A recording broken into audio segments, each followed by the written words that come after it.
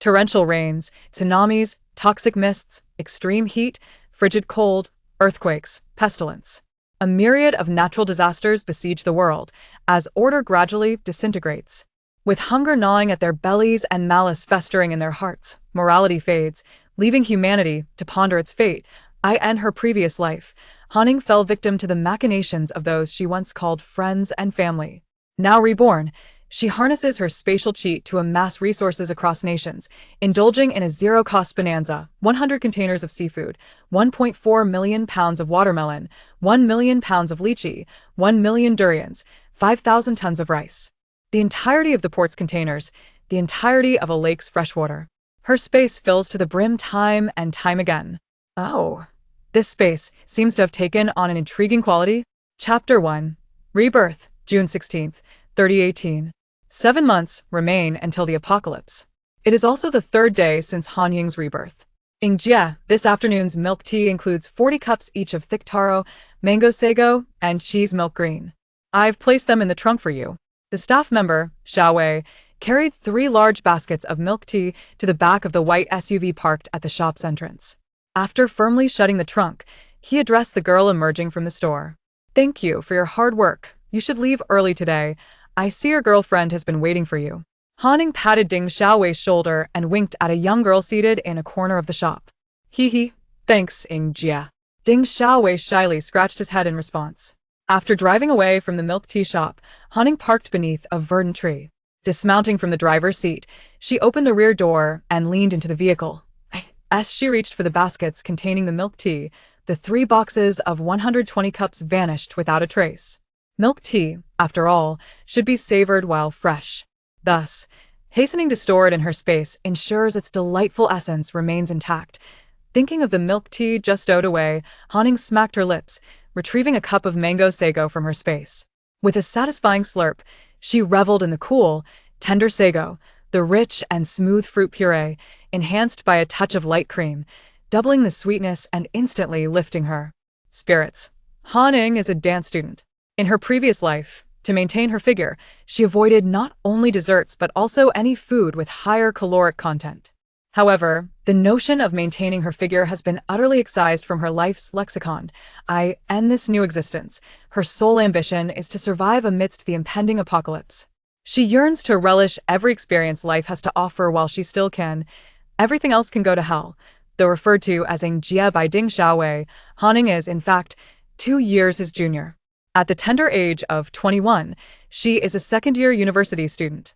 This milk tea shop, which she owns, has been operational for nearly a year, having opened during her sophomore year in the vicinity of the university town, and the business is reasonably thriving. Hanning ventured into the milk tea business partly because it is straightforward and requires little expertise. Situated in a university town, she need not worry about sales, easily earning enough to cover her living expenses during her studies.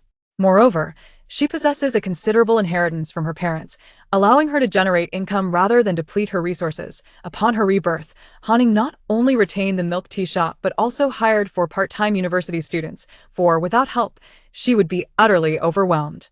Currently, her milk tea shop continues to serve customers, albeit all delivery services have been suspended. Aside from catering to in-store patrons, the 6 employees devote their free time to crafting a variety of milk tea beverages. With batches prepared in the morning and afternoon, and evening quantities determined by demand, they typically produce no fewer than 400 to 500 cups daily. With 7 months remaining until the apocalypse, even if she cannot stockpile every day, the cumulative quantity is still quite significant. All this milk tea is transported by Hanning herself.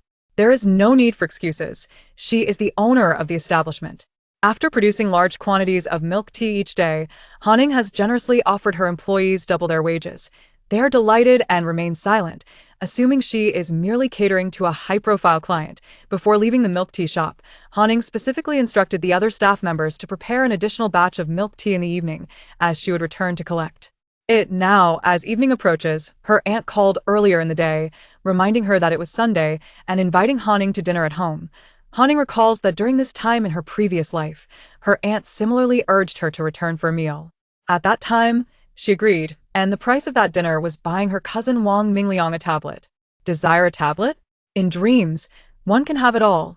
Hanning drove steadily, and the journey was relatively smooth. allowing her to return to Yujing community in just half an hour. She parked in the underground garage. Remaining in her car for 2 minutes, Han Ying meticulously tempered her hatred and murderous intent towards the Zhao family. Only then did she open the car door and step out. Han Ying's residence is in Building 6, Apartment 503. She walked directly from the underground garage to the elevator of Building 6. As she pressed the button for the 5th floor, her mood had calmed significantly, even gracing her face with a faint smile. Arriving at the door of 503, Han Ying unlocked the security door with her key. With a click, the door swung open, revealing her younger cousins, Wang Shiqi and Wang Mingliang, sprawled on the living room sofa, utterly devoid of decorum. They munched on potato chips while watching television, littering the area with trash. This was undeniably their home. "Cousin, you're back. Mom has been nagging about you, saying you haven't returned home during your break." Wang Mingliang leaped from the sofa upon spotting Han Ying, rushing towards her with a cheerful greeting. Hearing the commotion, Zhao Meihua poked her head out from the kitchen, exclaiming, "This child, why didn't you ring the doorbell? You just opened the door yourself without a thought. Why would I ring the doorbell at my own home? Or does my aunt consider me a guest?" A smile lingered on Han Ying's lips, though it failed to reach her eyes, which conveyed a hint of coldness upon closer inspection. Zhao Meihua appeared momentarily taken aback by Han Ying's words, hesitating to respond. However, her uncle Wang Jianya, emerging from the restroom, questioned Han Ying with an edge of irritation in his voice. "Han Ying, how can you speak to your aunt like that? She's always busy, and she doesn't treat you any worse than she does Xiao Shi or Xiao Yang. Or has someone been whispering in your ear?" "Whispering? What do you have to fear if you haven't wronged me?" Moreover, his words implied that Han Ying was a mere stray seeking refuge in their home, rather than them squatting in her family's house. How foolish she had been in her previous life. In truth, numerous subtle clues had revealed this family's predatory ambitions, yet she had been blinded by her aunt's feigned warmth after losing her parents. As she gazed at Wang Jianya stepping out from the restroom, Han Ying clenched her hands tightly in her pockets. Her nails dug into her flesh, yet she remained oblivious to the pain. "Uncle, it has indeed been a long time. What have you been busy with lately?" Han Ying maintained her smile, her tone gentle, seemingly unchanged from days gone by. However, Wang Jianya found himself at a loss, feeling an inexplicable unease under Han Ying's gaze, which struck him as oddly unsettling. "Having recently returned from a business trip, I have indeed been away from home for a while. Do not divert the subject, Han Ying. Has someone been whispering insidiously in your ear, prompting you to address your aunt in such a manner? You ought to apologize to your aunt at once." Wang Jianya approached Han Ying, his tone of inquiry suggesting that she had committed some grave offense against their family. He had always conducted himself in such a manner, positioning himself as the superior within the household, assuming the role of the family patriarch. In the past, it was Zhao Meihua who often played the mediator. Only after the apocalypse did Han Ying come to realize that the couple were, in fact, two sides of the same coin, one playing the role of the benevolent figure while the other assumed the part of the stern enforcer, orchestrating her manipulation with ease. Meanwhile, Zhao Meihua was quite preoccupied as well. She tugged at Wang Jianya's sleeve, assuring him that it's all right, we are family, while casting Han Ying a look filled with unspoken complexities, as if Han Ying had indeed committed some unforgivable transgression against her. Chapter 2. How many days has it been since I last ate? Observing the couple before her fervently displaying their theatrical talents, Han Ying could not help but smirk coldly to herself. How foolish she had been to be deceived by their clumsy performances. Casting a glance at Wang Jianya, who was approaching her, Han Ying swiftly concealed any murderous intent that might have betrayed her gaze, as if the figure before her were merely a wisp of air. After rolling her eyes, she circumvented this phantom and retreated to her room. If one were to consider who had inflicted the most harm upon Han Ying, it would undoubtedly be this impeccably dressed Wang Jianya. This man, who presented himself so well, had repeatedly harassed her after the apocalypse, and when his advances failed, he cunningly accused her of seducing him, a claim that Zhao Meihua, his accomplice, eagerly entertained. It was at that moment that Zhao Meihua conceived the idea of selling Han Ying off. In this lifetime, Han Ying swore she would not let this family escape unscathed. However, patience was essential. It was not yet the end of the world, and murder was against the law. What else with that attitude? Seeing Han Ying completely disregard him, Wang Jianya felt his displeasure mount. He turned to pursue her for further questioning, only to be halted by Zhao Meihua from the kitchen, who whispered urgently, "Mind your words. Don't forget about Xiaoyang." After casting a glance at the now closed door, she raised her voice intentionally. What do you know, you rough man? I know Xiao Ying loves her auntie. How could she possibly believe the malicious gossip of others? I treat her as my own daughter. And no amount of slander from outsiders can tarnish the bond between us. Once the door was shut, Han Ying rolled her eyes again, effectively tuning out the cacophony from outside. This family was nothing but a den of thieves, and only the naive version of herself would have ever believed their words, which were deliberately crafted for her ears. Seated at her vanity, Han Ying meticulously scrutinized every corner of the room. For after today, she would never return. She intended to sell this house. A wave of nostalgia washed over her, for this was the home she had shared with her parents. The belongings in her room were primarily chosen by her and her parents when they moved in together. Most notably, the vanity set was crafted from her father's artistic design, a testament to his talent. However, moving out now would expose her covert plans. She would have to wait until the house was sold and the family evicted before she could retrieve her things. Rising, she dragged 2 empty suitcases from beneath her bed and filled them with items she could take. Anything that wouldn't fit and might be discovered by the family outside. Like the box containing her parents' relics tucked beneath the bed, she discreetly stowed away in her hidden space, leaving behind a few sets of old clothes as a mere formality. Han Ying took one last look at her room before opening the door and stepping out. Cousin, what are you doing with those suitcases? Are you going on a business trip? But wait, aren't you still in school? Wang Mingliang, having some ulterior motives regarding Han Ying today, paid her more attention than usual. Thus, when he spotted her dragging 2 suitcases from her room, he hurried over to inquire. Xiao Ying, what is going on? Upon hearing her son's words, Zhao Meihua, who was in the kitchen serving dishes, rushed out just in time to see Han Ying setting the suitcases down by the entrance. Oh, I recently found a part-time job that provides accommodation. I might not come home often during the holidays, so I thought I should bring more luggage with me. Han Ying knew this family thrived on her words, so she indulged them for the moment. Indeed, upon hearing that she might not return, Zhao Meihua and Wang Shiqi could hardly suppress their elation. She had long coveted Han Ying's room. If Han Ying were to leave, it would become hers. Perhaps it was due to Zhao Meihua's skepticism when Han Ying chose her current school that had led her to subconsciously avoid discussing her academic life with this family. They had never shown any interest in her studies either, making it clear they cared little about her affairs. Consequently, Han Ying had moved out to rent a place of her own during her sophomore year, and they were completely unaware of her opening a bubble tea shop. What kind of part-time job? Is it reliable? Zhao Meihua inquired, setting the dishes on the dining table. I'm teaching at a dance training class. It's going well. Working alongside some classmates. Han Ying observed the spread of food on the table, took a bowl and chopsticks, and pulled out a chair to sit down. Although Zhao Meihua may not have been the most competent person, her culinary skills were commendable. The home-style dishes she prepared were quite tasty.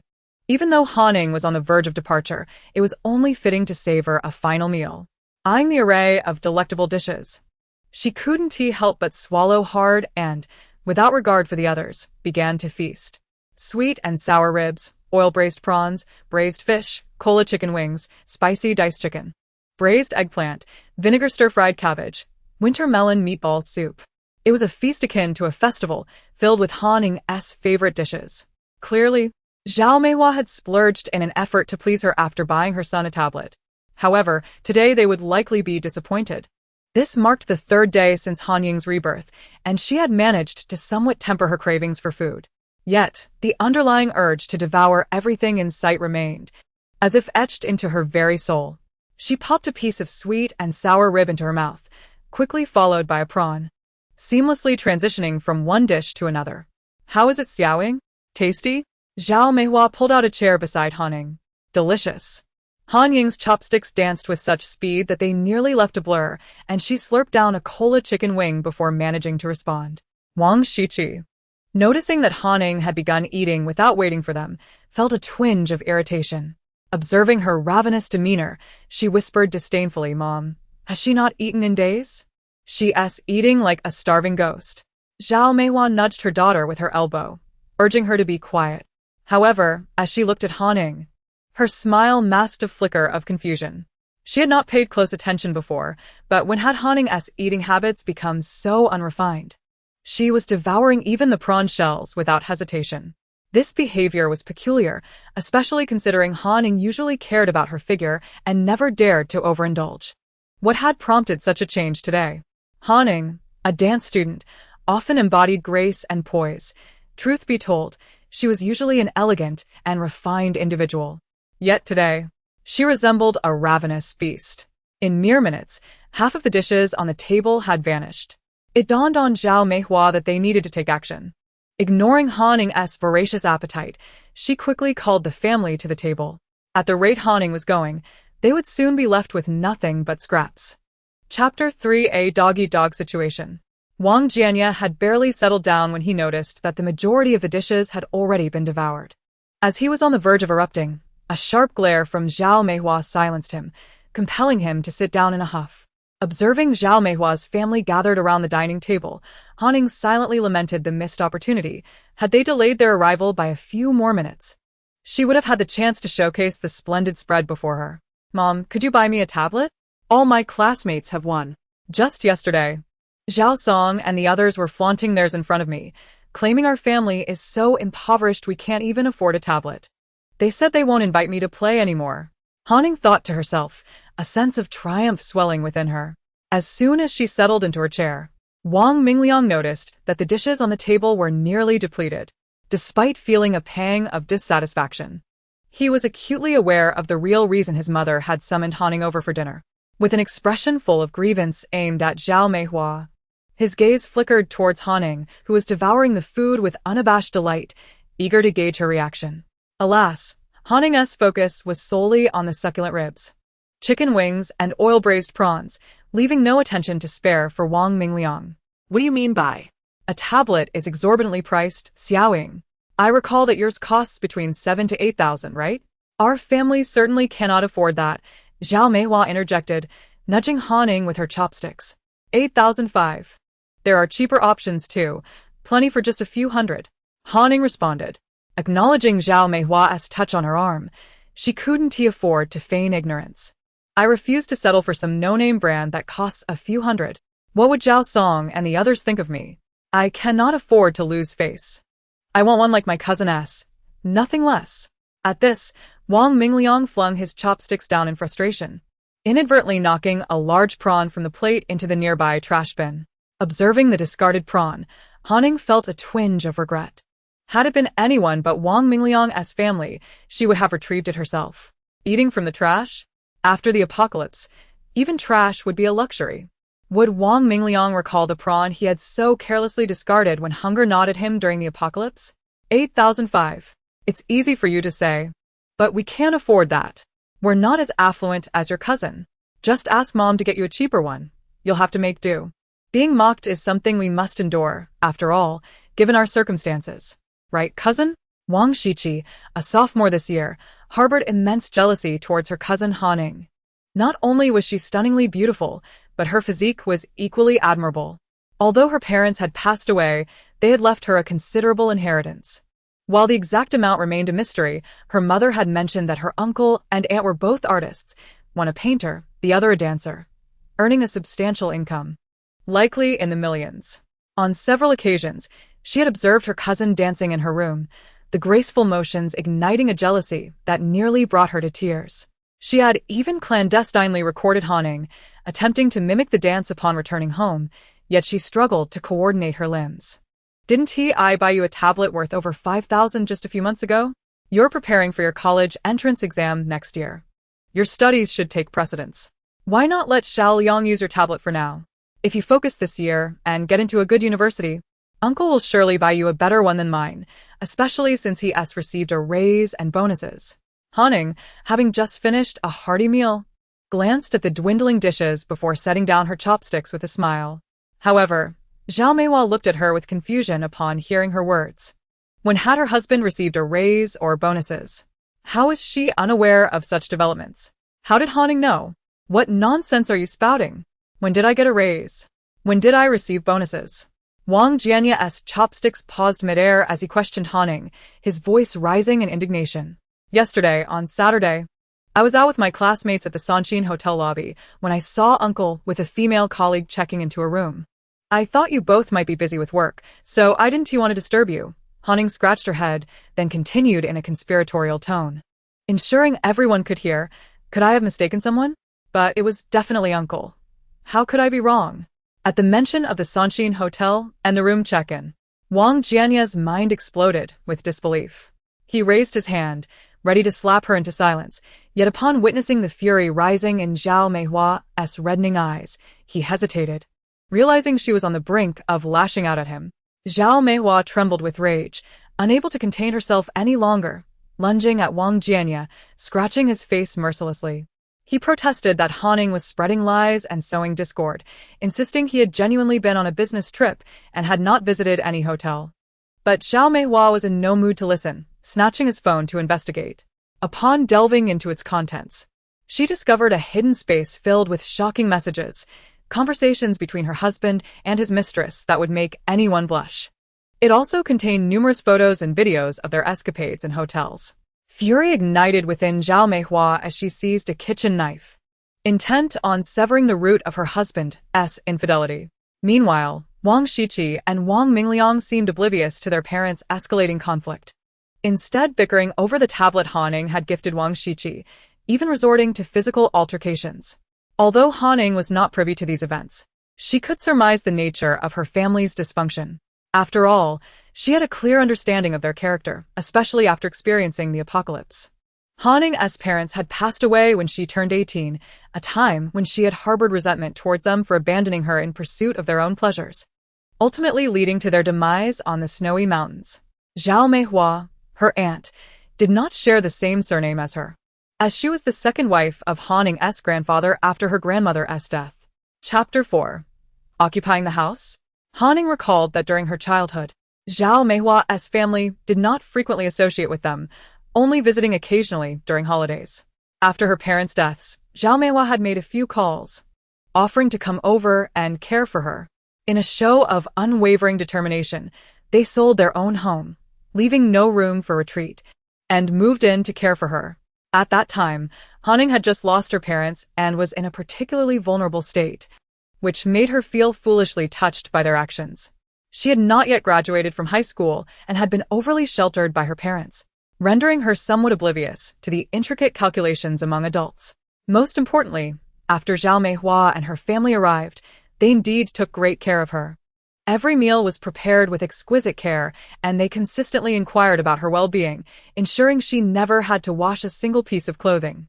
Although she contributed a considerable sum from her inheritance towards the household expenses, Han hardly engaged in any domestic chores. It was Zhao Meihua who managed everything. Zhao Meihua even meticulously organized all of Han Ying's parents' belongings, including photographs, and replaced them with items belonging to her own family, claiming it was to prevent Han from becoming too sorrowful by triggering memories of her deceased parents. During that period, it was indeed the presence of her aunt's family that enabled Han to swiftly emerge from the shadow of her parents' passing. It wasn't until after Han completed her college entrance examination that she began to harbor doubts about Zhao Meihua's family's intentions. Following the examination, her aunt's family continuously urged Han to apply to universities in larger cities, preferably the capital, asserting that it was a metropolitan hub with greater opportunities upon graduation. However, Han had already promised her parents to enroll in a university within her home province, as it would allow her to return home more conveniently during her free time.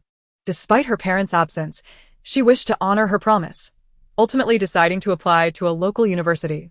When she received her acceptance letter, Zhao Meihua's demeanor drastically changed. The university she was accepted into was the art department of Pengcheng University, which was a mere 20 kilometers from her home. Zhao Meihua vehemently chastised her for being short-sighted, scolding her for choosing such a small-town institution over a prestigious city university. In reality, Pengcheng was far from being a small place. It was economically prosperous, adorned with towering skyscrapers. Otherwise, their family's residence in the Yujing community, a 130-square-meter apartment, would not be valued at over 4 million. Moreover, Pengcheng University was a reputable public institution, boasting over 100 students in the 3 dance classes they had attended together, with Han being the only one to gain admission to its art department, an accomplishment that garnered envy from many. Thus, when confronted with Zhao Meihua's tirade, Han found herself utterly bewildered. It was at that moment she began to question the true motives behind Zhao Meihua's family's decision to sell their home and move in with her. Was it genuinely to care for her, or was it a scheme to seize her family's house? After all, her aunt's original home was an old apartment building that frequently faced water and electricity shortages. Yet, the following day, Zhao Meihua reverted to being the caring aunt she had always been, even more attentive than before. As if the previous day's scolding had been nothing but a figment of Han Ying's imagination. That summer, Zhao Meihua frequently reminded Han Ying to pack her belongings, cautioning her not to forget anything before reporting to university, thereby avoiding unnecessary trips back and forth. When the time came to send her off to university, Zhao Meihua even instructed her on how to foster good relationships with her roommates. She also encouraged Han Ying to socialize with her classmates during weekends or holidays, so as not to return home and disrupt their family's life. At that time, Han Ying found this guidance invaluable. After all, while other students were accompanied by their parents to university, she, despite her loss, still had an aunt by her side. However, all this bliss came crashing down with the onset of the apocalypse. It was only after the calamity that Han Ying learned of her aunt's true intentions through her cousin Wang Shiqi and brother Wang Mingliang. It turned out that Zhao Meihua's family's kindness was merely a facade to usurp her home. The act of packing away her parents' belongings was a ploy to erase their presence and transform the entire house into a space solely reflective of their family. Encouraging her to apply to distant universities was aimed at preventing Han Ying from returning home and intruding upon their lives. Assisting her with packing was an eager push for her to leave for school as soon as possible. Advising her to explore the world with classmates during holidays was to ensure she would not return home to disturb them. It was at that moment Han Ying realized that Zhao Meihua's family had treated her as nothing more than a naive fool. Indeed, in her past life, she had been a fool. Otherwise, she would not have answered Zhao Meihua's call before the apocalypse, spending a significant amount of money to send them a batch of supplies. When Zhao Meihua's family sought refuge with her after their apartment was flooded, she had even welcomed them into her home. From that point on, under the oppressive weight of her aunt's family, she began her nightmarish existence amid the apocalypse. It was during this harrowing time that she became acutely aware of their vile nature. Now that she had been reborn, Han Ying vowed to ensure that Zhao Meihua's family would suffer greatly in this life. For the past few days, Han Ying had been preoccupied with matters concerning her storage space, organizing supplies she would need to stockpile, and documenting the experiences she encountered during her previous life in the apocalypse. Consequently, she had no time to deal with Zhao Meihua's family or her house. Since Zhao Meihua had called her to return home for dinner today, Han Ying decided to take this opportunity to address these matters. Driving away from the community, she promptly sought out a real estate agency that was still open. Yi Xiaohai, a sophomore, had initially planned to go mountain climbing and camping with his classmates that weekend, but when two of them opted to accompany their girlfriends instead, the group lost its enthusiasm. After returning home, he didn't want to waste time idly, so he went to help out at his family's agency. It was already mealtime, and typically, their agency would be closed at this hour. However, Yi Xiaohai's parents encouraged him to keep the shop open after dinner for practice, promising that any commissions he earned would be extra pocket money. Hello. Are you looking to rent or buy a home? Generally, there were not many customers in the evening, and Yi Xiaohai was feeling rather bored. Just as he was about to take out his phone to play a game, he noticed a figure entering through the door. Without even seeing the person's face clearly, he leaned over the desk and instinctively said, "I want to sell a house." Han Ying straightforwardly stated her purpose. Selling a house. Is it a self-built property or? Yi Xiaohai looked up upon hearing the voice, and as soon as he saw her, he nearly choked on his own saliva in shock. Han Ying. Do you know me? Han Ying questioned, furrowing her brow in confusion, as she was certain she had never encountered this person in either of her lives. I'm from the neighboring Polytechnic University. My name is Yi Xiaohai. I've seen you before. I know you're from the art department at Pengcheng University. College students generally have plenty of free time, and as young men, their dormitory conversations often revolve around women. The school's beauties, from class flowers to campus goddesses, became popular topics of discussion. Han Ying, from the art department, and Zhao Lingwei, from the literature department, were both well-known figures at Pengcheng University.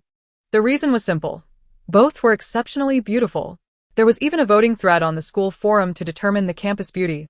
where Zhao Lingwei from the literature department narrowly won the title of campus goddess by a few votes, while Haning became the beauty of the art department.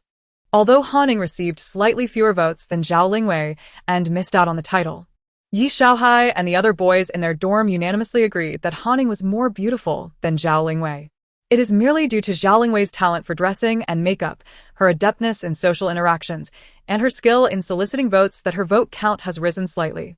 Chapter 5. Selling a House. Many individuals from the Polytechnic University often clandestinely gather to watch Haning dance, and Yi Xiaohai is one among them.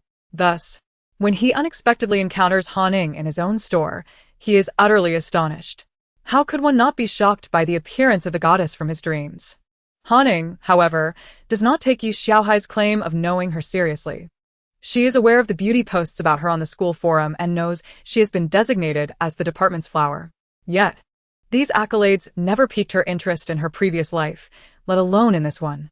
Speaking of Pengcheng University having returned to life just a few days ago, Haning seems to have forgotten that she is still a sophomore. With Monday approaching, she plans to apply for a leave of absence. Can you sell houses here?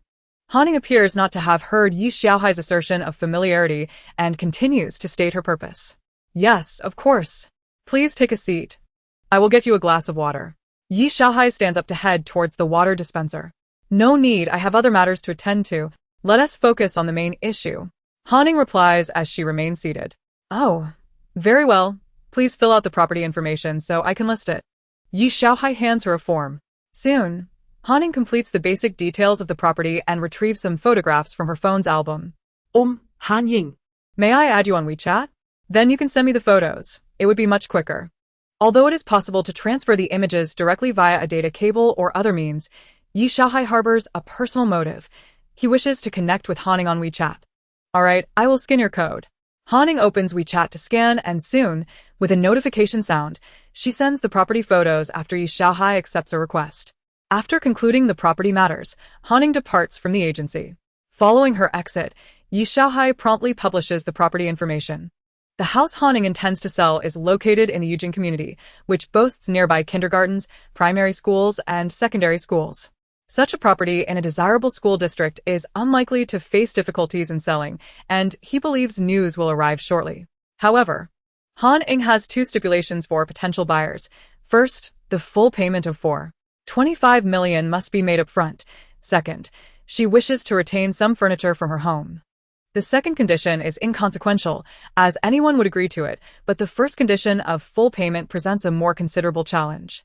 By the time Haning returns to the milk tea shop, it is already past 8 in the evening. After processing another batch of milk tea, she heads straight back to her rental accommodation. Following a refreshing shower and tidying up, Haning opens her computer to print out the materials she organized over the past couple of days, a thick stack. These documents contain the supplies she intends to stockpile over the next 6 months, preparations she must undertake, and events she remembers from the apocalypse. Regarding the funds for stockpiling supplies, after her parents' tragic incident in the snow-capped mountains, the insurance payout amounted to 9 million, with an inheritance exceeding 5 million. Additionally, the milk tea shop has yielded over 100,000 in profit this past year. If the house sells smoothly, it would yield 25 million. Combined, she would have over 14 million. Over 14 million is no small sum.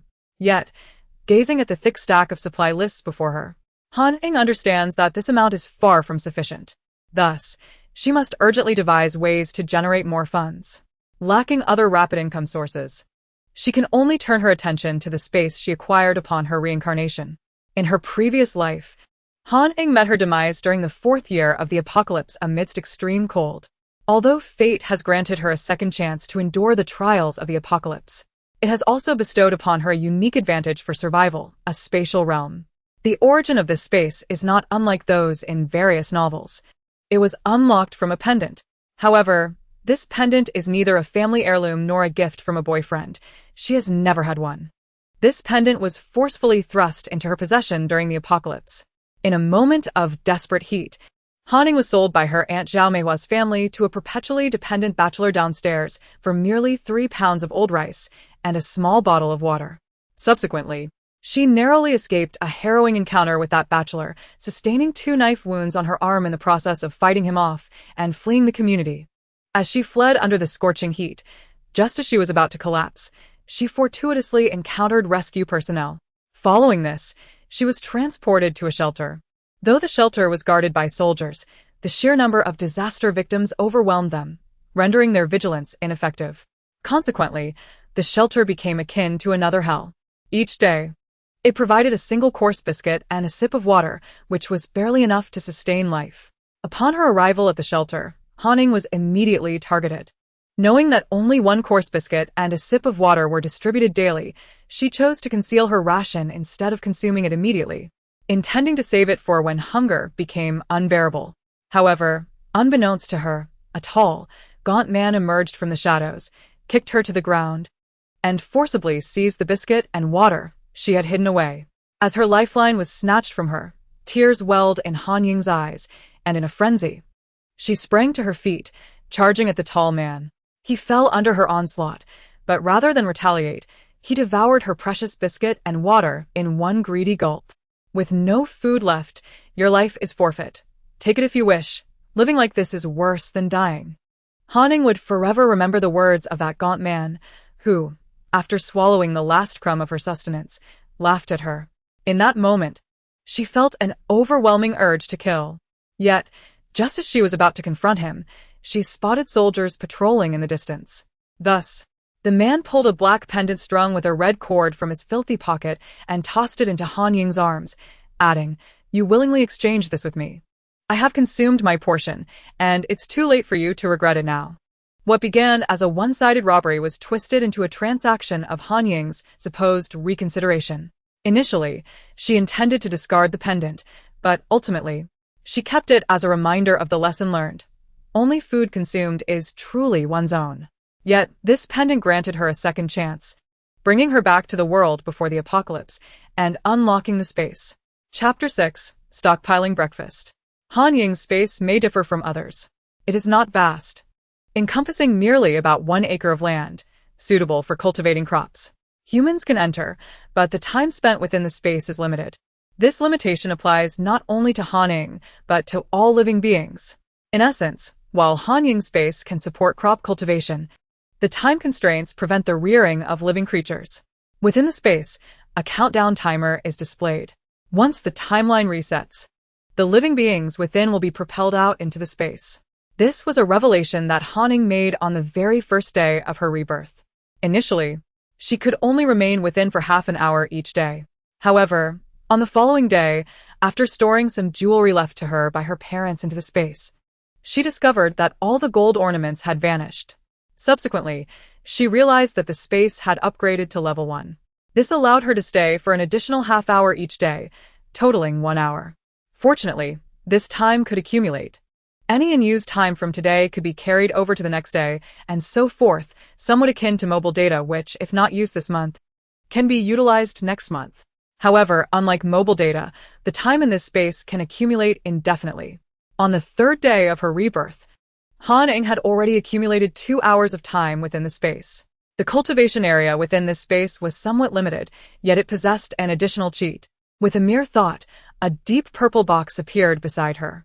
Small, only slightly larger than a palm, the box appeared wooden. Though Ying could not discern its true material, upon opening the box, she found a small stack of paper. Specifically, these were talismans, totaling 4, 1 space talisman and 3 teleportation talismans. Originally, there had been 5 talismans, but one had already been used on Ying herself. On the first day of her rebirth, when she entered the space and discovered this box, she opened the floating box. And as her hand made contact with the talismans at the bottom, the topmost talisman vanished at her fingertips' touch.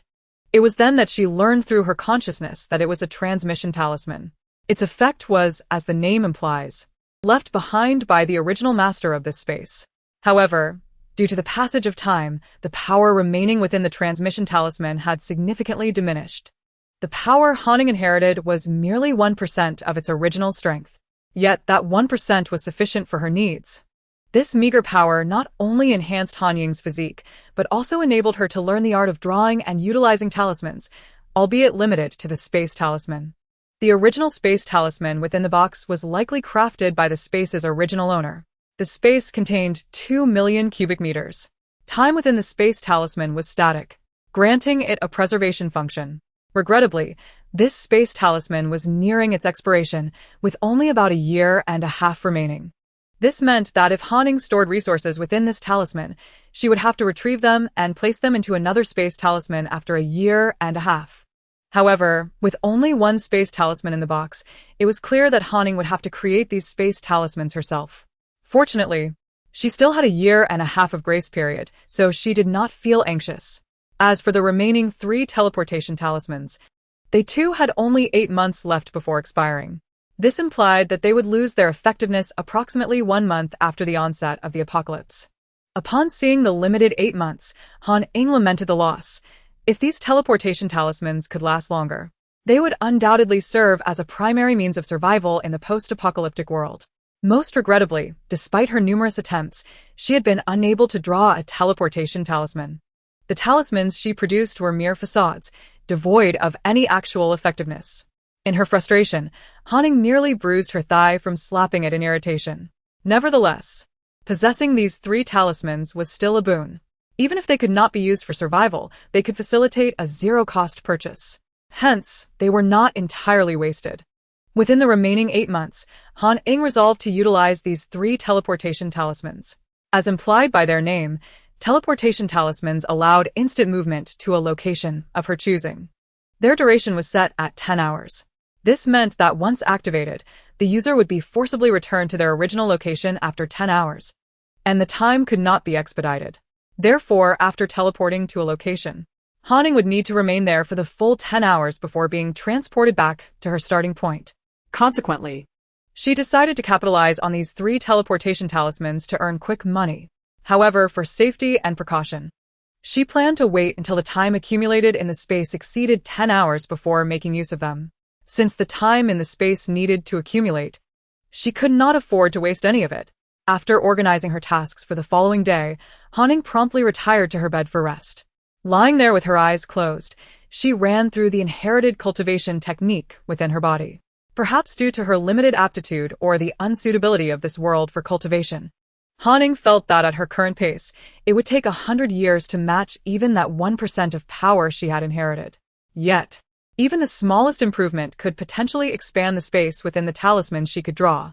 Thus, whenever she had free time, she would repeatedly practice the technique. However, it seemed that Han Ying was still unaccustomed to cultivation, and coupled with the meager results, she fell asleep after merely a few attempts. The following morning, at 6:30, Han Ying had already run approximately 8 kilometers in a nearby park before returning home. The time before the apocalypse was dwindling. Han Ying wished to stockpile a substantial amount of resources, yet without the corresponding strength to safeguard them, she risked suffering even more than in her previous life. Therefore, to ensure a better existence during the apocalypse, she needed the ability to protect herself. In her former life, Han Ying had learned many desperate survival techniques amidst numerous life and death situations, but those were still far from sufficient. Thus, she had enrolled in several training classes for shooting, karate, and sans ho. These classes were set to commence the day after tomorrow. Nevertheless, Han Ying would not place all her hopes solely on those 3 training sessions. Hence, during these days of rebirth, she made it a point to run several kilometers each morning. In her previous life, she could hardly complete 3 kilometers. Yet now she managed to run 8 kilometers in one go, feeling as though she had not even reached her limit. It seemed that the credit was due to the transmission talisman. After a quick shower, Han Ying retrieved a serving of small wontons, a glutinous rice ball, and a jianbing from the space. After her meal, she drove to a breakfast shop outside her community. The small wontons and glutinous rice balls from this shop were exceptionally delicious, generously portioned, and fairly priced. During her previous life, when she suffered from stomach cramps due to hunger, she dreamt of eating the small wontons from this very shop. "Madam, is my order ready?" Han Ying entered the breakfast shop and called out to a middle-aged woman in her 50s inside. "Yes, it's right over there," the proprietress replied, smiling as she pointed towards 3 foam-insulated boxes wrapped in aluminum foil on the table to her right, while she was busy wrapping glutinous rice balls for another customer. Han Ying had pre-ordered a month's worth of breakfast from the shop. A large bowl of small wontons paired with 2 glutinous rice balls constituted 1 serving. She required 50 servings each day. Upon seeing Han Ying arrive, the proprietor promptly assisted her in moving the 3 insulated boxes to her car. After all, this is a significant client. Once the 3 insulated boxes were transferred to the trunk, the wonton shop owner retrieved another 3 identical insulated boxes from her vehicle. These are intended for use tomorrow morning. Han Ying has fabricated numerous such insulated boxes, the process of which is remarkably simple. A modest expenditure at the vegetable stall to procure some foam boxes, followed by a meticulous cleaning, and then affixing aluminum foil insulation. Voila, it's complete. Economical, yet highly effective. Chapter 7. She had once been so close to the cannibals. After driving a short distance, Han Ying halted to stow the small wontons and glutinous rice balls into her storage space, leaving only 3 empty foam-insulated boxes. Having collected the wontons, she proceeded to her next destination, which was not far off, merely over 500 meters from the wonton shop. This establishment specializes in pancakes, fried cold noodles, deep-fried dough sticks, and sesame balls.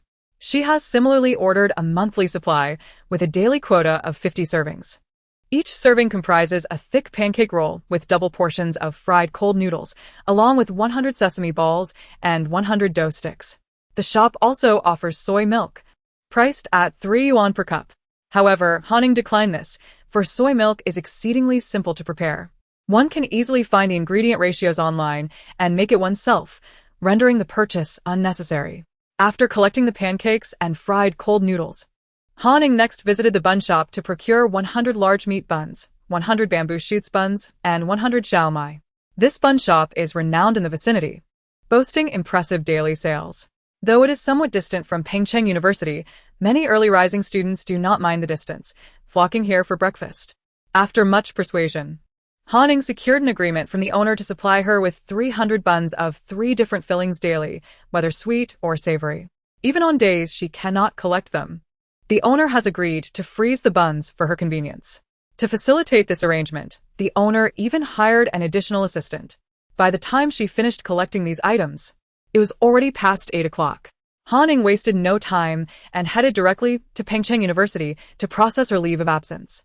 Such procedures typically need to be applied for within the first week of the semester, but with the current term nearing its end, Han Ying was unsure if she would be able to apply today. However, even if she were unable to do so, she had no intention of returning after the semester began. It was merely a graduation certificate after all. The apocalypse looms ahead, and she does not plan to rely on dance for her livelihood any longer. The possession of this diploma is of little consequence.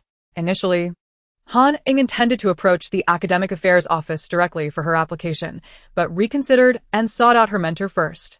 Her dance instructor, Qin Qinghai, a man in his 30s, possesses exceptional professional skills. He has participated in numerous international competitions and has garnered awards. Qin Qinghai holds Han Ying in high regard, often remarking on the ethereal quality of her dance, which resonates deeply with audiences. She is, indeed, destined to thrive in the realm of dance. The night after her rebirth, Qin Qinghai had called her, inquiring why she had not attended class for 2 consecutive days. Han Ying explained that she felt troubled and out of sorts.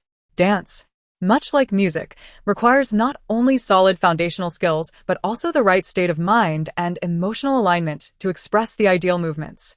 Qin Qinghai understood this all too well. Consequently, when Han Ying found him, she used this as an excuse. Claiming she had been plagued by bizarre dreams, visions of the world crumbling, of everyone conspiring against her, and a longing for her deceased parents, all contributing to her disarray. She expressed a desire to step outside for a change of scenery and to gather her thoughts. Upon hearing her words, Qin Qinghai did not press her further but instead requested that she perform a dance for him on the spot. However, before she could complete her dance, Qin Qinghai halted her, a grave expression etched upon his face. He had not anticipated that his most promising student harbored such despair. A palpable bitterness radiated from her, as if she were ready to bring destruction upon herself and others. When he sensed these emotions in her dance, Qin Qinghai was left astounded. Could he have misjudged her?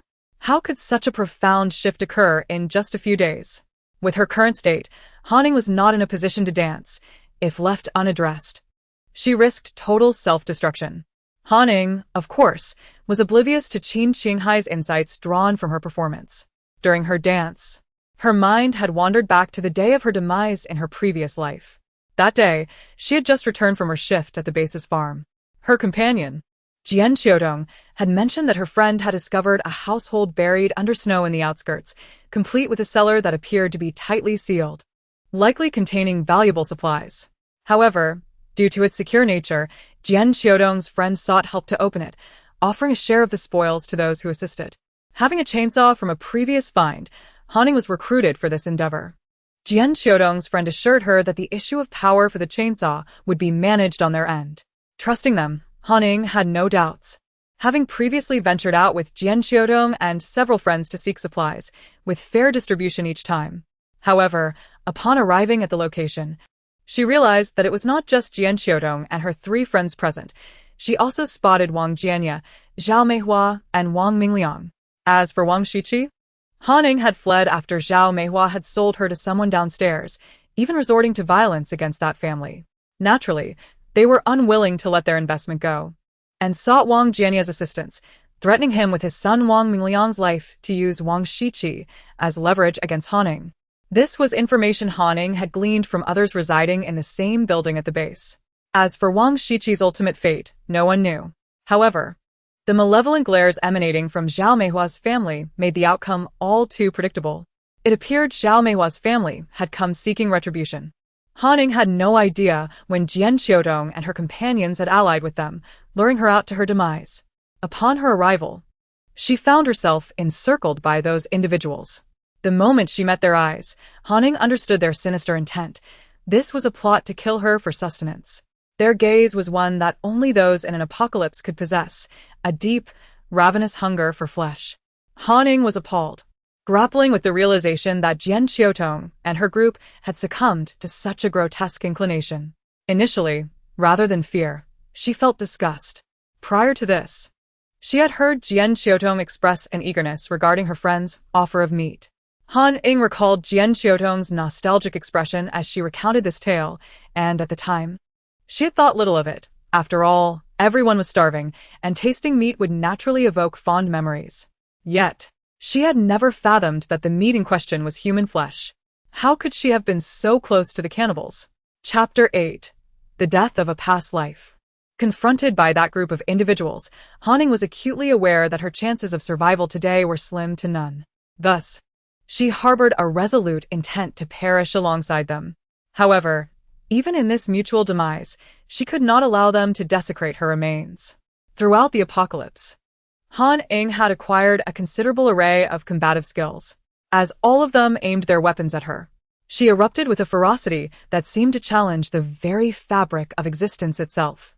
God shall be slain by God. Ultimately, Han Ying deliberately lured that group to the precipice of a cliff on the outskirts. Bathed in blood, her eyes were clouded with a murderous rage. After eliminating 3 of them, she realized she could fight no longer and dragged Jian Xiaodong over the edge of the cliff. Regarding her withdrawal from school, Han Ying was oblivious to how Qin Qinghai had communicated with the institution. She only knew he had asked her to fill out a leave of absence application. Later, she could provide a medical report at her convenience. As for the nature of this report, Han Ying had her suspicions. Before leaving the university, her mentor, Qin Qinghai, had mentioned introducing her to a friend, suggesting she could seek this person out for conversation whenever she had the opportunity. He also encouraged her to socialize more and not isolate herself. Aware of her mentor's concern, Han Ying had readily agreed to his advice. Upon departing from Pengcheng University, Han Ying made her way to a bank near the university town. She spent nearly $1 million purchasing 20 bars of gold, each weighing 100 grams. Since gold could facilitate the enhancement of her spatial realm, acquiring these 20 bars was essential for prolonging her stay within it. Eager to return home, she swiftly stored the gold in her space upon entering her vehicle. To her delight, the space had indeed upgraded, albeit only by 1 level. To her disappointment, the 20 bars of gold had only yielded a single level increase, falling short of her expectations. Han Ying speculated that consuming these bars would surely elevate her space to level 3, yet it had only ascended to level 2. Following the upgrade, her space could now accumulate 15 hours per day. Including the previous 2 days, she had merely 35 hours in total. It appeared she would need to make further sacrifices. Without hesitation, Han drove to another bank 10 kilometers away. Enduring the financial strain, she procured another 20 bars of gold, determined to achieve a level 3 upgrade this time.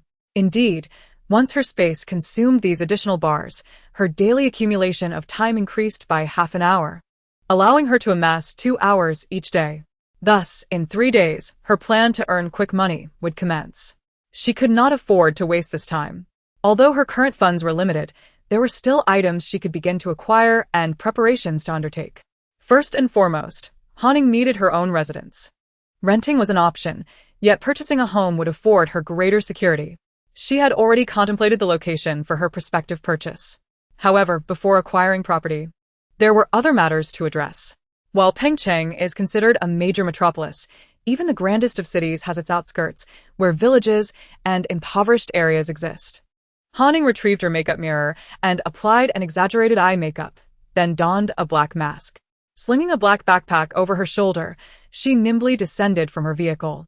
Driver, to Dawan village. She hailed a taxi at the intersection. Once inside, she stated her destination and promptly closed her eyes. The journey would take over half an hour.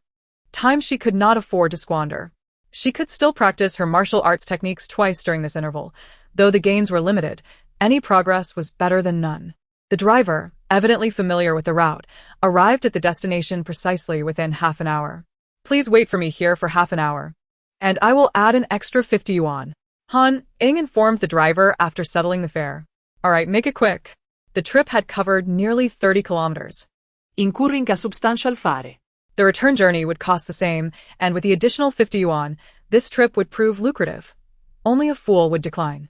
Han was not here to purchase a home. Rather, she had come to procure supplies. Dawan village was one of the larger villages in Pengcheng, boasting its own small market. Despite the midday heat, most shops were open along the row. Following leads from her previous life, Han located a hair salon called Starting Over nestled in the corner and stepped inside. Hello, are you here for a haircut? The establishment had just opened, and not a single customer was present, which facilitated Han Ying's shopping. I was referred by Haizi. I need 3 people. Han Ying wasted no time, addressing the owner directly. Follow me. The owner, a man in his 30s, scrutinized Han Ying briefly before shutting the door. Next to the reclining chairs for shampooing, there was a staircase. And Han Ying followed the owner upstairs. As they walked, he remarked, since you were referred by Haizi, I trust you are aware of the rules here? Do I need to reiterate? No need, I am fully informed. Han Ying replied with a keen understanding. Very well, let me see your photo. Upon reaching the upper floor, the owner led Han Ying into a central room and extended his hand. Han Ying retrieved a 1-inch identification photo from her backpack. The person in the photograph bore a resemblance to her, about 70% alike. If one were to compare the photo to her in person, they could tenuously assert that the individual depicted was indeed her. However, a mere glance at the photo would not link it back to her. Alright, please wait.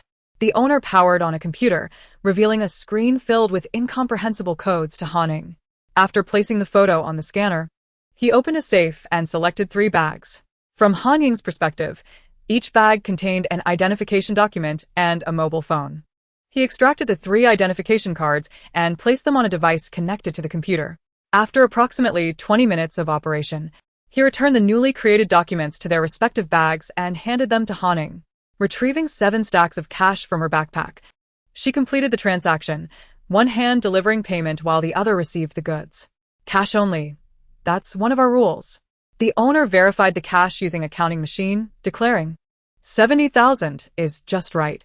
Witnessing Han Ying's promptness, a smile broke across the owner's face. He raised an eyebrow, saying, if you wish to deposit money, you can use the cardless deposit method. You know how that works, right? The card number is stored in each phone's memo, along with all the passwords. Should you need anything else, feel free to come back. Understood. Han Ying replied, placing the items in her backpack and preparing to descend the stairs. Chapter 9. The Eerie Web. Do you have the website for the Eerie Web? Just as she was about to reach the stairway, Han Ying abruptly turned back to inquire of the individual behind her. The enigmatic web is, in fact, a dark web, specializing in the dissemination of activities that ordinary individuals cannot, do not think of, or dare to undertake. While it is referred to as the enigmatic web domestically, it is known by another name abroad. The proprietor has been in this line of work for over a decade, well versed in the unspoken rules, never to inquire about matters that do not concern him. Thus, after a thorough appraisal of Han Ying, he hesitated but ultimately refrained from voicing his curiosity. How much? Han Ying initially held little expectation but was pleasantly surprised to find that the proprietor was indeed knowledgeable. With that established, money was certainly not an issue. The figure. The proprietor wore a mysterious smile, raising his right hand to indicate the number 2, and then interlacing the index fingers of both hands to signify 10. Had he not subsequently indicated another 10, Han Ying might have thought the total was merely 20,000. After all, it was just a website. Although she found it somewhat expensive, Han Ying chose not to haggle, knowing that acquiring this information elsewhere would require considerable effort and time. While her backpack lacked sufficient cash, it mattered not, for she could retrieve funds from her spatial talisman. She reached into her backpack and, in 3 separate motions, produced 20 stacks of cash, placing the money upon the table before her. She then turned her gaze to the proprietor. He nodded in acknowledgement and proceeded into another room, emerging shortly thereafter with a briefcase that, by its shape, contained a laptop. Noticing the puzzled expression on Han Ying's face, the proprietor, still adorned with a mysterious smile, declared, "Beautiful lady, since you are so forthright, I shall share something with you gratis. The ordinary computers cannot access the enigmatic web. The URL is worthless. Even if I were to write it for you, it would be futile. What you have purchased for 200,000 is this laptop, an IP-free computer. As long as the enigmatic web is online, only the world's top hackers can trace its IP. And once it goes offline, the IP vanishes instantaneously. Even the most elite hackers would find it impossible to track. That is the allure of the enigmatic web. So feel free to use it. However, remember one crucial detail. Do not connect it via a wired connection. It must solely rely on wireless. To avoid detection, ensure that even the power cable is not plugged in while online. Keep this in mind." Upon hearing the proprietor's words, Han Ying exhaled in relief. In her previous life during the apocalypse, she had encountered a myriad of individuals at the settlement. The rumors about the enigmatic web and this establishment had reached her ears from that very place. However, the details shared by the proprietor were indeed new to her. If what he said were true, then the 200,000 she spent was truly a bargain. "Could you provide me with a spare battery for the laptop? I am willing to pay extra." Given the necessity of not keeping the power plugged in during use, having a backup battery would greatly enhance convenience. Unfortunately, I do not have any spare batteries, the proprietor replied, scratching his head. To be honest, this is the only laptop of its kind I possess, and I cannot say when I might acquire another. He refrained from mentioning that he was reluctant to part with it, having found Han Ying quite agreeable. Very well. With no alternatives available, Han Ying acquiesced. Grasping the laptop and her backpack, she exited the barbershop. Upon returning to the spot where she had disembarked, she noticed the taxi driver sipping on a cup of watermelon juice, but she said nothing and simply entered the vehicle. "It's a bit warm today, haha. Are you heading back to the same place?" The driver awkwardly placed his unfinished drink aside and turned his attention to Han Ying. "Yes," she nodded in affirmation. Half an hour later, Han Ying arrived once more at her previous location. Approaching her vehicle, she opened the door and, once inside, retrieved her identification card and a mobile phone from a compartment in her backpack. After zipping the backpack closed, she placed both the laptop case and the backpack sideways on the back seat. In truth, as soon as she placed them there, they had already entered her spatial realm. Given the transparency of the car's windshield, she harbored concerns about potential surveillance in the vicinity, hence her cautious measures. Better safe than sorry. Glancing at the information on the identification card, she noted the name Xiaojing, aged 23, residing in a neighboring province. After committing the essential details to memory, Han Ying powered on the mobile phone. It contained no extraneous applications, only a handful of currently popular apps such as WeChat, QQ, Douyin, and several well-known shopping websites. All these applications were registered using the identification card and the corresponding phone number, facilitating Han Ying in various endeavors, such as stockpiling supplies or renting accommodations. A counterfeit ID could be procured for a few hundred yuan, yet the set she acquired cost over 20,000. The steep price was due to the fact that, aside from the photo, All information was genuine, allowing registration on various software platforms with real phone numbers and identity information. After memorizing the details of this identity, Hanning first visited a few banks to deposit some funds before heading to a real estate agency, as she intended to rent an apartment. Hello. Are you looking to rent, buy, or seek employment? Upon entering the agency, a staff member greeted her warmly. I would like to rent an apartment. Hanning stated her intention. Excellent, please follow me. The staff member courteously invited her. What type of apartment are you looking for? You may jot down your requirements here. After taking a seat, the agent handed her a form. Promptly, the agent inputted the information Hanning provided into the computer, and a faint smile appeared on his face. How fortunate. There happens to be a property that meets all your requirements. Would you like me to arrange a viewing? No need for a viewing. Simply inform me about the details, and if it suits, I shall rent it immediately. Han Ying's criteria were quite modest. However, she understood that suitable options would likely be scarce. Since a match had been found, there was no reason to prolong the process. She would rent it right away. Very well. This apartment is located on the hillside at the edge of Chongfu Village. It is a self-built 4-story structure, approximately 130 square meters on the first floor. With a nearly 100 square meter yard in front, the property boasts its own well, and there is a spring at the rear. However, the owner has a few stipulations. The agent outlined the general information about the property before turning to Hanning. What stipulations? Hanning felt quite satisfied with the property. If the demands were not excessive, she would proceed with the rental. The owner required that they either purchase the property or rent it for a minimum of 3 years, entirely, with the rent paid annually. Additionally, they requested monthly photographs of several fruit trees at the back of the property to be sent to them. The listing had been active for nearly a month. While there had been inquiries, many found the conditions cumbersome. An annual rent payment was off-putting, leading the owner to declare that if the property remained unsold after 3 more days, they would withdraw the listing, as they intended to go abroad. What is the annual rent? These conditions seemed manageable, just photographs. After all, the apocalypse would arrive in 7 months. What would the need for photographs be then?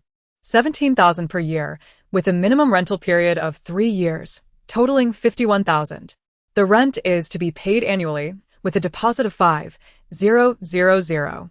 Such a stipulation is rather stringent for rural self-built homes. It is precisely for this reason that inquiries arise as to why no one is renting. You mentioned that this house is located in Chongfu Village. Where exactly is Chongfu Village? How far is it from here? Han Ying's acquisition of this self-built house serves a significant purpose. Therefore, the house must not be too distant nor too close. Otherwise, it would be quite inconvenient. Chongfu Village is situated in Qingping Town, within Pengcheng. Allow me to show you the map. With that, the agent pulled up a map and entered Chongfu Village, revealing a distance of 193 kilometers. A distance of 193 kilometers is not particularly far. Within the confines of Pengcheng, self-built homes that also boast wells and springs are exceedingly rare. I shall rent this house. Upon learning of the distance, Hanning decisively made her choice. At 193 kilometers away, the distance to the university town is approximately 25 kilometers, which is quite manageable. Hanning rented this self-built house under the name of Xiaojing. Subsequently, she paid the annual rent in cash, along with a 5,000 deposit and agency fees, and arranged to move in the following day. Having secured her rural rental, Hanning, still under Xiaojing's name, rented a spacious warehouse of over 500 square meters and a cold storage facility of more than 100 square meters from the same agency. This agency also dabbled in recruitment, and she hired 2 men in their 50s to assist with guarding the warehouse and receiving goods. They would work from 10 a.m. to 5 p.m., totaling 7 hours a day, with a monthly salary of 6,000, plus reimbursement for 1 meal. Work would commence the next morning. By the time Hanning left the agency, it was already noon. Having toiled throughout the morning and feeling famished, she had no intention of depriving herself. She found a modest restaurant that appeared unassuming, reserved a private room, and ordered a feast. After only a few bites, her eyes sparkled with delight. Although the dishes were not particularly extravagant, they were indeed quite delicious, rivaling those found in 5-star hotels. At that moment, Hanning summoned a waiter to arrange for takeout of some dishes. She ordered approximately 20 different dishes, each with 10 portions. However, She wished to meet the head chef to discuss flavor nuances and garnishing details. The waiter, recognizing her as a significant client, promptly departed to fetch the chef. Soon enough, a portly chef donned in a chef's hat entered the private room. "Chef, are these dishes all your creations?" Hanning inquired, gesturing toward the table. "Yes, they are." "Is there an issue?" The chef replied. Earlier, while busy in the kitchen, the manager had approached him about a large order from a customer. But he hadn't anticipated it would be from a young girl. "Your dishes are exquisite. How much do you earn here in a month?" Han Ying remarkerade. Giving the chef a thumbs up. "I am still in my probationary period, earning 4,000. After that, it will be 7,000. As luck would have it." Shi Yong was originally the head chef at Sanshin Hotel in Pengcheng, where he earned over 10,000 a month. However, due to his blunt demeanor, he often offended the manager. After teaching his apprentice, the manager dismissed him. Naturally, Shi Yong was unwilling to accept such treachery. He caused quite a scene at Sanshin Hotel, but left with nothing to show for it, ultimately finding himself unwanted in Pengcheng's hotel scene. Thus, he was forced to take a position at this modest restaurant, facing a 3-month probation period. "Come with me." "I will employ you for 6 months, offering a total of 180,000. Think it over, and if you decide, give me a call." Hanning took out a pen and paper, writing down her phone number and name. She used the identity information from the rental agreement, signing as Xia Jing. "Huh." Shi Yong stared at the slip of paper in his hand, processing the implication that this young lady wished to poach him. 18 months at 180,000. This meant a monthly salary of 30,000. This was double what he earned as the head chef at Sanshin Hotel. Even if it were only for 6 months, this pay would equate to over 2 years of work at the restaurant. It would be foolish to decline. At worst, he could search for another job after half a year, or even use the 180,000 to open his own small eatery. "Well, do you still want the dishes you ordered?" Shi Yong placed the slip of paper into his pocket. Although he had already made a choice in his mind, he felt it prudent to consult his wife first. "Yes, of course. Such delicious dishes." Ying was lavish in her praise for the food. "Ha ha ha." Upon hearing the young lady's compliments, Shi Yong chuckled awkwardly. While many had praised his cooking, most were elderly patrons. This was the first time he had received such commendation from a strikingly beautiful young woman, which left him feeling bashful. After Shi Yong departed, Ying swiftly polished off all the dishes at the table. However, the takeout she had ordered would not be ready immediately. Not wishing to waste time waiting, Ying settled the bill and instructed them to have the food ready for pickup in 2 hours before she left. Although the apocalypse was still 7 months away, Ying had an abundance of tasks to accomplish and thus could not afford to squander even 2 hours. Using her phone, she located a nearby second-hand car dealership and parked her SUV beneath a tree devoid of surveillance, storing it in her spatial area. The 1 mu of land within her space was also capable of holding items. Although the surface area was limited, the height was infinite. However, unlike spatial symbols, this infinite space could not preserve freshness and flowed in sync with the external passage of time. Ying then hailed a taxi to the second-hand dealership, where she purchased a used box truck with a carrying capacity of approximately 3 tons under her own name. This would facilitate her future endeavors in stockpiling supplies. Checking the time, she noted there was almost an hour remaining until the scheduled meal pickup. The owner of the second-hand dealership introduced her to an outdoor equipment store. Ying, citing preparations for an outdoor abseiling event for a club, ordered 50 sets of outdoor survival gear. Each set included a tent, backpack, climbing rope, trekking poles, rock anchors, safety harness, ascenders, descenders, various locks, slings, rock hammers, cooking gear, lighting, knives, waterproof tarps, compasses, and more, over 20 items in total. Additionally, they planned to partake in some water activities, so she ordered 50 units of inflatable boats and kayaks of each type. Chapter 11. Crafting Spatial Symbols. Ying also desired jet skis, but unfortunately, this store did not carry them. However, the owner mentioned he could make inquiries, and thus she ordered 3. Noticing that she did not order life jackets or swimming rings, the owner generously offered to provide her with 50 sets of professional life jackets and swimming rings for free. Appreciating the owner's generosity, Ying then purchased all the inflatable pools, folding pools, and frame pools in the store's inventory, over 100 in total. Both parties left with smiles on their faces, their hearts filled with joy. Unfortunately, the store did not have many other items in stock at that moment. The proprietor promised free delivery within a 2-day span for locations within 100 kilometers. Han Ying left the address of the warehouse she had rented today with him. In truth, her primary purpose for visiting the outdoor equipment store was to acquire the more than 100 portable swimming pools. The 50 sets of outdoor survival gear and water sports kits were merely ancillary. After leaving a cash deposit of 30,000, Han Ying departed in her small truck, laden with the swimming pools and a tip she had received about bulk diesel and gasoline suppliers from the store owner.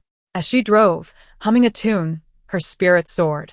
Initially troubled by the fuel situation, she had contemplated using a teleportation talisman to procure some from a mining site without expense.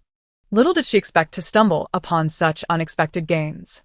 Upon Han Ying's departure, the outdoor equipment store owner stared at the 30,000 in cash in his hand, his lips twitching slightly. How long had it been since he had received such a substantial amount of cash? It was surprising that such a charming young lady possessed such old-fashioned tendencies. After all, even his father, in his 60s, no longer carried cash. Yet. The sensation of receiving physical currency felt refreshingly different from the ping of a payment notification on his phone. When Han Ying returned to the small tavern, 2.5 hours had elapsed. The waitstaff had just finished packaging all the dishes she had ordered. After requesting the staff to load her purchases into the truck and settling the bill, Han Ying departed.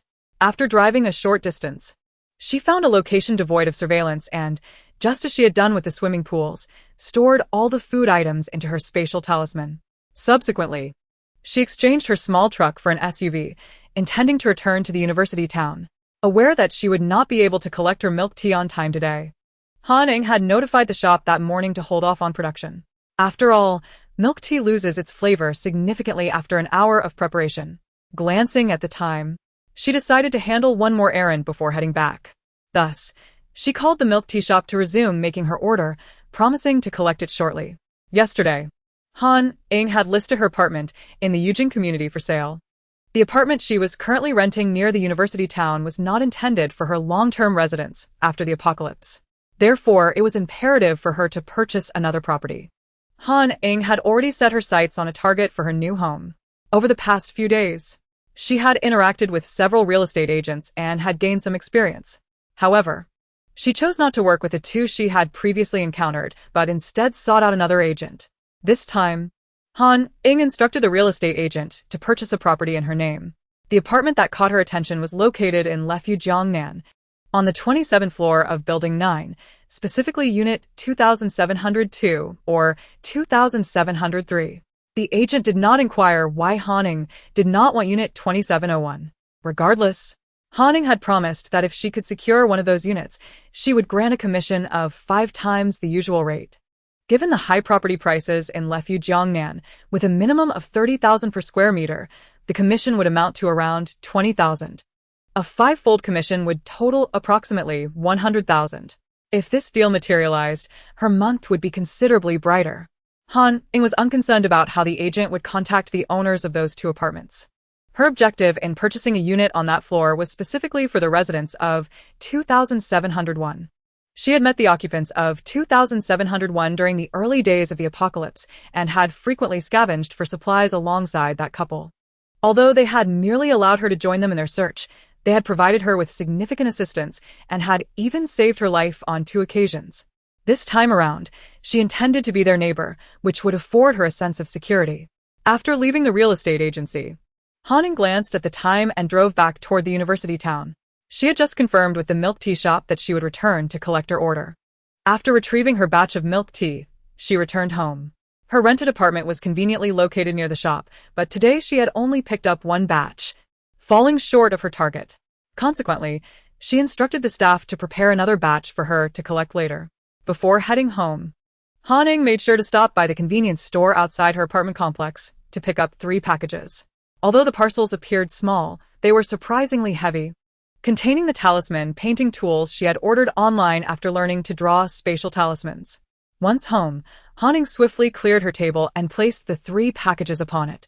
Each package came from a different vendor, as she intended to compare the effectiveness of the tools. Carefully, she sliced open the packages. Inside each, She found 10 medium wolf hairbrushes, 10 bottles of specialized red ink, and 100 stacks of high-grade talisman paper. While these items may seem unremarkable, they were quite costly. A single wolf hairbrush priced over 200, a bottle of the talisman ink 100, and a stack of high-grade talisman paper 350. There were also lower and middle-grade papers available at a lower price. But Han Ying was aware that the quality difference would significantly affect the success rate and efficacy of the talismans, hence her decision to purchase only the high-grade variety. After unpacking, Han Ying arranged the 3 sets of tools and stacks of talisman paper, storing the rest in her spatial talisman. She poured a small amount of red ink into the ink dish provided by the seller and, guided by the techniques passed down to her, began her first attempt at drawing a talisman. Initially, Han Ying had harbored doubts about her abilities, but once she picked up the brush, she found herself flowing with confidence. The technique felt as natural as her skills in painting and dancing, honed since childhood. Remarkably, she succeeded on her first attempt. Did this imply that, although she lacked aptitude for cultivation, she possessed a talent for drawing talismans? Once the spatial talisman was completed, all pertinent information instantaneously materialized in Han Ying's consciousness. It revealed a space of 225 cubic meters.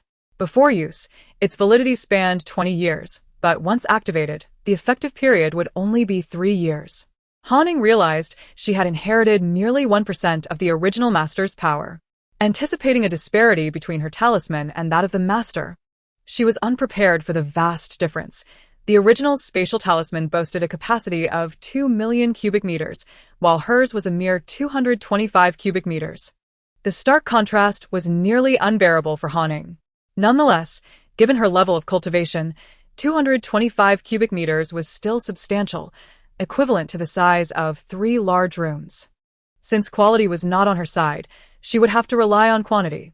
With renewed determination, Han Ying proceeded to use the same method to draw 2 more spatial talismans with tools from the other 2 stores. The results yielded one with a capacity of 219 cubic meters and another with 250 cubic meters. It appeared that both the talisman paper and the drawing tools indeed made a difference. Although the difference was only a few dozen cubic meters, it would allow Han Ying to store much more. Even when storing water, she could accommodate an additional 20 tons. Furthermore, considering her intention to produce a considerable number of spatial talismans, the cumulative difference could yield astonishing results. Han Ying meticulously labeled each pen and bottle of vermilion ink with a sequence number, subsequently employing these items in an alternating manner. After several attempts, she discerned that the pen and ink did not dictate the dimensions of the spatial talismans produced. Instead, the true variable lay within the talisman paper itself. Thus, Han Ying resolved to procure an ample supply of that particular talisman paper capable of conjuring a spatial area of 250 cubic meters. Should she buy 50,000 packs of the premium paper, each containing 100 sheets? Or perhaps even more? Naturally, in addition to the talisman paper, the pens and ink were equally indispensable. Although the quantity was substantial, these items were the most vital tools to ensure Han Ying's ability to safeguard her resources in the apocalypse. The more she possessed, the better. Upon calculating, she realized that the total cost would exceed 10 million. Han Ying lamented that she currently lacked such funds. Therefore, she decided to place a modest order for several 100,000 for the time being, deferring the remainder until her quick earnings materialized. Gazing at the 3 ink dishes, each containing a considerable amount of vermilion ink, Han Ying anticipated an overwhelming workload for the night. Just as she was poised to continue her drawing, a sudden thought struck her. She had instructed the milk tea shop to prepare another batch of milk tea before returning home. Given the time, it would be prudent to collect the milk tea first to preserve its flavor. After retrieving the milk tea, Han Ying resumed her talisman crafting endeavors with undivided focus. However, by 11 o'clock, exhaustion began to set in. She felt a disorienting haze within her mind, akin to a prickling pain. Han Ying recognized that both her cultivation and stamina were severely depleted. Nevertheless, the sight of over 50 spatial talismans on her desk filled her with a profound sense of accomplishment. Although each individual talisman did not command a vast area, collectively they amounted to over 10,000 cubic meters. If she could replicate such productivity daily, her spatial capacity could swell by 2 million cubic meters within 6 months. Such prospects were undeniably promising. In high spirits, Han carefully stored the 50 or so spatial talismans in a separate box within her space. Adhering to her principle of not wasting resources, she gathered the unfinished vermilion ink and other materials into the spatial talismans. Once these tasks were completed, she retrieved a portion of the braised noodles she had packed from a restaurant earlier that day. Immersed in her talisman crafting, her hunger had grown insatiable. After savoring the hefty serving of noodles, which amounted to 3 or 4 bowls, she found herself utterly drained, casting off her shoes and collapsing onto her bed. Upon lying down, Han Ying belatedly realized that her appetite had seemingly surged to more than double since her reincarnation. She understood that post-apocalypse, individuals' physiques would invariably alter, with most experiencing enhanced vitality. However, this often came at the cost of increased food consumption. Unfortunately, she was among those experiencing a heightened appetite. In the post-apocalyptic world, an increased appetite was far from advantageous. Food was already scarce, and now her consumption demands were exacerbated. It was akin to adding insult to injury. In her previous life, Han Ying often found herself writhing on the ground in agony from hunger pangs, a consequence of her improved physique coupled with an insatiable appetite. Yet, even before the apocalypse, her consumption had already surged beyond expectations. Could it be attributed to the transmission talisman's influence? As she pondered these matters while circulating her energy, Han Ying swiftly succumbed to slumber. The night passed without incident. Ringing! The sound of a primitive mobile phone alarm stirred Han Ying from her dreams. For a moment, she was disoriented, as she recalled that her phone's ringtone was different.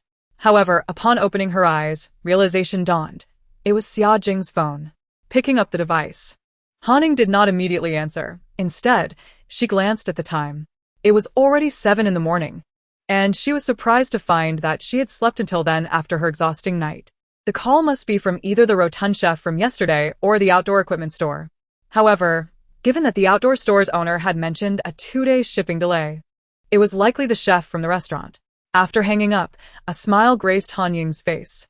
With this chef, she would be able to indulge in a variety of culinary delights during the apocalypse.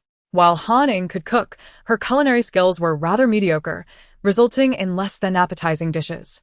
Relying solely on takeout would incur significant expenses, and the freshness of the ingredients could not be guaranteed. After all, she aspired to live a long life, necessitating the accumulation of ample cooked food over the next 6 months. Hence, investing several $100,000 in hiring a chef to prepare meals for her was quite a bargain. Opening WeChat, Han Ying saw that the rotund chef had indeed sent her a friend request after she had just added him.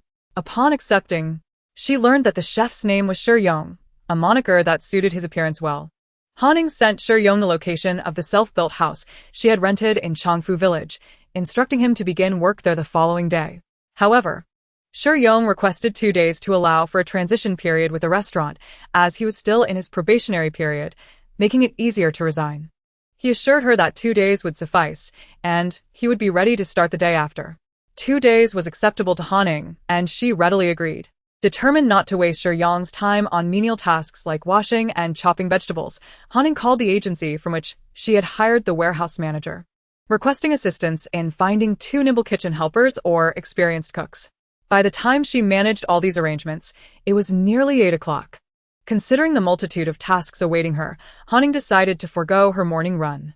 After all, she still had shooting class, combat training, and karate lessons later in the afternoon and evening. Once those classes concluded, she would have sufficiently exercised. With the prospect of an early morning run, Han Ying feared she might exhaust herself before the apocalypse even arrived. After enjoying breakfast, Han Ying promptly collected her pre-ordered meals and set off for Changfu Village, as she had promised to move in today. Although the self-built house was situated on a hillside, it was conveniently accessible. She parked right outside the yard. Standing outside and assessing the building, Han Ying felt a surge of satisfaction at first glance. Chapter 13: Ascending the Mountain to Seek the Spring. The 4-story building appeared quite new, likely constructed within the last decade, accompanied by over an acre of private land. Han Ying pondered the potential of utilizing this land, envisioning the prospect of cultivating vegetables and reaping a substantial harvest over the next 6 months. To her surprise, she discovered that the roof of the 4th floor was equipped with a sunshade made of metal sheeting. This feature would afford her a level of discretion should she choose to engage in activities on the rooftop. It was said that only an elderly man resided here. Perhaps for security reasons, the entire property was enclosed by a wall over a meter high, which also encompassed the courtyard. A single iron gate, wide enough for vehicles to pass through, connected the property to the external cement road. It seemed that the sound of her vehicle had attracted attention, for the iron gate swung open to reveal an elderly man, likely in his 60s or 70s. The man's skin was deeply tanned from years of labor, yet he appeared vibrant and full of life. "Are you the young lady who rented my house?" he inquired. The elderly man beamed with a radiant smile upon seeing Ying standing beside the car. "Indeed, we agreed yesterday that you would come to stay today. May I inquire how you would like to be addressed?" Ying had rented the place without even viewing it the previous day, directly transferring the rent to the agency. Hence, she was unfamiliar with this old gentleman. "My surname is Wang. You appear to be even younger than my grandson. You may call me Grandpa Wang. Allow me to show you the house, shall we? By the way, where is your luggage? I can assist you in moving it inside." Grandpa Wang was exceedingly warm and found the young girl quite endearing. Frankly, he had never anticipated that the tenant of his house would be such a young girl. Before renting it out, he had assumed that a large family would occupy the space, considering that while the rent was reasonable, the area was quite spacious.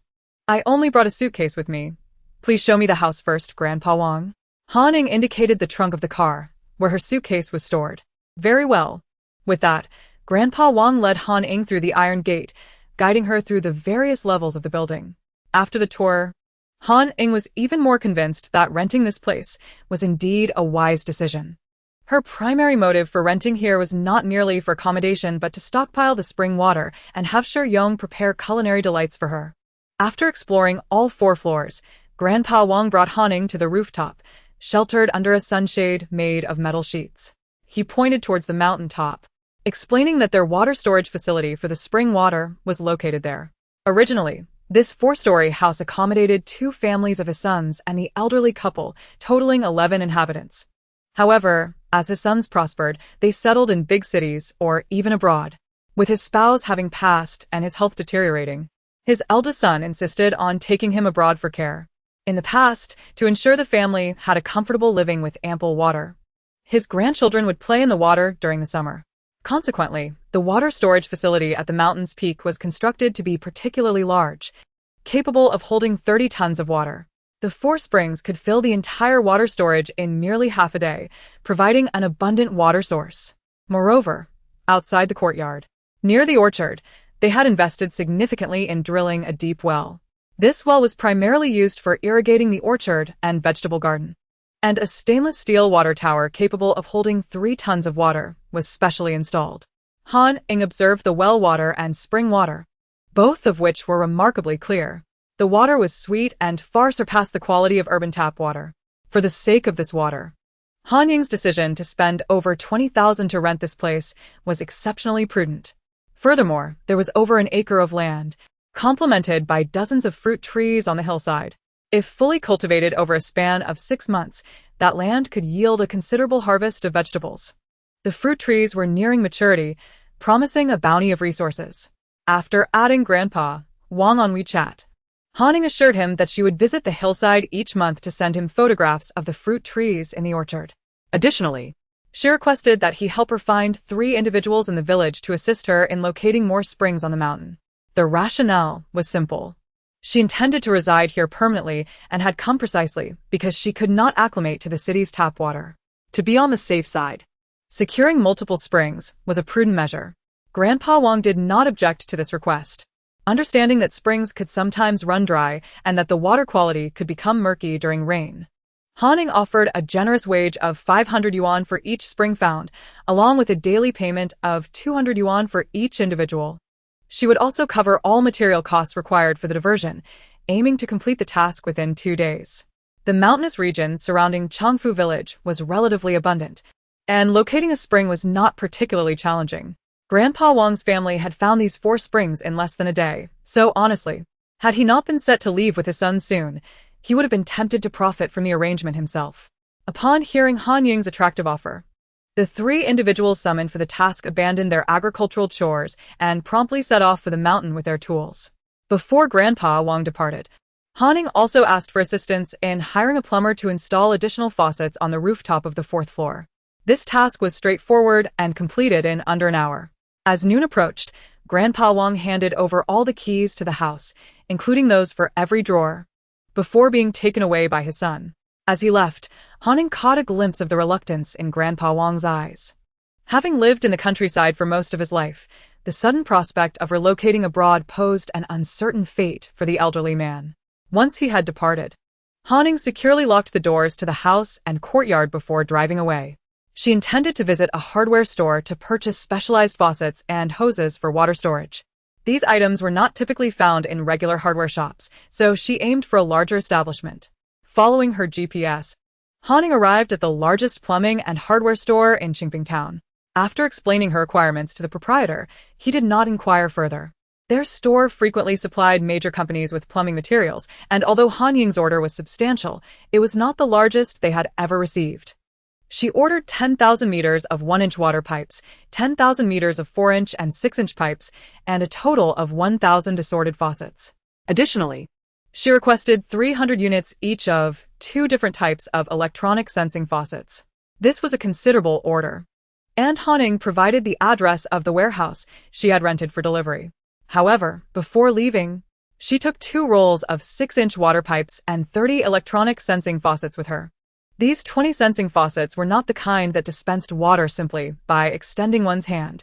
Rather, they were manually operated but would automatically shut off when the water reached a certain depth, functioning similarly to an improved float valve.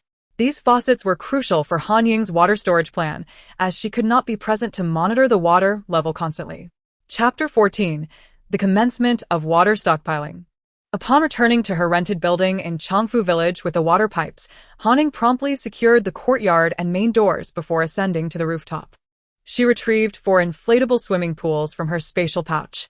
After inflating and cleaning them, Han Ying affixed the electronic faucets to one end of the cut water pipes, connecting the other end to the original faucet on the rooftop. As for using inflatable pools for drinking water storage, Han Ying had no qualms.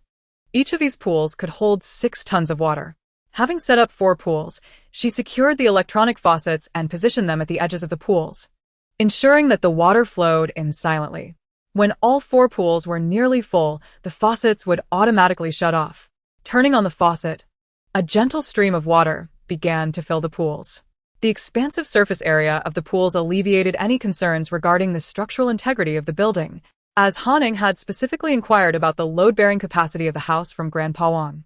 He recounted that when the house was initially constructed, his eldest son had envisioned installing a swimming pool on the rooftop for the children to frolic in during the summer months. consequently, He insisted on the utmost quality in load-bearing specifications, utilizing steel bars that were thicker than the standard. Once the 4 water tanks on the roof were completed, Han Ying ascended to the 4th floor. This residence, having been occupied for many years, was impeccably clean. Han Ying meticulously stored away all the furniture in the living room and bedrooms, subsequently stacking them in a corner of the space. She then proceeded to repeat the actions from the rooftop. Each room on this level was equipped with its own bathroom, allowing Han Ying to easily connect the water pipes from there. In 3 of the rooms, she placed a pool capable of holding approximately 4 tons of water, while the living room housed a larger pool similar to the one on the roof, with a capacity of 6 tons. After securely fixing the electronic faucet, she turned it on to commence the water collection. Following the same method, 4 swimming pools were installed on the 2nd and 3rd floors before Han Ying made her way downstairs. Perhaps due to the previous occupants being children, each stairwell had a door installed at the mid-landing. She locked the stairwell door with a key. On the 1st floor, Han Ying had no intention of collecting water, as it would be too easily exposed to prying eyes, so she decided against it. Once a few more springs were located, the daily water collection from the 3 floors and the rooftop would yield a substantial amount. Thus, in the post-apocalyptic world, Han Ying would have sweet spring water to drink every day. After completing these tasks, it was already 2 in the afternoon. Han Ying hurriedly had a quick lunch before driving to the club. She had scheduled shooting lessons along with classes in Sanda and karate, and she was now half an hour late. In the shooting class, Han Ying learned to use a crossbow, although she had arranged with her instructor to transition to air rifle training soon. After attending the afternoon shooting and Sanda classes, Han Ying felt relatively fine and not overly fatigued. She made a quick stop at a milk tea shop to collect her order before heading to the bank to deposit some money into the 3 newly acquired bank accounts. Just as she was about to find a place for dinner, a message popped up on her WeChat. It was from Yi Xiaohai, informing her that her house had been sold, with the buyer seeming quite eager, having paid without even viewing the property. Alongside the notification from WeChat, she received a text from her bank indicating that 25 million had been deposited into her account. Hanning recalled that this was the price she had listed, suggesting that the agency had not charged her a commission, likely due to Yi Xiaohai's reluctance to accept such a fee, since he knew her. Having frequented the agency recently, Hanning was well aware of the typical commission rates. Thus, she promptly transferred 500 yuan to Yi Xiaohai via WeChat, as she did not wish to owe him a favor without recompense, even though that amount could purchase quite a bit. Yi Xiaohai declined her money but asked if he could invite her to dinner, with no ulterior motives. He simply wished to share a meal with her. Upon reading the message, Hanning shook her head, contemplated briefly, and then acquiesced. The 40,000 yuan Yi Xiaohai declined was, in fact, a profit for him. In the post-apocalyptic world, she would provide him with some tips, considering it a fair exchange for the information. After confirming the time for the property transfer with the buyer and arranging for the furniture move, Hanning replied, instructing him to wait. She had been exceedingly busy lately, even contemplating supplies during her meal, leaving little time for a dinner with him. Putting her phone away, Hanning found a noodle shop near the university town and ordered a bowl of beef knife-cut noodles. As she watched the owner serve the dish, she noted the generous ingredients and promptly ordered 20 portions of beef pulled noodles, 20 portions of beef knife-cut noodles, 20 portions of fried sauce noodles, 20 portions of oil splash noodles, and 20 portions of fried noodles to take away. Concerned that the noodles would clump together if not packed immediately, Hanning refrained from ordering too many at once, fearing it would affect the dish's quality. Hearing the quantities she ordered from the menu, the owner was momentarily stunned, unsure if he had misheard. "You heard correctly. I just ordered 20 portions of each, with double the ingredients for takeout, and please be quick, as they will lose their appeal if they clump together." After saying this, Hanning lowered her head and began eating. Knowing that these 100 portions might take some time to prepare, she took out her phone and opened a shopping website to place orders. For items available in wholesale markets, Hanning would buy directly from there. However, some products had a more extensive range and better prices online, particularly certain feminine hygiene products. She quickly located her preferred brand. Using 2 different phones and addresses, Hanning ordered 100 boxes each of various sizes of sanitary pads, overnight pants, and tampons. While she did not purchase in excess, it was impractical to buy too many at once online, as she could place multiple orders later. After completing her order for sanitary pads, Hanning noticed a recommendation for duck racks, which she had previously purchased multiple times at Wang Shiqi's behest. Wang would often call Hanning to buy them, claiming she feared Zhao Meihua would not allow her to eat them, promising to pay her back later, but never did. At that time, Hanning was running her milk tea shop and earning well, so she did not mind the matter with a high school student. Once, Hanning mistakenly selected the address of her frequently used milk tea shop. Upon receipt, she took one for herself and had the staff distribute the rest. Back then, she was cautious about consuming too many due to the calories, but she found the flavor surprisingly delightful. Although Zhao Meihua was not known for her character, she did have a discerning taste in food. Entering the shop selling duck racks, Hanning ordered 200 portions of their 100,000 yuan 4-combination set, which included duck racks, duck necks, duck wings, and duck tongues. While she wished to buy more, the store had a purchasing limit of 200 portions. In addition to the 4-combination set, Ying ordered another 200 portions of their signature duck racks. Chapter 15. The shopping spree begins. After finishing her noodles, Hanning leaned back in her chair and continued placing orders while glancing at the owner in the kitchen still busily preparing noodles.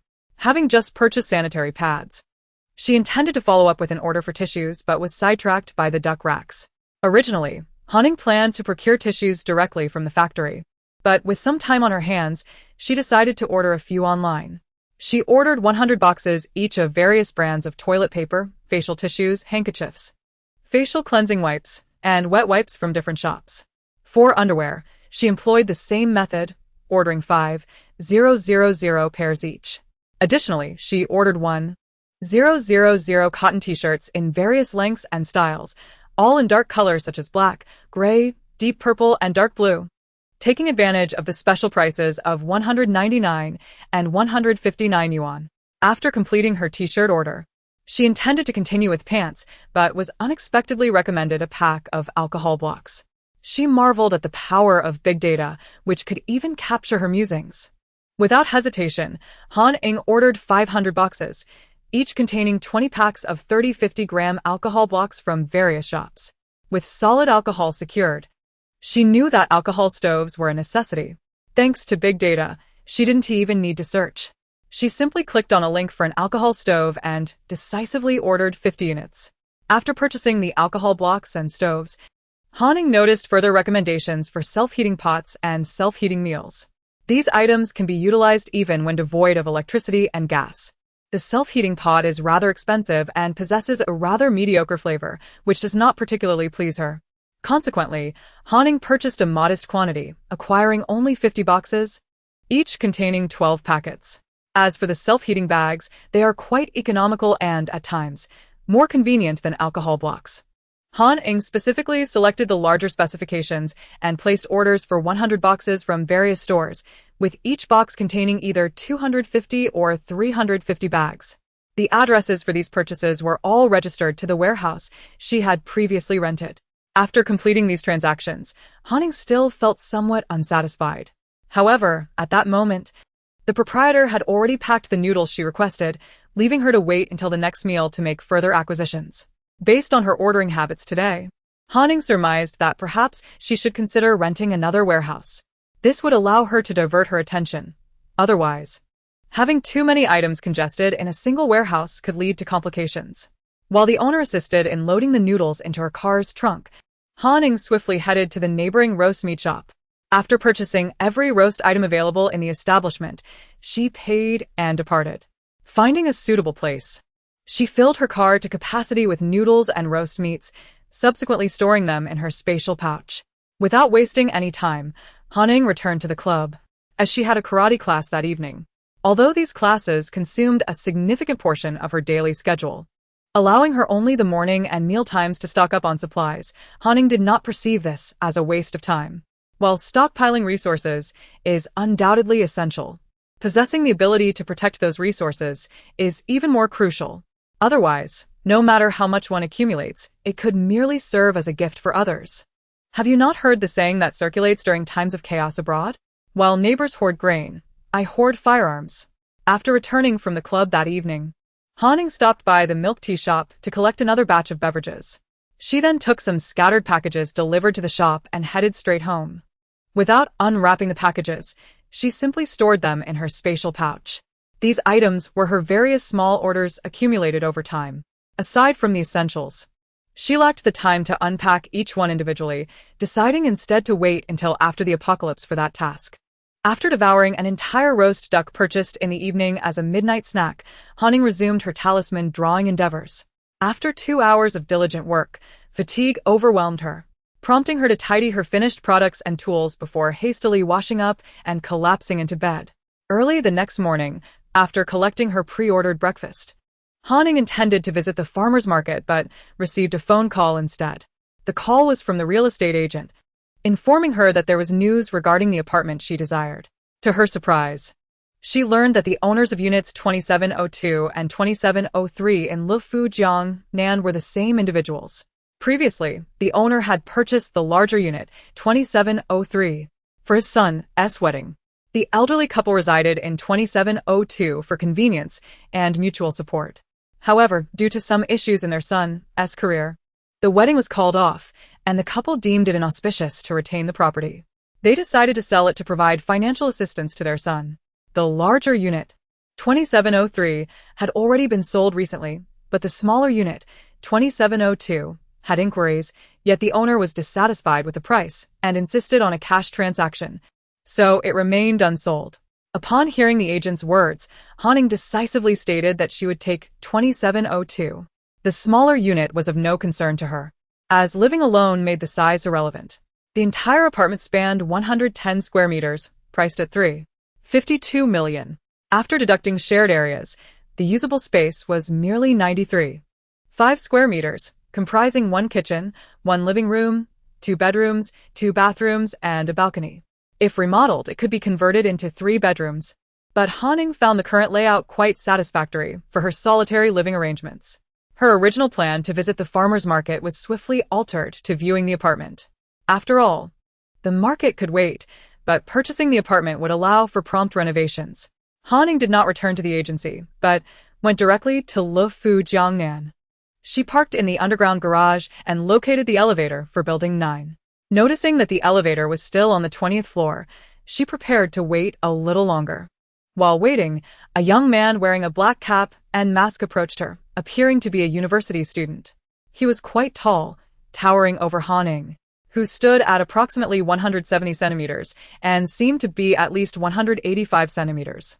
The young man stood slightly to the right in front of her, and Haning stole a glance, feeling that he resembled someone familiar. Soon, the elevator arrived and the young man, being closer, entered first.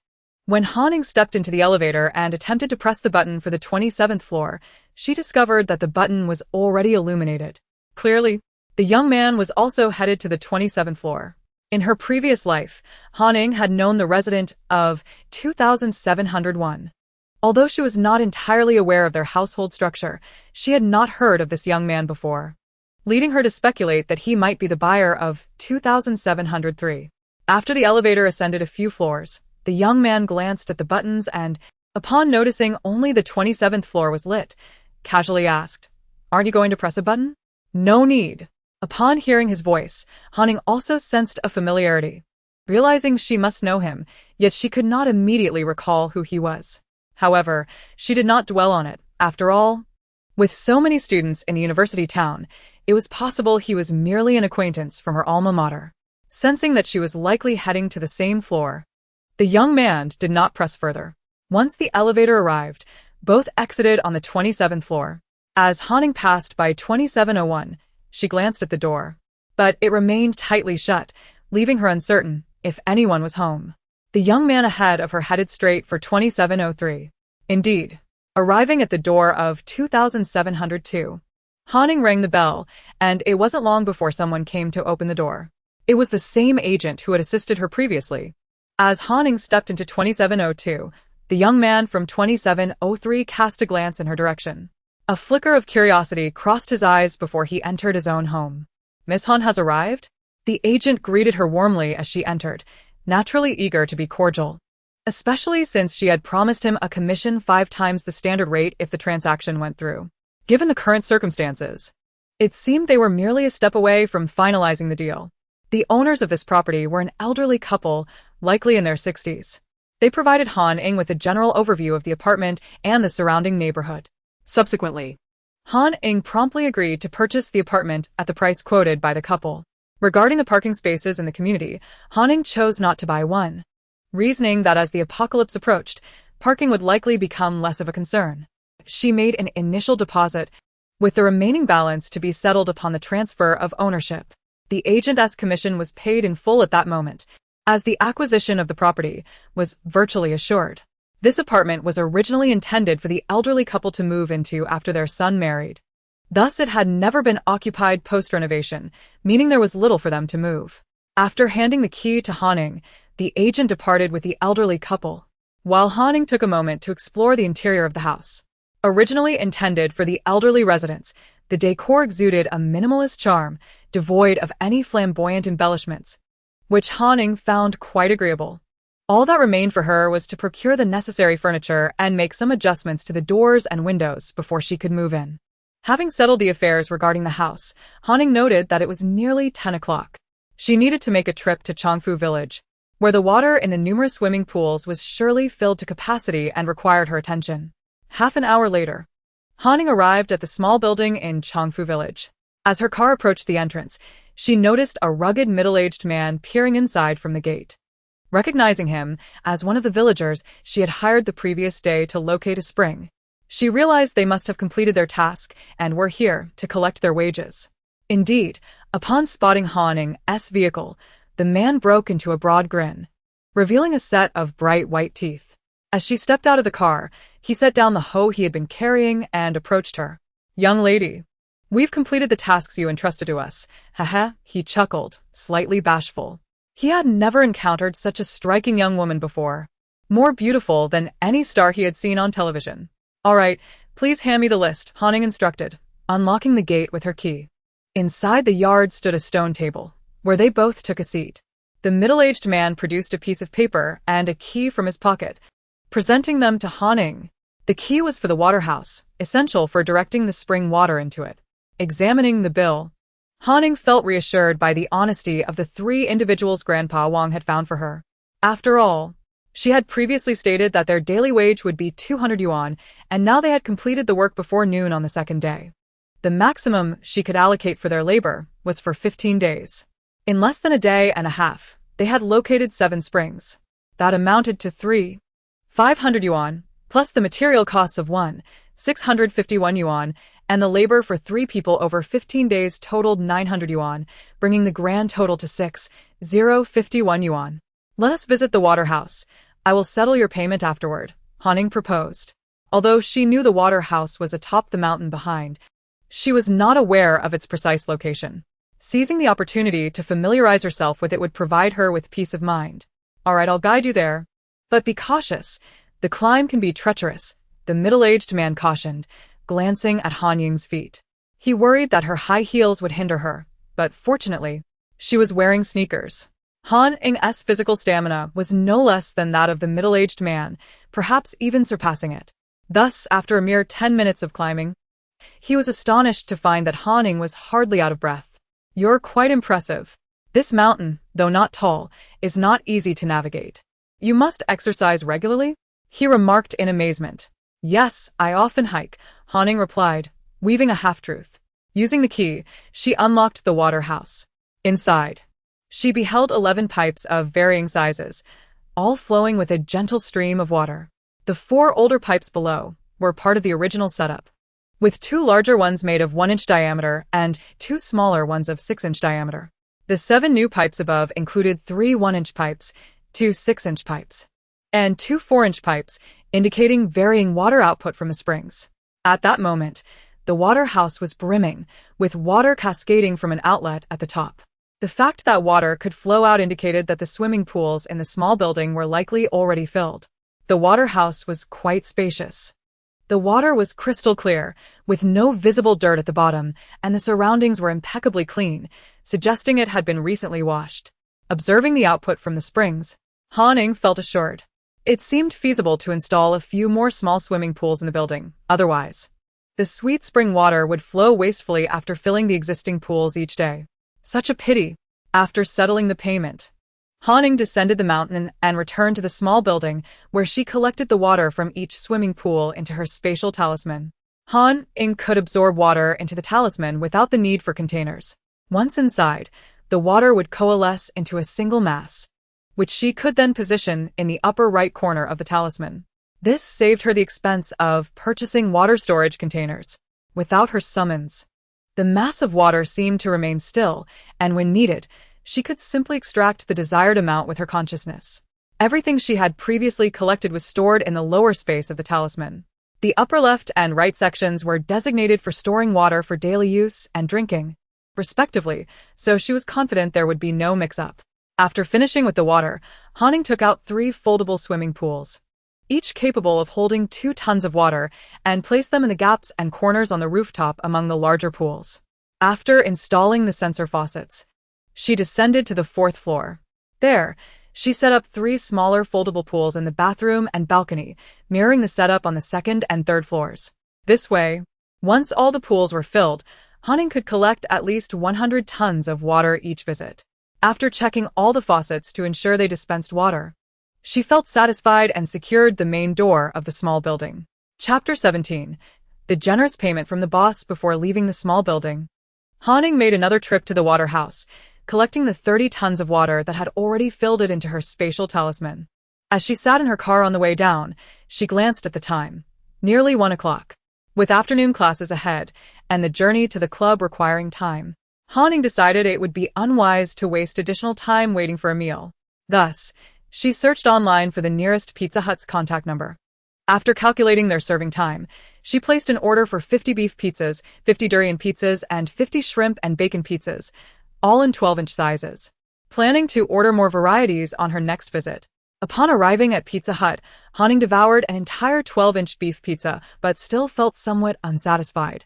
However, mindful of her impending workout, she refrained from overindulging and instead enjoyed a large cup of complimentary iced tea. Water is just a workout away from being gone, she mused. After leaving Pizza Hut, Hanning savored the delightful combination of pizza and iced tea. She then turned back and ordered 50 of each flavor of pizza they offered, requesting a pickup around 6 o'clock, ensuring they would be served warm by instructing them to time their baking accordingly. Including her earlier order, the manager of Pizza Hut was taken aback, offering her a discount and graciously inviting her to return in the future. That evening, Hanning did not spend too long on her spatial talismans, stopping after creating just over 30. She had been tirelessly occupied for days and was exhausted. Initially intending to take a well-deserved half-day break the following day, she was invigorated by the thought of Chef Ying coming to prepare cooked meals for her. Rest? Perhaps after the apocalypse. The following morning, Hanning once again forewent her morning run, opting instead to drive her small truck to collect breakfast. Over the past 2 days, the variety of breakfast offerings had expanded by 4 additional options, with each establishment providing 50 portions. By the time she finished gathering breakfast, it was already 8 o'clock. After a trip to the wholesale market, her truck was filled to the brim with disposable meal boxes, while 3 additional loads were directly delivered to the warehouse she had rented. Realizing that the warehouse must be accumulating quite a bit of stock, she would need to make a trip there in a couple of days to organize everything into her storage space. However, the cold storage had yet to be put to use, indicating that her plan to stockpile fresh produce should also be set in motion. As she pondered these matters, Hanning swiftly arrived at the small building in Changfu village. Upon her arrival, she noticed Ying and 2 assistants waiting outside. Although curious about the boss's decision to have him work in the village, Ying did not dwell on it too much. After all, the pay was generous, and as long as he remained within the province, the location of his job was inconsequential. Moreover, his home was just next door in Lushan village, making it quite convenient. Once inside the courtyard, Hanning introduced the 3 of them to their forthcoming tasks. Ying would be the head chef, with Li Sa and Xiao Sun assisting him, mainly responsible for washing and chopping vegetables, among other miscellaneous duties. After outlining the responsibilities, Hanning realized she had neglected to hire someone for purchasing ingredients. It was impractical for her to handle the shopping herself, given her time constraints, despite her own need to stock up on vegetables. Upon hearing her mention the search for a buyer, Ying's eyes lit up. Boss, what is the salary for this purchasing position? 6,000. Why? Do you have a recommendation? Hanning inquired, glancing at Ying. Well, my wife can do the purchasing, and we have a 3-wheeled motorcycle for convenience. We live just next door in Lushan village, so it's quite close. I used to co-own a restaurant, and my wife handled the procurement, which is why we eventually closed it down. Ying was skilled in the kitchen. Although his dishes might not rival those of a 5-star establishment, they were undeniably delicious. Otherwise, Hanning would not have recruited him after just one tasting. Previously, Ying had partnered with his cousin from the same village to run a restaurant, where he was responsible for cooking while his wife managed procurement. They were both diligent, and business thrived, attracting many repeat customers. However, Ying's cousin had an array of chaotic friends. One day, a group would come to support them, and the next day, another would do the same. Yet, this so-called support often turned out to be freeloading. While it was manageable at first, after more than a dozen such occurrences in a month, no amount of earnings could cover their meals. Most troubling was that these individuals were not easy to deal with. When it came time to settle the bill, they would cause disturbances, leading to several instances requiring police intervention. Afterward, these people would frequently bring along even more troublemakers. With such ongoing issues, how could the restaurant continue to operate? Running that establishment had consumed a significant portion of Ying's life savings, and in the end, he lost everything, forcing him back into the workforce. All right, let your wife come on board, preferably starting today. From now on, this floor will be under your management. I will come by every evening to settle the purchases. However, to ensure the taste and temperature, you'll start preparing the dishes I need in the afternoon. As for the morning, you can prepare items that do not mind being left to cool, such as marinated ingredients, seafood, dried meats, salted eggs, pickled vegetables, buns, dumplings, and steamed bread. You can make those, right? Han offered Yong a monthly salary of 30,000, as she could not remain on-site waiting for him to cook. She would make an effort to visit once daily to collect water and ready-to-eat food. If the dishes cooled and lost their freshness, she would not want them. Thus, Yong would need to begin his cooking in the afternoon, leaving the morning hours free. "Well, I can," Yong replied, a slight twitch at the corner of his mouth. After all, he had learned to do everything while preparing to open his own restaurant. "That's sufficient. I trust you." Han nodded, her expression conveying her confidence in him. However, there's nothing here. Yong glanced around the courtyard and the kitchen on the first floor, realizing there were no appropriate cooking appliances. How could he showcase his skills? "Do not worry, I have already purchased everything. It will be delivered shortly. Once prepared, pack everything into the meal boxes, which are on the truck outside. We will all carry them down together. I will come by every evening to collect the finished dishes. Additionally, feel free to use the first floor as you wish, but the upper floors are off limits." The furniture on the first floor had already been cleared away by Han, leaving it largely empty except for a foam insulation box in one room. Han handed Yong a list, requesting that he assist in receiving the cooking utensils and freezer she had ordered. The other two individuals were tasked with moving the meal boxes to an available room on the first floor. Han then ascended the stairs, collecting the water she had stored in her spatial talisman. Although she was unsure of the exact amount, she estimated that the water she had stored today amounted to around 100 tons. Observing the large volume of water in the corner of her spatial talisman brought her considerable relief. Han recalled a time during a scorching heat wave when Zhao Meihua had sold her a small bottle of water and 3 pounds of aged rice, underscoring just how precious water had become during that period. Chapter 18. A Visit to the Private Vault. Han estimated that she and her future partner, Tang Yuan, would require approximately 15 liters of water daily, while she was now capable of stockpiling over 100 tons each day. 1 ton equates to 2,000 pounds, or 1,000 liters, which begs the question of just how much over 100 tons truly is. Furthermore, this was merely the drinking water. She would find another source for her daily water needs. In essence, she would never again experience a water shortage in this lifetime. As Han descended the stairs, she noticed Yong meticulously organizing the items that had been delivered. He had already called his wife to inform her about the boss offering her 6,000 as a purchasing salary, advising her to prepare to drive over on their 3-wheeled motorcycle shortly. Observing Yong manage everything so efficiently brought Han considerable comfort. She instructed him to ensure that all ingredients and components for the dishes were fresh, with seafood needing to be alive. After handing him the menu she had sourced online, Han Ying departed. As Yong looked over the menu in his hands, the corner of his mouth twitched once more. The boss had specified that they would prepare 4 different dishes daily, with 50 portions of each, the portion size based on the meal boxes purchased by the boss. Yong glanced at the meal boxes, noting their considerable size. Initially perplexed about the purpose of the large iron pot ordered by the boss, he realized it was meant for this task. Not every chef is adept at handling a large pot. Many can only manage smaller dishes. Preparing large quantities often results in uneven cooking, with some portions overcooked while others remain undercooked, severely compromising the flavor. Achieving the same taste as smaller dishes requires a high level of skill. Fortunately, Yong had organized numerous banquets for the village before, making him quite familiar with using a large pot. This pot could yield enough food for over 30 tables, with a taste that was not significantly different from that of smaller pots. However, given the capacity of the boss's meal boxes, it was likely that he would need to prepare 3 pots to fill them completely.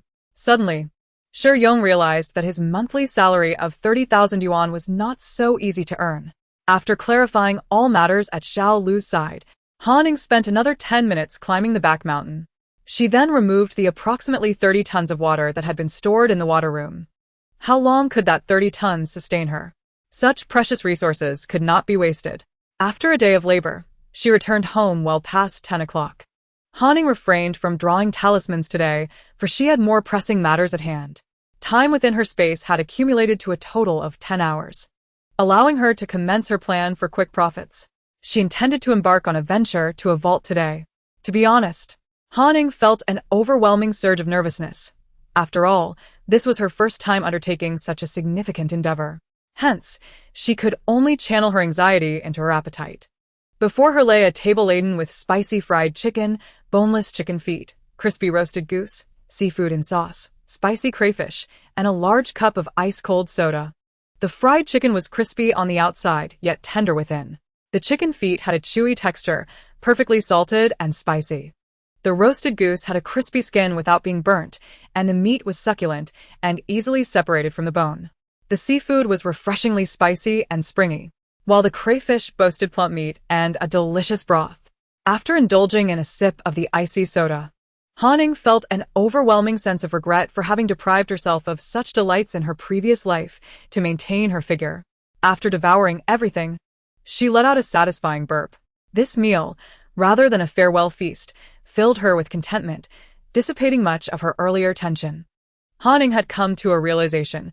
Having already traversed the apocalypse, what was there to fear? With a teleportation talisman and the advantage of her space, not seizing a lucrative opportunity would be a disservice to her rebirth.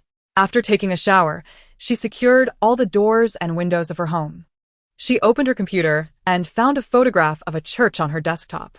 The photo bore coordinates, which Ying memorized. Then she retrieved her pre-prepared gear from her space. A thick down jacket, layered with a pure black men's windbreaker. Thick black cotton pants, topped with black work pants.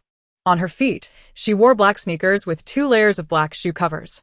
She donned a gas mask connected to an oxygen tank on her back, along with a black scarf, black hat, black gloves, and black night vision goggles. Fully equipped, Ying resembled a walking silhouette of darkness. Not a single strand of hair was visible. 3 to 4 months later in her previous life, Ying encountered news online. A private vault located 10 meters underground in a church in the Foot Basin country had been raided. The gold in that vault was of dubious origin, and the news only surfaced a month after the incident.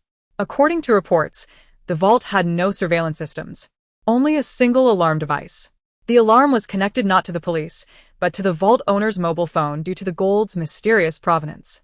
Upon learning of the theft, the vault owner rushed to the scene, only to find rows of empty shelves where gold once resided. He fainted on the spot. Subsequently, he spent nearly a month in the hospital, and it was during that time the news broke. Although she learned from her previous life that the vault lacked surveillance, Ying prepared meticulously, ensuring her entire appearance was unrecognizable. Neither male nor female could be discerned from her silhouette. Thus, she had no reason to take unnecessary risks. Yet, Ying felt she was on the verge of overheating. Glancing at the time, she noted it was already 12:40 a.m. In the Foot Basin country, it was 1:40 a.m., and she was apprehensive about someone lingering in the vault. Fearing that further delay would cause her to faint from the heat, she took one last look at the coordinates and lay down on her bed. The vault was 10 meters underground in the church, so Ying needed to slightly adjust the church's coordinates. Once settled, she silently recited the modified coordinates in her mind. Then, she activated her technique, infusing a strand of spiritual energy into the teleportation talisman, promptly pressing it against her chest. In an instant, a flash of golden light enveloped her. Oh. There was no golden light. Ying felt a sensation of weightlessness, and as her feet touched the ground, she was greeted by rows of towering shelves. Upon seeing the gleaming gold bars neatly arranged on the shelves, Ying couldn't help but let out a silent scream of joy. These were indeed gold bars. A sudden windfall. After the initial thrill, she noticed that the oppressive heat she had felt moments ago in her home was gradually dissipating. Given that the time difference and weather conditions in the Foot Basin country were quite similar to those in Huaxia, it could only mean there was something peculiar about the vault. Ying had no time to ponder the cause. Raising her hand, she swiftly made the shelves laden with gold bars vanish one by one. She had no intention of painstakingly collecting each gold bar. It was far more efficient to take the entire shelf in one go. Chapter 19. Emptying the Private Vault. By the time Ying had collected the 4th shelf, an ear-splitting alarm echoed throughout the vault. Immediately, the exit and the 1-meter-thick steel walls were forcibly reinforced and locked down. Oxygen was simultaneously being extracted. However, Ying paid no mind to these developments. She knew that once the alarm sounded, she had a few minutes to continue collecting. Do not ask her how she knew. These details had been clearly outlined in the news after the previous incident. A few minutes were more than enough for Ying to clear out all the shelves in the vault. Without a hint of hesitation, she systematically collected the gold bars along with their shelves into her space. It was unclear how many she had actually taken. When Ying collected the last shelf, she heard commotion outside. Yet, she didn't hesitate for even a millisecond, directly vanishing into her space. This was only the second time she had entered her space since her rebirth, not due to reluctance, but because she was unwilling to waste the precious time she could spend in there.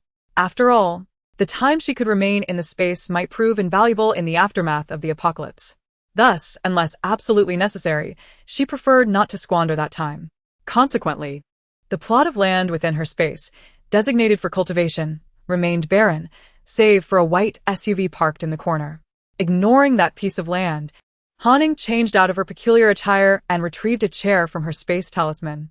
Sitting down, she began to examine the shelves she had just collected. Those shelves, along with the gold bars, had been drawn into her space talisman. Otherwise, upon entering the space, they would have been consumed by it. Ying was still uncertain how much gold the space could accommodate, but she needed to retain some for stockpiling supplies, ensuring not all would be devoured. After a rough count, she realized she had accumulated a total of 90 shelves. Each shelf contained 3 tiers, with each tier fully stocked with 200 gold bars. Each gold bar weighed a hefty kilogram. Ying took out her phone and found the calculator, tapping away furiously. When she saw the resulting figure, she was so astonished that her phone nearly slipped from her grasp. In other words, she had amassed a total of 54 tons of gold. What kind of family is this? A private vault concealing such a staggering quantity of gold? It is no wonder that the vault's owner fainted upon discovering the theft. How much is a ton of gold worth, again? Ying immediately grabbed her calculator and began to furiously compute. Upon seeing the result, she couldn't help but gasp in astonishment. Truly, what an extraordinary windfall. However, such an abundance of gold is not easily liquidated. fortunately, There were no markings or symbols on the gold, or else Ying would have had to devise a method to melt it down. now, She was spared a considerable amount of trouble. When the time comes to sell, all she would need is a chainsaw to reduce the gold into irregular, unrecognizable chunks. Ying contemplated the idea of directly biting into a gold bar, yet she dared not. She feared that once she removed it, the space would absorb it. If it were to be absorbed, that would not pose much of an issue, as she intended to allocate a portion for the space anyway. Her primary concern was that the act of extraction might trigger an upgrade of the space. During the previous upgrade, she had not been inside the space, so she was unaware if it would expel her in the process. Therefore, at that moment, Ying was absolutely unwilling to take the risk, as being ejected would mean facing a hellish dungeon.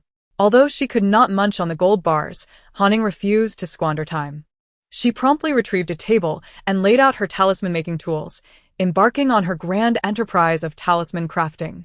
unbeknownst to Ying, Who was immersed in her tasks within the space, events outside were unfolding rapidly. Just as Ying received her 4th shelf, the vault triggered an alarm. The vault's owner, Yoshida Endo, had been blissfully entwined with his lover, deep in slumber. Suddenly, the phone resting by his bedside erupted with a deafening alarm. Momentarily startled, Yoshida Endo found himself momentarily unable to recall the purpose of the alarm. After all, it had been nearly a decade since he had constructed the vault, hidden 10 meters underground beneath a church, and this alarm had never sounded before. However, upon regaining his senses, he nearly toppled over. He kicked aside the beauty in his arms, hastily donned some clothing, and rushed out, dialing for assistance while on the run. By the time Ying had collected all the gold bars, the reinforcements had arrived. Yet, the vault security was exceptionally high, and the key and password, along with the retinal scan, were all in Yoshida Endo's possession. Consequently, the reinforcements could only surround the vault in a state of helplessness, ensuring not a single fly could escape the vicinity of the church. When Yoshida Endo finally arrived, more than 10 minutes had passed, as he trembled while inputting the password. Verifying his retinal scan and handing the key to his bodyguard to unlock the vault, they were met with nothing but an empty chamber. Even the shelves that had once held the gold bars were conspicuously absent. There was not a soul left behind, not even a single hair. Witnessing this scene, Yoshida Endo let out a howl of despair before succumbing to unconsciousness. When he finally regained consciousness a day later, he immediately ordered an investigation into the theft. adopting a forceful stance as he dispatched men to capture several individuals. These individuals were none other than those who had helped him install the vault and were responsible for its security system. During the installation, they had asserted that only Yoshida Endo, possessing both the key and the retinal scan, could access the vault. Although he fainted upon discovering the theft, he had observed that the vault, including its entrance, was utterly undamaged. What did this imply? It suggested that there was a strong possibility of an insider betrayal. The most significant suspects were those who had assisted in the vault's construction and maintained its security. Despite deploying a large number of personnel to pursue the thieves and apprehend individuals, Yoshida Endo refrained from alerting the authorities. After all, the gold bars within his vault had dubious origins. The police were already on the lookout for evidence against him. He certainly did not dare to walk into the lion's den. Of course, these were matters for another time. Meanwhile, Hanning remained in her space, leisurely consuming milk tea in one hand and pizza in the other. She had already spent 7 hours within the space. Having crafted numerous talismans, she felt fatigued and hungry. Having taken a brief 2-hour nap, conscious of the need to utilize her time wisely within the space, Hanning resolved to make the most of her rare opportunity. After a light meal, she rummaged through her space talismans and unearthed a hoe, which she had acquired from Grandpa Wang in Changfu Village. Subsequently, she commenced her agricultural endeavors. Surprisingly, Hanning proved to be quite adept at farming. This skill had been cultivated during her previous life in the apocalypse. While she could not boast extensive experience, she had certainly learned the ropes. Chapter 20. The Space Upgrades Yet Again. Hanning had already formulated a plan for what to plant in this patch of land within the space. Uncertain of the maximum level to which the space could ascend or the daily time limit she could remain there, she decided to cultivate some long-cycle plants that required minimal upkeep. Thus, her first choice was undoubtedly fruit trees. However, she currently lacked saplings. Though she had seeds, using them would result in a longer growth cycle. Therefore, she opted to plant what she already had on hand. With the hoe, she dug several holes in the earth and retrieved some seeds she had purchased online. Among them, she found watermelon seeds, tossing 2 into each hole. While watermelons typically require seedlings, Hanning bypassed this step by placing 2 seeds in each pit. At that moment, as she was sowing the seeds, she did not notice that the SUV she had previously placed in the back corner began to levitate as she dropped the first seed into the ground. The vehicle continued to ascend until it hovered 10 meters above the ground, coming to a halt as if suspended by an invisible force. After planting the entire bag of over 500 watermelon seeds, Hanning finally paused, turning to check on her planting results. However, as she lifted her gaze, a sense of unease washed over her. Something felt amiss. After standing still in contemplation for 2 minutes, she suddenly recalled what was wrong. Where was her white SUV? How could such a large vehicle simply vanish? Hanning wondered if she had inadvertently stored it in the space talisman, so she delved into the talisman to search. But to no avail. No. How could her sizable vehicle just disappear? After searching fruitlessly for a while, Hanning was left speechless upon discovering that her car was, in fact, floating in midair. She distinctly remembered placing it on the ground, and she had seen it parked there upon entering. When had it taken to the skies? Hanning retrieved the car from the air with the same ease she used to extract it from the space, and it came down smoothly. Furthermore, the car she had brought down showed no inclination to float back up. Hanning seemed to have an inkling of what was happening. With a simple incantation, she summoned a chair from the spatial talisman. To her astonishment, the chair materialized high above in the sky. Moments later, Hanning retrieved it once more, and it promptly appeared on the ground before her. Hanning speculated that this phenomenon might be related to her recent endeavors in cultivating the land. Previously, she had never planted anything here, which rendered this area a default storage space. Now that she had sown watermelons, it had transformed into a cultivation zone, and the storage space could only ascend. Subsequently, Hanning conducted several more experiments and finally uncovered the secret. As long as she invoked items from the spatial talisman while standing on the land, anything not held in her hands would automatically manifest in the sky. To place items on the ground, she would need to summon them from above once again. Elated by this discovery, Hanning hastily attempted to extract a steaming bowl of braised noodles from the space and placed it on the ground. To her dismay, she discovered that the passage of time remained unchanged, lacking any preservation qualities. This realization deflated her hopes of no longer needing to draw talismans. Indeed, her greatest endeavor in life remained the art of talisman crafting. After investigating the spatial changes, Ying contemplated creating a few more spatial talismans. However, she was suddenly overcome by a sensation of weightlessness, and in the next instant, she found herself back on her bed. It appeared that the teleportation talisman had expired. Even when concealed within the space, she was still returned once the time elapsed. That day, Ying scarcely slept. She had only managed a brief 2-hour nap in the space, and was now feeling fatigued. Nevertheless, a pressing matter occupied her thoughts, preventing her from finding rest. Without further delay, Ying retrieved a shelf brimming with 600 gold bricks from the spatial talisman. The shelf was quite large, necessitating a slight repositioning of the living room sofa to accommodate it. Gazing at the gleaming gold bricks, Ying could no longer resist and took a bite out of one, leaving a faint imprint of her small fangs. She was elated, overcome with excitement. She circled the shelf several times before finally calming herself. Afterward, she stored the entire shelf back into the space. Once inside, she noticed that the shelf had reappeared in the sky, but the gold bricks had vanished without a trace. A staggering 600 bricks, weighing a total of 1,200 pounds, enough to crush a person. Watching the gold disappear, Ying could not deny her disappointment. Yet, she was acutely aware of the necessity for the space to upgrade. After all, the time spent within the space could be crucial for her survival. Indeed, following the disappearance of the 600 gold bricks, Ying felt the space upgrade. It ascended from level 3 to level 6, and the duration of her stay increased to 35 hours daily. However, she sensed that this was still not the maximum limit. Gritting her teeth, she placed another shelf into the space. Mirroring the previous instance, the shelf appeared in the storage area above, and once again, the gold bricks vanished. She had hoped this would extend her stay by 2 additional hours, but to her astonishment, the 1,200 pounds of gold only elevated the space to level 7, granting her a mere 4 hours. Upon seeing this result, Ying nearly swore. Was this akin to a game where the experience required for upgrades increased with each level? Without hesitation, she tossed 2 more shelves into the space. This time, the space reached level 8, enabling a stay of 45 hours. Just 1 level increase for 2 shelves of gold? However, upon witnessing this outcome, Ying surmised that the space was nearing its limit. The fact that it could still consume gold indicated there was still room for growth. Indeed, after placing 4 shelves of gold bricks, she discovered that not all the gold had vanished this time. 90 bricks remained on the shelf, and the time allowed within the space had transformed into 5 hours daily.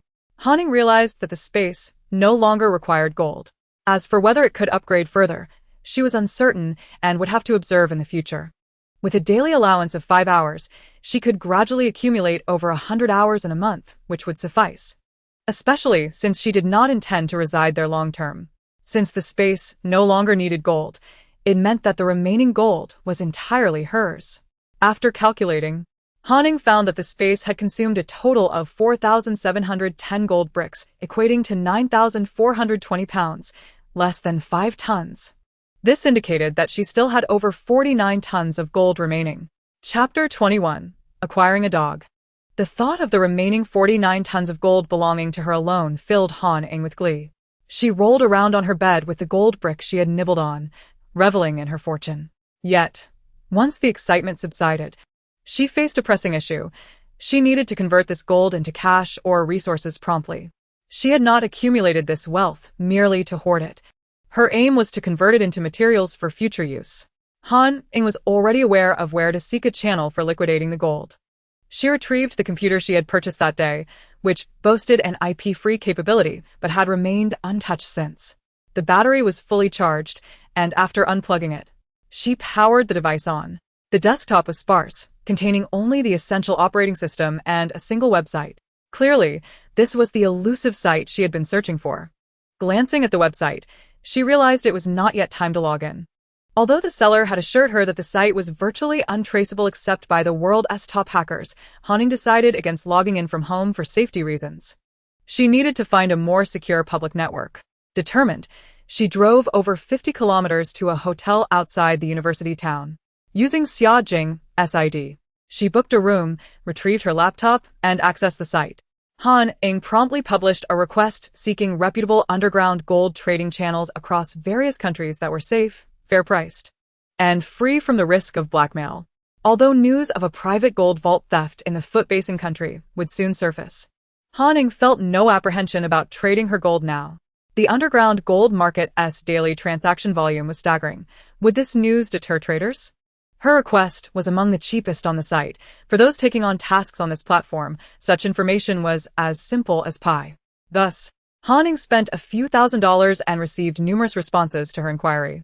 These individuals hail from various nations, and Ying has resolved to select one person from each country for trade. Gazing at the enigmatic contact information she has meticulously transcribed, Ying muses on the remarkable utility of the enigmatic web.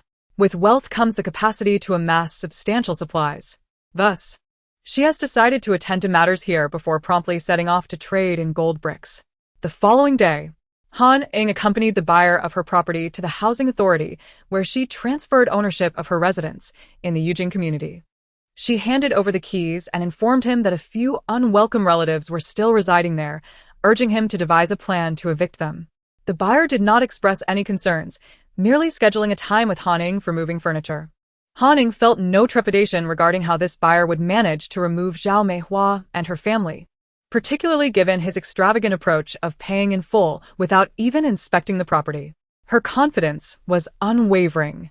With the transfer of her old residence complete, Ying proceeded to finalize the purchase of her new home from an elderly couple on the same day. However, she decided to wait until after she exchanged her funds to undertake renovations. Having resolved the housing matters, Ying glanced at the clock and noted that it was not yet mealtime. Therefore, she drove to a pet shop located approximately 5 or 6 kilometers from the university town. Hello. Feel free to browse around, and if you find a pet you like, you can take it home. The owner, noticing Ying enter without a pet in tow, assumed she was there to purchase one.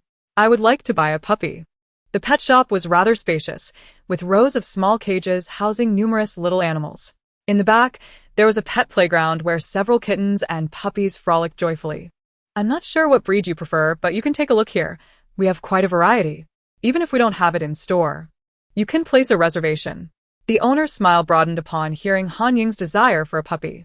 Having already set her sights on a specific breed, she boldly inquired, "Do you have any large breed puppies?" Large breeds?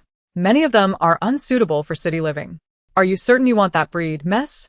We do have large breed puppies, but I would recommend you consider smaller breeds as well.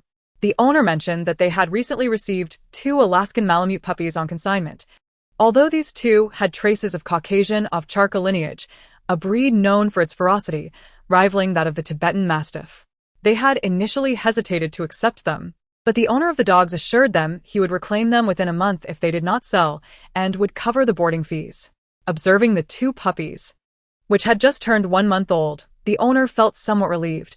The potential for additional income from boarding fees was appealing, despite his reservations about large dogs in urban environments. I do have 2 Alaskan puppies, but they carry some Caucasian blood. Are you aware of how fierce that breed can be, miss? The owner felt compelled to clarify this, as any issues arising later could lead to trouble for him. I know about the Caucasian breed. It's fine. I'll keep it here for a while, and before it matures, I'll send it to the countryside. Ying did not wish to engage in further discussion with the owner and fabricated a somewhat dubious excuse. Since you're set on it, I won't press further. Follow me, please. The owner led Ying to a white cage, where indeed, 2 puppies were lying down. One, with a darker coat, perked up and wagged its tail as it noticed the presence of people. Ying observed this lively puppy, noting its vitality, but it was not the one she desired. The other, with a lighter coat, remained curled up in the back of the cage, offering no acknowledgement to Ying. Can you open the cage? I'd like to let them out to choose. Ying stood and inquired of a nearby staff member. Of course. The staff member opened the cage, lifting both puppies out and placing them in a small enclosure on the floor. What on earth happened? Both puppies were now on the ground. The energetic one continued to wag its tail, while the lighter-coated puppy had a bloody wound on its head, with a part of its fluffy ear missing. I just fed them and they seemed fine. How could this happen? The staff member gingerly lifted the injured puppy and proceeded to apply medicine to its wound, noting that the blood was still fresh, indicating a recent injury. Given that there were only 2 puppies in the cage, the culprit was evident. Since this one is injured, perhaps you'd like to consider the other? After tending to the puppy's injury, the staff member suggested, "No, I want the one in your hands." Ying had come specifically for this puppy with the ear injury. In fact, in a little over half a month, this puppy would be bought by her classmate, Sun Yutong, who would name it Tangyuan. In her previous life, during the month before the apocalypse, Sun Yutong had entrusted Tangyuan to Ying for temporary care due to her new boyfriend's allergy to dog fur. After the apocalypse unfolded, Sun Yutong never returned for Tangyuan, who remained a steadfast companion to Ying. In her past life, Tangyuan had even defended Ying from a vile relative, only to meet a tragic fate at their hands. In this new life, Ying vowed to keep Tangyuan close from the moment they reunited, ensuring it would be her most loyal companion. "You want this one? But it's injured." The owner, being a dog lover himself, hesitated, reluctant to see the injured puppy go to a new home. "That's all right. I'll purchase it now and leave it here for a few days while it heals.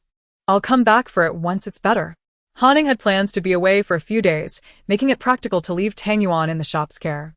"Very well. Since it was injured while in my care, I want to charge you for boarding until it recovers."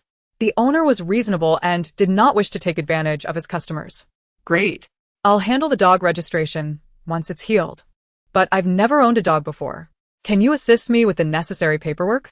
In this large city, registering a dog required obtaining an identification card. Not only that, but vaccinations are also essential. The apocalypse has not yet arrived, and to ensure that Tangyuan can live a normal life, these measures are indispensable. No worries. "We will certainly assist you in preparing everything." After Ying paid 500 yuan and collected several bags of dog supplies, she departed from the pet store. As for Tangyuan, it would have to wait a few days before she could come back to pick it up. The day after purchasing the dog, Ying set off abroad to engage in gold trading. For her first collaboration, she chose a Thai individual named Violet. According to information from the dark web, this person possesses considerable influence within the underground circles of Thailand. However, he has a stellar reputation in business, and no instances of betrayal have been reported. Most importantly, the dark web indicated that this individual not only deals in gold, but also engages in other illicit trades, such as oil and firearms. The reason Ying opted for Thailand was simple. After selling the gold bricks, she could also conveniently stock up on a batch of fruits. Ying's family had a modest amount of money, and her parents, being artists, frequently sought inspiration abroad. Consequently, Ying often traveled as well.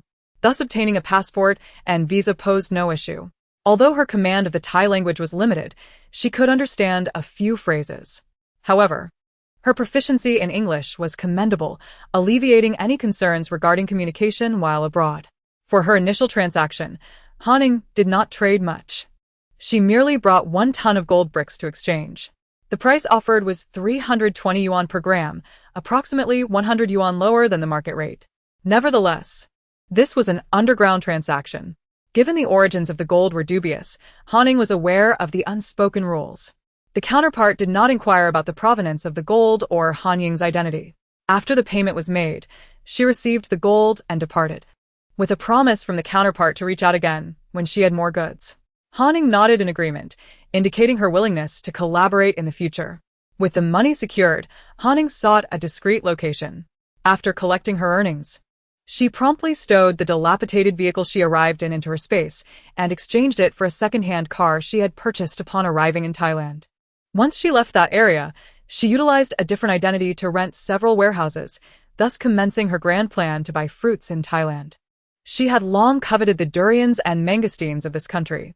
Although she was not fond of many fruits available here, there were a few that delighted her palate, such as coconuts, durians, mangosteens, wax apples, dragon fruit, jackfruit, rambutan, and mangoes. Among these, her favorites remained durians and mangosteens. For the fruits she was familiar with, Ying purchased approximately 2,000 pounds of each. However, for her beloved durians, she decided to buy out the entire stock from 2 durian wholesale markets and even ordered all the shipments that would arrive over the next week. After all, she planned to stay here for a week. The managers of both wholesale markets confidently assured Han Ying that the quantity of durians available in the coming week would be equal to or even greater than what she received on the first day. Han Ying did not meticulously calculate the exact number of durians involved. She only knew that on the first day, each wholesale market delivered over 80,000 durians to the warehouse, with nearly 170,000 durians arriving daily from both markets. The total over the course of 7 days would undoubtedly exceed 1,000,000. That was enough to sustain her for several lifetimes. However, the corresponding expenditure was equally staggering. Naturally, after purchasing the durians, she could not forget the mangosteens.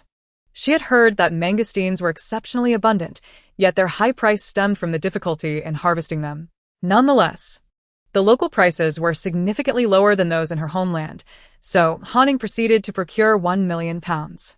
After all, she enjoyed consuming them, and with their thick rinds, there was not much flesh inside. Wax apples and coconuts were also excellent hydrating fruits. The wax apples could be eaten whole, so Han Ying ordered 300,000 pounds as well. As for coconuts, they were treasures in their own right. Coconut water is well known, and the flesh is equally delectable.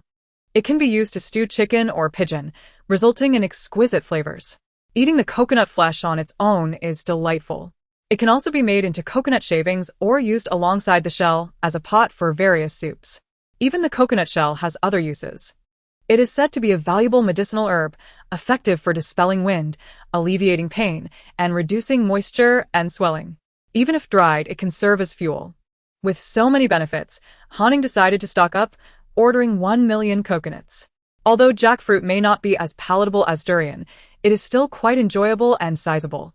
So Han Ying purchased a total of 300,000 jackfruits of various varieties. Dragon fruit, resembling longan, has a sweet and sour taste. While it is edible, Han Ying was not particularly fond of it, so she only ordered 50,000 pounds. Rambutan, which bears some resemblance to lychee, lacks the same flavor quality. Han Ying often found it challenging to peel the fruit cleanly, leaving remnants of the pit that made it somewhat bothersome to eat. Nevertheless, she still ordered 100,000 pounds. As for mangoes, their culinary versatility is remarkable. They can be consumed fresh, juiced, dried, or used in desserts, smoothies, and cakes. With numerous varieties available, Han Ying ordered a total of 1,000,000 pounds of various mango types. Of course, mango dried fruit was not to be overlooked, as she directly ordered 200,000 pounds. Chapter 23. 3,000 tons of rice. Not only fruits, but since she was already here, Han Ying was determined to stock up on other items as well. After all, she intended to gather as much as possible from this region rather than stockpile in her homeland. Rice was undoubtedly a necessity. Han Ying adorerte Tyrese. Given her current appetite, she would consume at least 2 pounds of rice daily. Calculating for a year, that amounts to over 700 pounds, so Han Ying promptly ordered 3,000 tons. Before arriving in Thailand, she had conducted her research. This place not only boasts an abundance of fruits, but is also overflowing with rice, and has high yields of coal and liquefied gas. Thus, she set her sights on coal briquettes and liquefied gas. Although these items are available domestically, she decided to stock up here while she could. She ordered 5,000 tons of smokeless coal briquettes and another 5,000 tons of high-quality smokeless honeycomb coal. This quantity of coal was not excessive, as during extreme cold, one would need to burn coal and wood for warmth. To survive comfortably in such conditions, even a ton would not last long. Regarding liquefied gas, Han Ying inquired about the prices, which, while not cheap, were still approximately 20 lower than those in most cities in her homeland. Moreover, since she intended to purchase in bulk, she would receive wholesale prices, making it even more affordable. A 50 kilograms canister of liquefied gas cost around 580 yuan, sufficient for a family of 5 for over half a year. Han Ying ordered 600 canisters. For 15 kilograms canisters, the price was approximately 210 yuan, and she ordered 500 canisters. There was also a smaller-sized 5 kilograms canister, which she purchased 500 of as well, as these were convenient for hot pot cooking. Han Ying did not buy an excessive amount of liquefied gas, as it was primarily for cooking purposes. Ying had stockpiled a considerable amount of honeycomb coal. Additionally, she intended to gather some dry firewood, thus negating the need to purchase excessive amounts of liquefied gas. As for fuel, acquiring it in bulk poses challenges in any nation, necessitating the identification of suitable channels. Consequently, Ying had previously obtained the contact information of a gasoline dealer from the proprietor of an outdoor equipment store, which had elicited her undeniable delight. However, now she had arrived in Thailand, adhering to her principle of sourcing from abroad rather than exploiting her own country. She reached out to a Thai individual named Violet on the third day through the dark web. She informed him that she had procured 3 tons of gold, 2 tons to be traded as before, while the remaining ton was to be exchanged for gasoline, diesel, and firearms, with a slightly larger quantity of peanuts included. Naturally, Violet was not one to refuse a business opportunity. However, exchanging 1 ton of gold for such items constituted a significant transaction, necessitating several days for preparation.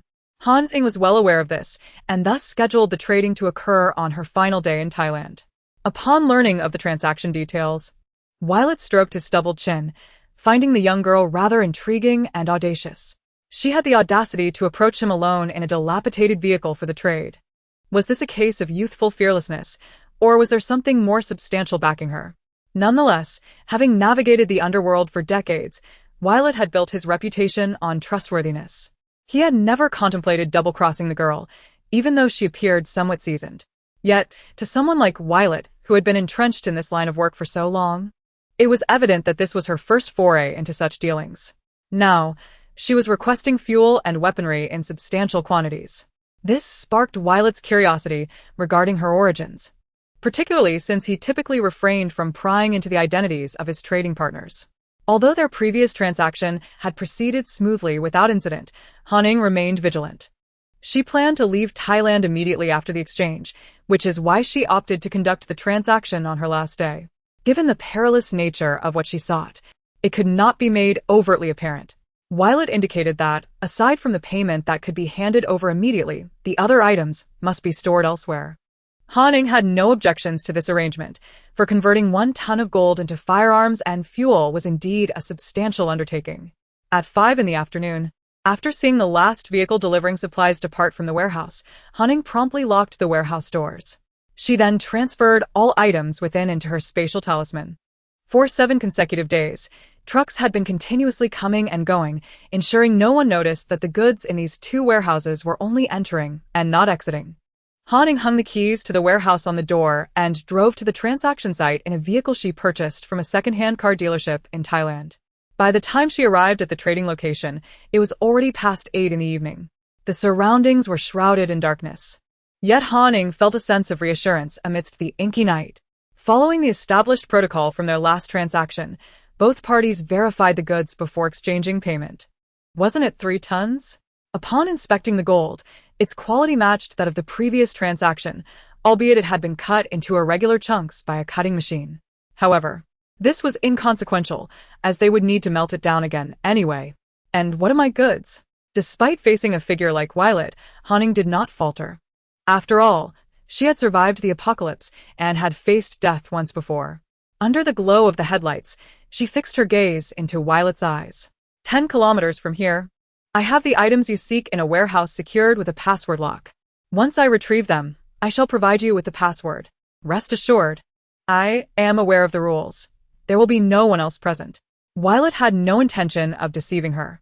He recognized that it would be simple to betray the girl, yet he could not tarnish his business reputation.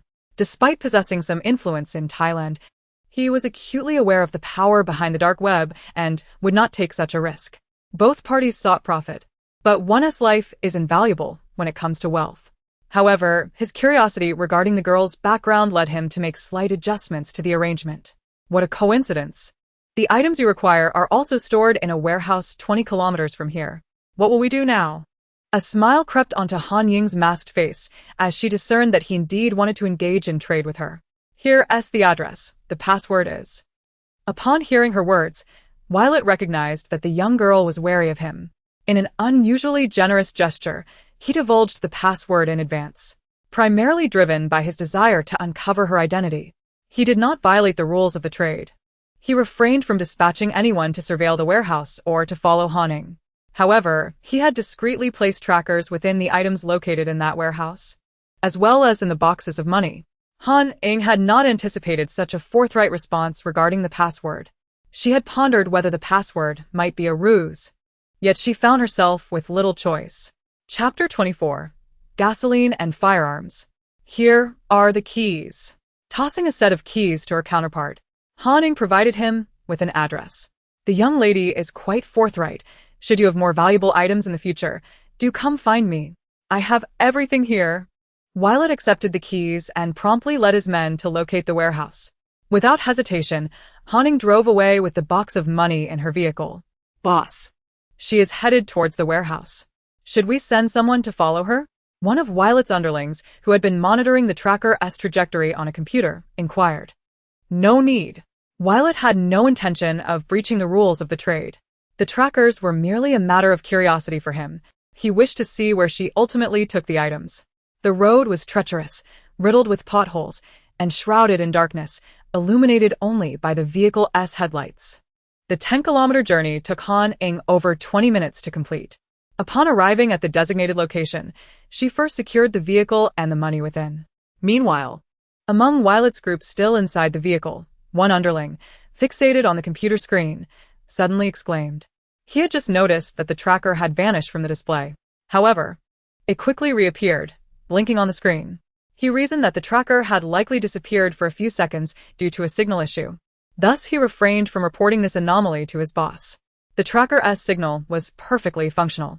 As soon as Ying stored the money within her spatial talisman, she detected the tracker hidden inside the box. Accessing and viewing items within her spatial realm depended solely on her consciousness.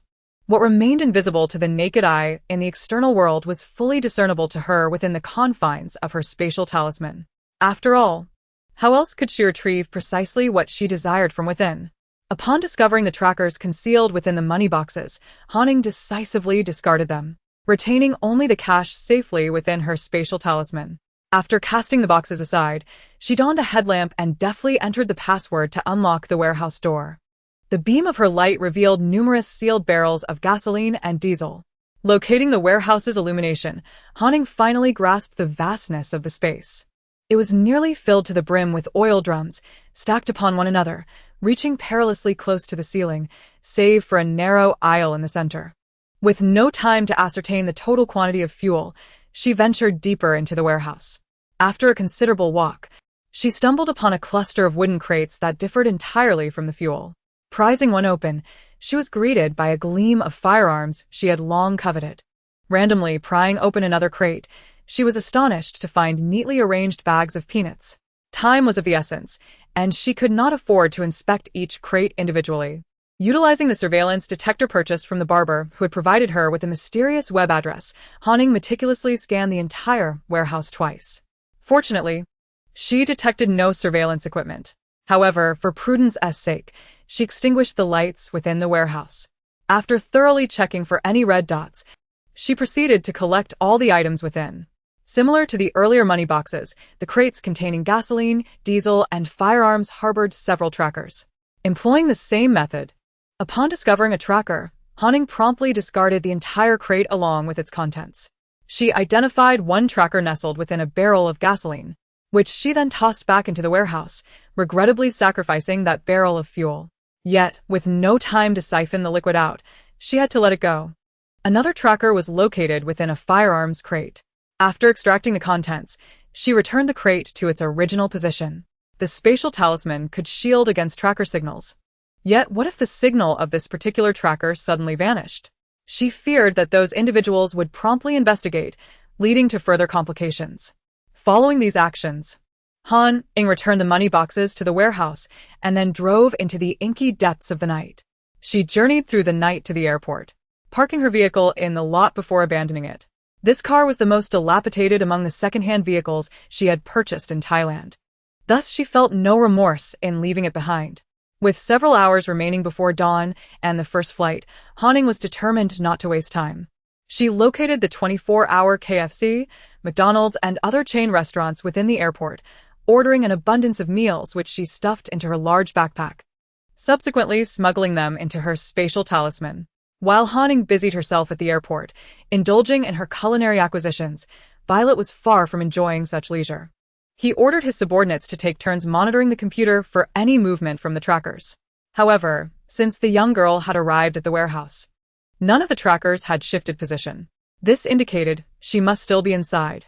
They speculated whether the girl had simply taken up residence within the warehouse, as it was perplexing that all the trackers remained stationary throughout the night. Thus, upon learning of this situation the following morning, Violet decided to personally visit the warehouse. Although he pondered whether the sheer volume of items within the warehouse could explain the lack of movement, the fact remained that none of the trackers had budged, including those within the money boxes. This compelled Violet to take action and investigate himself. Upon arriving at the warehouse, he found the surroundings eerily silent. The warehouse door was firmly locked, as if no one had ever come near. Violet instructed his men to open the door. Upon entering, they were met with a shocking sight. Aside from the boxes containing trackers and the oil drums, the warehouse stood empty. Naturally, Hanning was oblivious to the subsequent events surrounding Violet. She resolved to cease any future dealings with him, planning to journey to another country in half a month. With a substantial amount of gold bricks on hand, she understood that retaining them was futile. Converting them into supplies would offer her peace of mind. Once aboard the plane, Hanning flipped her cap backward, reclining in her seat to rest her eyes. In truth, she immersed her consciousness within the spatial talisman. 1 ton of gold, at the price given to her, would convert to approximately 3.2 billion huaxia currency. She decided to exchange half for gasoline and diesel, and the other half for firearms. Reviewing the fuel, Hanning noted that each barrel had a capacity of 500 liters, totaling around 60,000 barrels of gasoline and 30,000 barrels of diesel, a significant quantity. Even if Hanning were to fly a helicopter daily, she would not exhaust such resources. As for the firearms, her knowledge was limited, yet she had conducted some online research. The crates predominantly contained modern grenades, various handguns, machine guns, sniper rifles, smoke bombs, tear gas canisters, rocket launchers, and a substantial amount of ammunition. Although the quantity of each type of firearm was not extensive, it sufficed for her needs. Moreover, Hanning intended to engage in further purchases, utilizing gold to acquire desired items in future transactions. Chapter 25. Confronting the elite at the police station. Upon beholding these firearms, Hanning felt her survival capabilities in a post-apocalyptic scenario surge to new heights. Particularly, the sight of countless crates overflowing with ammunition filled her with unrestrained joy. Were she not aboard the plane, she believed she would be compelled to dance with excitement. After disembarking, Hanning made her way directly to the pet store to retrieve Tang Yuan. The wound on Tang Yuan's ear had healed, and he was notably more spirited. In this life, she sought to foster a bond with Tang Yuan, who had protected her in her previous existence. After arranging to obtain a dog license the following day, Hanning took Tang Yuan home. Now merely a month-old puppy, the owner informed her that he was not a purebred Alaskan but bore 1/3 Caucasian Shepherd lineage, suggesting he might inherit some of their fierceness, cautioning Hanning to remain vigilant. However, Hanning was unconcerned about Tang Yuan's pedigree. What mattered was the companion who had always stood by her side. Having returned, Hanning was determined to resume her previous stockpiling routine. She first visited the rented warehouses to collect supplies, as the inventory had accumulated significantly over the past days. In the following weeks, she reverted to her morning routine of procuring breakfast, frequenting wholesale markets and farmers' markets to gather provisions. At noon, she ordered a fresh batch of prepared foods while simultaneously purchasing miscellaneous items online. Afternoons were reserved for classes, evenings for fetching water and prepared meals from Chongfu village, and nights for attending more classes, culminating in yet another round of bubble tea collection upon her return. On that particular morning, Ying had just placed a substantial order for tissues from a factory. Subsequently, she visited a bottled water supplier she had arranged to meet the day prior, where she ordered 300,000 boxes of various brands and specifications of mineral water in 3 separate transactions. After finalizing the water order, she intended to make another trip to the agricultural market when she received a phone call. It was from the police department. The content of the call left Hanning both infuriated and amused. After selling her property in Yujing community, the new owner had come to evict the Zhao family. leaving them utterly bewildered. They were on the verge of physical confrontation with the intruder, but the latter promptly called the police and produced the property deed, which prominently displayed their name. The Zhao family stubbornly argued that the house was a gift from Han Ying's aunt for their residence. However, when the police instructed her to contact her niece, she found herself unable to do so. Not to mention, Han Ying had already blacklisted all their contact information. At that time, she was abroad under a different identity, stockpiling supplies, and had left her phone in storage. Thus, even if Zhao Meihua and her family attempted to reach her with a new number, it would be futile. Left with no choice, the Zhao family had to vacate the premises under supervision. With no place to stay and an abundance of luggage, they were forced to rent a nearby place as a temporary solution. Meanwhile, the husband had been unfaithful and concealed his income, while the children squabbled over a tablet. Coupled with Han Ying's silent decision to sell the home they had been living in, the Zhao family felt increasingly resentful, constantly cursing Han Ying and her deceased parents and grandparents. After 2 days of venting her frustrations, Zhao Meihua decided to visit Han Ying's school. However, coincidentally, the school was on summer break, leaving the campus nearly deserted with no one to be found. In a fit of rage, Zhao Meihua stormed to the local police station. There, she distorted the truth, claiming that her niece Han Ying had not only usurped the house left by her parents, but had also sold it, stealing their belongings and evicting them. The police requested Zhao Meihua to present relevant documentation, but she was unable to do so. Subsequently, she threw a tantrum at the station, lamenting the injustice of the world and accusing the police of misusing taxpayers' money while bullying ordinary citizens. Reluctantly, the police had to contact Han Ying. Upon receiving the call, Han Ying first visited the bank and then drove directly to the police station. Upon arrival, she explained her purpose and was escorted to an office. Inside, Zhao Meihua sat on a corner sofa, looking significantly more haggard and aged after a few days. It was evident that she was not faring well, which instantly lifted Han Ying's spirits. "You little vixen, return my house to me. What are you doing? I want to tear you apart." Upon seeing Han Ying being escorted in by an officer, Zhao Meihua lunged at her in fury, nearly grasping Han Ying by the neck before being restrained by the officer standing nearby. "This is not the place for violence. Let us discuss this civilly," the officer admonished sternly. "This matter is not within our jurisdiction. If you wish to sue your niece for property invasion, you should go to court. However, since it has come to this, we will assist in mediation, as it is better to resolve familial disputes amicably rather than in court." The officer who initially attended to Zhao Meihua suggested they both sit down. "You claim I invaded your parents' property? I have yet to mention that your family bullied me, an orphan, by living in my house for 2 years without paying a dime. Furthermore, I must inquire, dear aunt, did my grandparents leave any inheritance when they passed?" Oh, "Yes, there was an old dilapidated house in the countryside. If you want it, I won to contest it." Han Ying crossed her arms, gazing at the agitated figure opposite her with a beaming smile. "Seeing you distressed brings me immense joy." Zhao Meihua, fixated with a fierce glare on Han Ying, seemed ready to claw at her, but dared not mention the property deed, fully aware it bore the name of that insufferable girl. Instead, she focused on the funds used to purchase the house. "If I recall correctly, when my grandparents passed, my parents were not yet married. They lived in a rented apartment. And at that time, my father was merely a struggling artist without a proper job. The rent was covered by my mother. It wasn't until I was 8 that we finally bought the house in Ying community. The money for that purchase was saved after my father sold a painting at a high price that year. So, what connection does it have to my grandparents who have long since passed?" Han Ying savored the expression on Zhao Meihua's face, relishing the moment. "What evidence do you have to prove the funds for the house were solely your father's earnings? Clearly, they were left by my parents, and I have a rightful claim to that money." Zhao Meihua was taken aback by Han Ying's clarity on these matters, yet she remained undeterred, arguing without substantiation. well, "I have my evidence, but what do you have to prove that money was from my grandparents?" After the Zhao family moved in, all belongings had been gathered and stored in Han Ying's room. When she left that day, she had taken everything with her. If evidence was required, she had plenty. After all, we live in an information age. Even though her parents had passed, many records remained accessible. It has been so many years, even if there was evidence, it would have long been lost. In any case, the funds used to buy the house were what my parents left when they died. Without any proof, Zhao Meihua resorted to petty tactics. Fine. I have nothing more to say. Han Ying shrugged, glancing at the officer. Comrade. Since you have evidence proving the house belongs to you and that it has no connection to this individual, please present it promptly.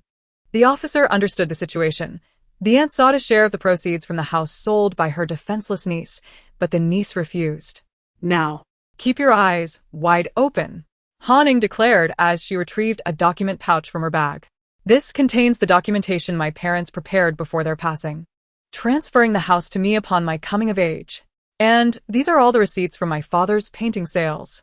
She began extracting the documents from the pouch, with the first being the receipt for the painting sold when she was 8, amounting to 2 million. Additionally, there were bank statements detailing the purchase of the house shortly after the sale. Here, this receipt clearly states the date, the buyer, and the amount. It even bears both party signatures and fingerprints. The bank statements reveal that my father purchased the house within a week of selling the painting. Han Ying laid out evidence before her. Zhao Meihua looked at the documents on the table, her expression darkening significantly.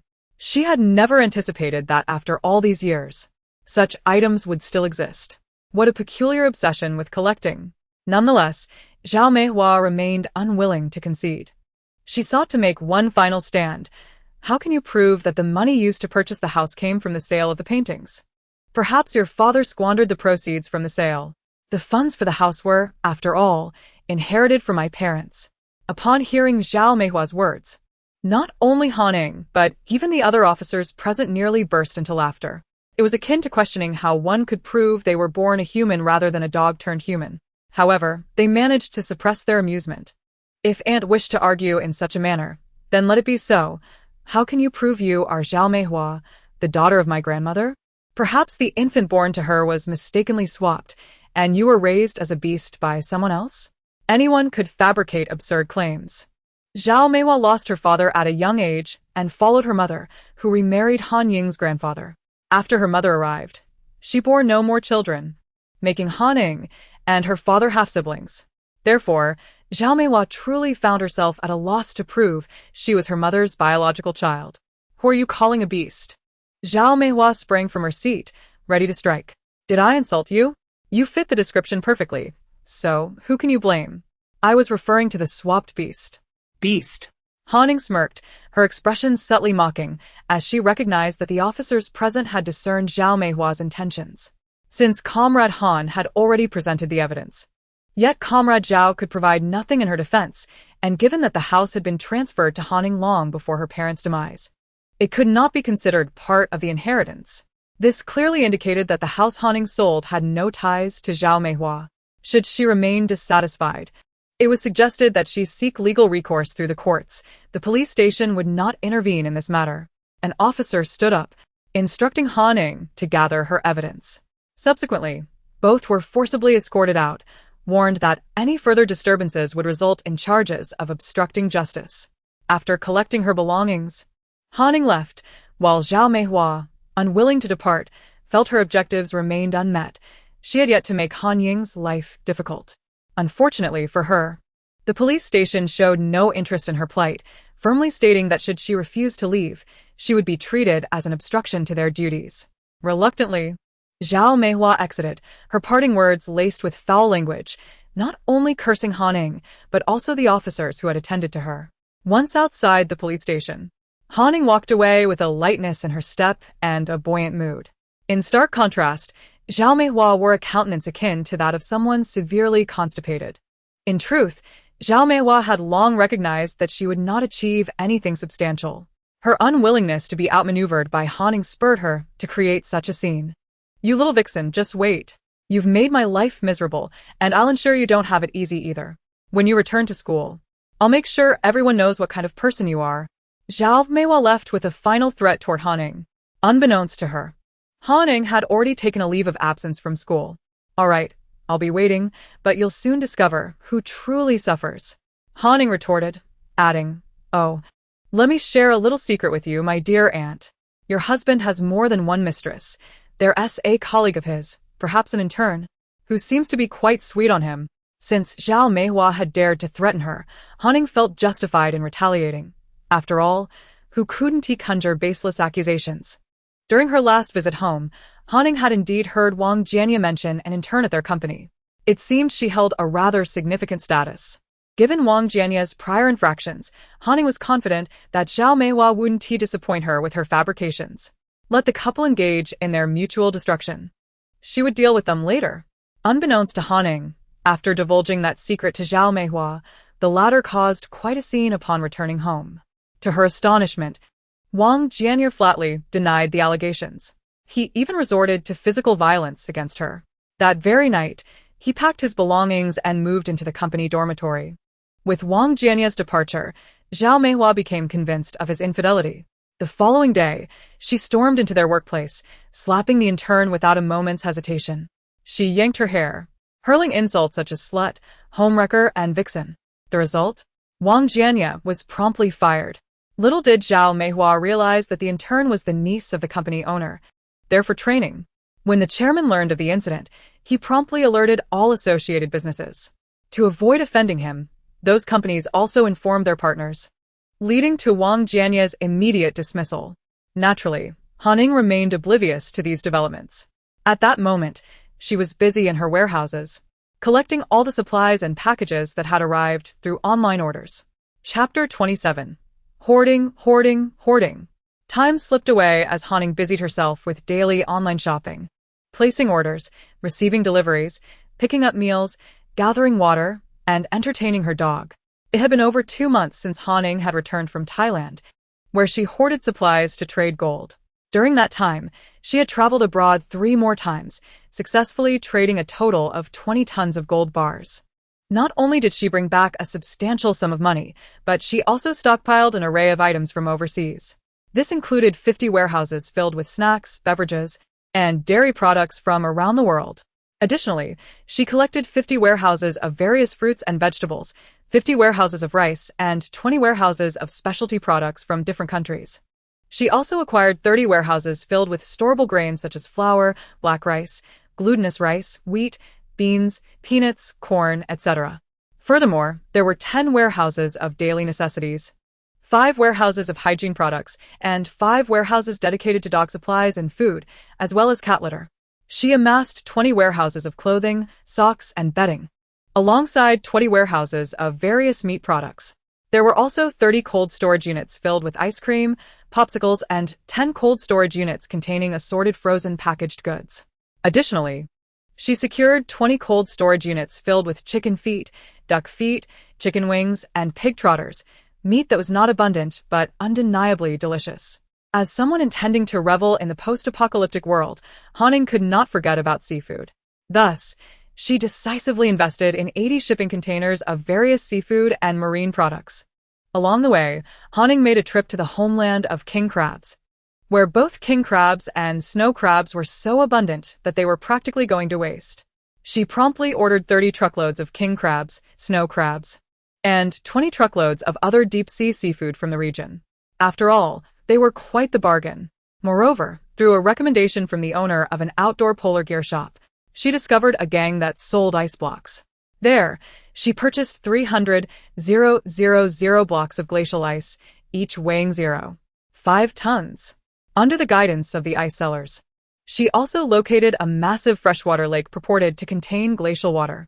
She spent half a day there, collecting the entire lake's water into her space. Although unsure of the water's authenticity, it would serve well as utility water if nothing else. After all, there is a certain allure to that which is free. However, after hoarding supplies for over 2 months, Hanning felt acutely that the space talisman, which could accommodate 2 million cubic meters, was becoming insufficient. A significant portion of that space was occupied by water and ice blocks. Consequently, Hanning decided to remove some items that could be stored elsewhere, such as snacks, clothing, footwear, bedding, daily necessities, bottled mineral water, cat litter, gasoline, diesel, coal, gas canisters, and firearms, items that would not expire in the short term. She relocated these to the expansive area of land within her space talisman, which, while lacking in preservation capabilities, was virtually limitless. As for the space talismans she had personally drawn, Haning intended to activate them only when the current talisman was nearing expiration or when her space was fully utilized, as her self-drawn talismans had a validity of only 3 years. In addition to her international acquisitions, Haning had also stockpiled a considerable amount domestically. Daily, she collected over 130 tons of drinking water from Changfu village, along with 200 servings of various dishes, cold dishes, pickled vegetables, sausages, salted eggs, cured meats, cured fish, and 80 large boxes of barbecued food. The barbecues were prepared by the son of Sister Li, whom Haning had initially hired to assist Ying. He had opened his own barbecue restaurant, operating solely after 7 p.m. Upon learning this, Haning offered him a monthly salary of 10,000 yuan, allowing him to dedicate half his day to preparing 80 large boxes of grilled delicacies. Regardless of the type, he grilled whatever was available in the market, and Haning found the flavor quite delightful. Additionally, the tasks of washing and skewering vegetables were managed by 2 other hired helpers. Haning believed that renting the small building in Changfu village was an exceptionally astute decision. This building not only enabled her to collect over 130 tons of drinking water daily, but also produced an array of culinary delights. More importantly, it alleviated her burden of frequent trips to the market for groceries. The capable Feng Huiling, wife of the plump chef Shi Yong, had initially been hired for 6,000 yuan a month to procure groceries. Yet, her salary soon rivaled that of her husband, Shi Yong. Feng Huiling had established connections with numerous vegetable vendors, meat sellers, and seafood merchants, even knowing several local farmers selling vegetables, chickens, and ducks. Her skill in selecting fresh ingredients was remarkable. She could easily discern subpar produce and was adept at bargaining. Recognizing her talent, Han Ying promptly raised her monthly salary to 250,000 yuan, entrusting her with the responsibility of sourcing all varieties of fresh vegetables, meats, eggs, seafood, and fruits. Daily, these goods were delivered to the warehouse and cold storage she had rented, and Haning would visit to collect them at her convenience. Naturally, many were curious about why Haning purchased such vast quantities of goods daily, as the fresh produce delivered could sustain thousands of people. In response, Haning explained that she had signed contracts with numerous factory canteens and school cafeterias, and these items were destined for those establishments. Consequently, the public harbored no suspicions, and some even felt that she might be purchasing insufficient quantities, given that certain large factories housed thousands of employees. As September approached, the weather, typically sweltering in previous years, was uncharacteristically cool this year, possibly foreshadowing an impending apocalypse. Recently, another cold front had swept in, and forecasts indicated that temperatures would hover around 20 degrees Celsius for the next fortnight. Han Ying instructed the residents of the small building in Changfu village to cease cooking dishes and barbecues for the month, focusing instead on preparing long-lasting items such as jerky, cured meats, salted eggs, century eggs, sausages, smoked meats, smoked fish, dried vegetables, canned fruits, sauerkraut, and pickled vegetables. Moreover, Han Ying directed Feng Huiling to diversify her procurement this month, shifting towards an array of durable dry goods, including yellow beans, green beans, red beans, black beans, sesame seeds, mushrooms, silver ear fungus, dried tofu, daylilies, dried bamboo shoots, seaweed, shiitake mushrooms, red dates, rice, millet, black rice, glutinous rice, sago, oats, flour, dried oysters, and scallops, along with various spices, seasonings, canned goods, salt, sugar, and cooking oil. To accommodate this, Haning rented 4 additional warehouses, each exceeding 1,000 square meters. She anticipated that she would not return for at least a month, necessitating ample storage for the items Feng Huiling procured during this period. Haning had been preparing for this day for over a month. She had temporarily suspended her club courses in Pengcheng, as she intended to travel to other locations to acquire new skills. Before embarking on her journey, Haning had arranged to purchase melons from a farmer she had discovered online. This year had been peculiar, with frequent cold fronts impacting the sales of watermelons, which had previously been in high demand. The farmer had posted a plea for assistance online, and Haning had been perusing these requests during her evenings. Chapter 28. An abundance of fruits. Prior to this, Haning had successfully acquired produce from several farmers seeking assistance online. Among them was a vineyard from which she had procured nearly 500,000 pounds of various grape varieties from neighboring provinces. Following this, she traveled to several other provinces, securing 300,000 pounds of assorted peaches, including honey peaches, yellow peaches, flat peaches, and blood peaches, as well as 200,000 pounds of bananas, 300,000 pounds of longan, and 400,000 pounds of different apple varieties, along with over 80 acres of vegetables. However, the most significant acquisition came from a lychee farmer last month, who owned several thousand acres of lychee orchards. This year, the harvest was exceptionally bountiful, yet the volume of buyers had diminished, and the prices were less than favorable. Upon seeing the farmer's online plea for help, Ying promptly stepped in to purchase his entire crop, acquiring nearly 1 million pounds of lychees at a price 50 cents lower than that offered by other merchants. The lychees varied widely in type, including black leaves, goiwei, glutinous rice, zhuangi wanhong, white sugar, and fizixio. Now, Ying was on her way to harvest watermelons from yet another farmer. After disembarking from the train, she intended to take a taxi to the farmer's village, but was surprised to find a middle-aged man in his 40s holding a sign at the exit. Upon noticing that the sign bore her name, Xia Jing, Ying momentarily hesitated, assuming it was a case of shared names. However, she soon received a phone call. "Miss Xia, have you disembarked? I've driven over and am waiting for you at the exit with a sign bearing your name." Upon hearing that someone was waiting for her, Ying felt a rush of warmth to her cheeks. It was rather uncommon in this day and age for someone to hold a sign for another, aside from at airports. Nevertheless, she concealed her embarrassment and approached the sign that read Xia Jing. "Hello, I am Xia Jing. Greetings, Miss Xia. My name is Zhao Deong, and I cultivate watermelons. My vehicle is just outside. Shall we head over now?" Zhao Deong appeared visibly surprised upon seeing Ying. Though he perceived from the voice of Ying on the phone that she was likely quite young, he was taken aback by her youthful appearance and striking beauty. "Sister, you are truly beautiful." Ying nodded in acknowledgement, about to accompany Zhao Deong when she noticed a small head peeking out from behind his thigh. A pair of large, sparkling eyes gazed up at her. "Thank you, you're quite adorable as well." Ying bent down slightly, gently ruffling the disheveled hair of the little girl. "This is my youngest daughter, Yaya. Miss Xia, please do not be amused." Zhao Deong, with a large hand, tousled the already unruly hair of the girl even further. The little girl appeared to be merely 6 or 7 years old. In truth, had Zhao Deong not mentioned it, Ying would have been unable to discern that this was a girl. She initially thought it to be a boy. Ying seated herself with the little girl in Zhao Deong's pickup truck, and after approximately half an hour, they arrived at their village. Throughout the journey, the little girl kept her eyes fixed on Ying, exclaiming that when she grew up, she too wished to be as beautiful as her sister. As she spoke, she fiddled with her own messy hair. From Zhao Deong, Ying learned that this little girl was not actually his daughter, but rather the child of his sister, who had tragically perished in a car accident 2 years prior, leaving this little girl to be adopted into his household. Zhao Deong had divorced his wife several years ago and had an older son and an elderly father at home, with no women present to care for them. As a result, the little girl had developed a rather tomboyish demeanor. Ying retrieved a comb and a pack of hair ties from her bag and proceeded to braid Yaya's hair into 2 lovely little pigtails right there in the truck. The girl admired her reflection in the mirror throughout the journey. Upon disembarking, Ying gifted the comb and hair ties to Yaya, encouraging her to practice styling her own hair, even if the adults at home were unable to assist her. She also presented Yaya with a small doll, suggesting she could practice styling its hair first.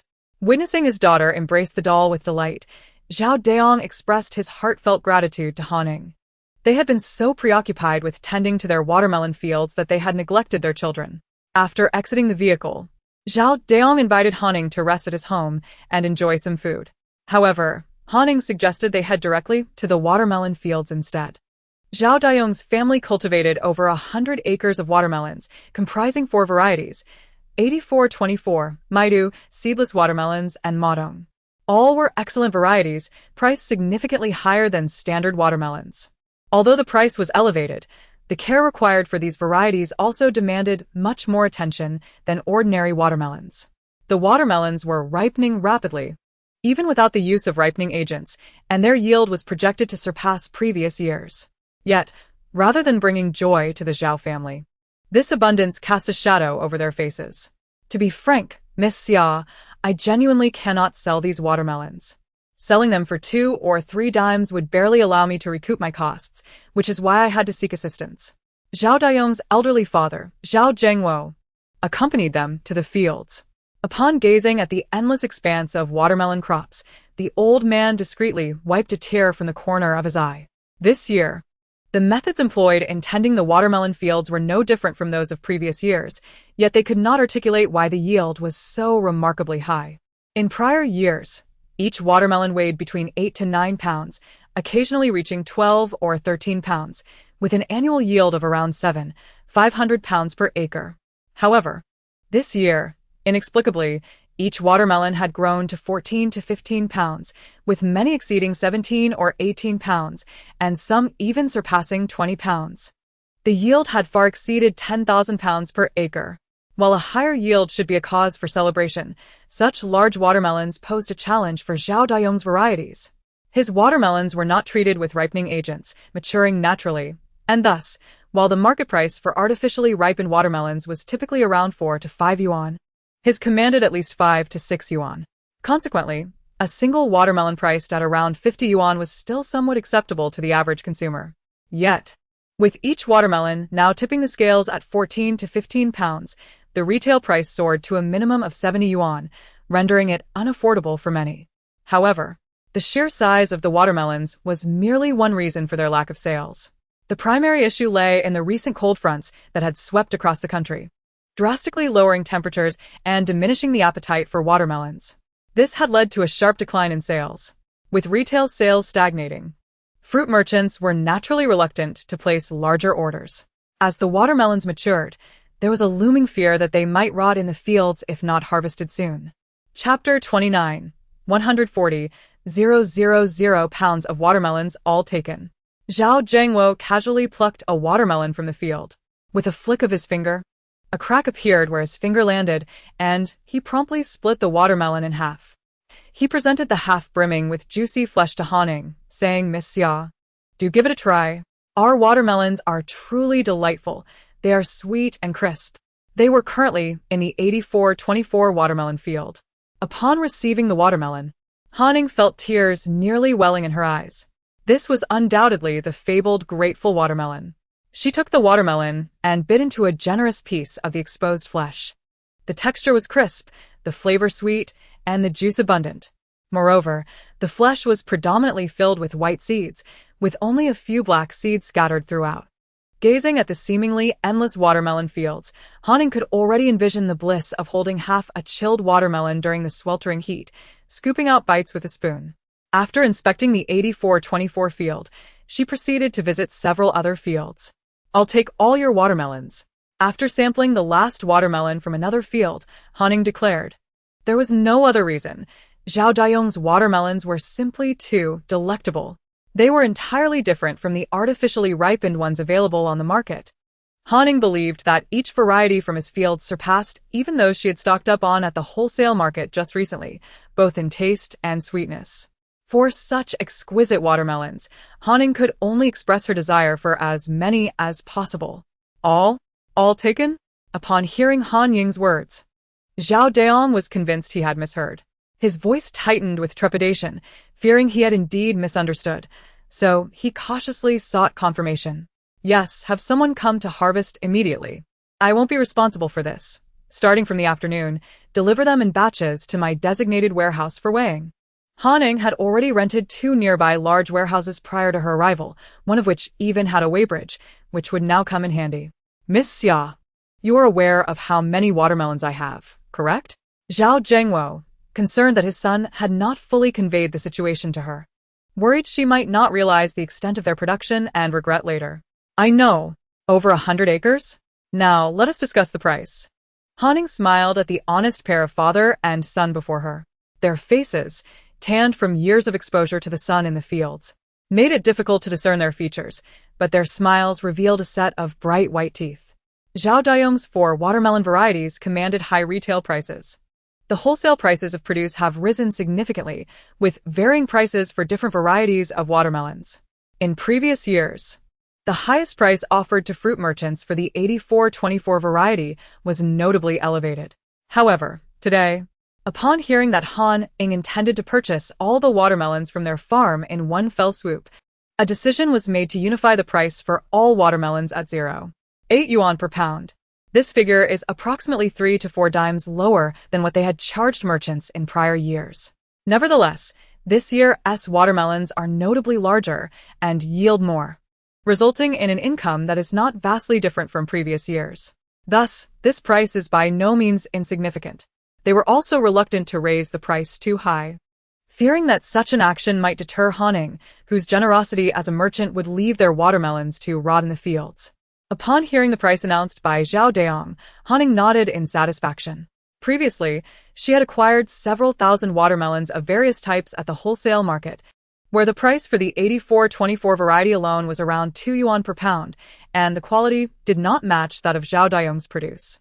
Zhao Deong provided Han Ying with an estimate to give her a sense of their inventory.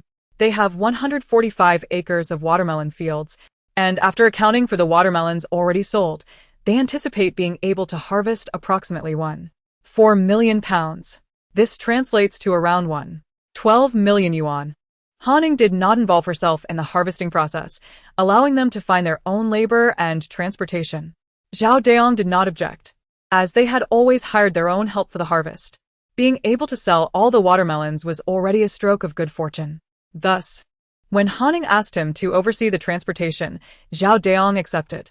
In the end, Han Ying provided Zhao Deong with a warehouse address and a deposit of 100,000 yuan before departing. After leaving Zhao Deong's home, Han Ying rented a seaside villa over 30 kilometers from their village. She had already arranged online with several instructors for a month of courses, including diving, yacht operation, skydiving, paragliding, and helicopter piloting.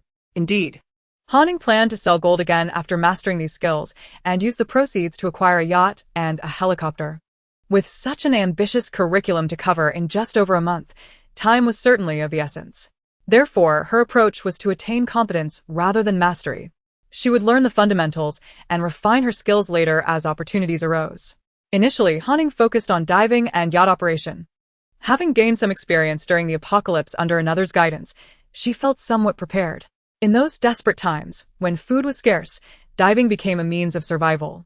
The moment she submerged during her first lesson, the instructor recognized her prior experience. With just a few pointers, she grasped the technique swiftly. Consequently, the instructor suggested shortening her diving course and allocating more time to yacht operation. Han Ying's renewed endeavor to learn diving was motivated by a desire to equip herself with more survival strategies for the future, fearing that there were techniques unknown to her from her past life. Nevertheless, since the instructor assured her of her proficiency, Han Ying reduced the original 7.5 days of diving instruction to just 3.5 days, dedicating the surplus time to yacht operation and speedboat training. The instructor expressed dissatisfaction at the brevity of her 7.5 days allocated for yacht training, asserting that it was insufficient to obtain a license. However, Han Ying had no intention of pursuing a license. Her sole aim was to be able to operate the vessel. Typically, she would operate the yacht in the mornings and dive in the afternoons. As of yesterday, her diving course concluded, allowing her to shift her focus to yacht training today. Once aboard the yacht, the instructor observed Han Ying carefully maneuvering the controls, and she adapted quickly. Ordinarily, a foundational understanding of at least 3 days of theoretical knowledge is required before one can operate a yacht. However, Han Ying managed to condense this theoretical learning into a single day. With no plans to take the exam, the instructor acquiesced, allowing her to begin practical training the following day. Having already practiced twice, Han Ying was promised by her instructor that she could venture further into the sea for her next trial. As she prepared to start the yacht, she placed her dumpling, a small pet, in a compartment on the vessel.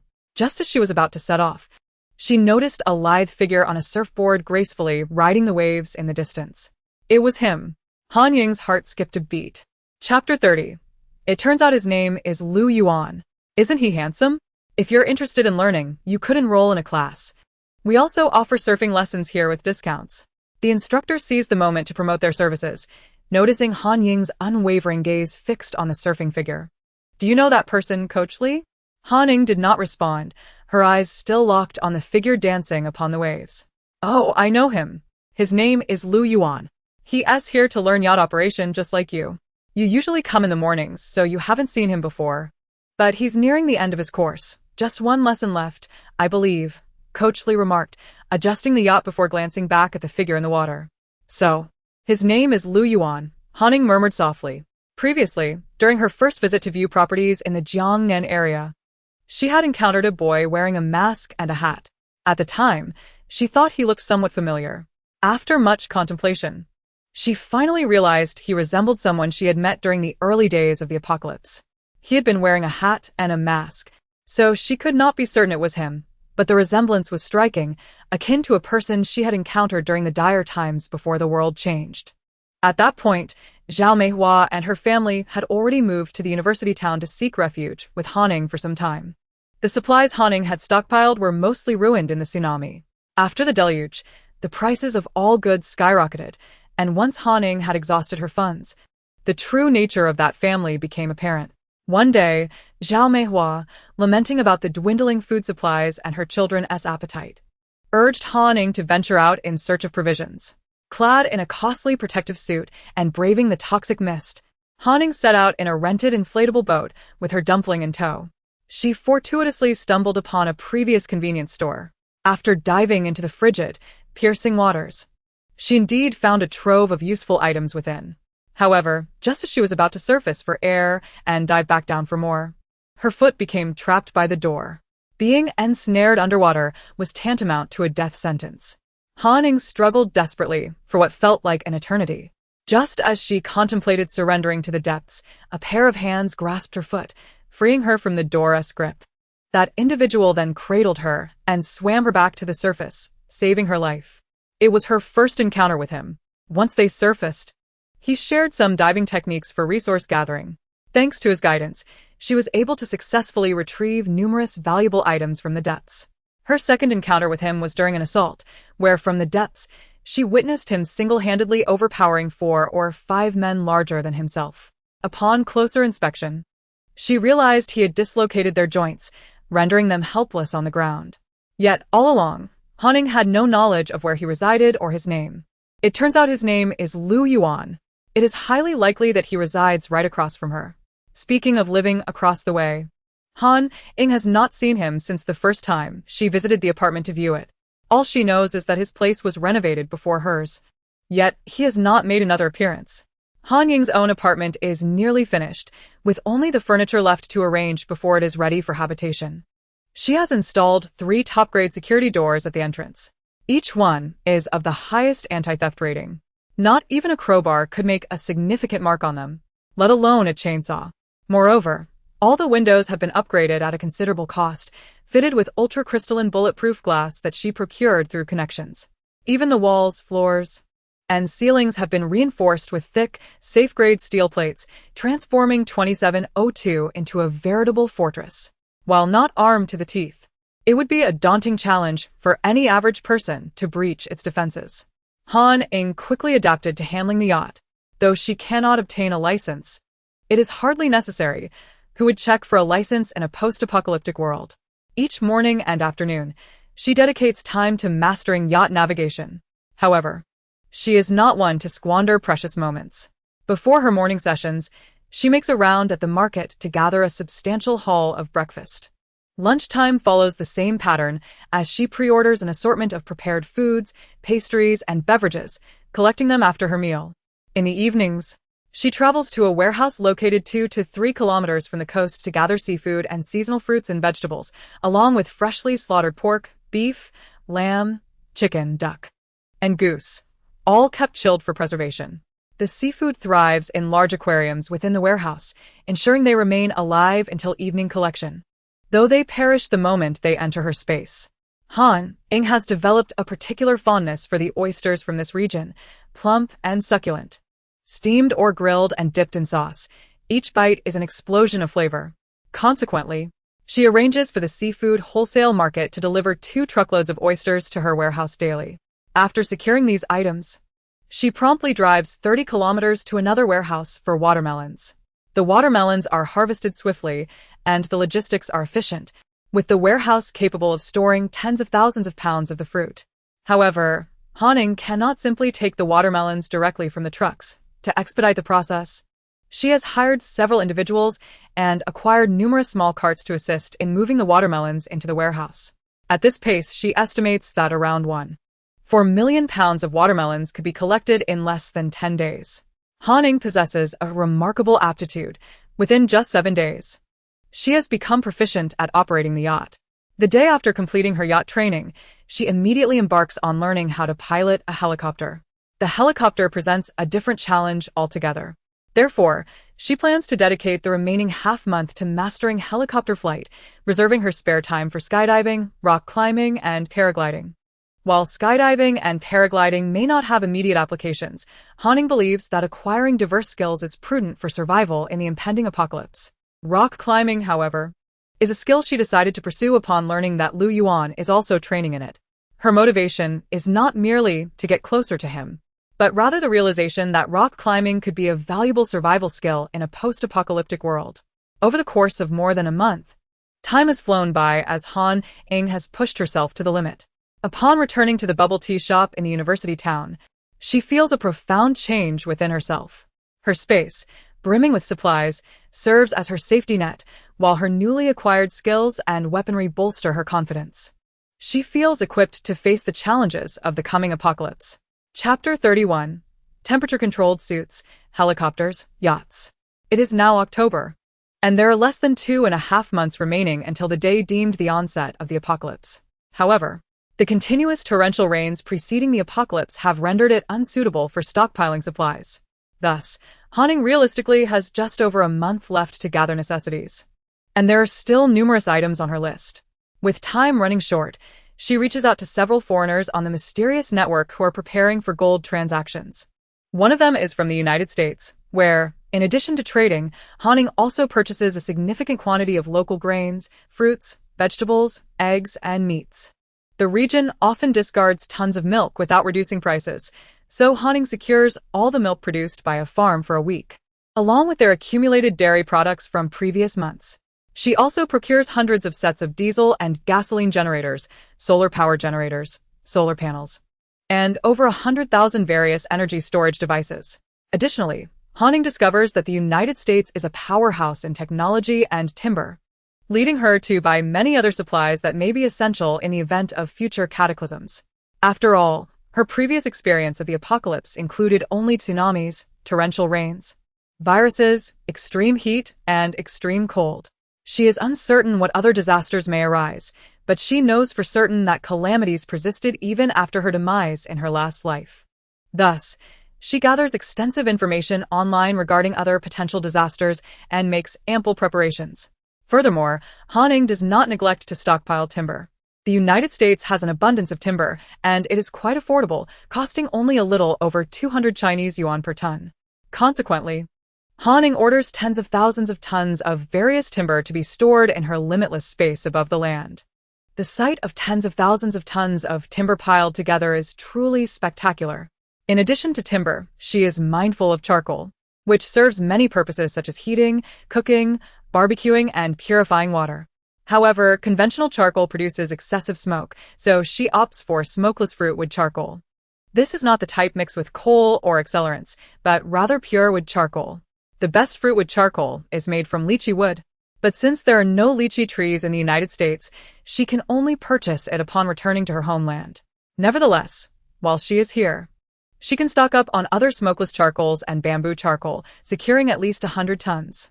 After leaving 5 tons of gold in the United States, Ying travels to neighboring Canada, where she exchanges another 5 tons of gold for various supplies.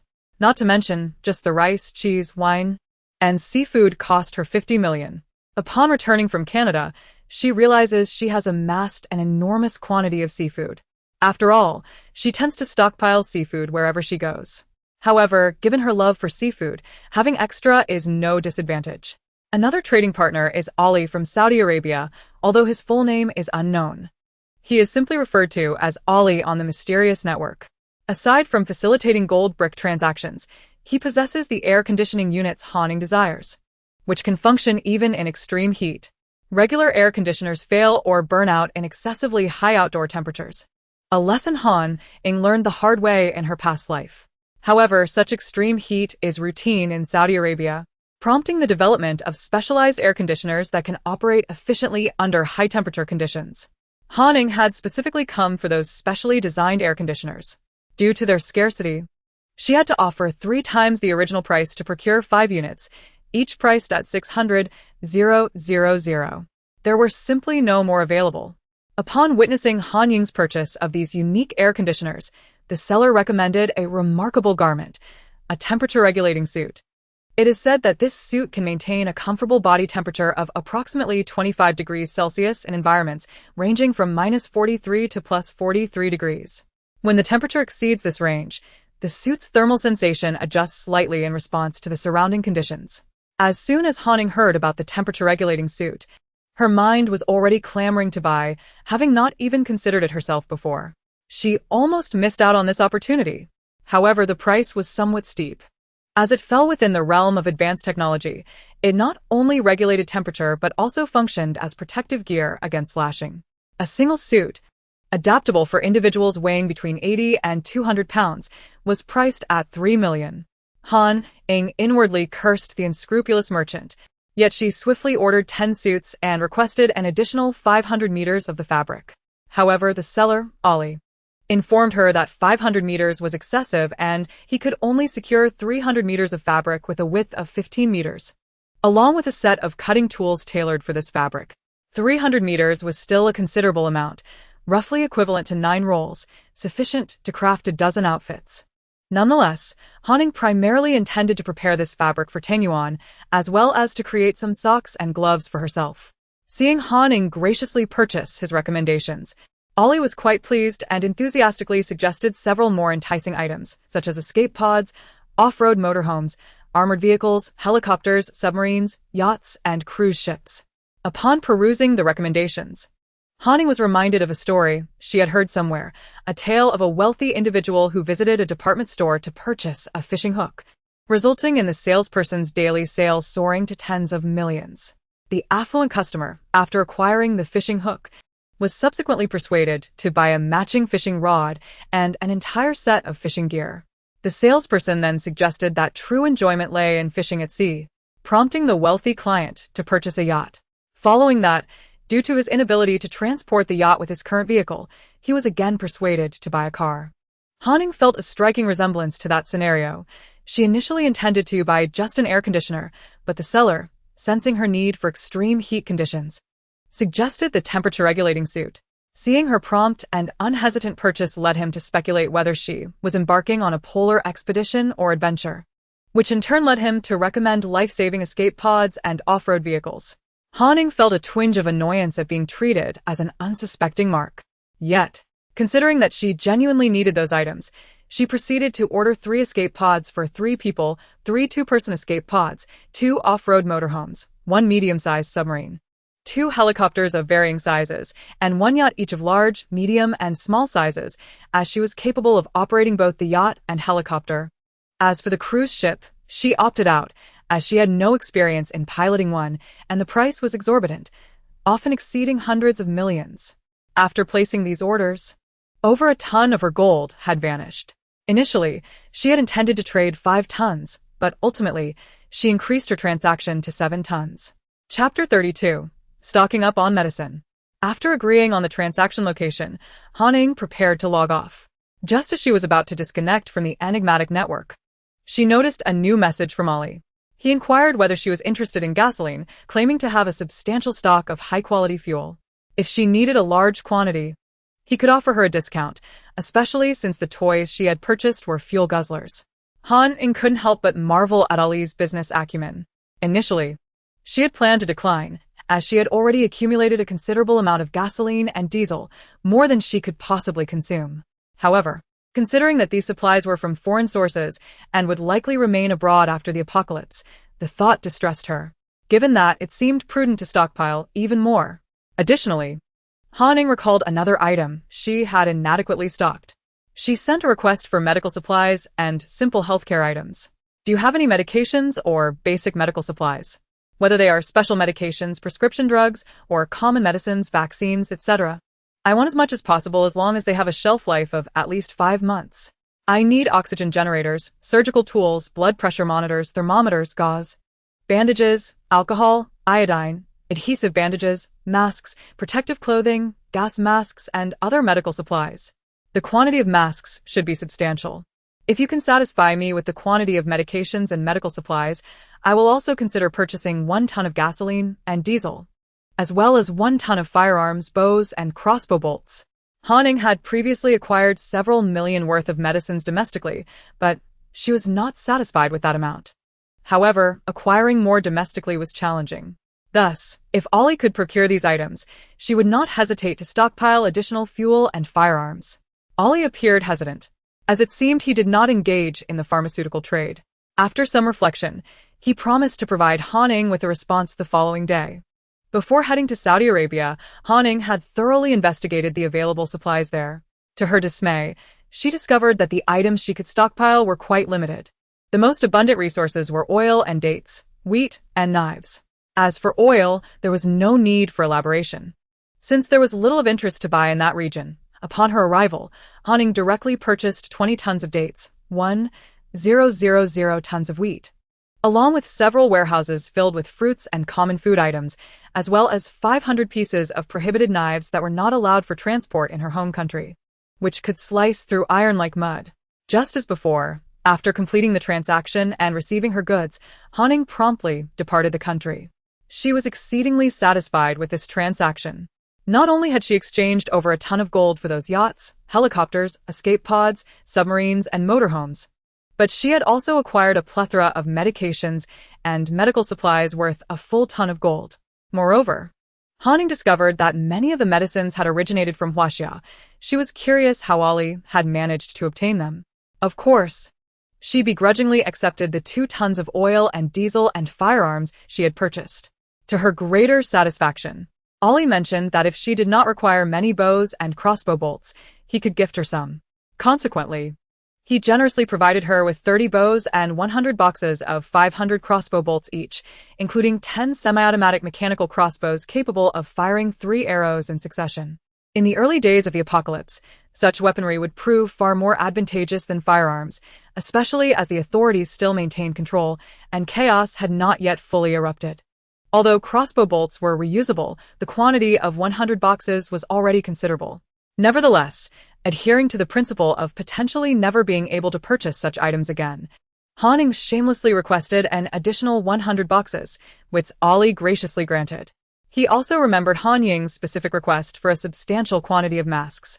Thus, beyond her purchased masks, he unexpectedly gifted her an additional 20 million surgical masks, as these items were essentially worthless and merely took up space.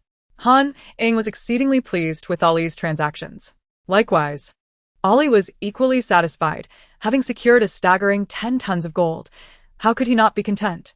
This marked the most substantial quantity of gold Ying had ever traded at once. Elsewhere, she had only managed to part with a maximum of 5 tons.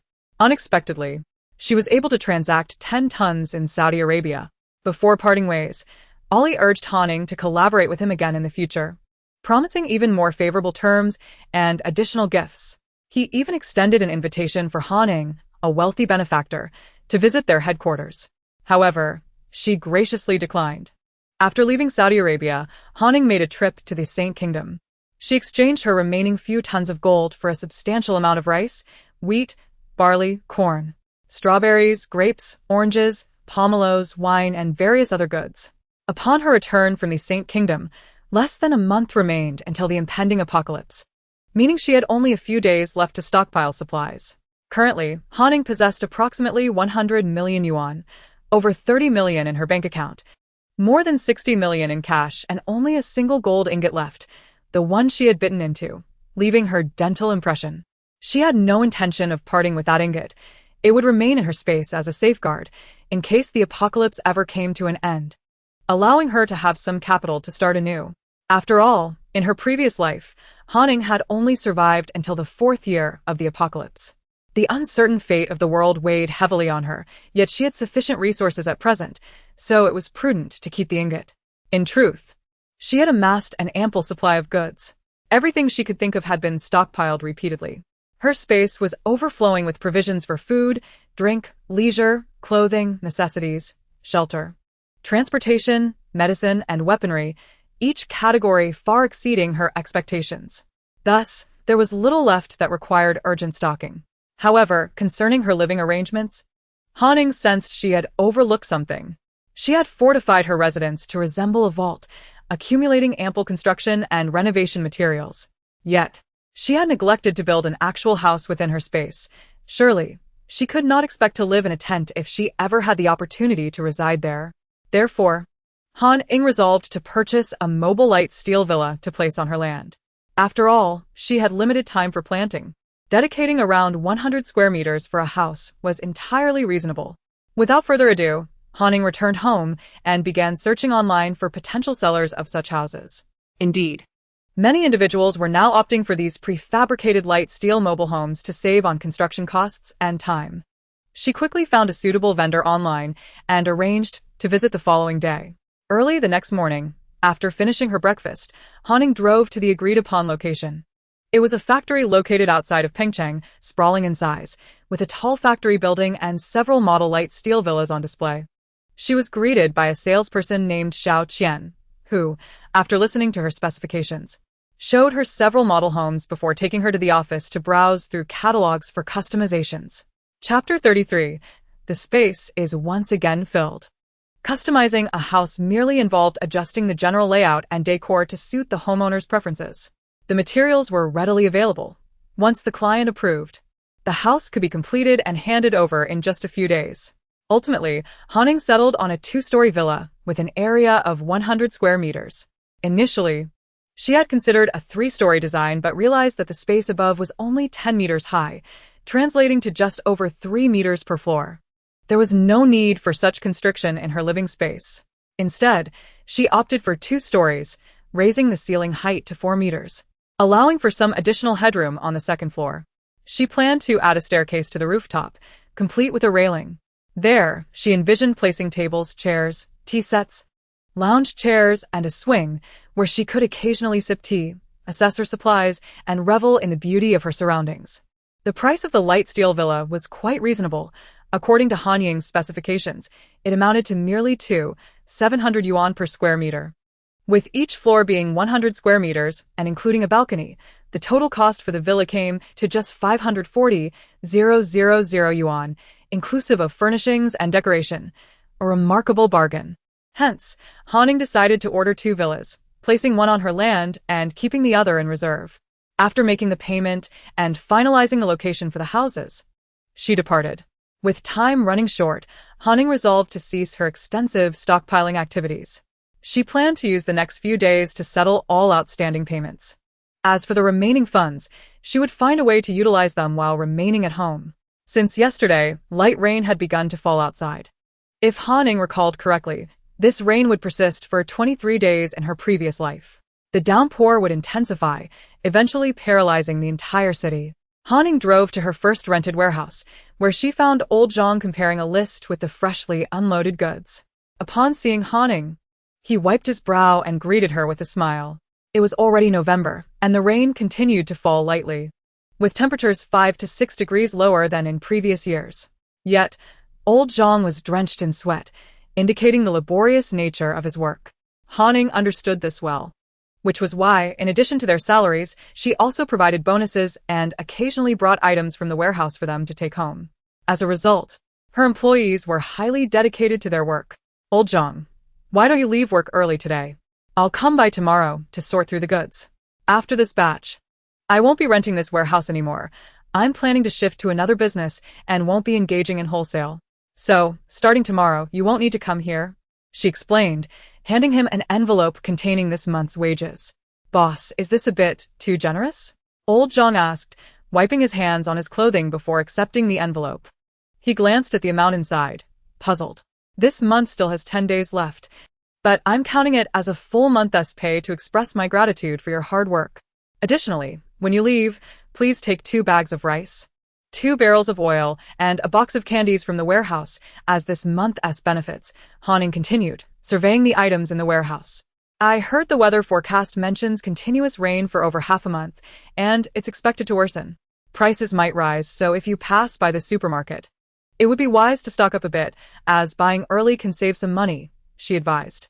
Han refrained from mentioning the apocalypse. No one would believe her. Yet, the weather forecast indeed predicted rain for the next 2 weeks, making her suggestion entirely reasonable. In that case, I'll have my wife buy some extra to store. If prices go up, it could cost quite a bit. Old Zhang became serious at the mention of rising prices, fully aware of the volume of goods flowing in and out daily. Once old Zhang departed, Han did not immediately clear out the warehouse. Instead, she sat by the entrance, waiting for the suppliers who had been providing goods to settle their payments. Indeed, every so often, Han would settle payments for them. Today, she was dispersing payments for the deliveries made over the past fortnight. After waiting for approximately 10 minutes, suppliers began to arrive in succession. Han directly paid them in cash, and the suppliers had brought their own cash verification machines, given that the previous payments had also been made in cash. Although her bank account held a substantial sum, she preferred to utilize her cash reserves for convenience. After spending 2 hours at the warehouse, Han had completed payments for nearly all the suppliers, save for a few scheduled for tomorrow. During the hours spent awaiting the suppliers, she had not idled.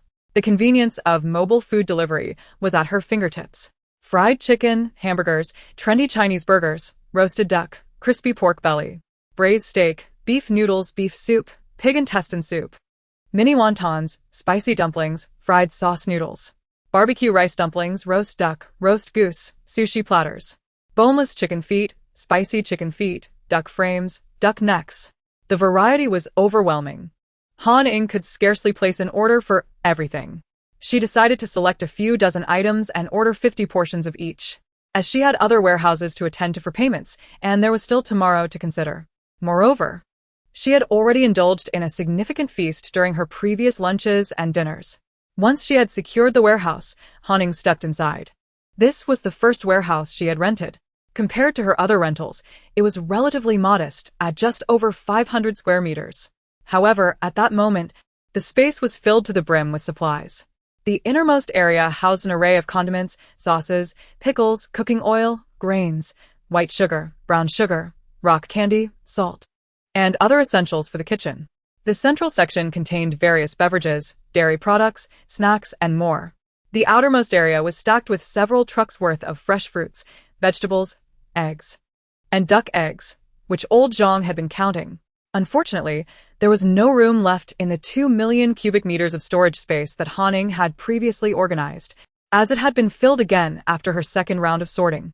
Even packaged items such as grains, oils, condiments, snacks, canned food, bottled water, and beverages had been temporarily stored in the air above that designated area, awaiting her to create more space to gradually relocate them inside. After all, these items still had a considerable shelf life. Thus, Han had to resort to using the small space symbols she had drawn herself. Over the past 6 months, she had diligently crafted nearly 10,000 small space symbols. The smallest of these had an initial capacity of 219 cubic meters, while the largest, created last month, boasted a capacity of 255 cubic meters, 5 cubic meters more than her previously largest symbol of 250 cubic meters. This additional space alone could accommodate 5 tons of water. The largest 255 cubic meter space symbol was a result of her slight improvement in skills, but primarily derived from the superior quality talisman paper she had sourced from elsewhere. She had amassed a stockpile of 1,000 boxes, each containing 10,000 sheets. If possible, she wished to acquire even more of this high-grade talisman paper, but, regrettably, this stockpile represented the entirety of the supplier's accumulated inventory over the years. To express gratitude for her status as a major client, the supplier's owner personally delivered the goods with 2 trucks and promised to exert every effort to provide Han with an additional 500 boxes of high-grade talisman paper within a month. The value of these boxes exceeded 10 million. Today marked the end of that 1-month period, yet Han had provided an address different from this warehouse. After organizing all the items in the warehouse, including the 500 boxes of high-grade talisman paper, Han securely locked the warehouse door. She planned to return tomorrow for one final visit before vacating it. Upon arriving at the second warehouse, she found 2 suppliers already waiting. After settling their payments, she politely instructed the warehouse manager to close for the day. After 2 days of diligent work, Han had completed payments for all her suppliers, over 100 in total. including the 500 boxes of high-grade talisman paper worth over 10 million. Adding everything together, she had disbursed over 70 million. With that, her remaining funds were no longer substantial. She had over 10 million in cash and a similar amount in her bank account. With the onset of the apocalypse, order had not descended into chaos under official control. Although prices had risen during this period, currency remained usable, prompting Han Ying to retain some cash for future needs. Once she had stored all the warehouse items, including the 500 boxes of high-grade talisman paper, into her space, she relinquished all her warehouses. With these tasks complete, Han Ying refrained from further shopping, having adequately stocked up on essentials. After leaving the warehouse, she collected the final batch of milk tea from the tea shop and informed the staff that the shop would cease operations starting tomorrow. The employees, having been forewarned a week prior, accepted this news without discontent, especially since Han Ying had promised each of them an additional month's salary, leading to a cheerful acceptance of the situation. Once the staff departed tomorrow, Han Ying would return to collect all the shop's belongings, including machinery and surplus milk tea ingredients. Finding a suitable location, she secured the milk tea and then drove to the small building in Changfu Village, intending to reside there for the upcoming week. This would allow her to stock up on drinking water while also learning a few culinary skills from the chubby chef. For Han Ying understood the adage that it is better to teach someone to fish than to simply provide them with fish. Otherwise, she wouldn't have devoted so much time to acquiring various skills since her rebirth. "Boss, many packages have arrived today. I've moved them into your room," Yong remarked as he prepared the third vat of pickled vegetables in the corridor, catching sight of Han Ying entering with her umbrella and dog. It had been a while since their last meeting, and the dog seemed to have grown significantly. The frequent deliveries to the location were now commonplace for everyone, though the recent influx had drawn some attention. After all, given the scale of her business, it was entirely normal for her to procure more supplies. Han Ying had vacated all her warehouses, hence recent online purchases were sent to this address. However, she would not return to this small building after a week, as the rain would intensify, leading to flooded roads that would complicate any travel. "All right, I will check shortly. What shall we prepare today?" Han Ying said, putting away her umbrella on the edge of the corridor and retracting Tang Yuan's leash, allowing it to play freely. Tang Yuan was well acquainted with the surroundings, as Han Ying had frequented this place nearly every day, except during her overseas trips for supplies and that month dedicated to skill acquisition. According to the menu, today's culinary endeavors include golden soup fish, boiled beef, braised lioness head, and guabao meat. Upon hearing the names of the dishes announced by Yong, Han Ying could not help but swallow hard. Yong's cooking is simply delectable, but her utmost preference certainly lies with the boiled dishes. For instance, boiled beef, boiled lamb, boiled bullfrog, boiled slices of meat, boiled live fish, boiled shrimp, boiled qianzhong, golden soup fish, golden soup fat beef, sauerkraut fish, and so forth. The broth is so exquisite that even after consuming every ingredient in the bowl, Han Ying is reluctant to discard it, often pouring it over her white rice, relishing in the fact that she could easily indulge in 3 substantial bowls. This is too much. Just the thought of it makes her mouth water. With only a few days left, Han Ying resolved to have Yong prepare his signature boiled dishes for the next 6 days starting tomorrow. After conveying her decision to Yong, she ascended the stairs to collect water. The rain had been intensifying over the past few days. To ensure the purity of her drinking water, Han Ying made it a point to check the water source atop the mountain daily, removing any murky water from the springs. This is the only downside of spring water. A heavier rainfall inevitably clouds its quality. Thankfully, despite having removed water from 2 springs, the flow from the others had increased considerably due to the rain. She anticipated that she would be able to collect more clean water in the coming days. After gathering all the water, Han Ying scooped up the lively Tang Yuan and descended to the room where her packages were piled. Recently, she had decided to cease bulk purchases, yet there were still a few items she needed to order online to fill in the gaps. Most of the packages contained disposable masks, protective suits, alcohol, effervescent disinfectant tablets, sodium hypochlorite disinfectant tablets, potassium permanganate disinfectant tablets, drinking water disinfectant tablets, floral water, insecticides, DEET, sticky insect traps, and other protective items. Although Han Ying had already stockpiled a significant amount of these supplies in her space in a foreign land, they would prove invaluable in the apocalypse. And one can never have too many. Some items are currently quite affordable, but prices may soar drastically in the near future, making them nearly impossible to acquire. Thus, Han took advantage of her remaining funds to purchase additional supplies that would be of great use later on. Since the outside was bustling with people, she decided to wait until evening, when everyone had returned home, to collect these items. Chapter 35. Moving into Lufu Jiangnan. As the days passed, today marked Han Ying's final day at the small building. The rain outside had intensified, and she feared it would soon become difficult to leave. Once Yong packed the last few boxes of ingredients, the others had already tidied up the kitchen. They were all aware that this was their last day here, and their expressions varied accordingly. The rain had been relentless for 10 consecutive days, showing no signs of letting up, and it only seemed to grow heavier. News reports indicated that many areas outside had already experienced flooding. Although Peng Cheng had yet to face such issues, it was only a matter of time if the downpour continued. Had it not been for Han stating that they would cease operations today, it was likely that many would have hesitated to come in the days prior. The rainfall was oddly persistent, and it was uncertain how much longer it would last. If convenient, it would be wise for everyone to stock up on supplies once they returned home, as venturing out during this weather would be quite troublesome. Han gathered everyone and distributed envelopes, each pre-labeled with names. Thank you all for your hard work during this time. I've included an extra month's salary for each of you. As you leave, I've also prepared gifts for everyone in the back room, all identical. Please take one with you. When each person received their envelope, they refrained from counting the money inside. Though they had only worked here for 6 months, some even less than 4, they had come to know their employer's character well, leaving no room for doubt about her integrity. Thank you, boss. Thank you, boss. After receiving their money and witnessing the increasingly heavy rain, everyone felt a sense of urgency to return home. Without further ado, they proceeded to the back room to collect their gifts and departed without taking time to examine them closely. Once at home, they opened the large gifts from Han. Inside were 2 bags of 20-pound vacuum-sealed rice, 2 cans containing 20 of Yong's pickled salted duck eggs, 2 packages of salt, 2 packages of sugar, 2 bags of compressed seaweed that claimed 1 sheet could rehydrate an entire dish, and a small box of medical supplies.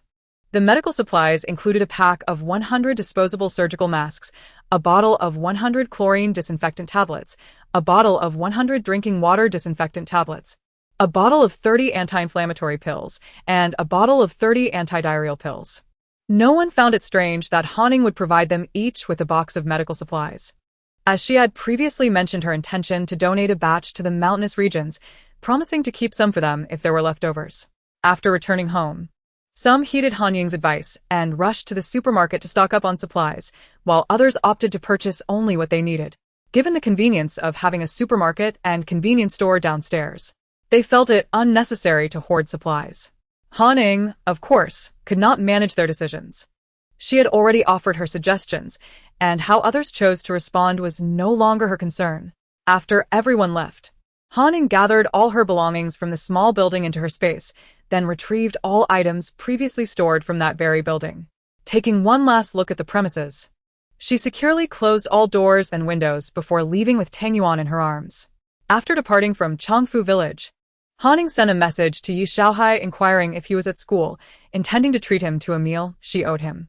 When she sold the apartment in Yujing community, it was through Yi Xiaohai's agency. At that time, Yi Xiaohai waived her agency fee, asking only for a meal in return. Han Ying's initial thought was to offer him a heads-up about the apocalypse, encouraging him to stockpile supplies as a form of information compensation. When Yi Xiaohai arrived at the location Han Ying had mentioned, he stood in bewilderment before the milk tea shop. Weren't we supposed to have a meal? Why are we drinking milk tea instead? Upon entering the store, Han Ying was seated at a table where she had laid out various items she had purchased from KFC, including fried chicken burgers, boneless chicken feet, spicy crayfish, seafood and sauce, and 2 large cups of soda. Is this all we're having? How about we go to the seafood restaurant next door? My treat? Yi Xiaohai expressed concern as he surveyed the table laden with high-calorie foods, well aware that Han Ying and her friends typically avoided such items. What? Do you look down on this food? Han Ying gestured to the chair across from her, inviting Yi Xiaohai to sit. No, not at all. I just worry that these high-calorie foods might lead you to regret it later. Yi Xiaohai candidly voiced his thoughts, genuinely concerned. It's fine. Han Ying had no desire to elaborate further. The two of them polished off the entire spread, leaving Yi Xiaohai in disbelief. To be honest, it was the first time he realized just how much Han Ying could eat, leaving him with an inexplicable sense of contrast. If he were to speak of it, no one would believe him, for after all, how splendid is Han Ying's figure. Before Yi Xiaohai returned home, Han Ying reminded him to purchase a few more provisions. She mentioned that this rain might not cease anytime soon, and had he not noticed how other cities were inundated and unable to procure supplies? Moreover, with the dampness of the rainy weather, perishables spoil quickly, so he should endeavor to buy well-packaged food that could be stored. After Yi Xiaohai departed, Han Ying stored all the items from the milk tea shop into her space, then directly returned to Lefeu Jiangnan. Han Ying had previously vacated her apartment in the university town, and from now on, she would reside in 2702 at Lefeu Jiangnan. As the elevator halted at the 27th floor, Han Ying stepped out with confidence in her future. Passing by 2701, she cast a glance over her shoulder. The door remained firmly shut, yet she was aware that someone was inside, for she had faintly heard voices moments ago. Upon entering her home, Han Ying settled the tangyuan, glutinous rice balls, and then stepped out again, carrying 2 bottles of adult milk powder and a bag of fruit. She arrived at the door of 2701 and pressed the doorbell. "Hello, may I ask who you are?" Wu Tingfang was in the kitchen preparing a meal when she heard the doorbell and intended to ask her mother-in-law to answer it. However, noticing her mother-in-law tidying up her son's toys, she took it upon herself to open the door. Through the peephole, Wu Tingfang saw a remarkably beautiful young lady and promptly opened the door. "Hello, I am your neighbor from 2702. My name is Han Ying. I sincerely apologize for the disturbance caused by the renovations in my home recently. I hope you will accept this small token of appreciation." With that, Han Ying extended the milk powder and bag of fruit toward her. Hello. My name is Wu Tingfang. Renovations are noisy everywhere. Yours was quite mild, really. You didn't disturb us during our rest at all, so there's no need for such formality." Seeing that Han Ying had brought a gift, Wu Tingfang felt a bit bashful herself. "Oh, right. Please come in and sit. We will be neighbors from now on, so let us get to know each other better. I happen to be cooking. Why not stay for dinner tonight?" Wu Tingfang said warmly, taking the gift from Han Ying while playfully adjusting her slightly curled hair. Chapter 36. Neighbors. Han Ying recalled that Wu Tingfang should now be in her early 30s.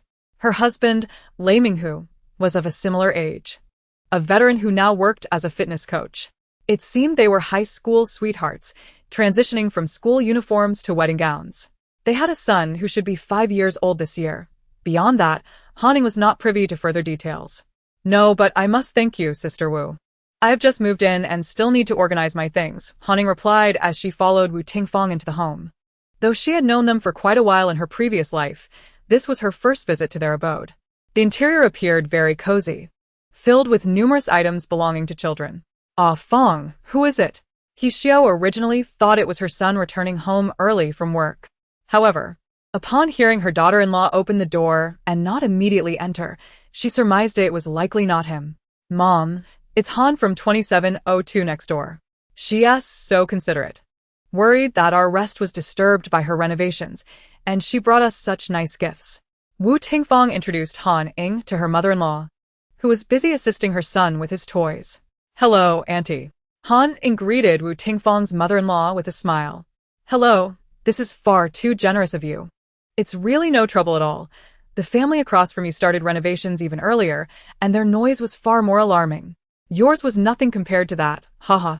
I hope I'm not speaking ill of them," He Xiao remarked, seemingly realizing her misstep and growing a bit awkward. "I understand," Han Ying nodded, perceiving the embarrassment of Wu Tingfang's mother-in-law. "Don't just stand there, little Han. Come sit over here. By the way, this is my son Lei Yuheng, who is 5 years old now."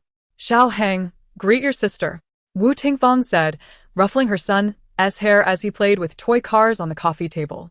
"Hello." Auntie Han. Lei Yuheng raised his little head and chirped in a bright voice. "This child. Why call her auntie? She doesn't look like an aunt at all." Wu Tingfang gently tapped Lei Yuheng on the forehead, shaking her head with a smile. "Mom, that's not correct. I heard Auntie Han call Grandma auntie. Our kindergarten teacher taught us that if I call her sister, it would confuse everyone." Lei Yuheng stood up from his chair, puffing out his little chest, adamantly pointing out his mother's error. Xiaohang is very clever. Calling her auntie is just fine. Haning was pleasantly surprised that a 5-year-old could articulate such logic. He seemed to be quite bright. Haning didn't linger long at Wu Tingfang's home. After enjoying a cup of tea, she took her leave. As she departed, she carried with her a generous portion of braised beef that Wu Tingfang had prepared, meant for Haning to savor the taste. She graciously accepted it, believing that mutual exchanges foster lasting relationships. Even among the closest of friends, one cannot solely receive without giving in return. It would only lead to discord. Upon returning home, Haning promptly placed the braised beef into her space. She then began drawing talismans, for she could not neglect her great endeavor. After several hours of sketching, she commenced her physical training. Once she completed her workout and felt a pang of hunger, she sliced the braised beef that Wu Tingfang had gifted her, arranging it on a large plate. From her space, she retrieved 2 bottles of chilled beer and a box of spicy crayfish, planning to later enjoy a slice of chilled watermelon as her late-night snack. Just as Haning was about to indulge, Tang Yuan, her pet, approached, carrying its 2 food bowls. Woof, woof, it nudged her ankle and barked twice, as if to say, "Come on, let us get this ready." "Oh dear, how greedy you are, Tang Yuan. You really can't have this. All right, just a few pieces." Haning selected several generous pieces of braised beef, placing them into one of Tang Yuan's bowls. She added some dog food and finally took out a large soup container from her space, ladling some rib soup into the bowl. This rib soup was specially prepared for Tang Yuan, containing only a pinch of salt, with all the oil skimmed off the surface, using absorbent paper. Once Tang Yuan's bowl was filled, it seemed unsatisfied, resting its other paw on the empty bowl's edge and gazing up at Haning with its round, pleading eyes. "Is this all? Do you look down on me?" Ying instantly understood Tang Yuan's intent. She fetched a small box of diced watermelon from her space and poured it into the other bowl next to Tang Yuan's. Given the chilly weather, it's best to have less watermelon for now. Tang Yuan had grown rather picky. Haning remembered that in her previous life, it had not been so discerning. Perhaps it was her excessive pampering this time around that had led to its finicky eating habits. While Tang Yuan relished flavorful foods, Haning worried about its health. Thus, she made sure to prepare a variety of well-cooked dishes with minimal seasoning.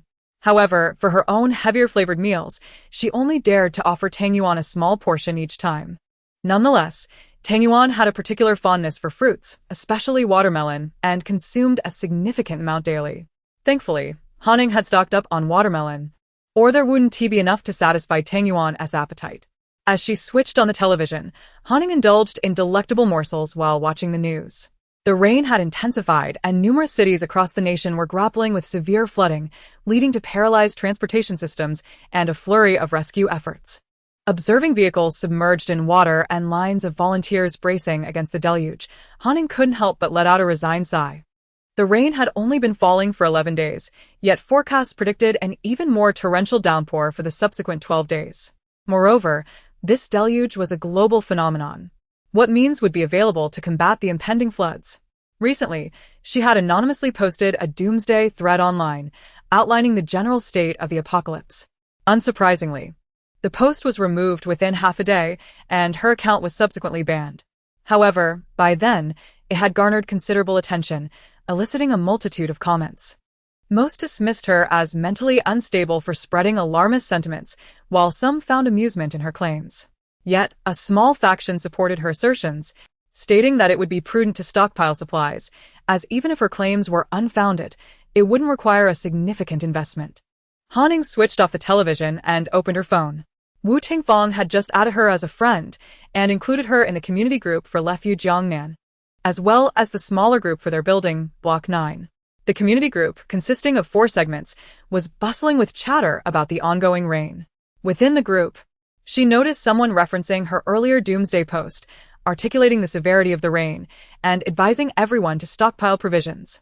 However, that individual was swiftly met with backlash, accused of sensationalism, and fell silent thereafter. Finding no significant updates, Haning exited that group and entered the smaller Block 9 chat.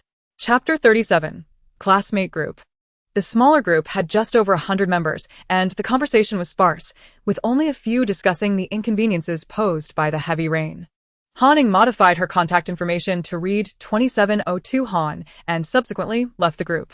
After a moment's reflection, she re-entered the chat, curious about the members. Upon checking the list, she spotted a 2703 Lu among the names. It was indeed him. Clicking on his profile revealed a shadowy silhouette, half turned away, obscuring his features, with only a slight lift of his chin visible.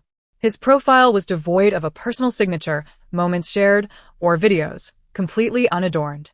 Having not logged into WeChat for quite some time due to her busy schedule, primarily using it for ordering supplies under various aliases, Han Ying decided to explore the app further today. In her contacts, over 30 friend requests awaited her attention, prompting a chuckle as she opened them. Many were from Zhao Meihua's family, initially questioning why she had removed them, then probing about her house sale, and finally resorting to curses directed at her. Among the requests were several from her university mentors, inquiring about her absence from classes this semester and questioning her decision to take a leave of absence. Han Ying accepted a few, particularly those who had been supportive, and reminded them that the rain might not cease soon, advising them to stock up on essentials in case they faced flooding like other cities. Mentor Qin Qinghai frequently checked in with her every few days, and Han Ying, preoccupied with her own preparations, had missed many of his messages. She sent him a voice note explaining that she had traveled extensively for half a year but was back now, feeling significantly uplifted, and planned to resume her studies in September. She also cautioned him about the ongoing rain, noting that many countries were beginning to experience unrest, suggesting he stock up on non-perishable items if feasible. There were also requests from classmates and alumni she had not previously added, all inquiring about her absence from school, which she chose to ignore. After all, it seemed unlikely that they would have any future interactions, and since there were no grievances to settle, it was best to avoid potential complications. Reflecting on her past grievances with classmates was a distant memory, overshadowed by her current focus on accumulating supplies and managing her leave of absence. Opening a previously folded group chat, Han Ying found her class group buzzing with activity, the message count having reached 999 in her absence. To her surprise, many were discussing the rain. Wang Meili, my cousin abroad, told me this rain is unusual. They are already flooded, and many are starting to loot food, even resorting to firearms. He regrets not stocking up more, and my uncle advised me to buy some essentials. Should I? Wang Huiyao, don't hoard. Remember, we're dancers. If we stockpile, we'll just end up overeating and gaining weight. Zhao Zhiro, exactly. With that money, why not buy more cosmetics? Keeping our figures and faces is far more important. If we gain weight, we'll regret it. Feng Xiaochen, buy, of course. If you have the money, get some supplies. Better to gain weight than to starve. Jiang Qianqian, I'm so envious of those living off campus.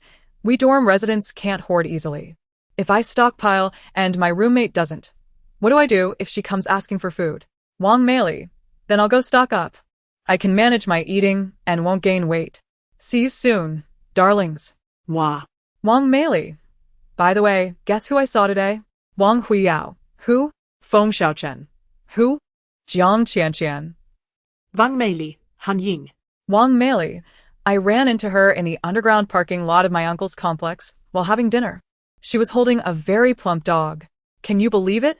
Upon hearing her name mentioned, Han Ying nearly spat out her beer. She had moved here and was surprised to have encountered them. However, she remained unfazed. She had done nothing shameful. Glancing down at the plump dog, Tong Yuan, who was happily devouring his meal, she realized it was indeed quite a hefty creature. It seemed time to prioritize training for Tong Yuan. Feng Xiaochen. Wang Meili. Where is your uncle's complex located? Jiang Qianqian. Feng Xiaochen. Are you unable to contain yourself upon hearing news of Han Ying? Wang Huiyao. You know Xiaochen likes Han Ying. Her sudden leave of absence must have him anxious. Reading this, Han Ying blinked in surprise. When had Feng Xiaochen developed feelings for her? She couldn't recall such a development. Her memories of him revolved around his exceptional dancing skills, often praised by their mentors for his explosiveness, and given that she rented a place off campus, their interactions were minimal. Growing up in an artistic family where her mother was a dancer, Han Ying had been immersed in painting and dance from a young age. From a young age, her demeanor set her apart from other children, often attracting a circle of admirers. As she transitioned into middle school, the frequency of confessions from boys escalated, leading Han Ying to reject them with resolute decisiveness, never faltering or hesitating. Upon entering university, Many boys, after facing rejection, would devise various excuses to invite her out. Yet Han Ying remained steadfast in her refusal to meet them alone. However, sometimes they would arrange gatherings through classmates or others, resulting in her increasingly rare attendance at such social events. Zhao Zhiro remarked, Feng Xiaocheng, your taste is truly lacking. I fail to comprehend what you and the others find appealing about Han Ying's seemingly stony visage. To which Feng Xiaocheng retorted, That's her cool demeanor, do you not understand? If she possesses a stony face, then what do you call yours? A face of a harlot, perhaps? Feng Xiaocheng then inquired, Wang Meili, where is your uncle's residential community? Wang Meili replied, Lefu Jiangnan. She continued, Han Ying may appear aloof, but she is genuinely kind-hearted. I often struggle with dance moves and have faced reprimand from Mentor Qin, yet she patiently teaches me late into the night without complaint. I find her to be quite agreeable. Zhao Zhiro shot back, Feng Xiaocheng, your entire family embodies the essence of a harlotess face. Are you prepared to grovel for a stony-faced girl? She added, moreover, Mentor Qin treats her exceptionally well. Who knows what unspeakable relationship they might have? Why else would he favor her so? In response, Jiang Qianqian interjected, Zhao Zhiro, your words are excessive. Everyone knows that Mentor Qin appreciates Han Ying for her exceptional dancing skills. Furthermore, Han Ying is in this group, so please choose your words carefully. Wang Meili chimed in, Xiao Rou, do you harbor a misunderstanding about Han Ying? She is not that kind of person, and your words are rather harsh. Feng Xiaocheng added, Zhao Zhiro, mind your language. Have you ever heard the saying, different strokes for different folks? You project your own nature onto others simply because you are of that ilk. Zhao Zhiro threatened, Feng Xiaocheng, you sycophant. Dare to repeat that? Do you believe I won't find someone to break your legs? Let us see if Han Ying will even look your way when you're crawling on the ground. Wang Meili defended, Mentor Qin treats all of us well. Although he can be strict, it's due to our own mistakes. Han Ying performs excellently, and naturally, Mentor Qin favors her. What teacher wouldn't he prefer a student with good grades? Jiang Qianqian suggested, Zhao Zhiro and Feng Xiaocheng, since you are classmates, why not both take a step back? This is not worth fighting over. Suddenly, Han Ying interjected, Zhao Zhiro, did your little delinquent boyfriend arrange for that 60-year-old sugar daddy to pick you up today? The abruptness of her statement rendered the group instantly silent. Han Ying was taken aback by the effect of her words, yet it was the truth. Earlier that afternoon, a balding man in his 60s had indeed come to collect Zhao Zhiro in a luxury car, a scene witnessed by numerous classmates. Zhao Zhiro claimed he was her uncle, but the revelation of him being a sugar daddy, introduced by her boyfriend who was a mere delinquent, was staggering. This information was familiar to Han Ying from her previous life, revealed by Zhao Zhiro's boyfriend himself. After the apocalypse of her past life, Han Ying resided in a rental near the university, an area frequented by many students due to its affordability. Zhao Zhiro had also sought refuge there post-apocalypse, and their enmity had unfolded within those very walls. In this life, Han Ying would not reside there again, yet should they cross paths, she would show no mercy. After delivering her statement, observing the sudden stillness of the class group, Han Ying promptly exited the chat. Upon leaving, she noticed a new friend request. Feng Xiaocheng messaged, Han Ying, are you currently at Lefu Jiangnan? Why have you taken a leave of absence? Is something wrong?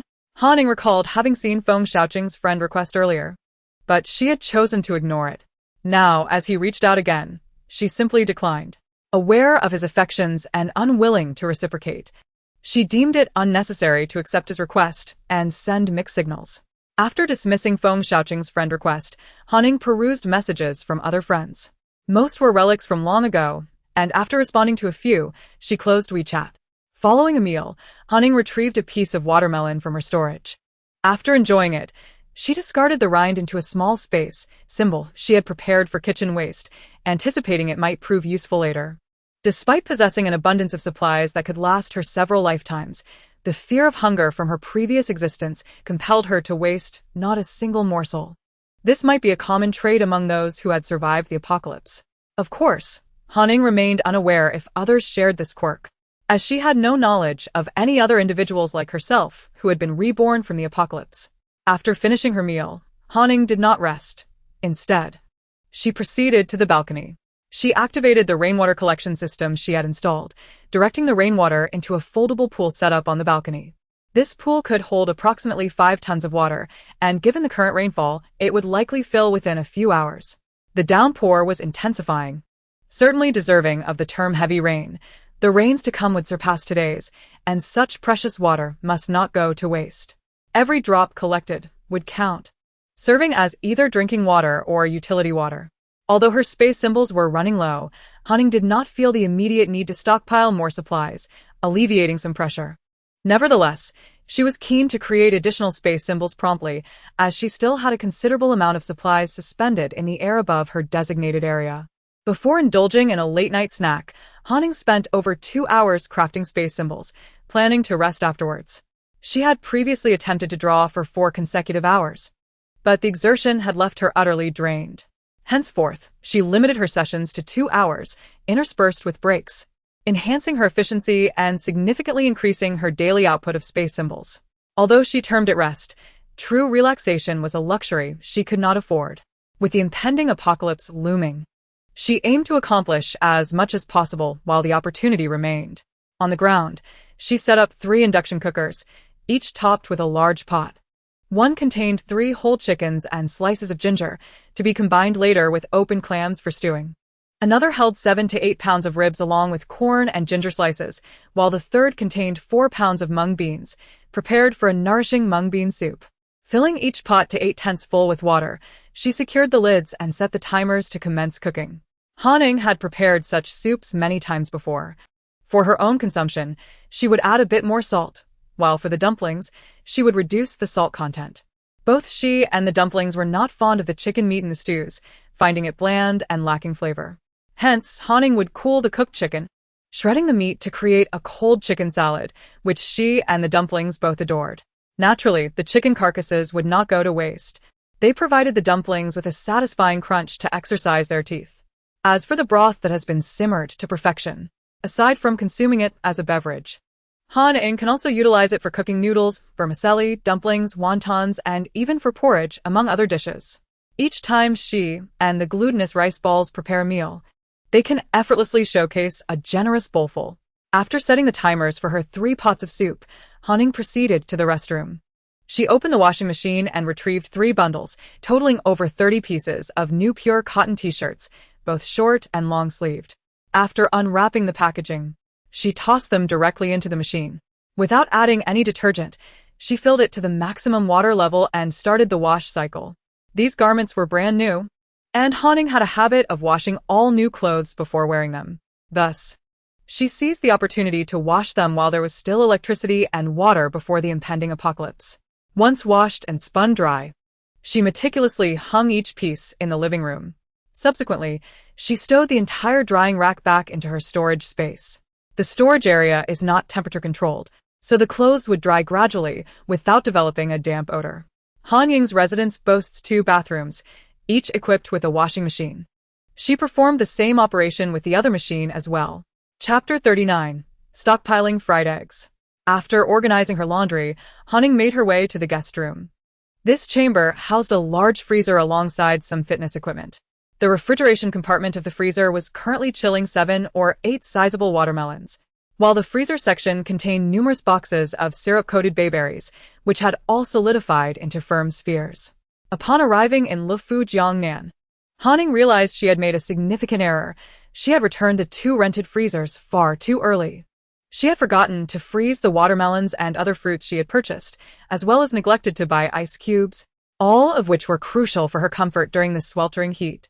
Fortunately, Hanning had invested in numerous commercial ice machines. With 2 machines operating simultaneously, they could produce several hundred pounds of ice cubes in a single day.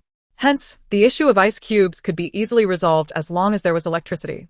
Given that Hanning had stockpiled hundreds of gasoline and diesel generators, solar-powered generators, and over 100,000 fully charged portable power sources, she was in no shortage of electricity.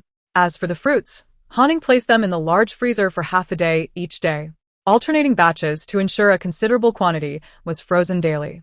After removing the already frozen watermelons, she replaced them with a variety of other fruits, such as apples, grapes, oranges, tangerines, and mangoes. On the side where the bayberries were stored, she substituted them with 2 large barrels of mung bean soup, filling in the gaps with assorted jellies and chocolate pies. given the substantial volume of mung bean soup once these 2 barrels froze. The smaller items would also be adequately chilled. This way, she could switch out another batch before bedtime. Having completed these tasks, Han could not rest just yet. She headed to the kitchen and retrieved 2 4-slot non-stick frying pans designed for making fried eggs. This way, she could fry 8 eggs at once. Han Ying had amassed a substantial quantity of delectable dishes, most of which were upscale offerings prepared by Yong or purchased from restaurants. However, she had not stockpiled any simple home-cooked meals. After spending several days learning culinary skills from Yong, she felt confident in preparing basic dishes. Frying eggs was certainly not a challenge.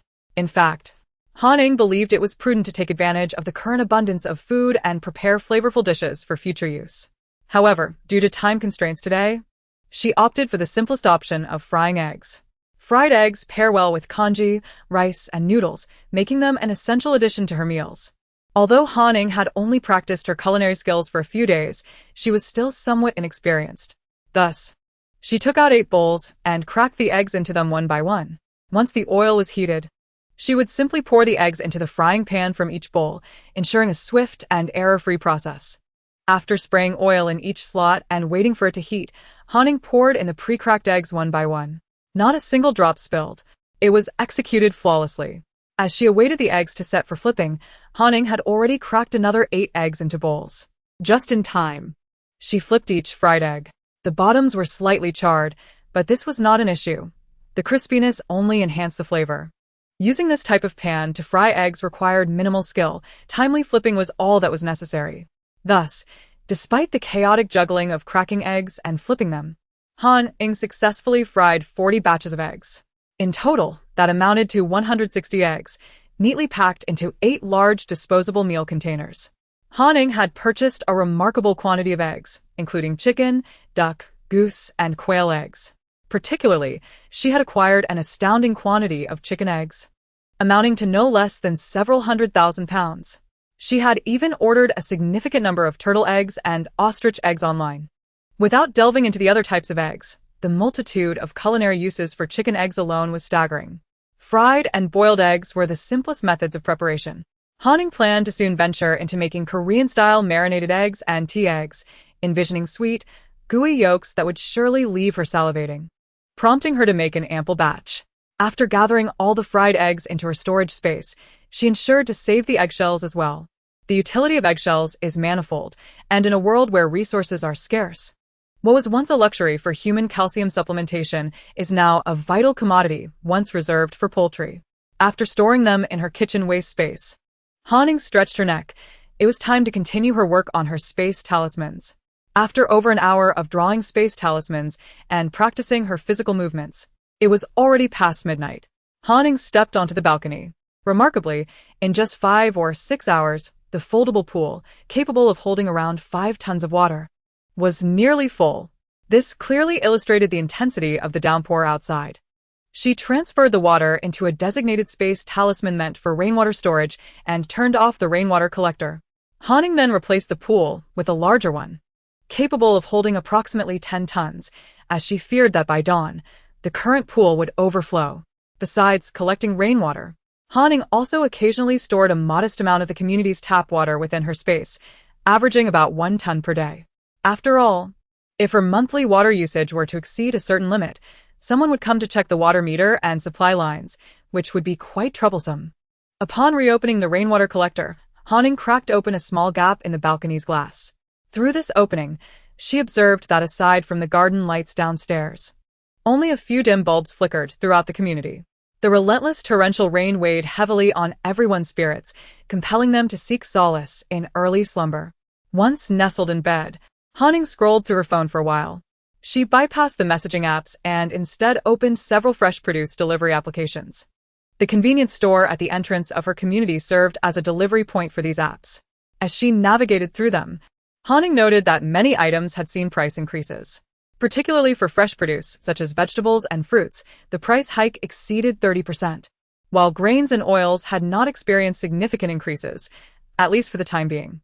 She casually selected some snacks, seasonings, bottled mineral water, and canned goods, items that could be stored without refrigeration, and placed several orders. Upon discovering that they also sold heating pads, Haning decisively ordered 200 of them. Although she had already stockpiled 5 large warehouses full of heating pads and hot water bottles, the heating pads were consumed rapidly. During extreme cold spells, a single outing might require her to use 5 or 6 or even more heating pads. Since it is still possible to purchase items, I shall stock up a little more. After acquiring these goods, Haning promptly succumbed to slumber. She had exerted herself throughout the day and felt somewhat fatigued.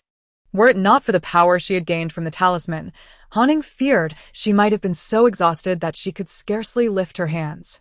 The following morning, Haning was roused from her slumber by the incessant ringing of the doorbell. None of her classmates were aware of her residence here, so the only possible visitors were either those from the same floor or the property management. A glance at the clock revealed it was already past 9. Haning tousled her shoulder-length hair and casually gathered it into a loose bun. After donning a down jacket, she ventured to open the door. Chapter 40.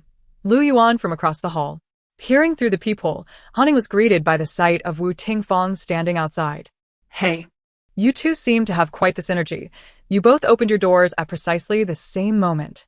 As Haning swung the door open, she heard the sound of the door from room 2703 across the hall being unlatched. Upon hearing Wu Tingfang's words, Haning glanced up to see that the occupant of that room was also looking her way. Their eyes met for an instant before they both turned to focus on Wu Tingfang, who stood at the entrance of Han Ying's apartment. That is... I pressed your doorbell for quite some time, but when you didn't answer, I decided to come over here to find Xiao Han, Wu Tingfang explained. My apologies. I was in the shower, Lu Yuan said, raising a hand to his damp hair in a gesture of contrition. Oh, no worries at all. By the way, I just made some dumplings this morning. They're still warm. Let me share some with you, Wu Tingfang exclaimed as she handed a container to Haning, then stepped back to offer another to Lu Yuan. Thank you. They both chorused in unison. Haha, no need to mention it. We ought to engage more as neighbors. I can be a bit overfamiliar, so please don't mind me. By the way, you two haven't met yet, have you? This is Haning. And this is Lu Yuan. Wu Tingfang stood in between them, introducing them to one another. Lu Yuan remarked, I know her. Ah? You two know each other? Wu Tingfang inquired, puzzled. At Lu Yuan's assertion, Haning turned to him with curiosity. I also attend Pengcheng University. I'm in the finance department. This morning, Lu Yuan was neither wearing a mask nor a hat. With a distance of merely 2 meters between them, it was the first time Haning observed him so clearly. His complexion was a cool white, and his handsome, gentle face bore thick eyebrows that arched slightly, lending him an air of defiance. Coupled with his dark, profound eyes and long, slightly curled lashes, he emanated a sense of aloofness tinged with a hint of gentleness. Haning rarely interacted with boys her age. Yet due to her field of study, she had witnessed numerous artistic performances. Whether they were celebrities from the internet or those she had encountered in live performances, she believed Lu Yuan's appearance was certainly on par with theirs. A person of such striking features would undoubtedly be well known at Pengcheng University. However, since Haning had not paid much attention to such matters, she had previously been unaware of Lu Yuan's existence. Ah, so you are alumni as well. What a delightful coincidence. Well, you two should enjoy the dumplings soon, lest they grow cold. I shall take my leave now. It's quite chilly today. After bidding them farewell with a wave, Wu Tingfang returned home. Upon hearing Lu Yuan's words, Haning was lost in thought. She looked up to see Lu Yuan nodding at her before turning to close his door. Haning was genuinely surprised that Lu Yuan knew her. Could it be that he had rescued her from the water in her past life precisely because they were acquainted? Shaking her head, she dismissed the thought and closed the door, placing the dumplings into her spatial talisman to prevent them from cooling, for though it was only early December, the weather was already quite frigid. Upon entering her room, she found Tang Yuan wagging its tail and circling around her feet, barking eagerly. Woof, woof. Master, hurry and serve me my meal. Your handsome dog is starving. Haning patted Tang Yuan's head, realizing it must be hungry, especially since she had risen late today. After seeing to Tang Yuan's breakfast and fulfilling her duties as a caretaker, Haning then proceeded to the bathroom to freshen up. After completing her grooming routine, she applied various creams to her face and hands while reflecting on her earlier encounter with Lu Yuan. She hadn't expected him to be in the finance department. Had she not heard it from him directly, Hanning would have assumed he was either a medical student or an athlete, perhaps even in the military. Yet, she never imagined he would be studying finance. After all, during the end of the world, his impressive ability to effortlessly dislocate joints suggested he possessed an intimate knowledge of human anatomy. And he wasn't even a medical student? It seemed he had a rather eclectic range of skills. Hanning recalled that she had encountered him while learning to operate a yacht. He had also been there, studying yachting and rock climbing, and she had even seen him surfing with abandon. Moreover, his diving skills surpassed those of his instructor. Did a finance student truly need to learn all these diverse skills? However, upon reflection, Hanning considered her own situation. As a dance major, she not only painted but also practiced shooting, karate, sanda, diving, rock climbing, yacht operation, speedboat driving, helicopter flying, and even talisman drawing. Therefore, perhaps it was not so surprising that Lu Yuan possessed such a wide array of talents as well. But he was still a university student. So how could he have the freedom to wander around like herself? Furthermore, although it was raining heavily today, the school seemed not to have issued any notice of class cancellations. How was it that Lu Yuan was still around? Unbeknownst to Hanning, while she questioned how a finance student could acquire so many skills, Lu Yuan returned home and promptly devoured the entire box of dumplings Wu Tingfang had given him, followed by a glass of milk. After tidying up, Lu Yuan conjured a tang knife into his hand and began practicing various techniques, chopping, slicing, stabbing, and parrying, continuously, until he was drenched in sweat, showing no signs of stopping. Wu Tingfang had sent a substantial number of dumplings, over 20 in total. Han Ying, Accompanied by a glass of warm milk, finished off the entire box of dumplings, still yearning for more, and retrieved a bowl of wontons from her spatial talisman. After savoring the wontons, Hanning felt satisfied and prepared to embark upon her day of homely endeavors. First, she collected the rainwater that had nearly filled her container on the balcony into her spatial talisman. Then she exchanged a batch of fruits from the freezer, retrieved the ice cubes from the ice maker, and replaced them with 2 new bottles of mineral water. On the electric stove, she set out 3 large soup pots. That morning, Hanning had prepared a soup of old duck with tea tree mushrooms, a bone broth with cordyceps flowers, and a sweet soup of silver fungus, bird's nest, and red dates. After completing these tasks, Hanning tossed a batch of clothes into the washing machine, and only then did she begin her talisman drawing project. For a full 2 hours, she diligently sketched spatial talismans, gazing at the modest pile of completed talismans before her. She estimated there to be nearly 30, filling her with a sense of accomplishment, including those she had previously drawn but not yet activated. Hanning had amassed over 6,000 talismans in recent days. Moreover, the interior space of these small talismans was largely 255 cubic meters each, amounting to over 100,000 cubic meters of space. Yet, looking at the vacant supplies within her spatial realm, Hanning acknowledged that she needed to continue her efforts, for she still had a significant task ahead. After collecting the talismans, Hanning was just about to head into the kitchen for a grand culinary endeavor when her phone, resting nearby, rang twice in quick succession. Upon hearing the notification sound from WeChat, she opened the app to discover announcements from the 2 groups she had pinned, one being the Lufu Jiang Nan Group 2, and the other Lufu Jiang Nan Building 9. Since Hanning had moved here and intended to reside here for the foreseeable future, it was only natural for her to pay close attention to the community updates. However, to avoid disrupting her daily life, she had arranged for notifications to alert her only when there were announcements. The content of both group announcements was quite similar, stating that orders from Hetuan, Hema, Ding Dong, and others had been delivered. Due to the heavy downpour, all deliveries for the community had been placed in the underground parking lot, and residents were advised to retrieve their packages if they were at home. Otherwise, they would be delivered to a convenience store outside the community. Indeed, Hanning had made quite a few purchases the previous night, but since she had ordered them rather late, just past midnight, her items had not yet arrived and would instead come the following day. Nevertheless, as the deliveries were sent to the underground parking lot, it spared her the trouble of venturing out in the rain, which was a small consolation. While Hanning stayed indoors, busy in her kitchen, her neighbors, Lu Yuan from 2703 and Wu Tingfang from 2701, saw the announcement and promptly headed out to the parking lot. Upon their return, Lu Yuan was laden with 2 large bags, while Wu Tingfang was even more extravagant, pushing 2 small carts filled to the brim with her purchases. As they busied themselves moving their items, Han was in the kitchen, humming a tune while watching a cooking video on her tablet. Today, she was preparing spicy shrimp. This dish was quite simple, and after spending 7 days learning from Yong, she had acquired a solid foundation. Therefore, she could easily follow the video to ensure her cooking would be flawless. Initially, she started with a small pot, but after discovering the delightful flavor, she boldly decided to cook 2 large pots simultaneously.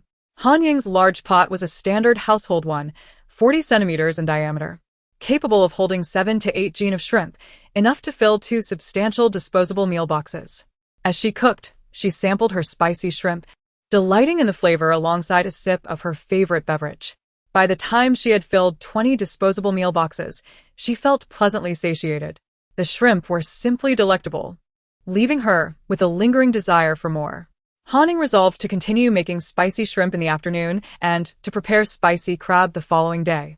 After cooking 20 boxes of spicy shrimp, she set aside 19 and retrieved 2 smaller disposable containers from her supplies to divide 1 box into 2. She planned to deliver 1 box to her neighbor Wu Tingfang, especially since she had enjoyed her dumplings in the morning. As for Lu Yuan across the hall, she decided against it, feeling that their relationship was too distant for such a gesture. With her culinary tasks completed, Han returned to her pursuit of talismans. Currently, she dedicated an average of 8 hours each day to this endeavor, and it was not an exaggeration to call it a significant undertaking. Once she had accumulated enough space talismans, she hoped to reduce this time, but for now it was impossible, after all. Even a single additional talisman would allow her to store more supplies in the coming days. Presently, there were only 14 days remaining until the cataclysmic tsunami that had marked the end of the world in her previous life. And the rain was forecasted to last until the 12th, which meant only 10 days remained.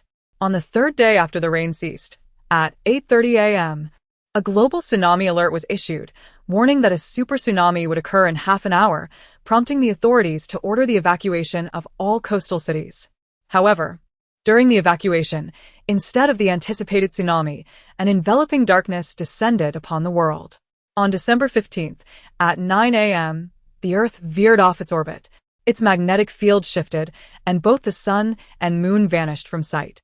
All electronic devices failed, plunging the entire planet into darkness for a staggering 29 hours.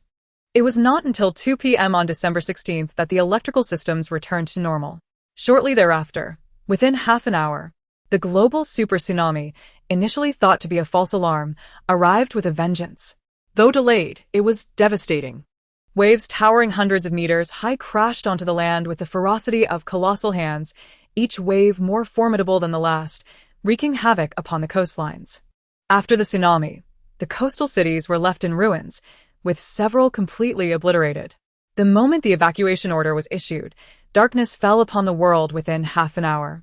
Some individuals, skeptical of the tsunami, refused to evacuate. In the darkness, no matter how forcefully the authorities insisted, it was impossible to evacuate millions from the coastal cities of Huaxia within those 29 hours. Thus, those who hesitated were left until the end to be relocated. However, before they could be forcibly evacuated, power was restored, leading many to dismiss the necessity of leaving. As the tsunami arrived, it was too late for them to escape. Those who had hesitated not only perished along with their loved ones but also dragged countless soldiers into the depths of the sea with them. After the tsunami, the land itself was submerged. Han recalled that in her previous life, the building she lived in was inundated up to the 15th floor, only receding to the 8th floor 7 days later. It was during this time that Zhao Meihua and her family sought refuge with her, aided by rescue personnel. In her past existence, Han, like everyone else, had been a passive participant in the apocalypse. However, this time around, she had set her sights on the 29 hours of darkness that ensued from the global magnetic field shift.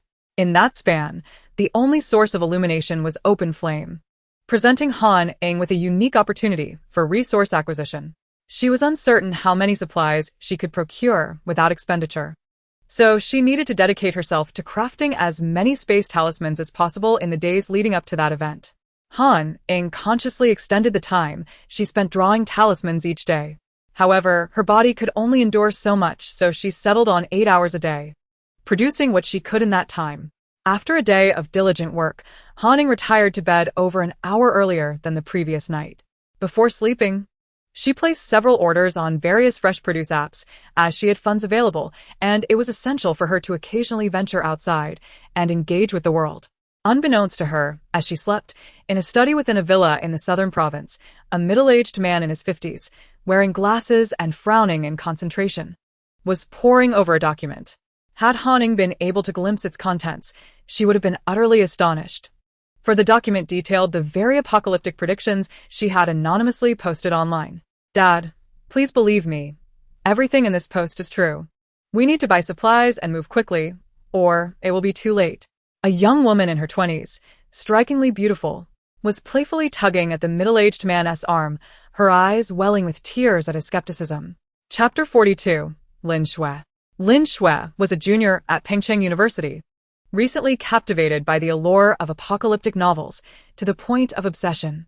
In addition to indulging in apocalyptic novels, she diligently takes notes and devises strategies, envisioning how she might ensure her survival alongside her family should such an apocalypse truly arrive. Several classmates, witnessing her fervent obsession, have whispered behind her back, deeming her utterly enchanted, particularly after learning that she has stockpiled a considerable amount of supplies for a calamity that may never come to pass. They have branded her a foolish spendthrift, a lunatic. However, Lin Shui remains unfazed. She has forged connections with like-minded friends on forums. The items she has gathered are predominantly the result of collective discussions and agreed-upon lists. A few months ago, a post emerged on the forum entitled "The Apocalypse is Approaching. Are you prepared?" This post garnered significant attention, albeit mostly negative, leading to its swift removal within half a day. Fortunately, her kindred spirits managed to take screenshots, circulating them among themselves. The post predicted that heavy rains would persist until the end of November, followed by a cataclysmic tsunami. To date, the rain has indeed continued for 13 consecutive days, showing no signs of abating, and has intensified just as the post had warned. Recently, Lin Shui and her fellow enthusiasts have engaged in fervent discussions within their small group chat, with many beginning to entertain the notion that the post's claims may hold some truth, akin to the plotlines of their beloved apocalyptic tales where individuals are reborn or receive prophetic dreams foretelling disaster. This could be a call to alert the masses. Consequently, numerous members resolved to distance themselves from coastal cities for at least the month ahead, stockpiling supplies that, even if the apocalypse does not materialize, could still be utilized without waste. Should the dire predictions prove accurate, these provisions could very well be life-saving. In light of this, they established a separate group comprising over 20 individuals from various cities, each contributing their thoughts on maximizing their purchases while minimizing expenditure. Coming from a prosperous family, Lin Shui has access to ample funds. Her parents, wishing for her to have a comfortable university experience, purchased a spacious home in Lufu, Jiangnan, conveniently close to her university. Over the past few days, she has nearly completed her stockpiling according to her list, stealthily avoiding the gaze of others as she gradually transported items into her residence during the night. Some supplies still remain in the truck parked in the garage, awaiting the opportunity for further transfer. However, Lufu Jiangnan is merely a temporary accommodation provided by her parents for her studies. Her actual home is located in Jiangcheng, a coastal city. Therefore, Lin Shui feels an urgent need to return home to bring her parents to stay with her in Lufu Jiangnan for at least a month. In a panic exacerbated by fear, she took a leave of absence and braved the torrential rain to rush home, printing the post's content to show her father, convinced he would believe her. Upon reading the entire post, Lin Zhongming's expression turned grave. He looked at his daughter with a resigned demeanor and said, "Shui, this is merely a fanciful piece someone posted online. We cannot take it seriously, can we?" Lin Shui, her face etched with anxiety, knew time was running short. Realistically, she understood it was impossible for her parents to abandon their business and livelihood, so she did not propose that. Instead, she urged them to accompany her to Lufu Jiangnan for a month, where she had already prepared ample supplies. If nothing happened after that month, they could return. The post warned of monstrous waves hundreds of meters high that would engulf the city, annihilating everything in their path. If such a catastrophe were to occur, their family's assets in the city would surely be obliterated. "Please, just come with me to Lufu Jiangnan for a month. If nothing transpires, you can return. Otherwise, I swear I will stop going to school and refuse to eat. I will starve myself to prove a point. Lin Shui's resolve was unyielding. She knew her parents cared deeply for her, and if she resorted to such drastic measures, they would inevitably relent. Child. You will be in for it when your mother returns from her business trip in a couple of days. Lin Zhongming sighed. As mentioned in the post, the rain is expected to last over half a month, followed by a tsunami, right? I have some connections. Let me consult a few experts who can monitor any signs of a tsunami. If any indication arises, even if it is not as catastrophic as described, your mother and I will accompany you to your little house. Lin Zhongming affectionately ruffled his daughter's hair, wearing an expression of helplessness. He could hardly chastise her, after all. Her concern for future uncertainties was not misplaced. What little house? My place is over 160 square meters. Fine, we have agreed on 3 days. But do give me some money. I need to purchase more supplies while I can. My funds are nearly depleted.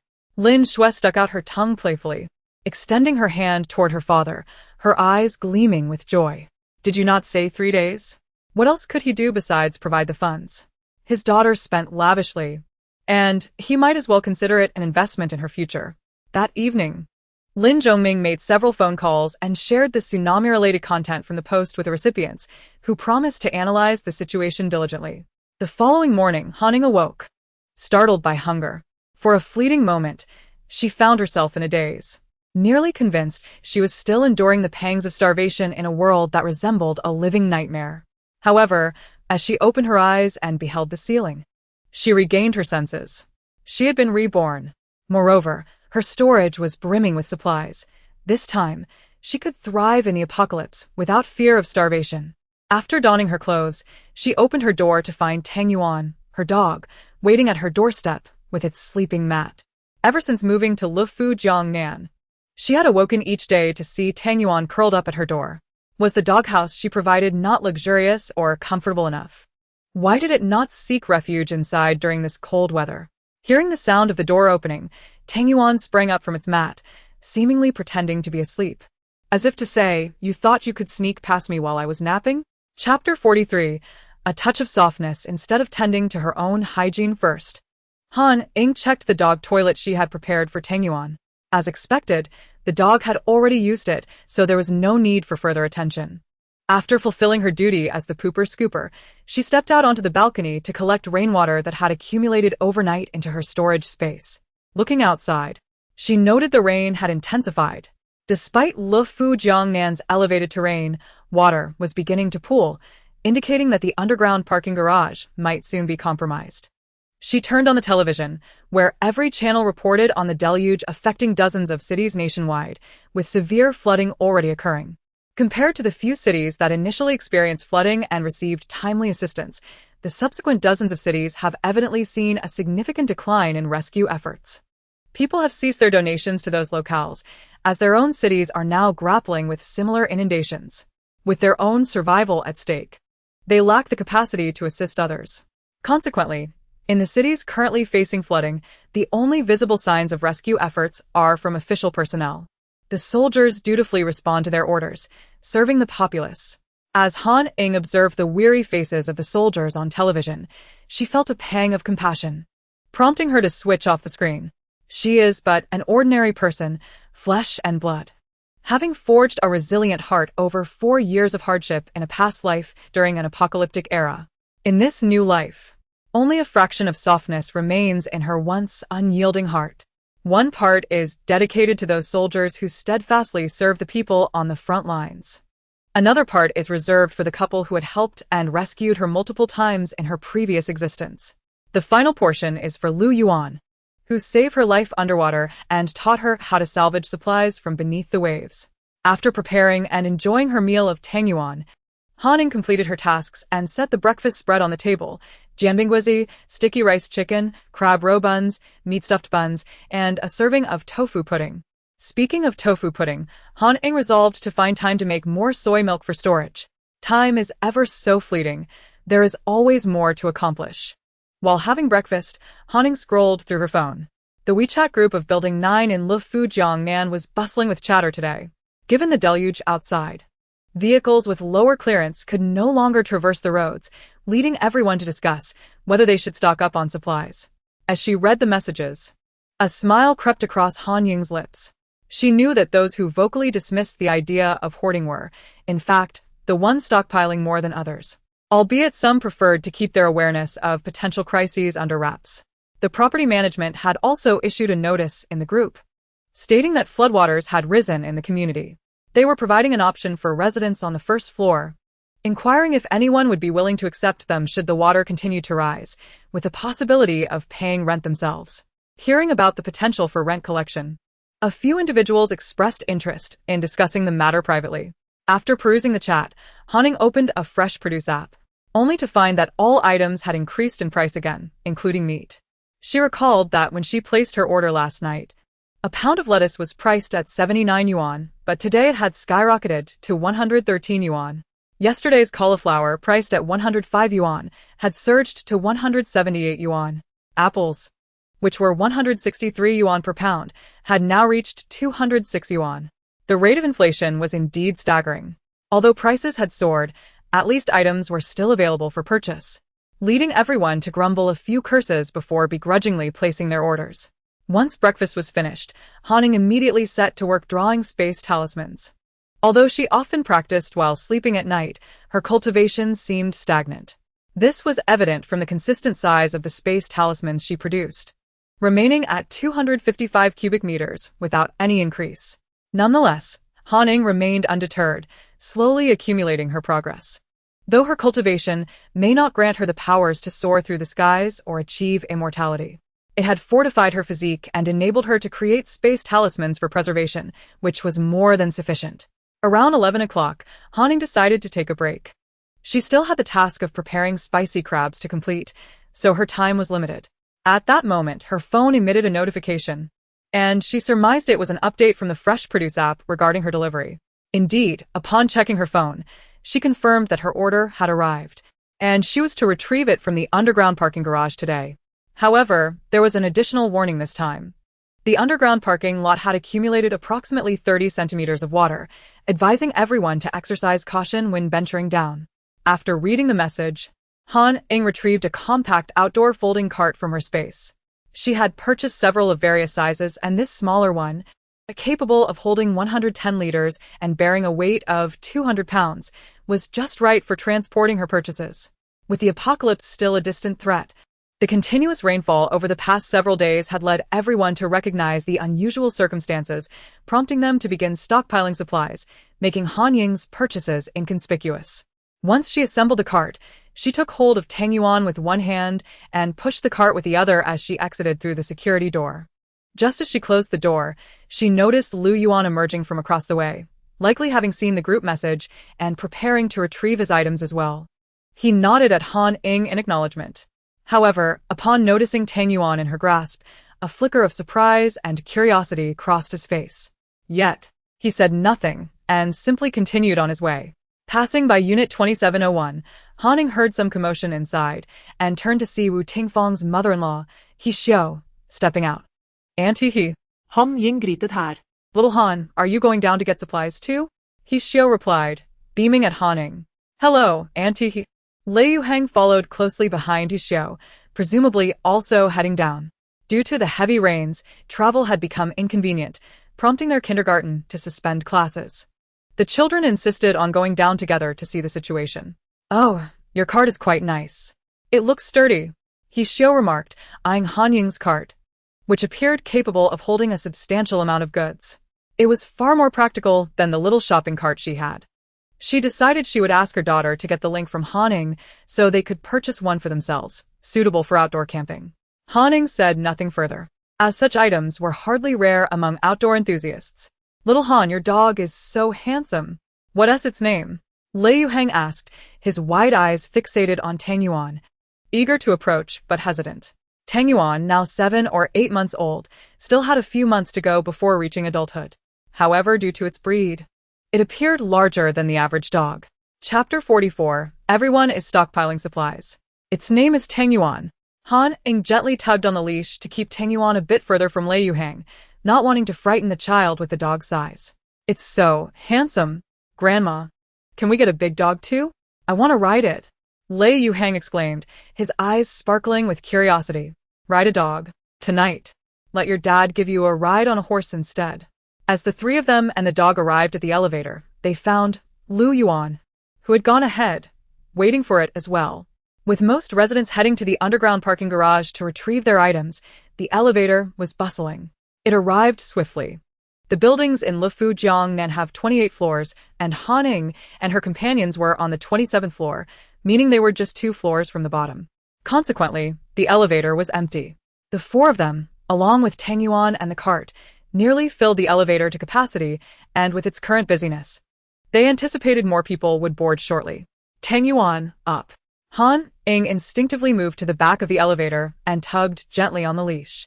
Tang Yuan immediately leaped onto the small cart upon receiving the signal, creating a semblance of spaciousness. Indeed, nearly every floor had individuals summoning the elevator. Subsequently, 4 additional people boarded, while those from other floors, noticing the elevator's full capacity, wisely refrained from entering. Each building in the Lufujiangnan complex boasted 2 elevators. Thus those who missed the current one had little to complain about. Upon arriving at the underground parking lot, Han Ying observed that it was already teeming with people. 4 small delivery trucks had their doors wide open, with 2 individuals on each vehicle meticulously cross-referencing a list against the items purchased by each person. Everything was accounted for on the spot. Any discrepancies were immediately addressed without delay. The drivers stood atop the truck beds, retrieving each person's items one by one. As Han Ying and her companions arrived later, they found themselves at the back, observing the bustling crowd ahead. Within the throng, there were murmurs that the water in the garage had risen to over 30 centimeters, approximately at calf height. Upon closer inspection, Han Ying discerned no sign of receding water. She surmised that the garage's drainage system had likely failed, and it was conceivable that the water level could rise to over half in the coming days. Han Ying noted that the majority of the purchases consisted of rice, flour, cooking oil, and fresh produce, with quantities that were quite substantial. She spotted a middle-aged woman from Building 10 who was hauling 5 bags of rice weighing 100 pounds each, alongside 5 to 6 boxes of instant noodles, diligently transporting them into the elevator. Another elderly gentleman from the same building mirrored this behavior, having procured only rice and pasta, along with 2 large crates of mineral water. Both of them continuously loaded their building's elevator, filling it to the brim with barely any room left to stand. Han Ying also observed the residents of Building 9, each person transporting boxes of rice and flour and large bags of vegetables and fruits. She even noticed a man in his 40s carrying a bag of potatoes that she estimated to weigh around 50 pounds into the elevator. In stark contrast, her own purchases paled in comparison. Although she did not recognize these individuals, she recalled discussions in the small group from Building 9 where many expressed their reluctance to stockpile supplies. It seemed they were all hypocrites. A flicker of regret crossed Han Ying's face as she gazed at the mountains of supplies each person had acquired, regardless of how much they purchased now. If a tsunami were to occur and the items were not stored properly, it was highly likely that most would be swept away by the waves or rendered useless by water damage. This was also why, despite the significant stockpiling during the heavy rain, many would still find themselves starving when the apocalypse truly descended. After approximately 30 minutes, it was finally Han Ying's turn. Wu Tingfang's household had also predominantly purchased rice, flour, and fresh produce, including 3 boxes of dried noodles, each weighing 30 pounds, and several large heads of cabbage, weighing 6 to 7 pounds each. Hsiao observed that Han Ying's cart was filled mainly with chocolates, potato chips, biscuits, jellies, and various snacks, along with heating pads, milk, soap, beverages, self-heating pots, fruits, and the like, with hardly a staple food in sight. To her surprise, Lu Yuan's cart was similarly lacking in rice and flour, filled instead with alcoholic beverages, snacks, and household items, although he had stocked up significantly on meat, having acquired over 20 pounds of beef and numerous fish. Lil Han, why are you two only buying things that won't fill you up? The rain could continue for an indeterminate time. It would be wise to purchase more rice and flour while prices remain stable. Auntie speaks from experience and would not deceive you. Hsiao shook her head, lamenting the youth's inability to manage their lives, before quietly advising the two. Hearing Hsiao's counsel, Han Ying smiled and promised to buy more the next day. Meanwhile, Lu Yuan cast a sidelong glance at the contents of Han Ying's cart. then glanced down at the two large bags he was carrying, his expression remaining neutral. After returning home and placing her belongings down, Ying ventured out again. The accumulated water in the garage had deepened to over 30 centimeters, and she feared the situation outside was similarly dire. She needed to assess it firsthand. Without a vehicle, Ying donned a raincoat, rain boots, and a hat with an umbrella and stepped out of the community. The downpour was intense, yet fortunately there was little wind. If someone stood 5 meters away, Ying feared she might not even be able to discern their shadow. Outside the community, the flooding was manageable, highlighting the efficiency of Pengcheng's drainage system. However, given the current situation, it seemed the underground drainage system was also on the verge of collapse. Ying found herself next to the community's express supermarket. Despite the torrential rain, a considerable number of people still gathered near the express supermarket. She spotted a dark figure emerging from a gray SUV, opening an umbrella as they jumped out. The figure circled around most of the vehicle and retreated under the awning of the express supermarket, opening the trunk. From Han Ying's angle, the figure appeared somewhat blurred in the rain, but it seemed to be Lu Yuan from across the street. She was surprised to see him out as well. Ying paid him no mind, glancing once more at the rain before turning to head back. As she approached the entrance of the parking lot, a red Jeep sped past her, splashing water everywhere. After watching the red Jeep disappear, Ying mused that she had a similar vehicle in her garage. Known for its ability to traverse rivers, with a high chassis that made it well suited for weather like this. Once back in the community, Ying waited a considerable time for the elevator to arrive. "Uncle Li, you really don't have to escort me back. I can manage on my own. I'm grown up now, yet my father still treats me like a child." Lin Shui shifted slightly to the side. The elevator was cluttered with items, leaving barely any space to stand without stepping on something. In this heavy rain, not only would the boss never allow you to drive back alone, but wouldn't he feel comfortable letting you go by yourself either. Li Jinrong surveyed the crowded elevator before helplessly glancing at the young girl beside him. Chapter 45. Shopping in groups. Ying sensed the scrutinizing gaze upon her and turned her head slightly. From their conversation, it was apparent that these two had just returned from outside. "Then, Uncle Li, please rest in my home for a while and have lunch before heading back." Lin Shui, aware that Uncle Li still had to return to assist her father with work, dared not keep him for long. Ying noticed the two disembarking the elevator on the 26th floor, carefully moving their piled belongings out as they exited. Having been in the area for several days, Ying had gained some familiarity with the community and their building.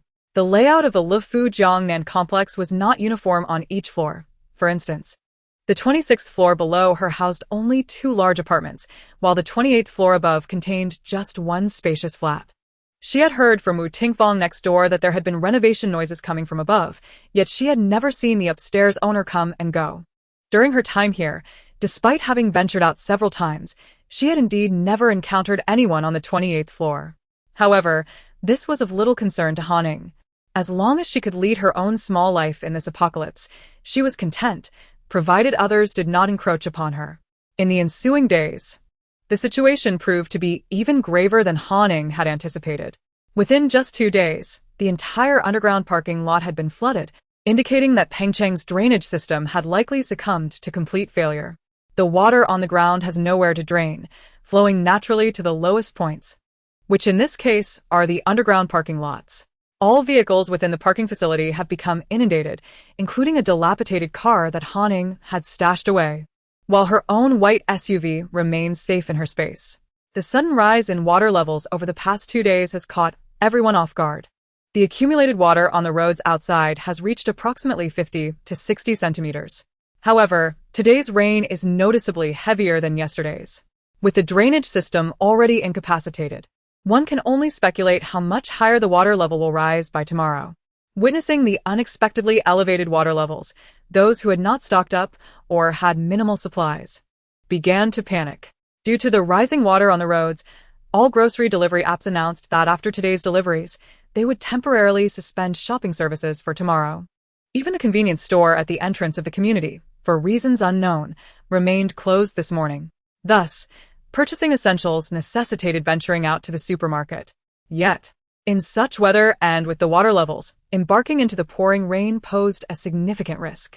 The downpour showed no signs of abating.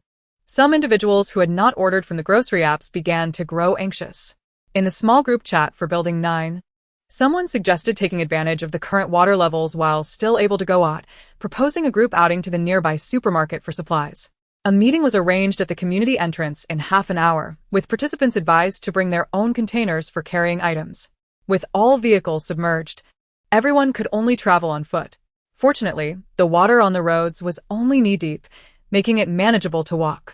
Ying had already placed her order on the grocery app, so she was not in need of supplies and had no intention of going out. However, as she was eating, the doorbell rang. When she opened the door, Wu Tingfang, fully equipped, stood outside. Xiaohan, we're planning to go out to buy some things. Care to join us? Wu Tingfang stated her purpose directly upon seeing Ying. You all? Han inkluderar din konfession. Join me, my husband, and Xiao Lu. I heard from my mother that you and Xiao Lu Haven tea stocked up on many staples. With the rain getting heavier, it's wise to gather a bit more while we still can. Turning her head, Ying indeed saw a robust man clad in a rain suit standing in the corridor, none other than Lei Minghu, whom she had known in her past life. Lu Yuan, also dressed in waterproof pants, leaned against the wall with his eyes closed, a large bag at his feet topped with a black raincoat. All right, give me a moment. Ying replied, shutting the security door and heading back into her room. She donned a down jacket, for the temperature outside hovered around 5 degrees Celsius amid the torrential rain.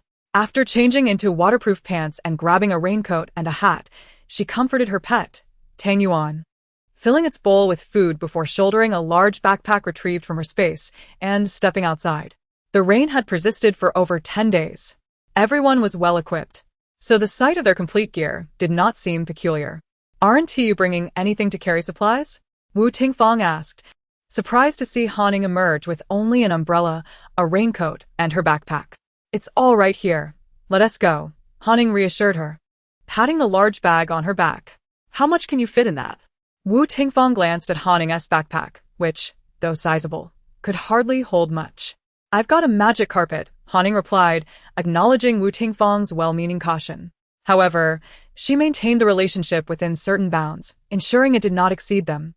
Although Wu Tingfang did not understand what a magic carpet entailed, she did not press for further details. Regardless, she thought that if it turned out that Ying and Xiao Lu could not carry much, they would assist them. After all, her family's tools could carry quite a bit. Her husband was holding 2 large bathtubs meant for their sons' baths, one tall for winter soaks, and a longer one to transport items back.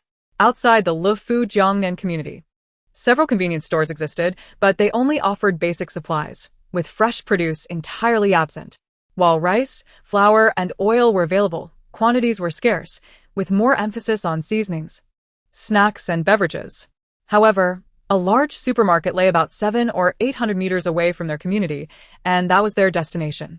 Upon arriving at the community entrance, Ying noticed that over 20 individuals had gathered for the group outing. Most were elderly, with only 4 young people from their floor. Each person carried an assortment of containers for supplies, with the majority resembling the large bathtubs from Wu Tingfang's home, while some dragged inflatable pools or adult-sized bathtubs. A few wielded traditional shoulder poles, presumably for transporting goods back. Everyone had a stick to gauge the water level, preventing accidental falls. Many carried clotheslines, while others, like Ying, used trekking poles or long branches. Ying wore a transparent raincoat with a backpack compartment, as she had her bag containing the magic carpet. Although the bag was made of waterproof material, prolonged exposure could lead to water seeping in, so using the raincoat to cover it was prudent. After donning the raincoat's hood, she placed a hat over it and unfolded her trekking pole. Chapter 46. Moral coerción? Little girl, you're quite beautiful.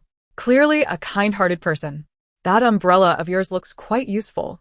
Could you lend it to me? I promise to return it after I'm done. At my age, a little rain can lead to headaches and colds. I'd suffer immensely if that happened, a woman in her 50s remarked, her eyes fixated on Ying's umbrella hat as she approached with a disingenuous smile. Then why not stay inside? A cozy nap in bed will solve all your problems. Ying replied with a neutral expression, seemingly unfazed by the woman's attempts at moral persuasion. Countering her without emotional fluctuation. Attempting to morally coerce me? Not a chance. In this life, Ying adhered to a singular principle: as long as I lack morality, Morality cannot bind me. Others nearby overheard Hanning's retort. Some stifled chuckles while others frowned disapprovingly. Hey, how can you speak like that, young lady? Don't you have any respect for the elderly or compassion for the young? I see your raincoat has a long brim. If you lower it, you want to get wet. Just lend me your umbrella. I'm not trying to take anything from you. I'll return it after I get back. Otherwise, I'll surely catch a cold, the woman insisted, reaching for Hanning's umbrella hat, only for Hanning to sidestep her grasp. The woman's raincoat did indeed have a decent brim that could shield her from the rain if she bent her head slightly. Yet, upon noticing Hanning's superior rain protection, her desire grew. After all, young girls often lacked assertiveness, and a little moral pressure could easily sway them. However, she did not anticipate that this young girl would be so astute, making her manipulation futile. In order for me to respect the elders, you must also show affection towards the young. How about this? I have a slight aversion to water, so you can carry me to the supermarket, and I shall lend you my umbrella hat. This way, you won't catch a cold, and I need not fear the water, an arrangement that serves two purposes splendidly. What do you think? Upon hearing the words of the elderly woman, Ying's face broke into a faint smile. She lowered her gaze slightly, her eyes reflecting a hint of eager anticipation, as if she would leap onto the woman's back the moment she received a nod of agreement. The elderly woman, taken aback by Ying's suggestion, was astonished. Could it truly be done this way? It appeared that this little girl could not be easily deceived. Alas! The young ladies of today seem utterly lacking in manners, each speaking as though the world owed them a fortune, with no semblance of the virtues one would expect. Who knows what society can hope for from them in the future? Having donned her gear, Hanning was ready to plunge into the water, disregarding the elderly woman. At that moment, another woman, seemingly in her 30s, emerged to chastise her. You, madam, are polite and virtuous, are you not? I see that your inflatable pool is quite large. The elderly woman may lack the strength to carry her things back. Perhaps you could assist her with that. And your umbrella is rather sizable as well. The elderly woman fears getting drenched and catching a cold. Will you take responsibility for shielding her? Hanning regarded the meddlesome woman, her words pouring forth like a machine gun. After her tirade, she glanced at the elderly woman, as if to say, I've arranged everything for you. No need to thank me.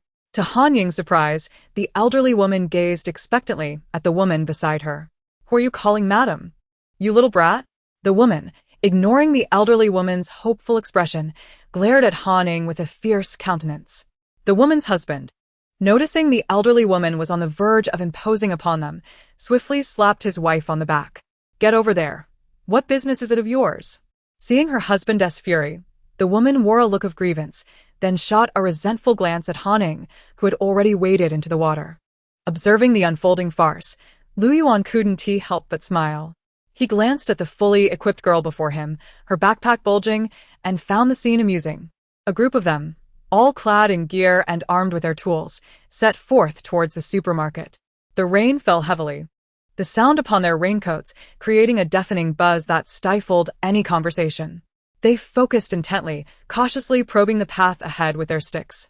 Due to the incessant downpour, many manhole covers had been dislodged. What if one were to inadvertently fall in? Given the current water level, it would be akin to courting death. The water had already reached above their knees, and Hanning gingerly used her hiking stick to probe the road ahead. She dared only to spare a fraction of her attention to the shops and buildings lining the street. Most shops were shuttered, with only a few valiantly remaining open. What would normally take 20 minutes at a leisurely pace or 10 at a brisk walk now took them over half an hour to reach the supermarket. This establishment spanned 4 floors, boasting a wide array of food and daily necessities. Its elevation kept the water at bay, lapping only at the entrance. Sandbags were piled up at the threshold to stave off the encroaching floodwaters. They left their respective tools outside, as order prevailed, and few would dare to pilfer what belonged to others. After agreeing on a time to return, they surged into the supermarket. Despite the torrential rain outside, many shoppers were inside, fervently stocking up. Each person pushed large shopping carts, most laden with rice, flour, and cooking oil. Hanning maneuvered the supermarket's largest cart. Having picked up 2 bags of 20-pound rice, 2 jugs of oil, and a 5-pack of instant noodles, the price of rice had risen significantly, each bag costing several yuan more than before. She meandered through the supermarket, discovering that the prices of fresh produce were now exorbitant. Lettuce was priced at 19 yuan per pound, cabbage at 162 yuan. Apples were 238 yuan, and oranges 21 yuan. Durian reached 80 yuan. Though expensive, the selection remained plentiful. The sight of abundant vegetables on the shelves eased the tension among the shoppers. Humans tend to react this way. Had the shelves been sparsely stocked, they would have fought tooth and nail to grab whatever they could, regardless of the outrageous prices. But with plenty available, everyone could leisurely select items while lamenting the supermarket's unscrupulous pricing, even planning to photograph and report the price hikes later. Despite the crowd, there was no frenzy of panic buying, likely due to announcements from the front desk. Haning heard repeated messages on every floor urging shoppers not to panic, assuring them that supplies were ample. This news tempered the initial urge to stockpile, prompting them to select only the most urgent necessities. Though rice and flour still flew off the shelves in bulk. "Why aren't you buying more rice, Xiaohan?" Wu Tingfang asked, noticing Han Ying's cart contained only 2 bags of rice. "I have 2 bags left at home. If I buy more, they might go bad," Haning replied, not wanting to compete with others for staples. After all, her storage was already brimming with mountains of rice and flour. "Don't worry, Xiaohan. You should consider getting some of these rice bricks. They can last for 2 years if stored properly. You should stock up," Wu Tingfang insisted, pulling 2 20-pound rice bricks from her cart and placing them in Han Ying's.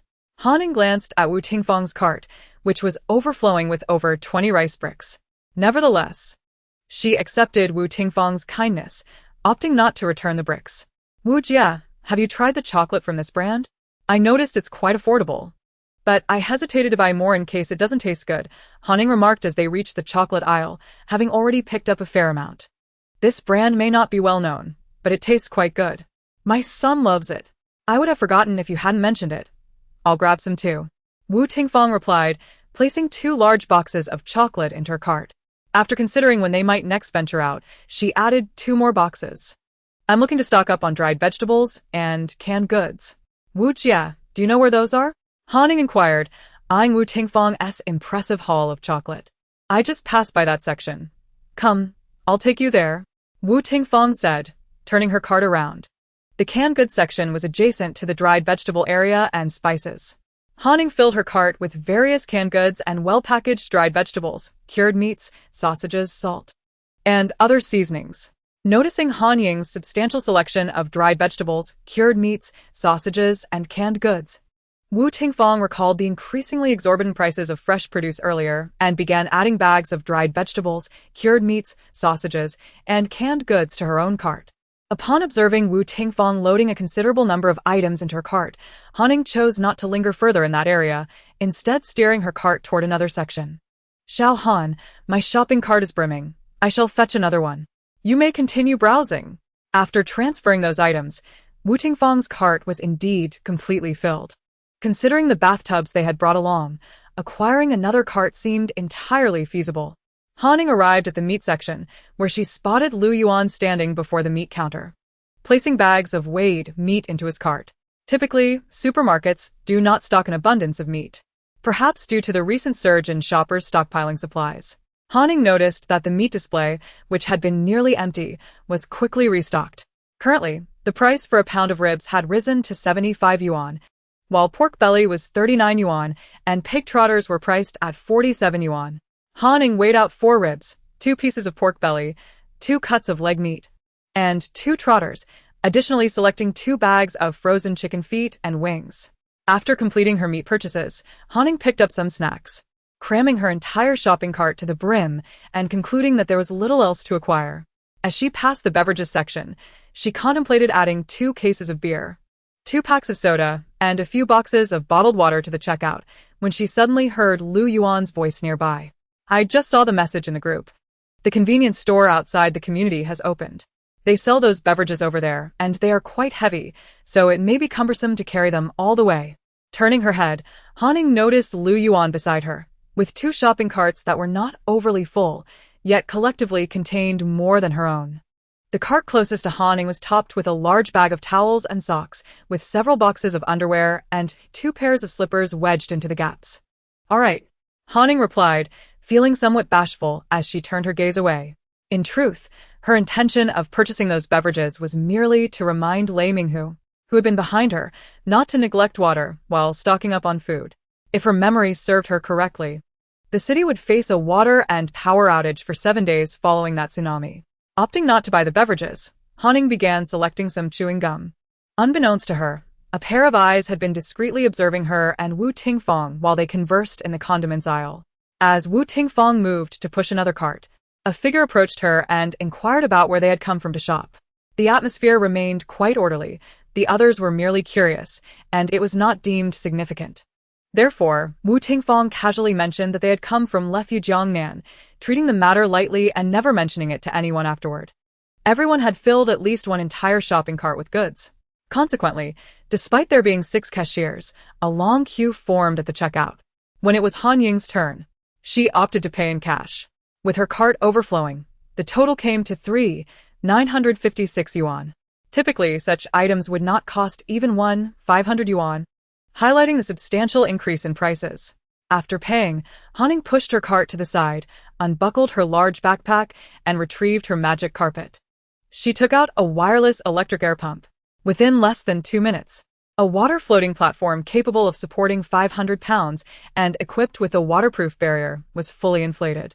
Just as Han Ying intended to stow the air pump back in her backpack, she noticed Lu Yuan nearby. He wore a dark expression, vigorously operating a blue foot pump to inflate a water-floating bed. When he quickened his pace, he occasionally missed his footing, causing the pump to slide away. Han Ying found this scene inexplicably humorous, and just as she was about to stifle a laugh, Lu Yuan, sensing her gaze upon him, looked up. Han Ying immediately held her breath, suppressing her laughter. Why hold back your laughter? Is it exhausting? Lu Yuan noted Han Ying's struggle to contain her amusement, her face nearly turning crimson. Unable to restrain herself any longer, Han Ying burst into laughter, causing Lu Yuan's lips to curve upwards as he observed her. Bent over in mirth without a shred of dignity. How did you negotiate with the seller? After her fit of laughter subsided, Han Ying offered her electric air pump to him. She found it hard to believe that someone like Lu Yuan, who had even learned about yachts, would be reluctant to purchase a wireless air pump costing a little over 100 yuan. I bought quite a bit from that shop, and the seller promised me a good air pump. I requested one that could be used outdoors without needing to plug it in, but alas, Lu Yuan's expression darkened. He had been duped by the seller. He had purchased 10 floating beds and 10 of the very magic carpets that Han Ying possessed. The seller, noticing his bulk purchase, had offered him a good air pump. Lu Yuan had expressed his desire for a rechargeable wireless pump, but it turned out he had not checked the item upon receiving it. The sheer volume of goods made it impractical for him to inspect each item individually. It indeed can be used without being plugged in. Ha ha ha. Han Ying chuckled again, surprised at how easily Lu Yuan had been led astray. Thank you. Lu Yuan disregarded Han Ying's laughter, focusing instead on completing the inflation of the floating bed before returning the pump. Once the bed was fully inflated, the two began to systematically transfer their items onto it. Chapter 48. I'll treat you to a meal later. Everyone had overheard Han Ying's retort to that woman downstairs, so it was well known that she was not one to be trifled with. As a result, a few individuals who appeared to have inadvertently overpurchased turned their attention to Lu Yuan, who was also carrying a large floating bed. Young men, after all, are often perceived as having a thin skin and a reluctance to refuse requests, making them quite agreeable. Hey, young man, I seem to have bought more than I intended. My grandson keeps pestering me for snacks, and since it's a rare outing, I didn't pay attention and ended up with extras. Your floating bed looks quite spacious. Could you help me carry some of this back? One elderly man's eyes lit up upon seeing Lu Yuan's floating bed as he approached him directly. Sure. A trip will cost you 1,000 yuan and I'll deliver it to your home. Lu Yuan glanced at the elderly man's items and indeed saw a considerable amount of snacks, bags of chips, seaweed, and wafers. Upon hearing Lu Yuan's agreement, the elderly man began to shift his items towards the floating bed. However, when he heard the price, he abruptly yanked his items back. 1,000 yuan for a trip? That young lady earlier may have been sharp-tongued, but you, young man, seem to have your head in the clouds. The elderly man's disdain echoed the sentiments of his generation, lamenting the lack of virtue in today's youth compared to their own. Although prices had risen significantly, 000 yuan could still procure a substantial amount of goods. Was this young man simply burning through money? What is wrong with you, young man? We're neighbors. It's a simple favor. Before the elderly man could finish his sentence, he noticed Lu Yuan's cold gaze and abruptly halted his words. Having purchased a considerable amount himself, Lu Yuan's floating bed, while spacious, could barely accommodate the contents of his 2 shopping carts without risking items falling off. Ignoring the elderly man, Lu Yuan continued to methodically arrange his purchases atop the floating bed. Han Ying also transferred all her items onto it, covering them with a waterproof tarp, only to discover that there was still some space left on the platform. As she contemplated whether to venture back inside for a few more purchases, she spotted Lei Minghu and Wu Tingfang pushing 3 overflowing shopping carts, having already settled their bill. Well, her modest space would not go to waste. But what could be done if the rain persisted? Wu Tingfang cast a worried glance at the lengthy shopping list in her hand, her brow furrowed. This outing had cost her husband over a month's salary. Furthermore, due to the torrential downpour, the club where her husband worked was closed, and it was uncertain when it would reopen. Wu Tingfang herself was an uncontracted preschool teacher, earning a day's wage for a day's work. With the kindergarten now shut, the couple found themselves without any income. They still had a monthly mortgage exceeding 5,000. What would they do if this rain continued unabated? Wu Tingfang wished to limit her purchases. Yet the thought of doing so left her feeling unsettled. Before setting out, her mother-in-law had specifically urged them not to be frugal. They should buy as much as they could carry back. If funds fell short, she would dip into her savings for the afterlife. see ya Han, see ya Lu. You're back so soon?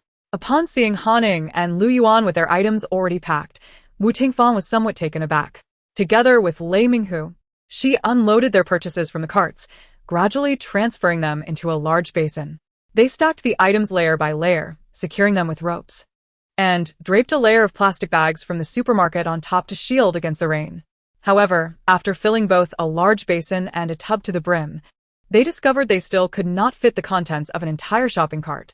Lei Minghu managed to stuff half of the remaining items into several shopping bags, using 2 clothes poles bought from the supermarket to carry them, yet nearly half a cart's worth still lingered. Leave it with me. I have some space. Han Ying, Observing Wu Tingfang's intention to mimic her husband by carrying items on her shoulder, interjected. Xiao Han, since it's such a rare outing, why not buy a bit more? I can carry it back, and while they're still inside, you should grab a few more items. Who knows when this rain will cease? Wu Tingfang glanced at Han Ying's floating platform, noting there was indeed a bit of room left. I won't buy anymore. Just look at how many people are inside. Who knows how long the checkout will take? I'll come back another time. Han Ying refrained from mentioning that her own home was well stocked, as it was prudent not to test the waters of friendship. No matter how close their relationship, she was unwilling to gamble on uncertainties. Very well, if you need anything, feel free to ask. Neighbors should help each other. Wu Tingfang did not press further. Having already offered her advice, she knew that overstepping could lead to discomfort. Han Ying helped Wu Tingfang transfer their items from the cart to the floating platform, then resecured everything as they awaited the others. Many had begun to emerge one by one. They had employed all their mental faculties to squeeze their supermarket purchases into the tools they had brought. Han Ying noticed an elderly man stacking an entire tub high with no gaps, while other items were hoisted onto his shoulder like Lei Minghu's. Those that could not be accommodated were bundled into shopping bags and hung around his neck. The elderly lady who had borrowed Han Ying's umbrella hat earlier was now asking the polite couple for help carrying some of her items. After all, they had brought along a large inflatable swimming pool, and she herself had not purchased much.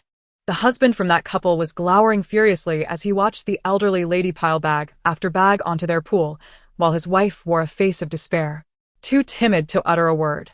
Madam, you seem quite sprightly, Han Ying remarked as she tugged the magical carpet past the elderly lady. Noticing her basin was filled with lightweight items, while the heavier goods were crammed into the inflatable pool. It's you, young lady. I owe you my gratitude. Without you, I wouldn't have been able to bring all this back. Thank you. I'll treat you to a meal sometime. Having encountered Han Ying's sharp tongue, the elderly lady hesitated to borrow the umbrella hat again, cheerfully dragging her basin, which was now quite light, faster than when she had arrived. With the rain pouring heavily, everyone engaged in little conversation. Nonetheless, their spirits lifted by the abundance of supplies. Some began to chat boisterously. The elderly lady's words reached the couple's ears as they toiled to assist her.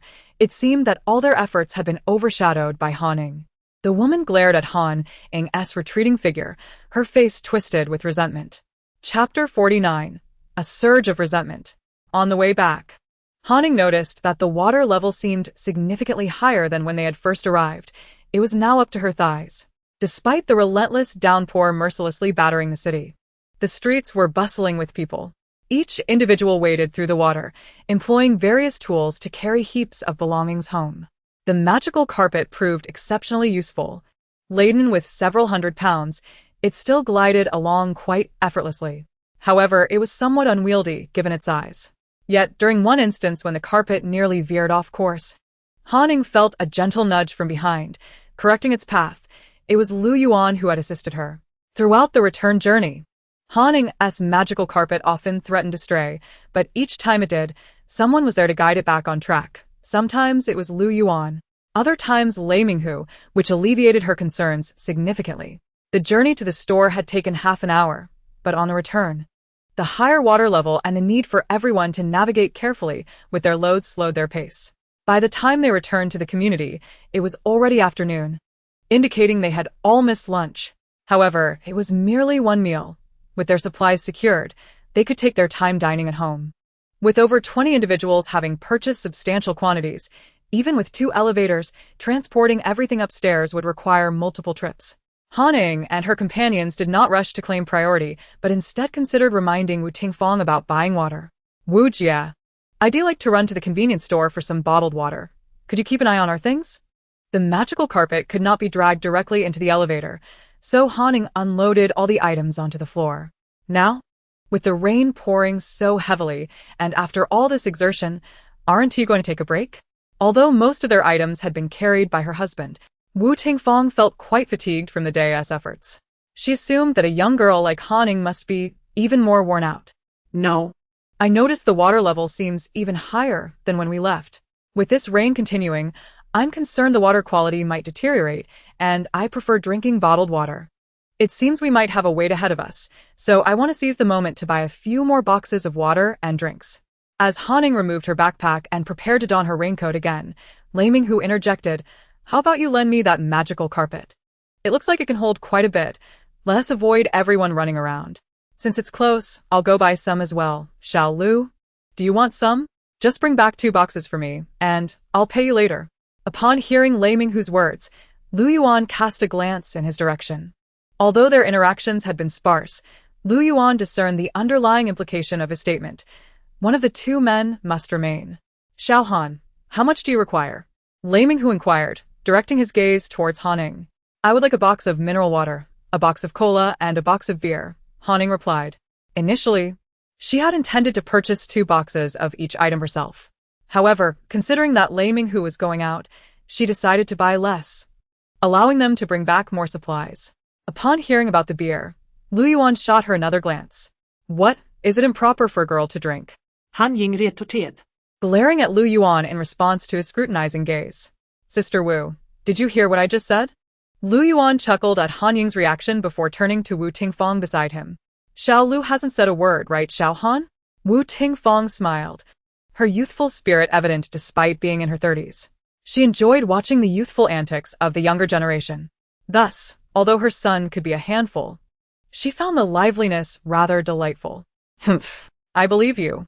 The 3 of them discarded their raincoats on the ground, leaning against the wall as they munched on the ready-to-eat items they had just purchased, while observing others busily transporting supplies to the elevator. The first to commence the transport was an elderly gentleman who had hung his belongings around his neck. Han Ying was surprised that the elderly lady had not beaten him to it, only to see her laboriously hauling items out of the couple's inflatable swimming pool. Han Ying noticed the woman from earlier, who had been resentfully glaring at her instead of confronting the elderly lady who had thrown items her way. Witnessing this scene made Han Ying both furious and amused.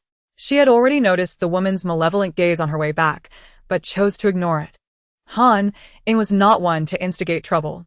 The earlier incident had merely been a case of the woman meddling in her affairs, and she had simply responded in kind.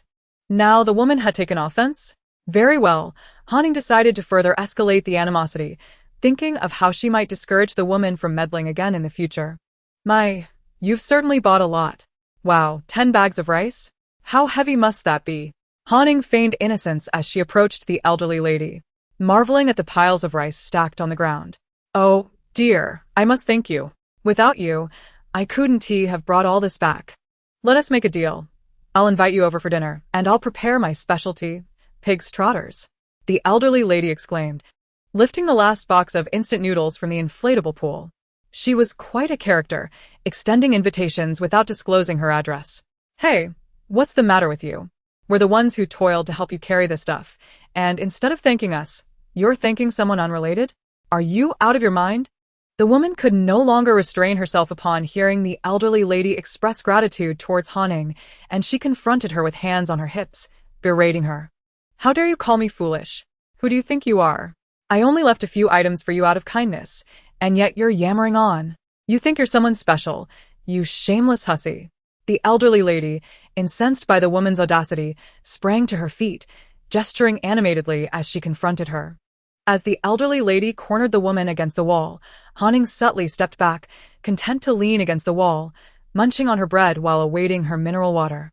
Lu Yuan was utterly astonished by Han Ying's audacious maneuver, recognizing that one should never offend women, especially this particular one. What are you staring at? Sensing Lu Yuan's gaze, Han Ying turned her head to deliver a harmless glare. Lu Yuan raised both hands in a gesture of surrender, indicating that he meant no offense. Satisfied, Han Ying returned her attention to the unfolding drama. After a considerable wait of over half an hour, once everyone else had transported their items, it was finally Han Ying's turn, just as Lei Minghu returned. Chapter 50. The News of the Tsunami. The magic carpet was piled high with boxes of beverages and several large bags of snacks and cigarettes. Han Ying and Lu Yuan had relatively few items, allowing them to share an elevator for transportation. In contrast, Wu Tingfang's group had an abundance of supplies, filling an entire elevator to capacity, with people even having to sit atop bags of rice to fit everything. Upon reaching the 27th floor, the two of them worked together to unload their items outside. Han Ying carried a light bag of snacks back to her home first before returning with her small cart to load the rest. When Tung Yuan saw its owner returning only to head out again, it barked excitedly, chasing after her. Woof. How come you just got back and are heading out again? Take me with you. After noticing Han Ying loading items onto her cart, it grabbed a bag that looked particularly appetizing and attempted to drag it home. Tung Yuan dropped that. It belongs to someone else. The bag it was attempting to drag was a large one of beef, belonging to Lu Yuan. After relinquishing the beef, Tung Yuan then seized another bag of sausages, this time ignoring its owner's command and dragging it back triumphantly. Your dog is quite clever, Lu Yuan remarked. His eyes filled with interest and admiration as he observed Tung Yuan. Just let it be. It often acts silly. Han Ying was not keen on drawing too much attention to Tung Yuan, fearing it might attract unwanted interest, so she resorted to fibbing. After making several trips back and forth, Han Ying finally transported all the items into her home. Once the door was closed, she collapsed onto the sofa in a most ungraceful manner. After resting for a few minutes, she retrieved a bowl of ginger soup she had previously prepared and drank half of it in one go. She then took out her phone and messaged Wu Tingfang, inquiring about the cost of the 2 boxes of beverages and cola. Wu Tingfang promptly sent her a picture of the bill. To her astonishment, a box of mineral water that originally cost over 30 yuan had skyrocketed to 80 yuan. The prices for cola and beer had similarly surged. However, Han Ying had anticipated such price hikes, so she was not overly shocked. After calculating, she transferred the money without hesitation. After sending the payment, Han Ying intended to take a hot shower before having dinner. Just as she was about to undress, the doorbell rang. Exiting the bathroom, she opened the 2 security doors and, peering through the peephole, was surprised to find Lu Yuan standing outside. Curiosity piqued. She opened the door and asked, "What brings you here?" "I brought back this box of beer from abroad. It's quite good. Consider it a thank you for lending me the air pump," Lu Yuan replied, gesturing to the box of beer he had placed on the ground. Han Ying looked down to find the box of beer, realizing that its price was enough to purchase 2 of her air pumps. She recognized the brand from her own overseas stockpiling and had tasted it before. It was indeed quite palatable. In that case, you can have it. I have another one. Hanning turned back to the entrance, retrieving the electric cordless air pump she had used earlier along with the charger to hand over to Lu Yuan. Hanning did not believe that merely inflating a tire would suffice to justify receiving an entire case of beer. After all, she had dozens of such pumps in her space. Given the current circumstances, it seemed difficult to procure one outside. Would she have to inflate it for him next time they ventured out together? Thank you. Lu Yuan did not decline. He genuinely needed the item, particularly since it was indeed hard to find outside. After speaking, he waved his hand and headed straight home. Glancing at the case of beer on the floor, Han Ying sighed in resignation. did she truly appear to resemble a drunkard? She had merely asked Laming Hu for assistance in purchasing a case of beer. So was it necessary for him to deliver an entire case to her personally? Hanning carried the beer inside and placed it beside the dining table, intending to continue her bath. At that moment, her phone rang again. It was a video call request from her neighbor, Wu Tingfang. Han Ying answered promptly. And Wu Tingfang's face appeared on the screen. Little Han, is it convenient for me to come over now? I need to discuss something with you. Sure. Come on over. Wu Tingfang's expression appeared quite serious on the video, and her complexion looked rather pale, leaving Hanning puzzled about the reason for her visit. Surveying the living room, she found nothing amiss. However, considering that the apocalypse was still several days away, there seemed to be nothing that could not be kept at home. The doorbell rang shortly, and Hanning opened the door to see Wu Tingfang entering with a plate in hand. This is chicken wing rice made by my mother-in-law. You haven't eaten yet, have you? Earlier, while waiting downstairs for Laming Hu, the three of them had merely snacked on a few items. However, those snacks were hardly enough to satiate their hunger, and they had just returned, leaving Hanning with little time to prepare a meal. I haven't eaten yet, thank you. Sister Wu. Hanning placed the plate of chicken wing rice on the dining table, then invited Sister Wu to sit down. Little Han, my husband and I plan to go out later tonight when there are fewer people around. Would you like to join us? Wu Tingfang's complexion was not looking well. She appeared somewhat anxious. Is something wrong? Hanning asked, puzzled. Just now, my husband went to the convenience store to buy water, and the owner mentioned that if it weren't for some unclaimed packages, he would have already closed the store. After today, they do not intend to reopen. As he has a friend at the Meteorological Bureau who overheard some confidential information suggesting signs of seismic activity in the ocean floor, indicating a high likelihood of an underwater earthquake and subsequent tsunami, advising everyone to prepare early. While such news was not unheard of before, often a mix of truth and falsehood, the recent peculiar rain made her feel unsettled. My husband said we should take advantage of the opportunity to stock up while we can. Otherwise, if the rain continues or if the news proves true, it may be too late to buy anything, and if the rain persists, the water levels could rise, making it impossible to go out. Wu Tingfang's demeanor grew increasingly grave as she spoke. She had initially hoped for the rain to cease soon so she and her husband could return to work and earn an income. However, it now seemed that the rain might linger. Thank you for informing me of this, Sister Wu. Do you plan to share this news with other family and friends? Hanning was genuinely surprised that Wu Tingfang and her husband had received this information at such a time. Did they know of it during her previous life at this point? Perhaps not. Today, she suggested going to the convenience store for water, which is how Laming Hu learned of the news. Moreover, it seemed that the tsunami warning had not been issued so early in her past life. Chapter 51. Lu Yuan's Hand. Hanning speculated that the tsunami warning arriving days earlier than in her previous life might indeed be attributed to her post. However, she was uncertain who had taken it seriously enough to investigate. As long as the authorities were informed in advance, they would have more time to prepare, potentially preventing chaos in this life. There were still 5 days until the rain ceased. 8 days remained until the tsunami. If the officials prepared ahead of time, they would undoubtedly perform better than they had in her previous life. Actually, I am an orphan. My husband and I are neighbors. We have known each other since childhood. After my parents passed away when I was in middle school, I lived with his family, so apart from my husband, my son, and my mother-in-law, I have no other relatives and no friends in this place. Wu Tingfang's expression turned somber. She had not anticipated that, upon learning such significant news, the only person she could confide in was a neighbor she had only recently met. She had many colleagues at her kindergarten job. However, as a substitute teacher without any connections or background, she felt somewhat isolated in her profession. Although everyone was polite to her on the surface, she had no close friends. All right, then let us go out together. We'll take a break for 2 hours, and by the way, should we invite Lu Yuan from across the way? Ying was genuinely unaware of Wu Tingfang's past. In her previous life, she had received considerable help from Wu Tingfang and had not perceived her as someone who struggled to make friends. Instead, she found her quite warm and approachable. Perhaps they simply had a natural affinity for each other. Don't worry, my husband has already asked him.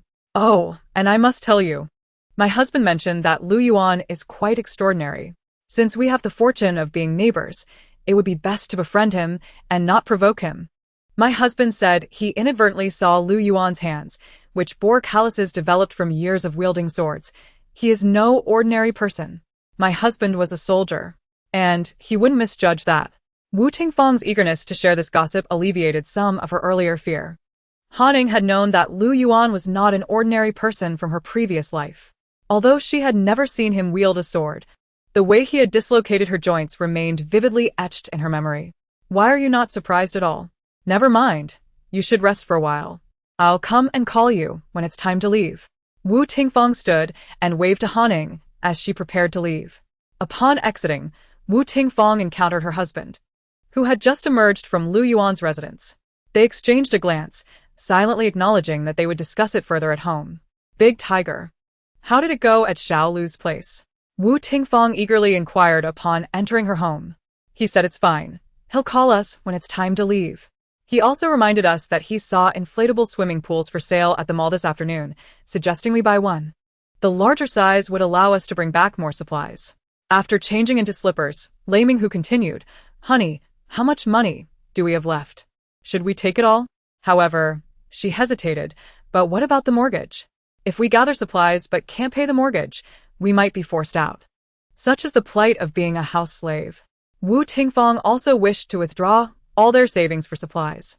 But they still had over 5,000 yuan in monthly mortgage payments and no income at present. As I said, purchase as much as you can carry back. And do not hesitate to spend. All right, Big Tiger, leave the money in the mortgage account untouched. That should last a few months. If circumstances improve, we can consider borrowing later. A month's mortgage payment should be manageable. I still have some money here. Let's use it all for buying supplies. He handed a savings book to Wu Tingfang and then produced 20,000 in cash for them. Wu Tingfang glanced at the savings book, which displayed a balance of 50,000. The down payment for their home had been made with the hard-earned savings of her in-laws. And now they were compelled to dip into her mother-in-law's remaining funds, which made the couple feel somewhat guilty. However, they were even more apprehensive about the possibility that this money would be rendered useless if left untouched. Given the rising water levels, they feared that the bank might not open tomorrow. While payments could currently be made via mobile phone or cash, the money in the savings book could only be accessed in person. It had to be withdrawn to be utilized. Honey, please compile a list of essentials that we need to purchase. It's already past 3. If we hurry, we might reach the bank before it closes. To avoid any unforeseen delays, I'll go out early and we can meet at the supermarket, Lei Minghu suggested as he took the savings book from Wu Tingfang. Withdrawals from the savings book, provided they do not exceed 50,000, do not require the account holder to be present. Only the password is necessary. Be careful. Dahu. The bank isn't close. Wu Tingfang expressed her concerns, knowing that the bank was 2 kilometers from their apartment complex. She also realized that returning to the complex was impractical, as waiting at the supermarket would be closer. Don't worry. You should remember my background. A little water, 1 tea deter me. Lei Minghu reassured his wife, though a flicker of anxiety crossed his eyes, revealing his uncertainty about the future. As the pillar of the family, he knew they relied on him. If he faltered, their household could not sustain itself. Half an hour later, Lei Minghu set out. He needed to arrive early to ensure he wouldn't miss the bank as closing time, as failing to withdraw the money would create a significant problem. Mom, I'm a bit scared. After Lei Minghu left, Wu Tingfang looked at her mother-in-law, her eyes glistening with tears.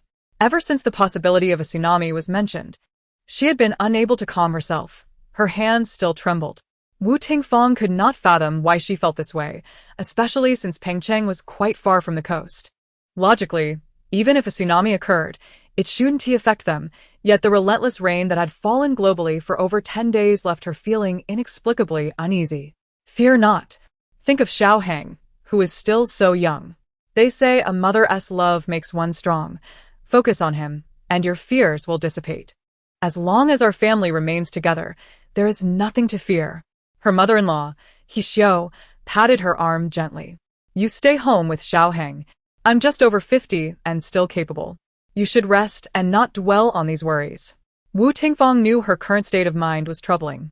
On one hand, she didn't want her mother-in-law to face unnecessary hardship, but on the other hand, she feared that her own anxiety might burden others. Chapter 52. The mysterious 28th floor. After a soothing hot shower, Han felt significantly more relaxed. Despite the cold weather, and having just consumed ginger soup, she remained vigilant and opted to take cold medicine as a precaution. With only an hour before she needed to leave, there wasn't enough time for a nap. So she decided against sleeping, instead laying out a feast for herself. As she indulged, Han scrolled through her phone.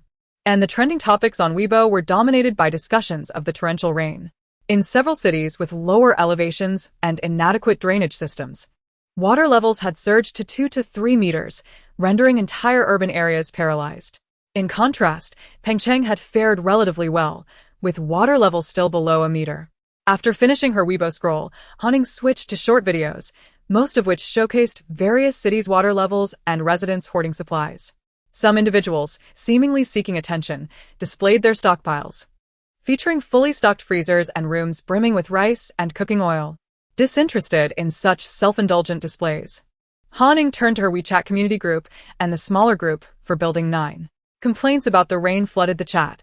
Workers lamented halted jobs, dwindling incomes, and escalating prices, while others expressed frustration over the difficulty of acquiring basic necessities. Upon leaving the community group, Han entered the smaller group for Building 9, where several families who had ventured to the supermarket that day shared their bountiful hauls. The images showcased an impressive array of rice, grains, meats, and snacks. Amidst this display, Han noticed a rather conspicuous request for food. The individual expressed fear of venturing outside due to the weather and sought to purchase food at a premium, offering designer handbags in exchange. Following this, a photo of an entire cabinet filled with luxury bags was shared, dozens, in fact, with several recognizable designs valued at over 100,000 each. Glancing at the user's profile, she recognized the name, Lin Shui from Unit 2601. Although Han did not personally know Lin Shui, she was aware of the 26th floor. She had encountered a couple in the elevator who had just returned from outside, carrying a substantial amount of groceries. There were 2 households on that floor, so the individual seeking food might not necessarily be the same girl, but if it were, Han had to commend her survival instincts. She seemed well-equipped for the challenges ahead. Seizing the moment, Han quickly posted a message in the group. Seeking food. The rain is too heavy to go out. I'll pay a premium for delivery or food. Once sent, her message was quickly overshadowed, and to her relief, no one seemed to notice her. With a sense of disinterest, Han closed the chat interface and continued to relish her meal. Meanwhile, across the hall, Lu Yuan was also enjoying his dinner, his eyes sparkling with delight as he read Han's earlier post. After finishing his meal and tidying up, Lu Yuan entered his room and opened the door to a wardrobe that spanned an entire wall. After shifting aside the hanging garments, a narrow staircase was revealed, leading upwards. Climbing the stairs, Lu Yuan found himself on the 28th floor. This expansive flat featured plush carpets to ensure silence while walking. The entire floor was partitioned into 8 large rooms, 6 of which were filled to the brim with various supplies. Lu Yuan entered one of the central rooms, where shelves stacked 3 rows high displayed an array of vegetables cultivated in long containers. Despite the relentless rain that has persisted for over 10 days, casting a pall over the skies, the vegetables, aided by supplemental lighting, continued to thrive splendidly. Lu Yuan meticulously watered each pot of vegetables, removed the newly sprouted weeds, and dispatched a few small caterpillars before departing the room. After leaving the vegetable garden, he entered an adjacent chamber, which also housed 3 rows of shelves, but this time filled with cages. Each tier of the shelves contained a rectangular cage. One shelf was home to plump rabbits, another to silky chickens, and the last to quails. The rapid reproduction of the rabbits ensures a steady supply of meat. The silky chickens are quiet, clean, and long-lived. Though smaller in size, they are prodigious layers, producing over 300 eggs a year. Not to mention their meat is also edible. As for the quails, their meat and eggs are renowned for their delectable taste. All three types of poultry are tranquil and make no noise. The soundproofing materials on the walls and windows ensure that no one outside can discern that live birds are kept within. Han Ying had drawn over 20 space talismans and, glancing at the time, estimated that Wu Tingfang would soon come to summon her. Although it was barely past 5 o'clock, the outside world was enveloped in darkness. Venturing out now would likely mean arriving home in the dead of night. Even though she was dressed in waterproof pants, the chill of the water was still biting. Given the circumstances, it was prudent to protect herself, so Han Ying resolved to wear her thermal suit underneath and don a down jacket over it. After dressing appropriately, she placed her bag, umbrella, and headlamp by the entrance, ready to leave at a moment's notice. Just as she intended to return to her room to sketch a few more space talismans, her phone on the table chimed with an incoming video call. "Hello, Wu Jia," she greeted, her voice directed at the screen. Sia Han. "There's been an incident. Quickly check the news and the messages in the group chat." Wu Tingfang's eyes were red-rimmed, her voice trembling with urgency. Upon hearing Wu Tingfang's words, a chill ran down Han Ying's spine. She instinctively felt that something significant had transpired. With no time to waste, she abruptly ended the video call and switched on the television. On the screen sat a high-ranking official who announced that effective immediately, the country would impose restrictions on citizens leaving the nation and initiate a repatriation operation to rescue students and tourists stranded abroad due to the torrential rains and floods. The repatriation would last for 2 days, after which those unwilling to return would be left to fend for themselves. Chapter 53. Supplies are no longer available. As Han Ying absorbed this news, she felt utterly bewildered. In her previous life, there was no such repatriation operation at this time. It had only occurred about 2 weeks post-tsunami, when the virus outbreak began.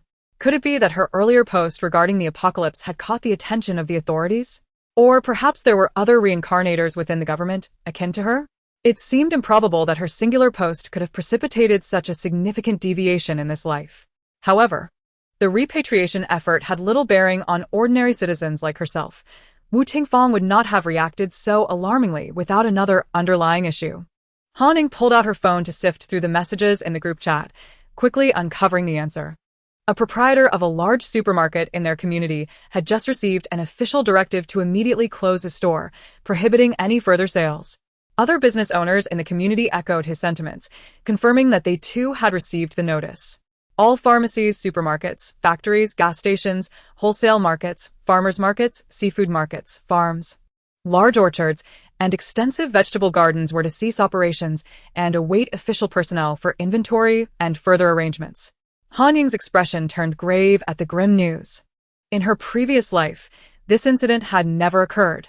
She recalled that prior to the tsunami, when the rains had ceased, she had expended a considerable sum to have supplies delivered to Zhao Meihua's family. At that time, although the supplies were exorbitantly priced, they were still obtainable.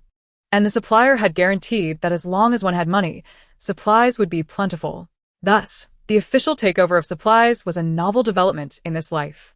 In truth, this might not be entirely detrimental. With supplies under unified management, there would be no rampant hoarding and exorbitant reselling, potentially alleviating the risk of people starving to death. Most importantly, the supplies taken over during the tsunami could be preserved more effectively under official supervision. Otherwise, if purchased by individuals, they might very well be swept away or damaged in the ensuing tempest. In her past life, Han Ying had also stockpiled a considerable amount during the torrential rains. Yet over 4/5 of her supplies had been lost to the waves or submerged in water during the tsunami. Therefore, the official commandeering of supplies might not be as dire as it seemed. Han Ying surmised that once the tsunami had passed, the authorities would eventually release these supplies. However, before that happened, chaos would likely ensue. Continuing to peruse the messages in the group chat, she noted that the owner of the convenience store at the entrance of the community was also present in the chat. Yet, he had not mentioned that his store was also barred from selling, suggesting that the restrictions were primarily aimed at those with substantial inventories. Realizing this, Han Ying swiftly grabbed her prepared bag and headed out. After ringing the doorbells of her neighbors, she stood in the middle, awaiting their response. Sia Han. "Have you seen the messages in the group? My husband went out to withdraw cash, and I just called him." He said he passed by a convenience store that was still open. He asked gone there to buy supplies and advised us to be cautious. There are people fighting over goods at the small shops. Wu Tingfang anxiously exclaimed upon opening the door to find Han Ying. Then our nearby convenience store must also be open. Let us hurry down. We might still be able to grab something. Han Ying replied, taken aback by how swiftly chaos had descended upon this life. The government's abrupt actions had indeed caught everyone off guard. Lu Yuan, are you aware of this? Han Ying inquired directly upon seeing him at the door. Aware of what? Lu Yuan responded, having just finished tending to the garden upstairs and was now engaged with the rabbits, quails, and silky chickens. His time spent gathering eggs, feeding, and cleaning the cages had left him little room for other distractions. Grab your flotation device. We have no time to waste. Han Ying uriet. Pushing him gently back into their home. Plans often falter in the face of change, and the three of them hurriedly gathered their tools and raced towards the convenience store. The proprietor was a middle-aged woman in her 40s. Initially, she had no intention of opening her store today, but with a backlog of undelivered packages piling up, she had contacted customers to come collect their items before planning to close and head home. She had also resolved to keep the store shut for the next few days, intending to stash the goods from the shelves into the warehouse, having heard rumors from friends about the impending tsunami. Although Pengcheng was quite distant from the coast, she still felt a twinge of concern. However, after she had drawn the door curtain shut, a sudden series of loud knocks resounded from outside. Without much thought, she assumed it was a customer and proceeded to open the roll-up door once again. To her astonishment, the individual rushed in and began frantically piling items onto the counter, urging her to expedite the checkout process. Before she could even complete the transaction for that person, several others burst into the shop, braving the torrential rain, and mimicked the same frantic behavior, leaving her utterly bewildered. By the time Han Ying and her companions arrived at the convenience store, nearly all the shelves had been stripped bare. After all, how much stock could a convenience store possibly hold? Furthermore, many customers were inside, engaging in a frenzied scramble for the remaining goods. Witnessing this chaotic scene, the trio promptly decided to abandon this establishment and proceed to the next one. The occupancy rate at Lufu Jiangnan community was exceedingly high, which meant that numerous supermarkets and convenience stores surrounded the area.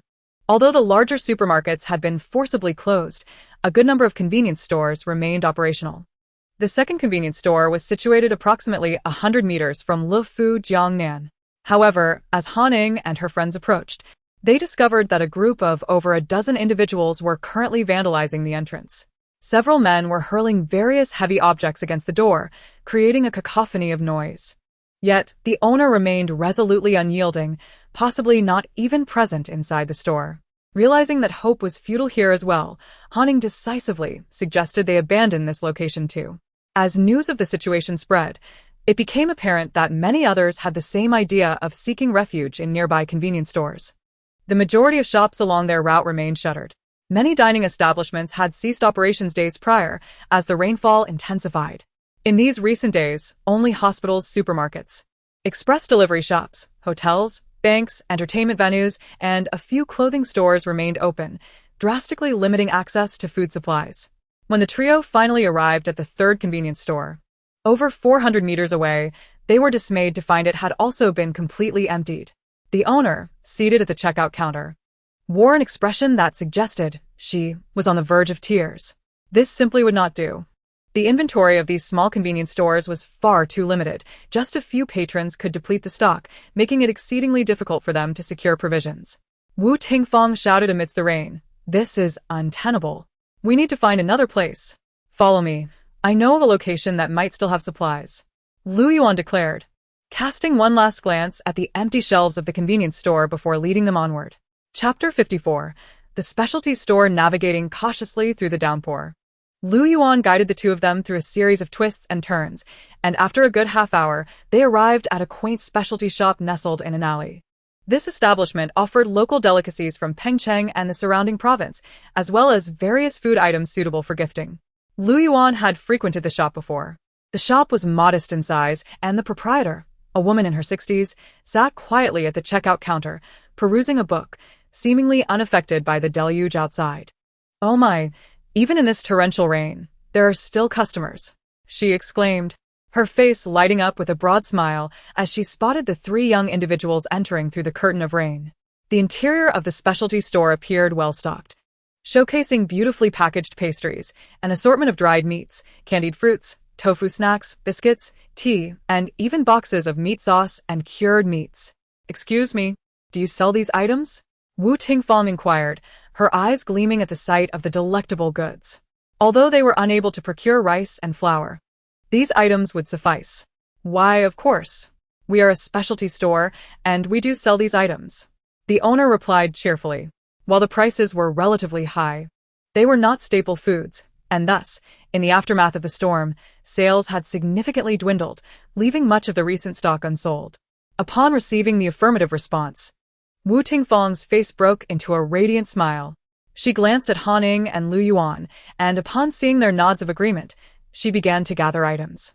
The owner, observing the trio as they excitedly filled their arms with her merchandise, felt a mix of anxiety and delight, elated at the prospect of business, but worried that these three might take advantage of her as an elderly woman. These items are rather pricey. Are you sure you want to buy so many?" She hesitated.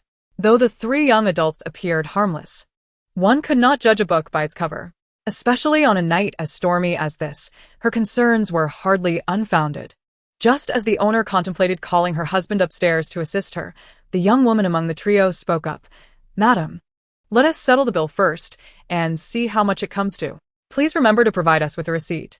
They had previously discussed in the elevator how much to purchase, intending to divide it amongst themselves afterward.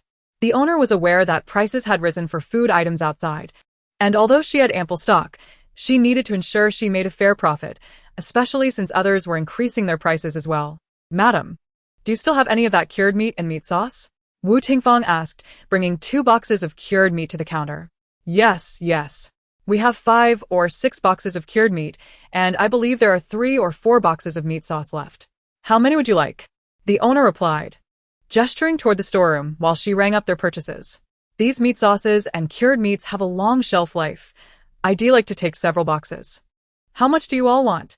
Wu Tingfang inquired, looking at Lu Yuan, who was busy gathering dried meat, and Han Ying, who was reaching for some coffee. "I'll take a box of each," Han Ying stated, collecting several bottles of coffee from the shelf. "Me too," Lu Yuan echoed.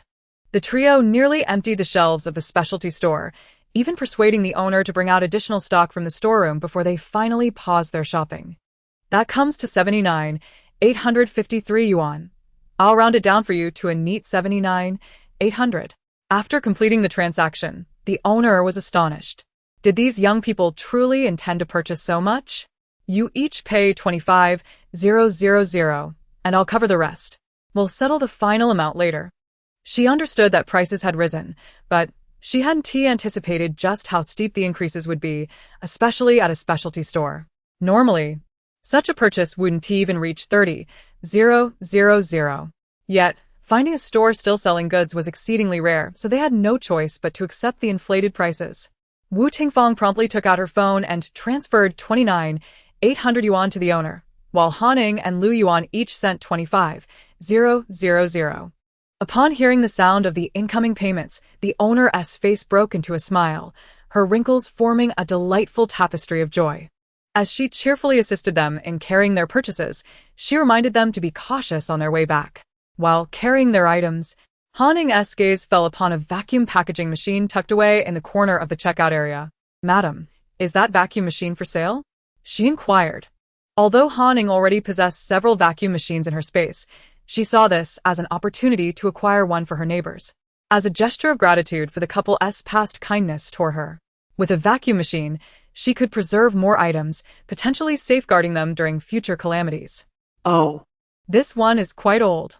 I do have a new one in the storeroom. This old one broke down last month, and my son from another province ordered a new one online and sent it back to me. After the old one was repaired, I didn't see the need to take the new one out.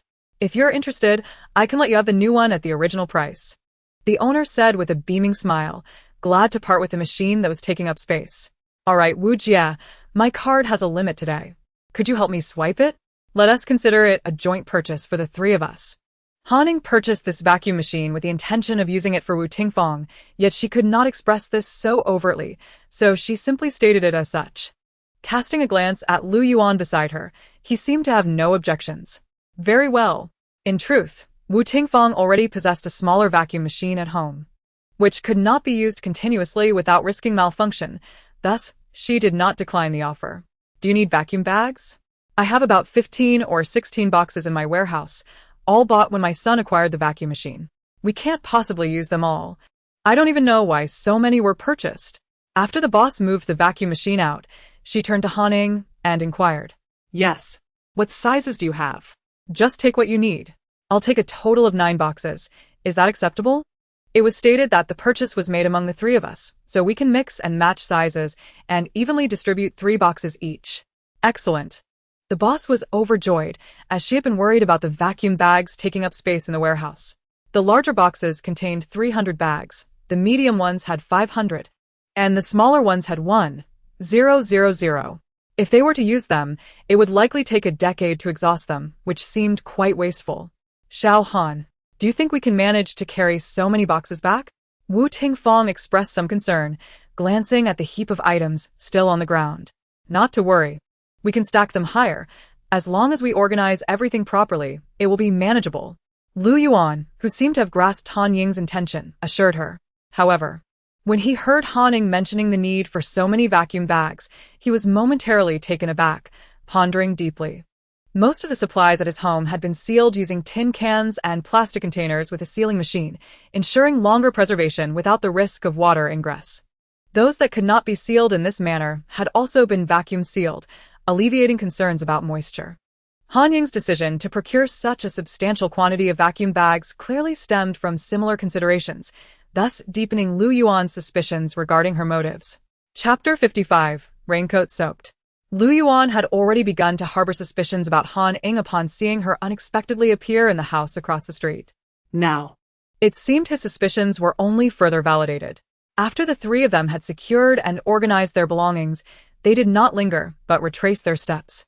1 deep and 1 shallow. By now, the water level had risen nearly twice since they had set out that morning. The water had nearly reached Han Ying's waist, given her tall stature. However, this water level was somewhat awkward, making both the inflatable boat and kayak unusable. While they were not at risk of hitting the bottom, the shallow water made paddling ineffective, likely slower than walking. Lu Yuan had loaded all the heavy items onto his floating platform, making it considerably easier for both Han Ying and Wu Tingfang. Especially for Han Ying, as Lu Yuan walked behind her, often correcting the direction of her magic carpet. She found it relatively effortless. Sister Wu, Han Ying called out, noticing Wu Tingfang stumble slightly, as if on the brink of falling. She immediately reached out to steady her and shouted, "Is everything all right? My raincoat seems to have soaked through." Wu Tingfang shouted amid the downpour, feeling an intense chill coursing through her body, her limbs trembling. Each step felt heavy, her legs felt as though they were submerged in icy water, nearing numbness. Upon hearing Wu Tingfang's voice, Han Ying thought to herself, this is dire. The temperature outside hovered around 3 to 4 degrees Celsius, compounded by the fact that they were still standing in water. While it was tolerable through the raincoat, direct exposure to the water was nothing short of bone-chilling. If they were to lose body heat midway, it could lead to a terrifying situation. They were still approximately 400 to 500 meters from Lufu Jiangnan. If they paused to rest, Wu Tingfang, already soaked to the skin, would not receive timely warmth, posing a significant risk. It would be better to push through and return home to take a hot bath, drink ginger soup, and perhaps take some cold medicine before wrapping herself in blankets. Perhaps the situation would improve. Sister Wu, hold on a little longer, we're almost home. Han Ying hotade encouragingly. Lu Yuan also heard Wu Tingfang's mention of her raincoat being soaked and approached to take the items from her. This might allow her to move a bit faster. Xiao Lu, let me handle it. If you do that, you won't be able to navigate, and it's dangerous.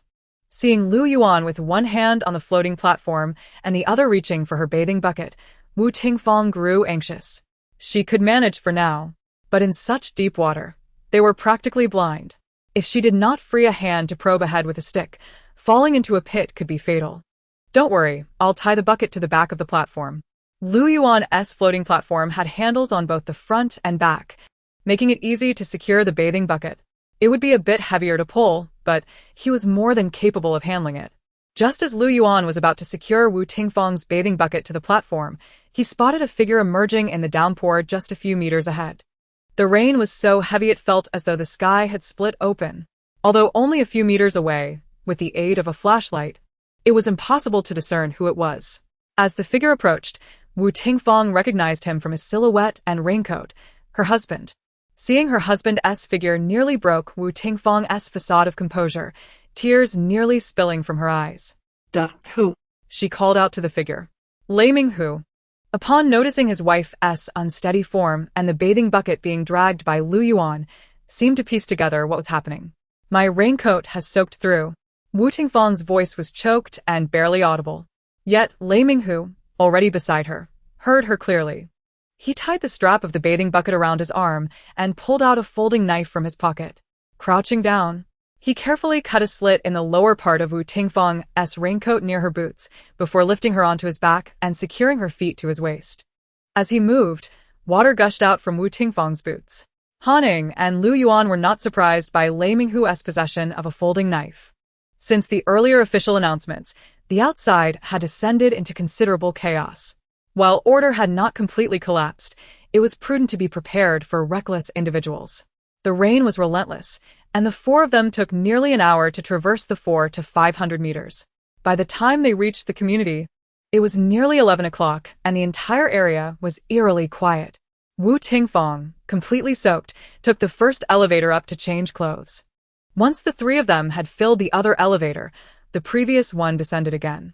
After cramming all their belongings inside, Lu Yuan and Han Ying cautiously seated themselves atop the supplies to activate the elevator. Han Ying, feeling somewhat fatigued, leaned against the elevator wall, contemplating whether the day's official actions would impact her upcoming zero-cost purchase. If the domestic supplies were being commandeered by the authorities, then the items at the port would undoubtedly be no exception. It seemed the port she had previously selected could no longer be an option.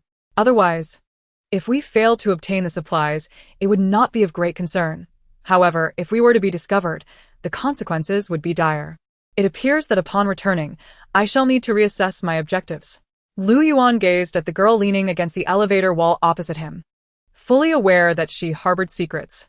Yet, he felt no inclination to uncover her mysteries, for he too was cloaked in enigma. Thus, he decided to let things unfold naturally. Once the elevator came to a halt, Lei Minghu had already positioned the items from another elevator and was waiting for them outside. After the trio collaborated to unload everything from the elevator, Lei Minghu suggested, "If you are at ease, I shall return to rest. I can transport the items to the corridor, and we can divide them in the morning. What do you think?" Han Ying waved her hand, indicating her agreement, and promptly headed home, as did Lu Yuan. It was not that Han Ying was unconcerned. Rather, she was simply fatigued after a long day without respite. Coldness was not a factor for her, as she wore a temperature-regulating suit, rendering her impervious to the chill. However, after removing her suit and attending to the dog's late-night meal, Han Ying hastily filled the tub with hot water for a soak, retrieving some warm, cooked food from her storage to enjoy while bathing. The following day, upon awakening, Han Ying sat on the edge of her bed, lost in thought for a while. Sensing that something was amiss, the usual thunderous sound of the torrential rain was now overshadowed by the lively chatter of people below. The cacophony of voices drowned out the roar of the rain. No, it was impossible for the sound of the rain to be muffled. Chapter 56. Did the rain cease early? Opening the window, Han Ying was horrified to discover that the downpour had indeed stopped. Many others followed suit, leaning out from their balconies, cheering in delight. The rain had ceased? It had ceased, remarkably, 5 days earlier than in her previous life. The abrupt cessation of the storm brought no elation to Han Ying. Rather, it filled her with dread. This deviation signified that this lifetime diverged significantly from her past. If the rain had stopped prematurely, what of the tsunami? On which day would it arrive? In terror, Han Ying realized that she had lost her foresight. Not only were the official actions different from her past life, but even the timeline of the apocalypse was now a mystery to her. Retrieving an infrared telescope from her storage, she peered downwards. The water level below her was measured at 707 meters. When she first arrived, it had been 731 meters. indicating that the water level had risen to 24 meters. The terrain in Jiangnan is somewhat elevated, and if the water here reached 24 meters, it was evident that the levels outside must be even higher. Opening WeChat, she found the community group abuzz with activity. Unit 1002. At long last, this wretched rain has ceased. I can see my paycheck waving at me. My spicy hot pot, milk tea, and fried chicken are beckoning me. Can you all see that? Unit 2602. Not me. All I see are my mortgage and car loan waving at me. Unit 2003. If this rain doesn't stop, I'm truly going to starve. I haven't even paid my mortgage this month. Unit 1202. My car is submerged in the garage. Do I still have to keep paying this loan? Does anyone know if insurance covers this situation? Unit 801. Does no one care about what the officials said yesterday? With the rain ceased, should we still take those words seriously? Do we have any place to buy supplies? Unit 1309. I run a grocery store. I haven't received any notice to open, so I dare not do so. Unit 2701. If this rain doesn't stop, I'll soon run out of clothes. We have no heating or dryer at home. Can you guess how my clothes dry? Unit 1309. Are you wearing them and using body heat to dry them? Unit 2701. Well, not quite. I usually use a fan, but the air is too humid. After 2 days of blowing, they still feel damp. If this rain continues, I might end up with rheumatism. Unit 1902. You're not alone. I'll let you in on a secret. I haven't worn a single dry pair of underwear for days. I never want to experience this again. Unit 2601. My mother has caught a cold. Does anyone have cold medicine? I'll pay for it. Speaking of which, with the hospital being taken over, can we still seek medical attention? Unit 102. Who knows when this water will recede? I want to go home. There's south no place like one's own den. Unit 703. Unit 102. Have we mistreated you? Why the complaints? Your family has been lazy. The floor of the room we rented to you has become a complete mess, and you don't even bother to clean it. My mother-in-law merely remarked on it once, and you still have the audacity to complain, making it seem like we're the ones mistreating you. Unit 1202. The floor is a mess? Kudos to you, brother. Unit 703. Isn't it a mess? My mother-in-law felt sorry for her own floor and cleaned it, using up 3 buckets of water to do so. Pictures, pictures, pictures. Since the flooding began, those residing on the first floor with relatives had sought refuge with them. Those without assistance had found willing hosts in the community group, of course, for a price. After the remark about the messy floor, the group fell silent for a moment.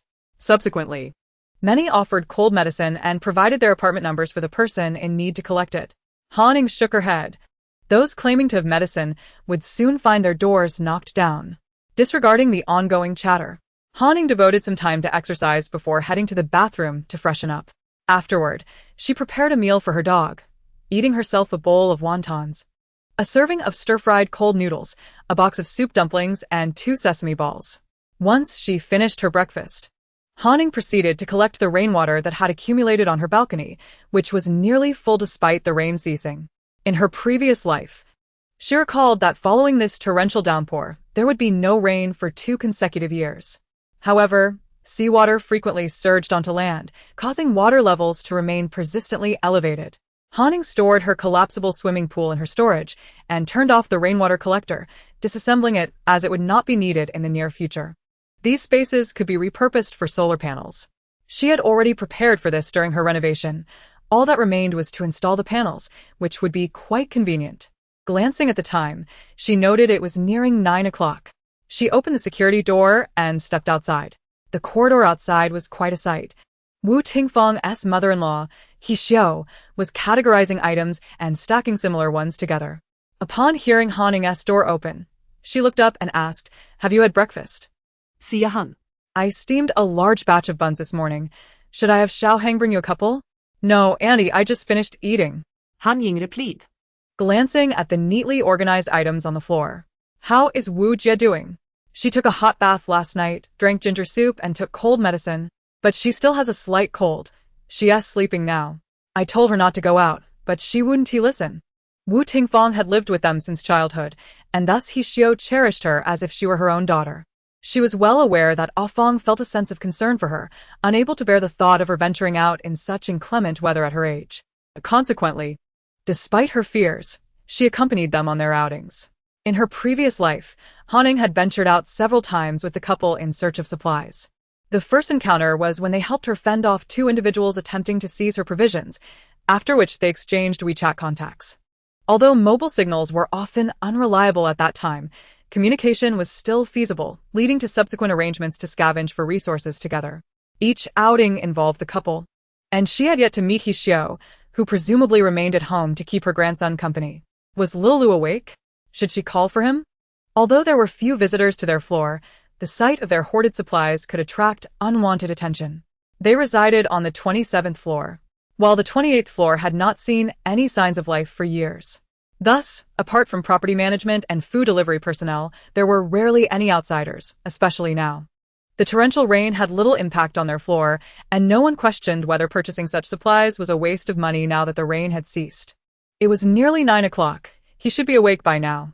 Han approached and rang Lu Yuan's doorbell, but after a considerable wait, no one answered. At that moment, Lu Yuan was on the 28th floor, tending to the rabbits, Luhua chickens, and quails, cleaning their droppings and placing them in a compost bin in the corner, sealed for future use as fertilizer for the vegetables. After tidying up the small enclosures of the live poultry, he picked up a basket filled with quail and Luhua chicken eggs, along with another basket of vegetables, and exited the room. Every day, he was able to collect a substantial number of eggs.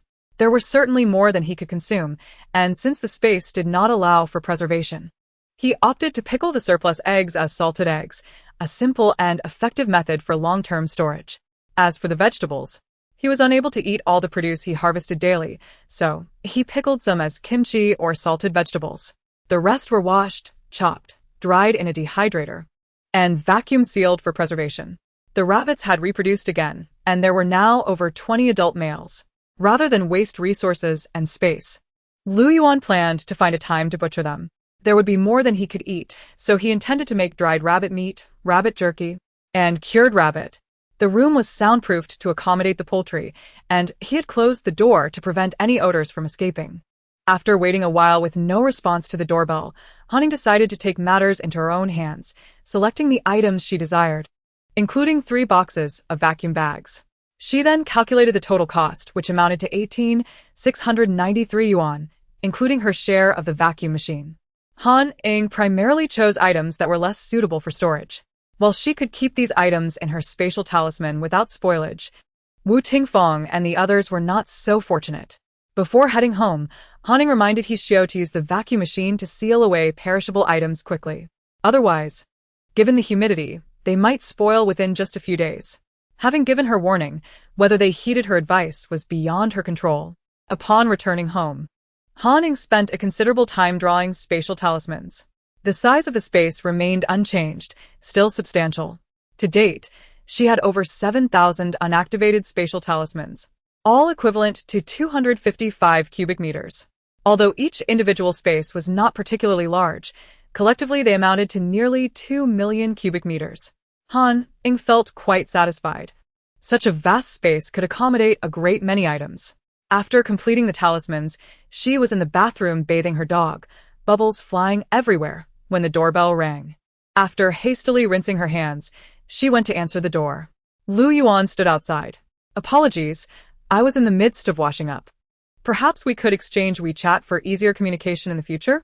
Upon noticing the white foam adorning Han Ying's neck, Lu Yuan paused, but said nothing, instead offering her his WeChat QR code. Another bath?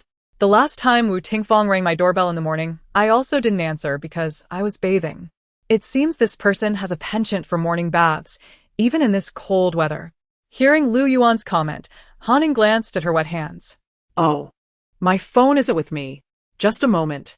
She turned and retrieved her phone from the coffee table. As she turned back, Lu Yuan caught a glimpse inside her apartment, and his mouth twitched. Goodness, she has installed 3 security doors.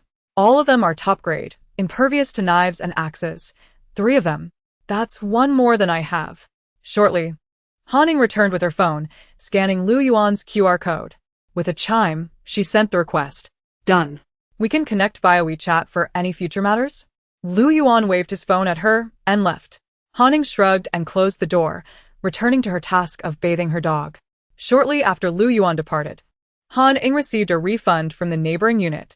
Lu Yuan had taken over 10,000 yuan worth of supplies, while the remainder was left for the unit next door. The agreement had been to refund the difference, which Han Ying accepted without hesitation. It was cash. Lei Minghu mentioned they only had cash left, as the money in their accounts was reserved for mortgage payments. The rain had ceased, and although its trajectory had shifted slightly, the general direction remained unchanged. Since the authorities had made preparations this time, Han Ying speculated that they had likely detected the approximate timing of a tsunami. With a general time frame established, evacuation notices would surely follow. Once the tsunami alert coincided with evacuation announcements for coastal cities, the outcome would remain the same, albeit with potential timing discrepancies. Thus, her zero-cost procurement plan would not be adversely affected, merely necessitating a change of location. At that moment, Han Ying was seated before her computer. Her previously selected zero-cost procurement target had been abruptly thwarted by the authorities' unexpected actions, prompting her to seek an alternative site. With only 2 spatial transfer talismans remaining, she could only visit 2 more locations. However, concerned that official announcements might impact these sites, Han Ying needed to select 2 new locations for resource gathering that would also ensure safety. Staring at the 5 locations she had re-listed on her computer, she found herself grappling with indecision. The first was the world's largest cargo container port, reputed to handle an astonishing 20 million containers annually, averaging over 50,000 per day. Given the recent incessant rain, one could only imagine the backlog of containers accumulating there. Although the torrential rains on a global scale may exert some influence on this port, the impact is minimal.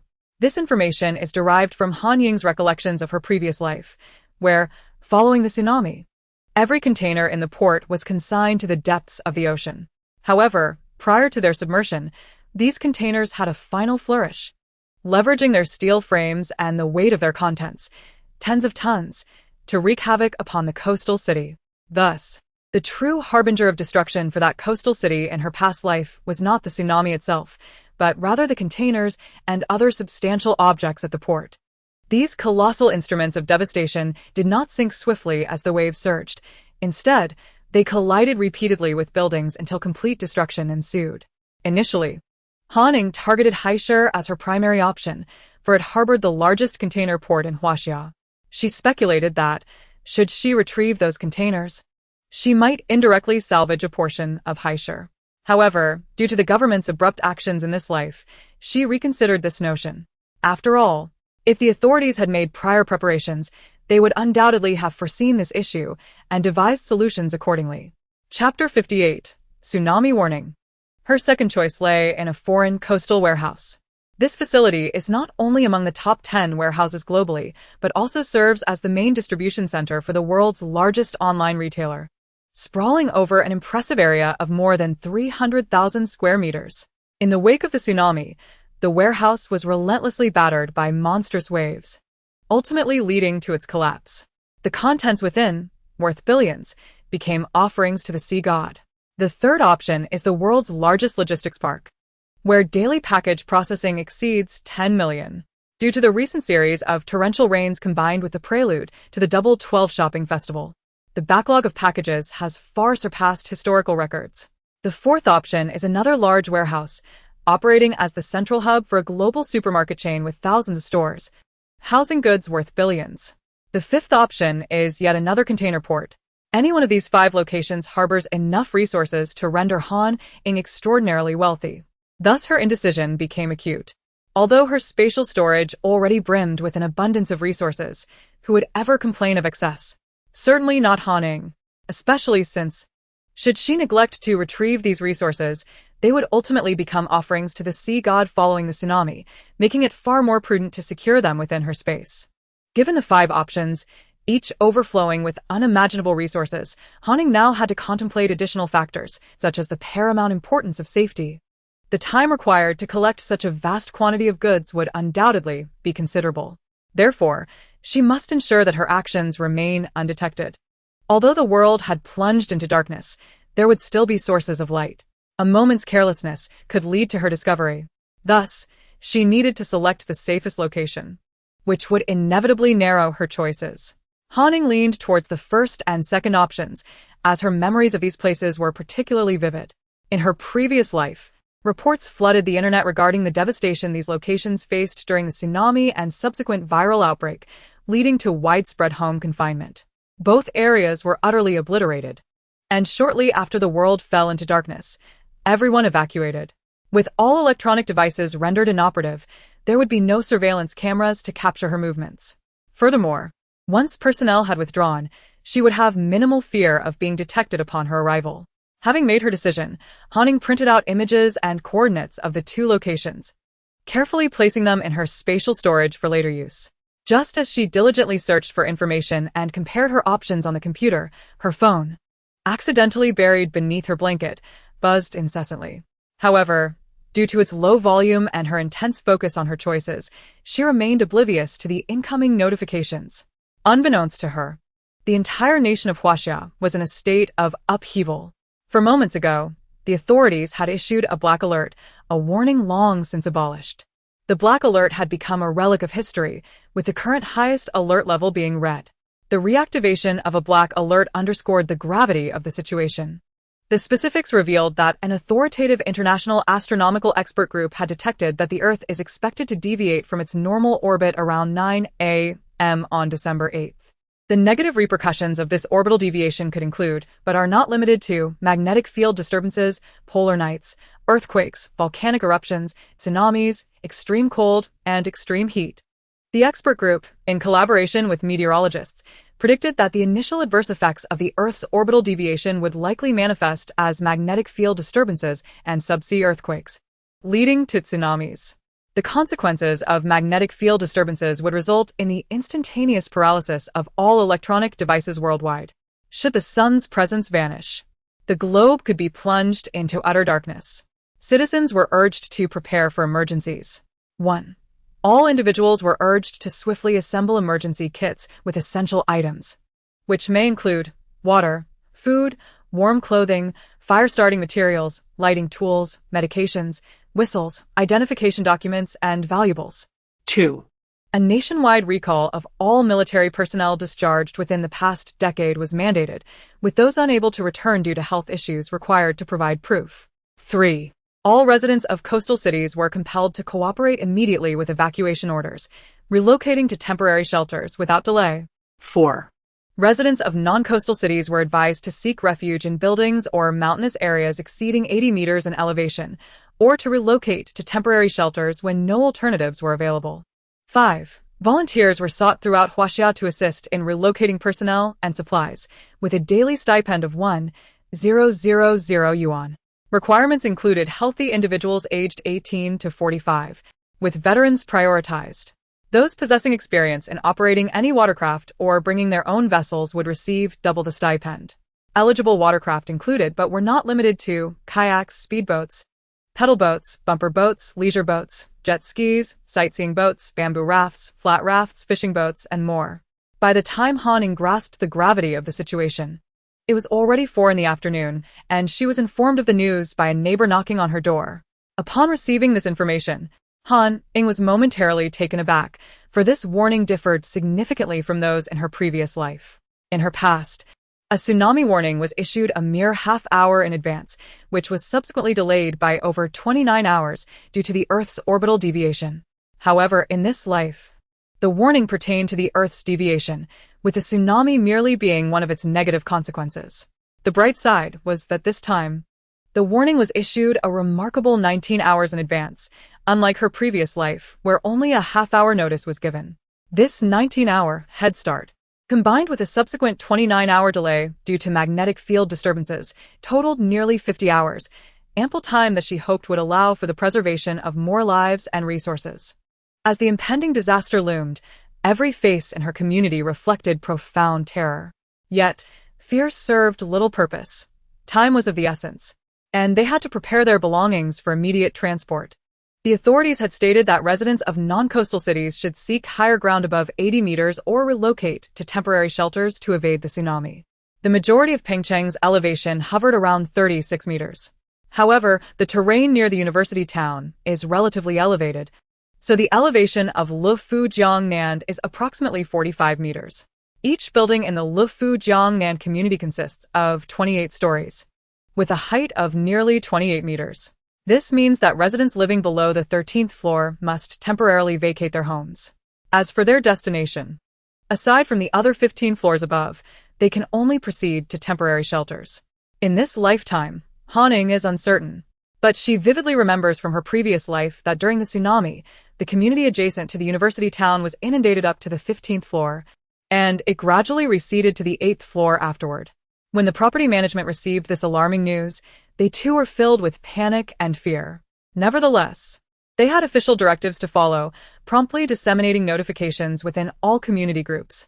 Chapter 59: Preparations before the tsunami. All individuals who are to follow the official personnel to the temporary shelters must bring their personal belongings, weighing no more than 100 kilograms, and wait on the second floor of each building within 2 hours. Transfers will occur in batches. Those who miss the time will be left behind.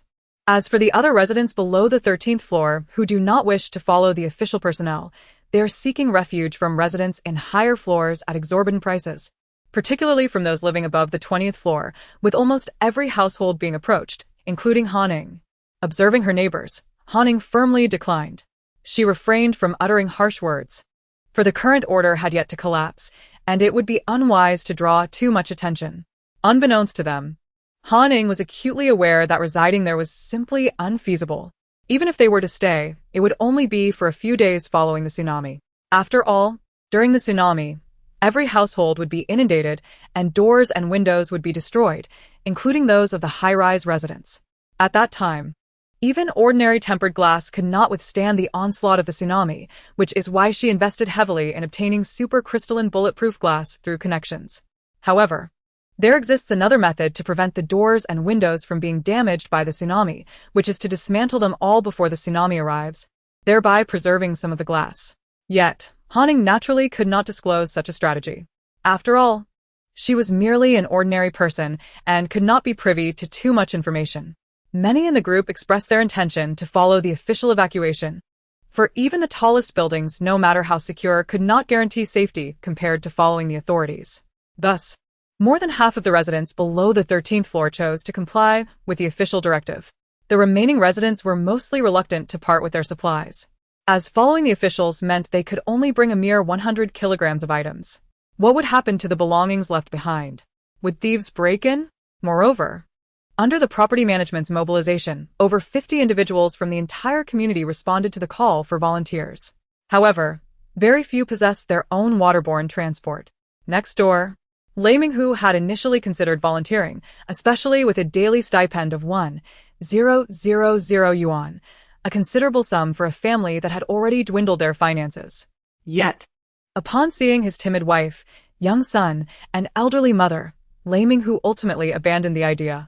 Earning money is undoubtedly important, but if his absence resulted in harm or misfortune befalling any family member during the tsunami, it would be a price too steep to pay. Naturally, Ying could not volunteer, for she had more pressing matters to attend to. Similarly, Lu Yuan across the way had no intention of volunteering either, as he had a plethora of live poultry and vegetables to tend to.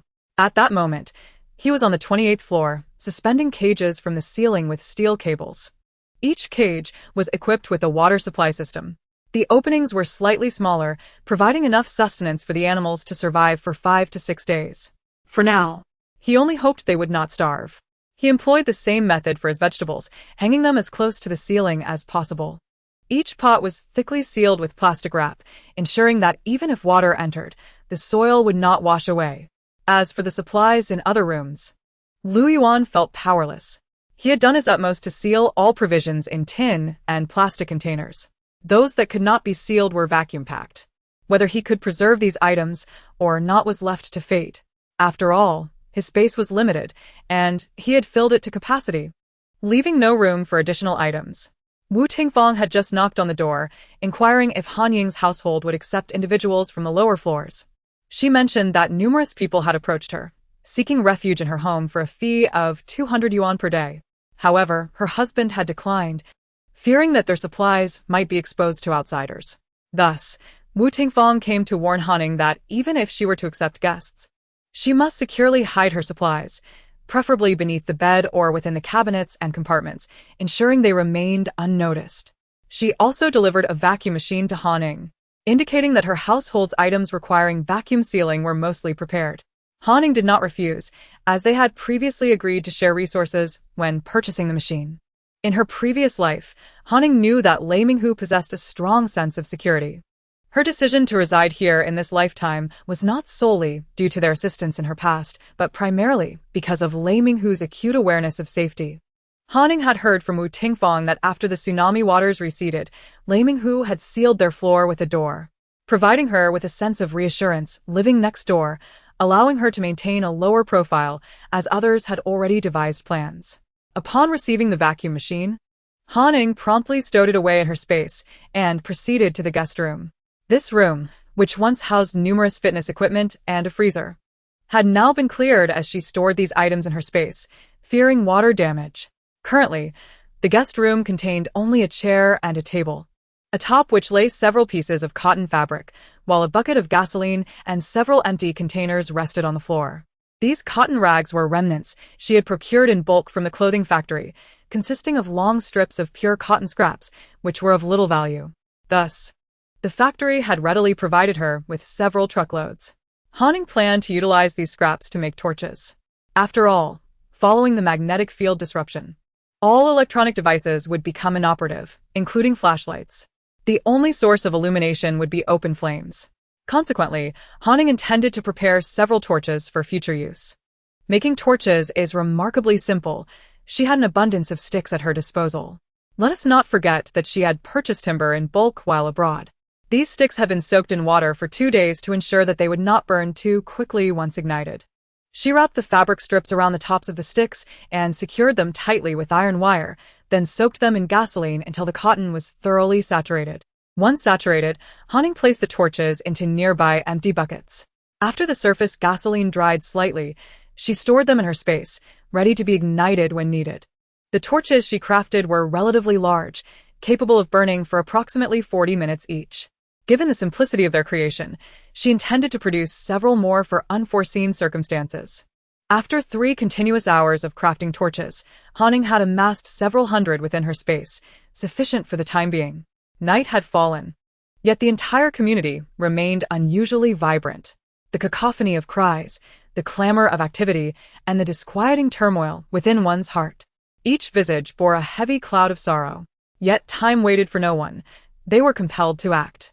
The residents awaiting the officials had already prepared themselves, gathered at the second-floor stairwell of every building.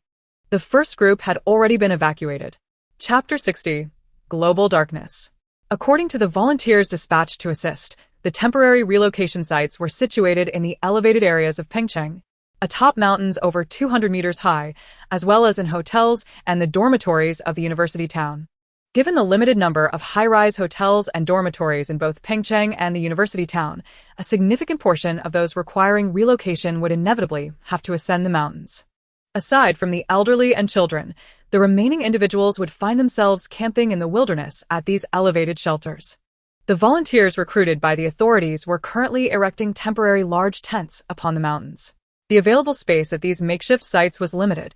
They not only had to accommodate residents from the province, but also those displaced from coastal cities. Consequently, everyone there was relegated to communal sleeping arrangements. Each individual was afforded merely a single space, which served both to store their belongings and as a sleeping area. In a room of approximately 10 square meters, more than 10 individuals might be crammed in, a situation that could hardly be described as anything other than sardine-like. The Earth had deviated from its orbit, and the tsunami triggered by an undersea earthquake did not guarantee safety merely by seeking refuge. The conditions at the relocation site bore little difference from those in the communities. Buildings could collapse in a tsunami or an earthquake, yet the mountains bore their own perils, as they too could crumble. Nevertheless, Ying was acutely aware that this particular building had remained unscathed during the tsunami in her previous life. Thus, she harbored no intention of relocating. Standing upon her balcony, Ying opened the window and peered into the distance through her binoculars. The golden-hued surface of the water was alive with various watercraft, each darting back and forth, either laden with supplies or ferrying those in need of evacuation. She also observed a volunteer, adorned with a red ribbon and wearing a life jacket, valiantly pedaling a small water bumper boat once designated for children in parks. The diminutive vessel was packed with 2 children, a woman, and their belongings. Presently, the water level in Pengcheng was over 2 meters, and with numerous structures in proximity, larger watercraft could not navigate the area. Thus, only those nimble small vessels could be utilized. Given their limited weight capacity, it was evident that the official evacuation of personnel and supplies would be an arduous endeavor. This was precisely why the authorities had offered substantial subsidies to recruit a plethora of volunteers. After all, how much could be accomplished with merely several million active military personnel? Yet, despite the challenges, the officials were compelled to act. They could not abandon the supplies or the populace. As Han Ying gazed out at the bustling waterway, her heart was restless. How splendid it would be if the apocalypse did not arrive, allowing everyone to live in peace and contentment.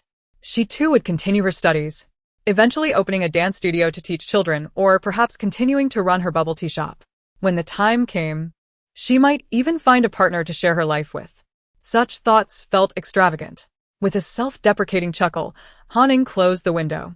With 10 hours remaining until the magnetic field disturbance, she resolved to draw more spatial talismans. After 2 hours of diligent work, she set aside the pot of stew she had simmered for 2 hours and planned to brew several barrels of ginger tea before retiring for the night. After all, once the magnetic field disturbance commenced, her time for rest would be scarce, potentially extending over 20 hours of unrelenting activity. Brewing ginger tea was a simple task, slicing some ginger, adding red sugar, and perhaps some red dates, then simmering for 20 minutes after the water boiled. While preparing the ginger tea, Han Ying took the opportunity to eat and wash herself. Once she had properly stored the ginger tea, she plugged her ears with earplugs, drew the curtains, and nestled into her bedding for sleep. Outside, a fervent activity continued unabated. Various watercraft were tirelessly shuttling people and supplies, never pausing for even a moment. Meanwhile, aside from the soldiers maintaining order in various locations, the rest had been redirected to assist in the transfer of supplies. Across the nation, major supply points had been taken over by the authorities. The volume of these supplies was staggering. With the knowledge of an impending tsunami and the inevitable submergence of cities, the officials were compelled to assume the role of the villain, ensuring that no one could procure goods. However, relocating such a vast quantity of supplies was an extraordinarily labor-intensive task. Since the announcement of the takeover of supplies, soldiers had not ceased their relentless shuttling between major supply points. Prioritizing food, medicine, and fuel, the specifics of their relocation were matters for the official leaders to resolve. Yet, all of this seemed irrelevant to Han Ying. Upon awakening, she found it was already past 9 in the morning. Despite her earplugs, she was jolted awake by a series of piercing screams.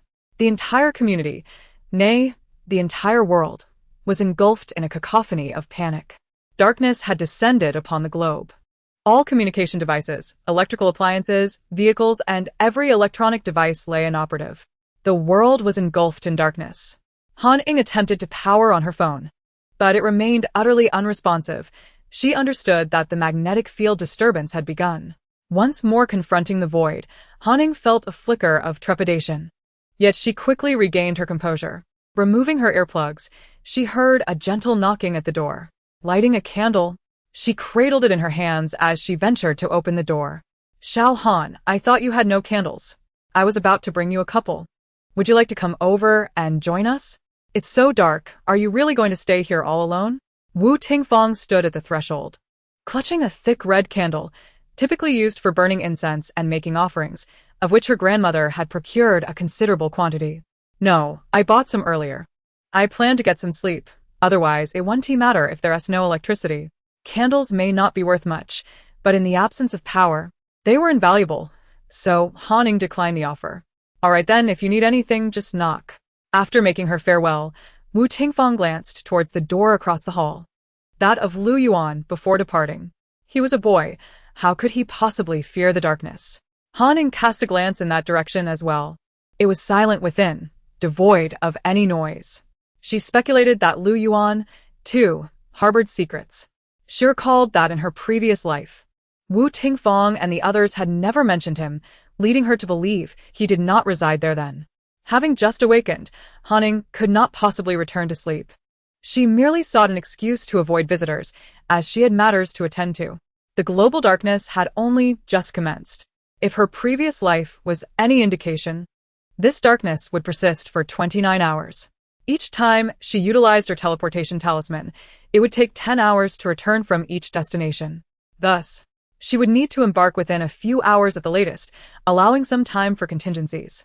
Amidst the darkness, Hanning chose not to light a torch, but rather to use candles. With several hours still at her disposal, she could not afford to waste any time. Arranging 5 or 6 candles upon her table, Hanning continued to draw spatial talismans. Chapter 61. Departure Zero Cost Purchase. Each additional spatial talisman she crafted allowed her to store more items, rendering this endeavor imperative and requiring her steadfast dedication. After completing the spatial rune, Hanning stored the entire table along with its contents into her space. Subsequently, she retrieved another empty table from within. Just as she intended to lavish it with delectable dishes and indulge, a knock echoed from outside. Hanning had previously informed Wu Tingfang that she was going to sleep, so it was unlikely that the visitor was her. As for Lu Yuan from across the way, she did not believe he would come either. Contemplating this, a baseball bat materialized in her hand. The current order had yet to descend into chaos, making the bat a suitable weapon. Upon opening the 2 security doors, Hanning peered through the peephole, only able to discern a hazy silhouette and flickering candlelight outside, obscuring the visitor's features. Without hesitation, she spoke through the security door. "Who is out there? Is there something you need?" "Little girl, I am Wang Guilin from room 1301. My grandson is only 1 year old, and I fear that if a tsunami truly comes, it will frighten him. Could you show a little kindness and allow my family to stay with you for a few days?" Wang Guilin did not anticipate that the occupant inside would not even open the door. A flicker of displeasure crossed her face, but it was quickly replaced with a smile. Certainly. "It will be 200,000 a day. Pay up front, and you can stay as long as you wish." Ying was not surprised to hear the request for lodging. She refrained from outright refusal, as she had already turned down many in the group. However, with someone now at her door, she realized that a direct rejection would not deter these people from coveting her home. Thus, she opted to make them retreat through the sheer audacity of her demand. Upon hearing the affirmative from within, a smile blossomed on Wang Guilin's face. She thought to herself that indeed, young girls often possess soft hearts. However, her astonishment grew as she processed the subsequent remark. 200,000? 200,000 a day? Do you think this house is made of gold? Did you just say $20 a day? Wang Guilin tentatively inquired again, though she had already comprehended the response was indeed 200,000 a day. "I say, auntie, are your ears failing you with age? It's 200,000 a day. Pay up, and I'll open the door immediately." With that, Hanning promptly shut the remaining 2 security doors. 200,000 a day? For a mere shoebox of a room? Do you think your family is made of gold? You must be drowning in money. No wonder you have no boyfriend. Living like a dog. What a disgrace. Wang Guilin glared furiously at the security door, her hands clutching the candle, spewing curses. Woof, woof, woof. Dare to utter another foul word, and I'll have my husband let me out to deal with you. As Wang Guilin contemplated hurling another insult, she was startled by a bark from within that nearly made her legs buckle.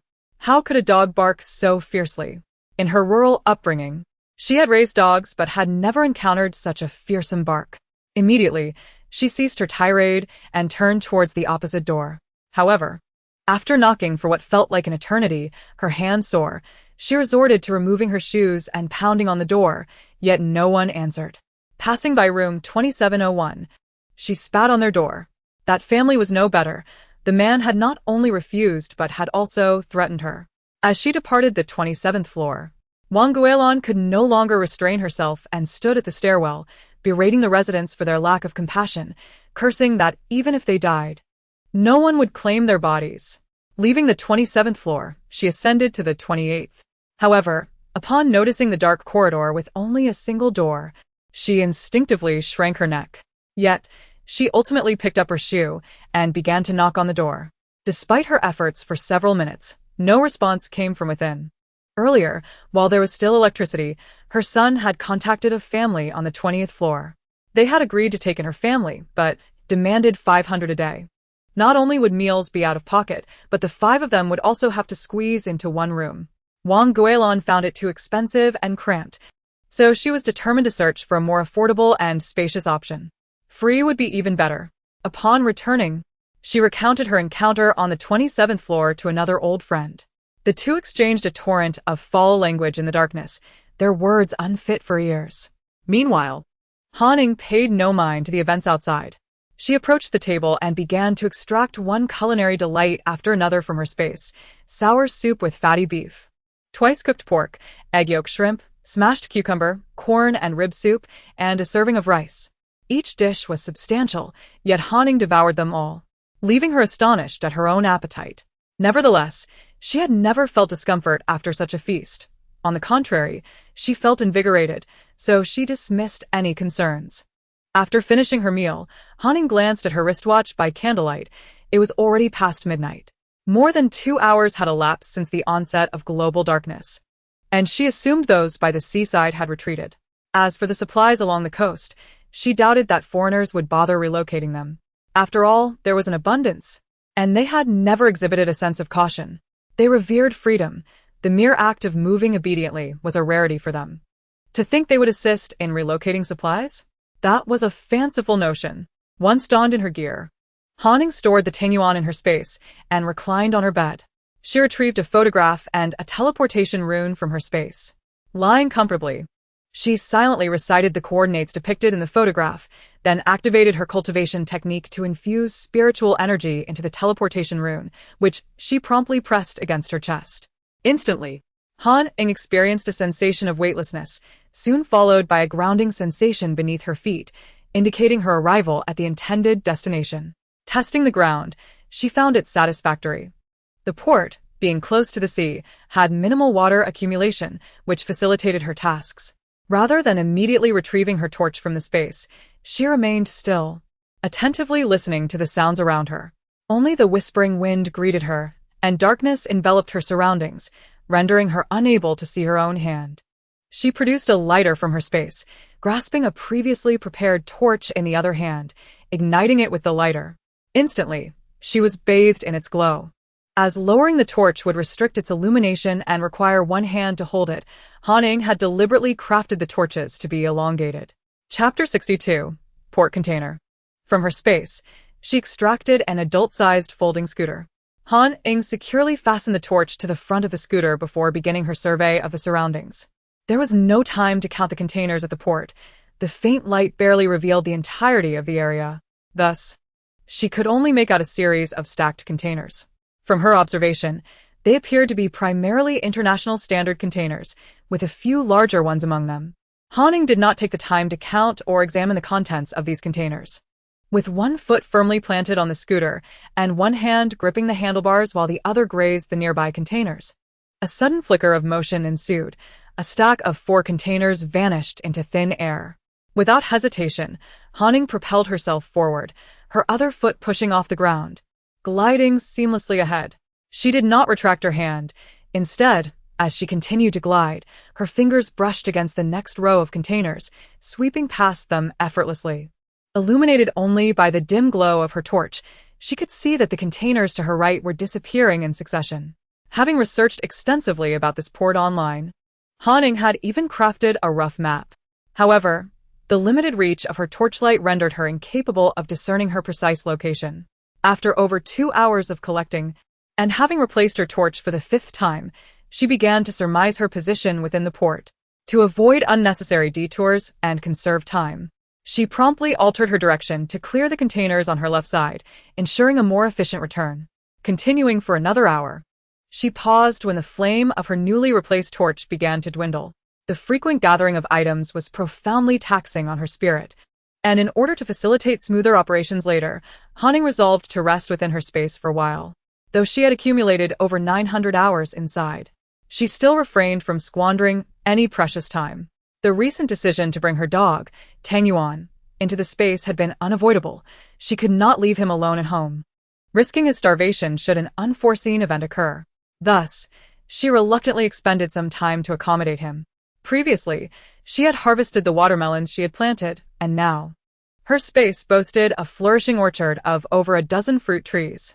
The yield was unexpectedly generous. With minimal effort, she had sown seeds and was astonished to reap over 10,000 pounds of watermelons from just an acre of land. Despite the absence of sunlight, the plants thrived unimpeded. And even without irrigation or fertilization, the soil remained neither parched nor compacted. There seemed to be no seasonal restrictions, as whatever she planted flourished. This served as a unique consolation for Ying, especially since the temporal constraints of her space precluded the rearing of livestock. Her orchard featured a diverse array of fruit trees, including 2 durian and mangosteen trees she had procured from Thailand, an apple tree, a peach tree, and a yellow peach tree. Additionally, there were mangoes, grapes, lychees, longans, oranges, tangerines, pomelos, and bananas.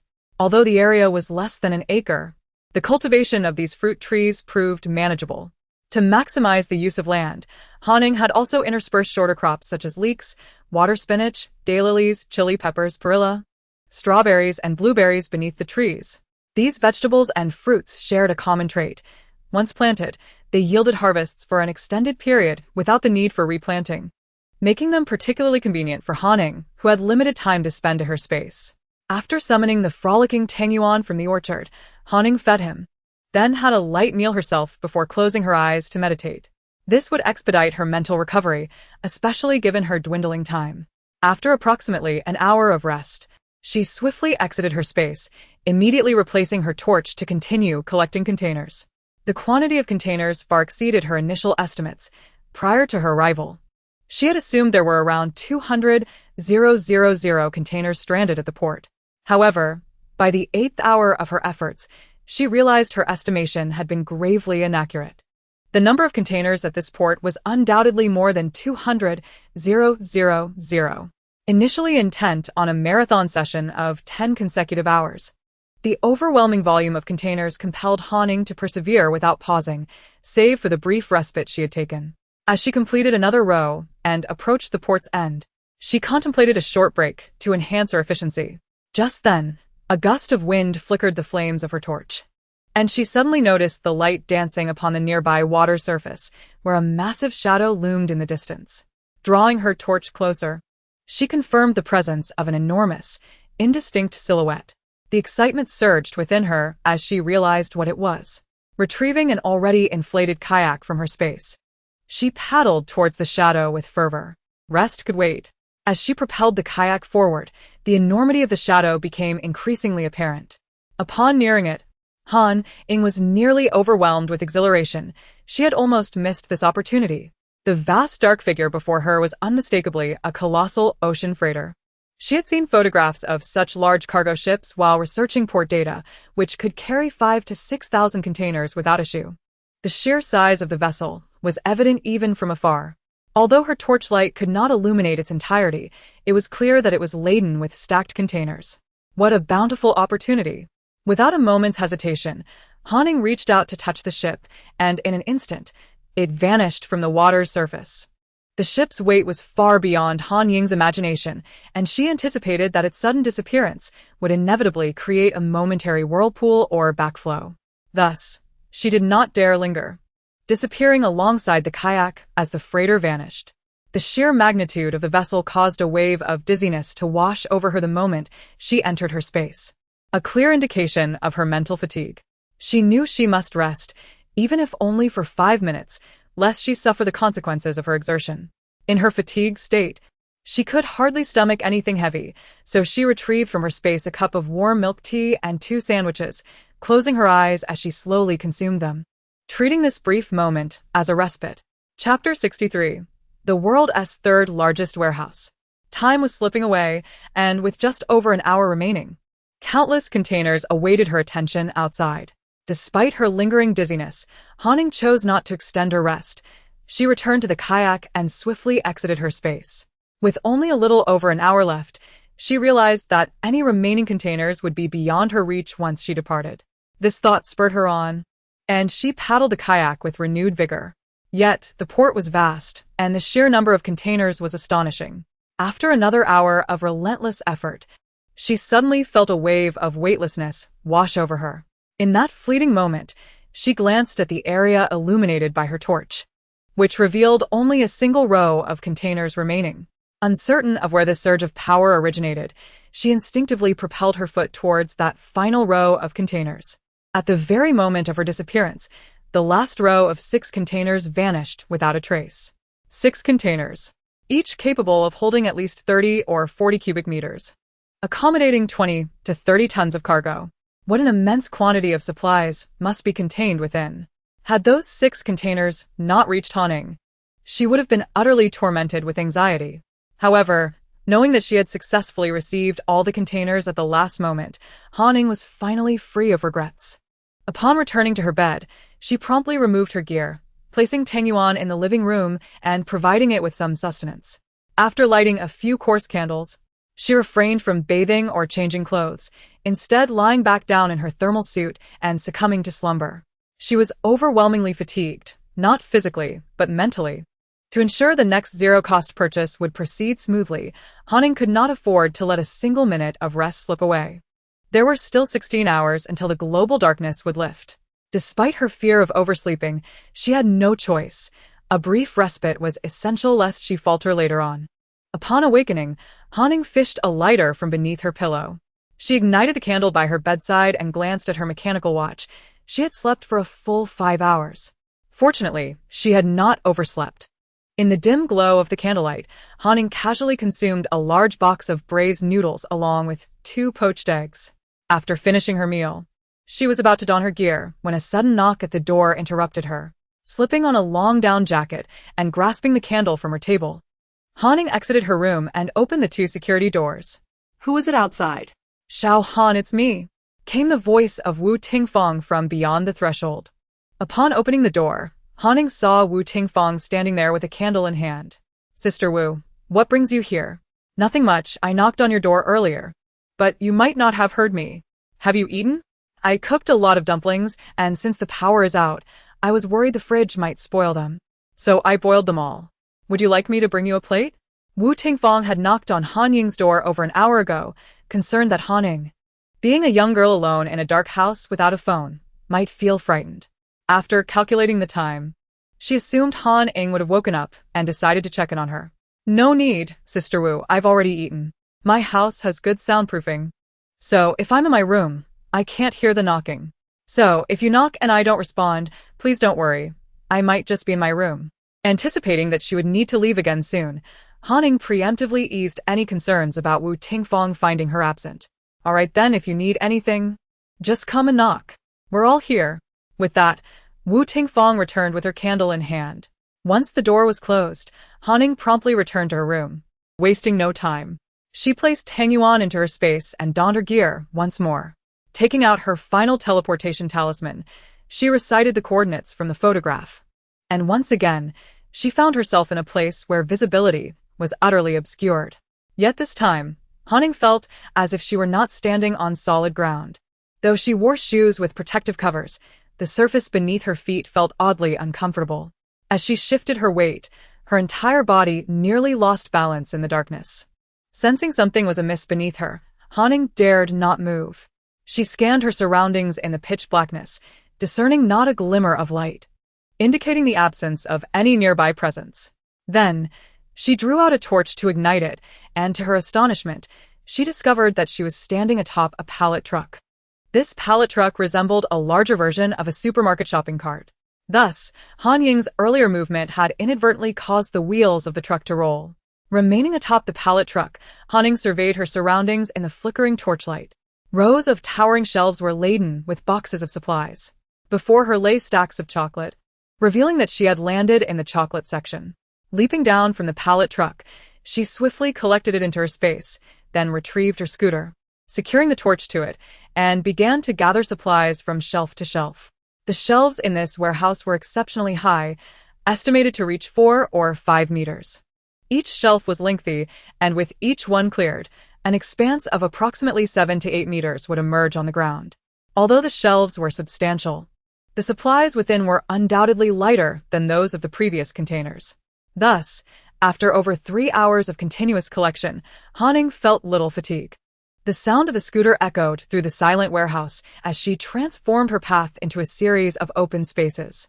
There was no time to examine what was contained on the shelves or which sections she had cleared. Han Ying was in a state of numbness, as similar-looking shelves continued to vanish before her.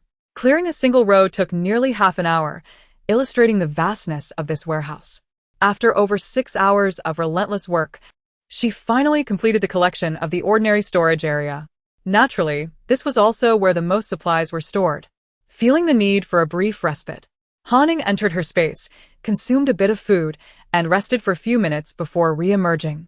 This warehouse was simply colossal. Ranking among the top 3 largest warehouses globally, the sheer quantity of amassed supplies was beyond imagination. Just as she finished clearing a row, she discovered the presence of refrigerated, temperature-controlled, and frozen storage on the opposite side of the warehouse. Although over 20 hours had passed since the global darkness commenced, this duration was not sufficient for the contents of these specialized warehouses to spoil. Realizing there were still numerous warehouses left to clear, Han Ying understood that even 10 hours might not suffice to complete the task. Wasting no time, she increased the speed of her scooter. Upon reaching the refrigerated storage, Han Ying retrieved a large axe from her space and unleashed a flurry of strikes on the lock.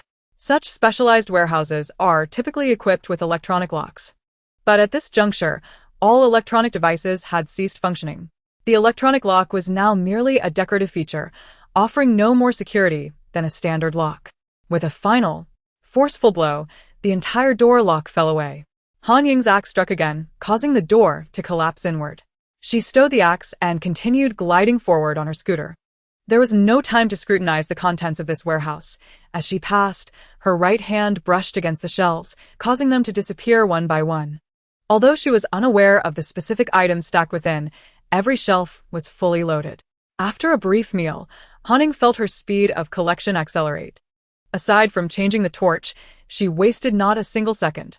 The space above the ground within her realm had become a mountain of stacked supplies, with countless containers piled atop one another, alongside towering shelves. Han Ying was unconcerned about the possibility of these shelves collapsing or being crushed in her space, as such an occurrence was simply unfathomable. After clearing the refrigerated storage, Han Ying replaced her torch once more. She then mounted her scooter and proceeded to the nearby frozen storage. Following the established pattern, everything within the frozen warehouse was swiftly transferred into Han Ying's space. Without pausing to check the time, Han Ying was acutely aware that her moments were dwindling, prompting her to hasten her efforts in dismantling the warehouse. After shattering the final door of the temperature-controlled chamber, she did not linger for even a heartbeat. She propelled her scooter forward, watching as the shelves within steadily vanished. With only a few minutes left before the 10-hour mark, Han Ying was elated to discover that she had completely emptied the entire temperature-controlled chamber. The vast warehouse, spanning over 300,000 square meters, was now so devoid of contents that even a mouse would depart with 2 tears in its eyes. Upon realizing that she had cleared the entire warehouse, Han Ying wasted no time and instantaneously slipped into her space. Once inside, she had only just finished half a cup of water when she intended to assess her haul from the past 20 hours, when suddenly she experienced an overwhelming sensation of weightlessness. Almost immediately, a piercing wail of alarms blared in her ears, nearly sending her into a panic. However, upon hearing the alarms, Han Ying quickly grasped the situation. The global darkness had ended. It must have concluded mere moments ago, and she was all too aware of what the alarm signals emanating from every building in the complex indicated. A tsunami was imminent. Tsunami warning, tsunami warning. All individuals are advised to carry their emergency kits and immediately move to higher ground. Immediately move to higher ground. Accompanying the shrill alarms were the frantic flapping of wings from countless birds in the sky. This sound was etched in Han Ying's memory from her previous life. Less than 5 minutes after the darkened skies of Peng City were filled with flocks of birds, the tsunami arrived. It seemed that this time, the tsunami was arriving a bit earlier. Upon receiving the tsunami warning, everyone scrambled desperately for higher ground. Although Peng City was still several dozen kilometers from the coast, the official warning was nationwide. This indicated that the underwater earthquake triggering the tsunami was extraordinary, posing a threat even to non-coastal cities. The entire building was filled with a cacophony of frantic footsteps and terrified screams. Yet, it felt as though none of this pertained to Ying. She had resolved to take refuge in her space to evade the tsunami. Given her unique ability, it would be foolish to remain exposed to the tsunami like everyone else. However, before seeking shelter, Ying anticipated that her neighbors would certainly come knocking at her door, so she had to attend to them first. Indeed, amid the blaring alarms, she heard the doorbell ring. As she opened the security door, she found Wu Tingfang standing outside. "Xiao Han, the tsunami is coming soon. Would you like to stay with us for mutual support?" Wu Tingfang feigned calmness, but Ying could clearly see the fear of the impending tsunami reflected in her pale face. "Thank you, Sister Wu. But I think I'll stay in my own home. My windows are made of the highest grade tempered glass, so I should be safe from the tsunami. I'll just remain here." Although Ying couldn't warn others directly, she subtly advised Wu Tingfang to preserve as much glass as possible to cope with the impending dense fog. "Are you saying the glass might shatter due to the tsunami? That seems a bit exaggerated, right? We're on the 27th floor and so far from the sea." Despite her own fears about the tsunami, Wu Tingfang subconsciously believed that their distance from the coast would mitigate the impact. "I'm not sure. I just remember seeing it in disaster movies, and it was terrifying." Ying feigned fear, shaking her shoulders slightly. "Well, I want to keep you. Be careful. I need to return and discuss things with my husband quickly. By the way, if you don't want to stay with us, you could find Lu Yuan across the hall. He also mentioned wanting to stay at home. You two might feel more at ease together." After Wu Tingfang finished speaking, she departed, as time was of the essence. The outside world was filled with alarm sounds that echoed like the harbingers of doom, causing hearts to tremble. In truth, there was nowhere else to go other than her own home. Where could she go? To the rooftop. A massive wave crashing down would either kill her or scare her to death. Staying at home meant she would only have to contend with the flooding that would surge in, and the walls could withstand some of the tsunami's force, making it far safer than being on the roof. As for the corridor, that was absolutely no place to be. The flood from the towering waves would quickly inundate the entire corridor. When the waves receded after crashing, the force would be something that a mere 100+ pounds of human flesh could never withstand. Ying glanced at Lu Yuan's door across the hall before closing her own security door.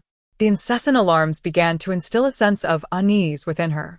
However, thinking of her space, Ying felt reassured and began to gather all the items in her room into her space. Just as she finished storing everything, she suddenly felt the ground beneath her tremble. Without a moment's hesitation, Ying swiftly entered her space. Meanwhile, over 100 kilometers away from Peng City, several helicopters buzzed overhead, relaying urgent updates. The helicopters dared not ascend too high. The tumultuous sea was crackling with lightning, and although it wasn't raining, it felt as though the very sky was about to collapse. After the personnel aboard the helicopters reported the latest information from the sea, they suddenly noticed that the ocean was receding at an astonishing speed. Within less than half a minute, the receding waters surged back like a stampede, rushing towards the shore. "Ascend, ascend." A terrified expression spread across the face of one individual peering through binoculars from the cabin door, who then shouted. Chapter 65. The Tsunami Strikes Too. Just moments ago, he had thought the sky was truly about to descend when he suddenly realized that it was not the sky collapsing. It was a monstrous wave, hundreds of meters high, surging towards them. The helicopter, which had been flying relatively low, barely managed to evade the crashing wave, leaving the pilot's back drenched. They had underestimated the situation. They had assumed that even if a tsunami occurred, it wouldn't be this high right from the onset, which is why they had flown lower to observe the sea conditions more clearly. Hundreds of meters high, the wave surged forth. In an instant, it roared onto the shore. Numerous buildings along the coastline and seaside villas were the first to be obliterated by the monstrous wave. Yet, the wave showed no signs of abating. After shattering dozens of buildings, it only slightly slowed down, continuing to wreak havoc throughout the city. The first wave ultimately transformed into seawater as it surged into residential buildings several kilometers away from the city center. However, following the dispersal of the first wave, an even more formidable wave surged forth. At this moment, looking down from the helicopter, one could hardly discern where the coastline ended. Land and water had nearly merged. Continuous waves pressed forward relentlessly. The entire Jiang city had morphed into a vast ocean, with a third of its buildings already in ruins.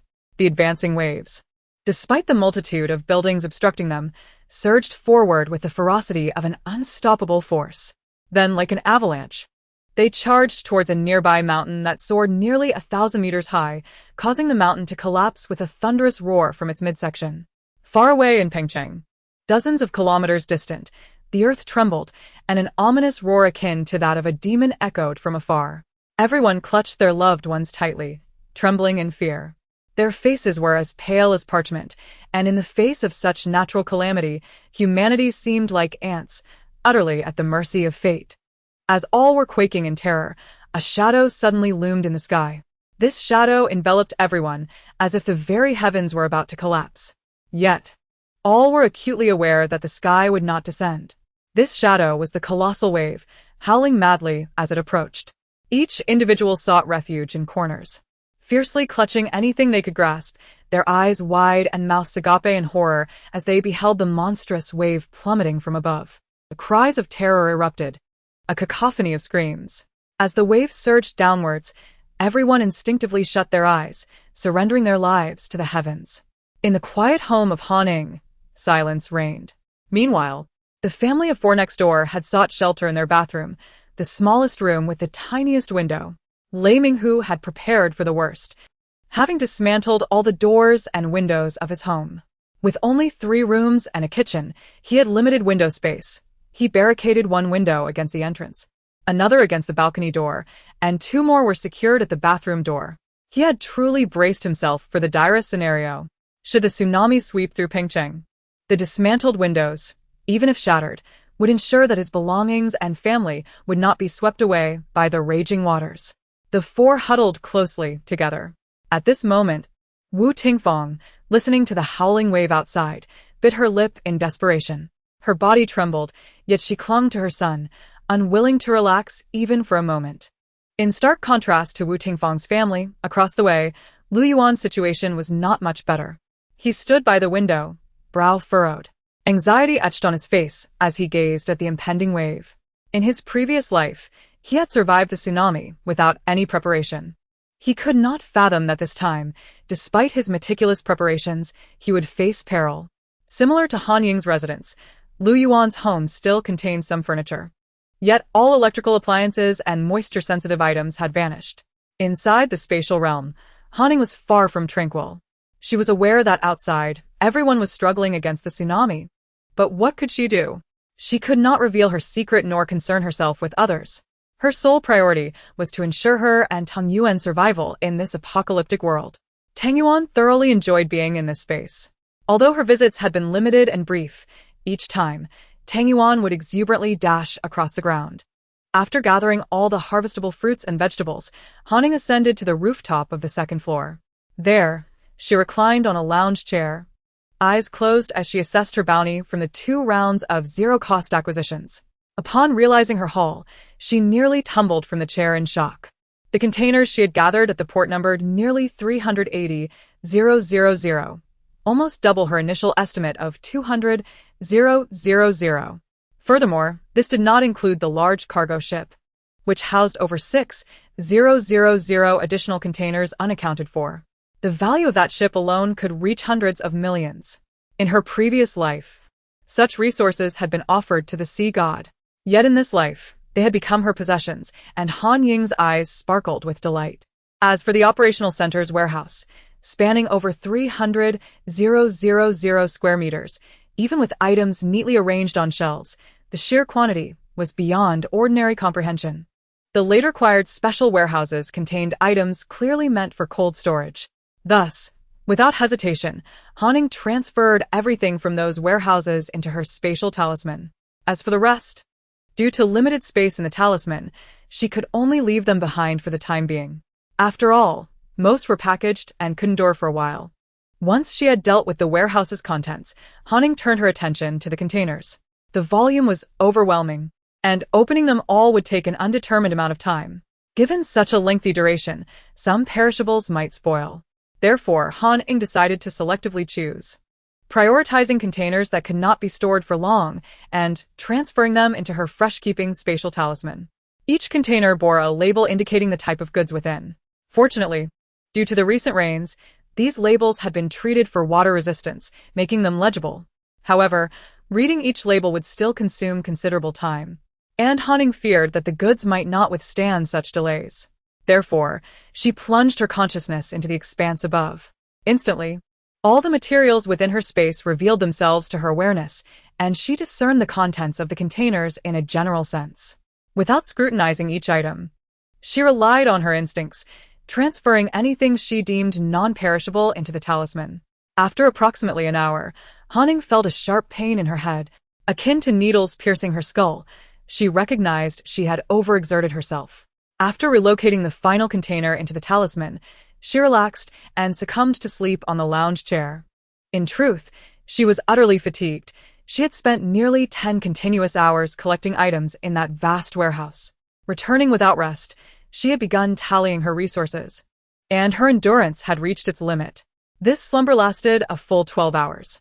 Upon awakening and realizing the extent of her sleep, she promptly retrieved an already inflated magic carpet. Cradling Tang Yuan, she settled onto the carpet. Then, she donned a mask from her space before emerging from the realm on the magic carpet.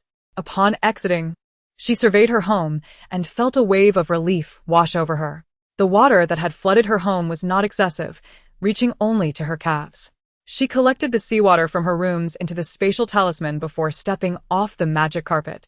Ying speculated that the flooding in other homes likely exceeded her own, as their doors and windows had surely been breached by the waves, allowing water to flow out as it surged in. The reason her home remained so flooded was due to the sturdy construction of her doors, which had withstood the tsunami's fury. There were minimal gaps beneath the doors. Thus, only a small amount of seawater had seeped through. It appeared that the money spent on renovating the house had proven worthwhile. The water had gradually entered through the window seams as the waves crashed against her home. She had not anticipated such accumulation, indicating that the window seals were not as effective as she had envisioned. Han Ying, Han Ying.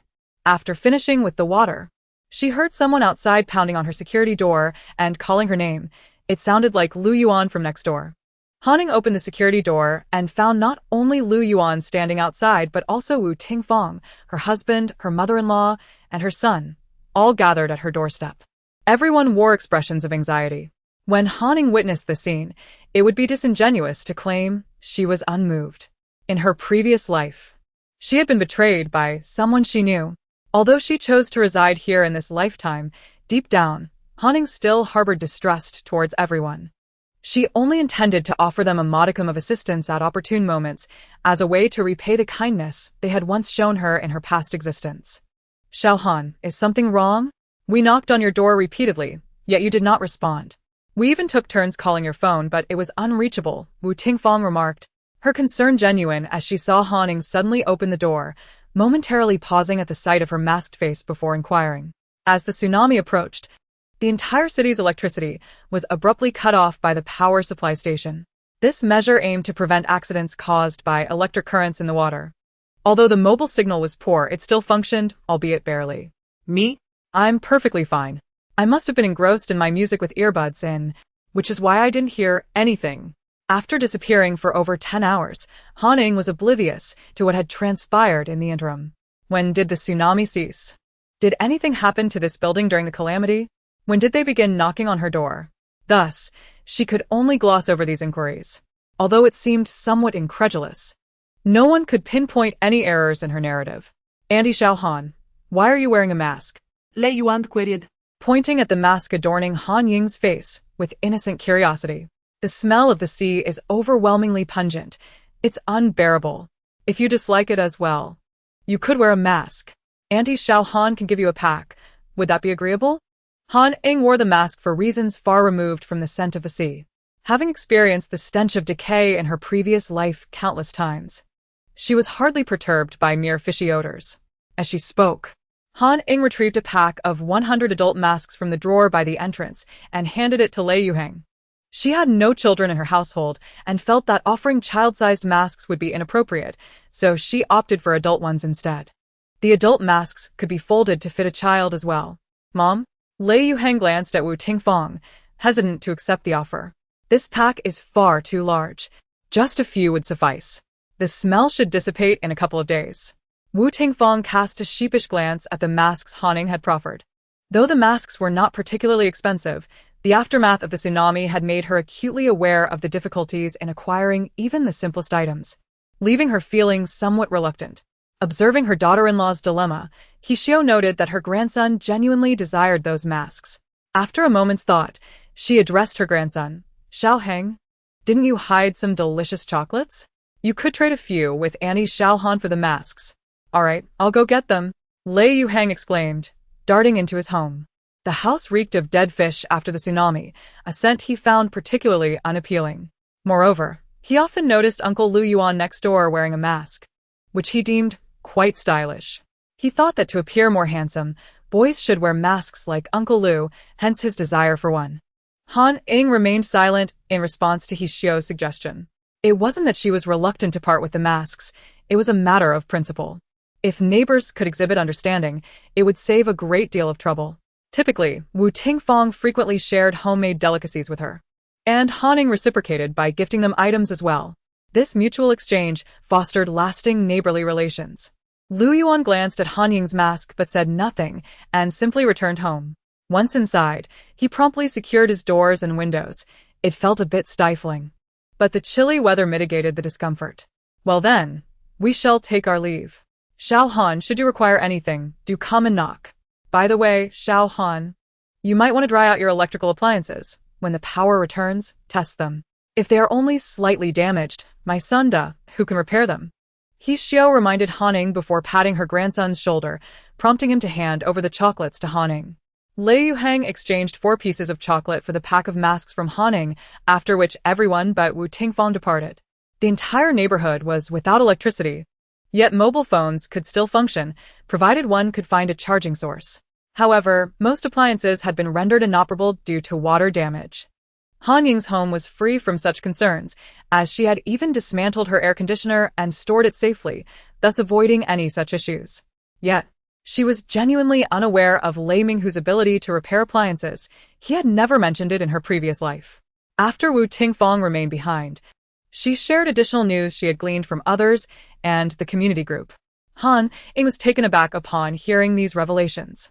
Wu Tingfang disclosed that over 70 individuals had perished in the tsunami, with 8 casualties from their own building alone, including a family that had originally comprised 4 members, leaving only a 17-year-old boy alive. Some had drowned, while others had been struck by debris. Yet, most had been swept away through open doors and windows by the floodwaters. The bodies of 2 individuals who had drowned or been crushed in their own homes were still laid out within their residences. Chapter 67. T1 Virus. The property management had contacted official personnel, who would arrive the following day to collect the deceased for cremation. As for those swept away by the flood, there was currently no recourse. They would have to wait until they were discovered. It was no wonder that Han Ying had faintly heard cries of anguish from below when she stood at her door. Additionally, Han Ying learned from Wu Tingfang about another alarming development. Following the tsunami, sharks had been spotted in the waters, which were now several dozen meters deep outside. This information had been shared online, detailing how the official rescue personnel had encountered them during their operations, with only 2 of the 7 or 8 crew members returning. There were also reports of drones capturing footage of sharks swimming between buildings, a sight that sent chills down the spines of those who witnessed it. Han Ying was not surprised by this news at all, for in her previous life, she had frequently seen sharks swimming in the water before it fully receded. Afterward, many had even encountered stranded sharks, leading to considerable profit. However, during subsequent instances of seawater inundation, the water levels had been relatively shallow, and she had not heard of any sharks being sighted. Otherwise, despite her courage, she would not have dared to venture into the water to salvage supplies. After Wu Tingfang departed, Han Ying returned home and immediately entered her space. She arranged an array of food on the coffee table in the living room, removed her mask, and proceeded to enjoy a meal of rice and soda. She had already fed her dog earlier, and it was now frolicking in the fields, requiring no further attention.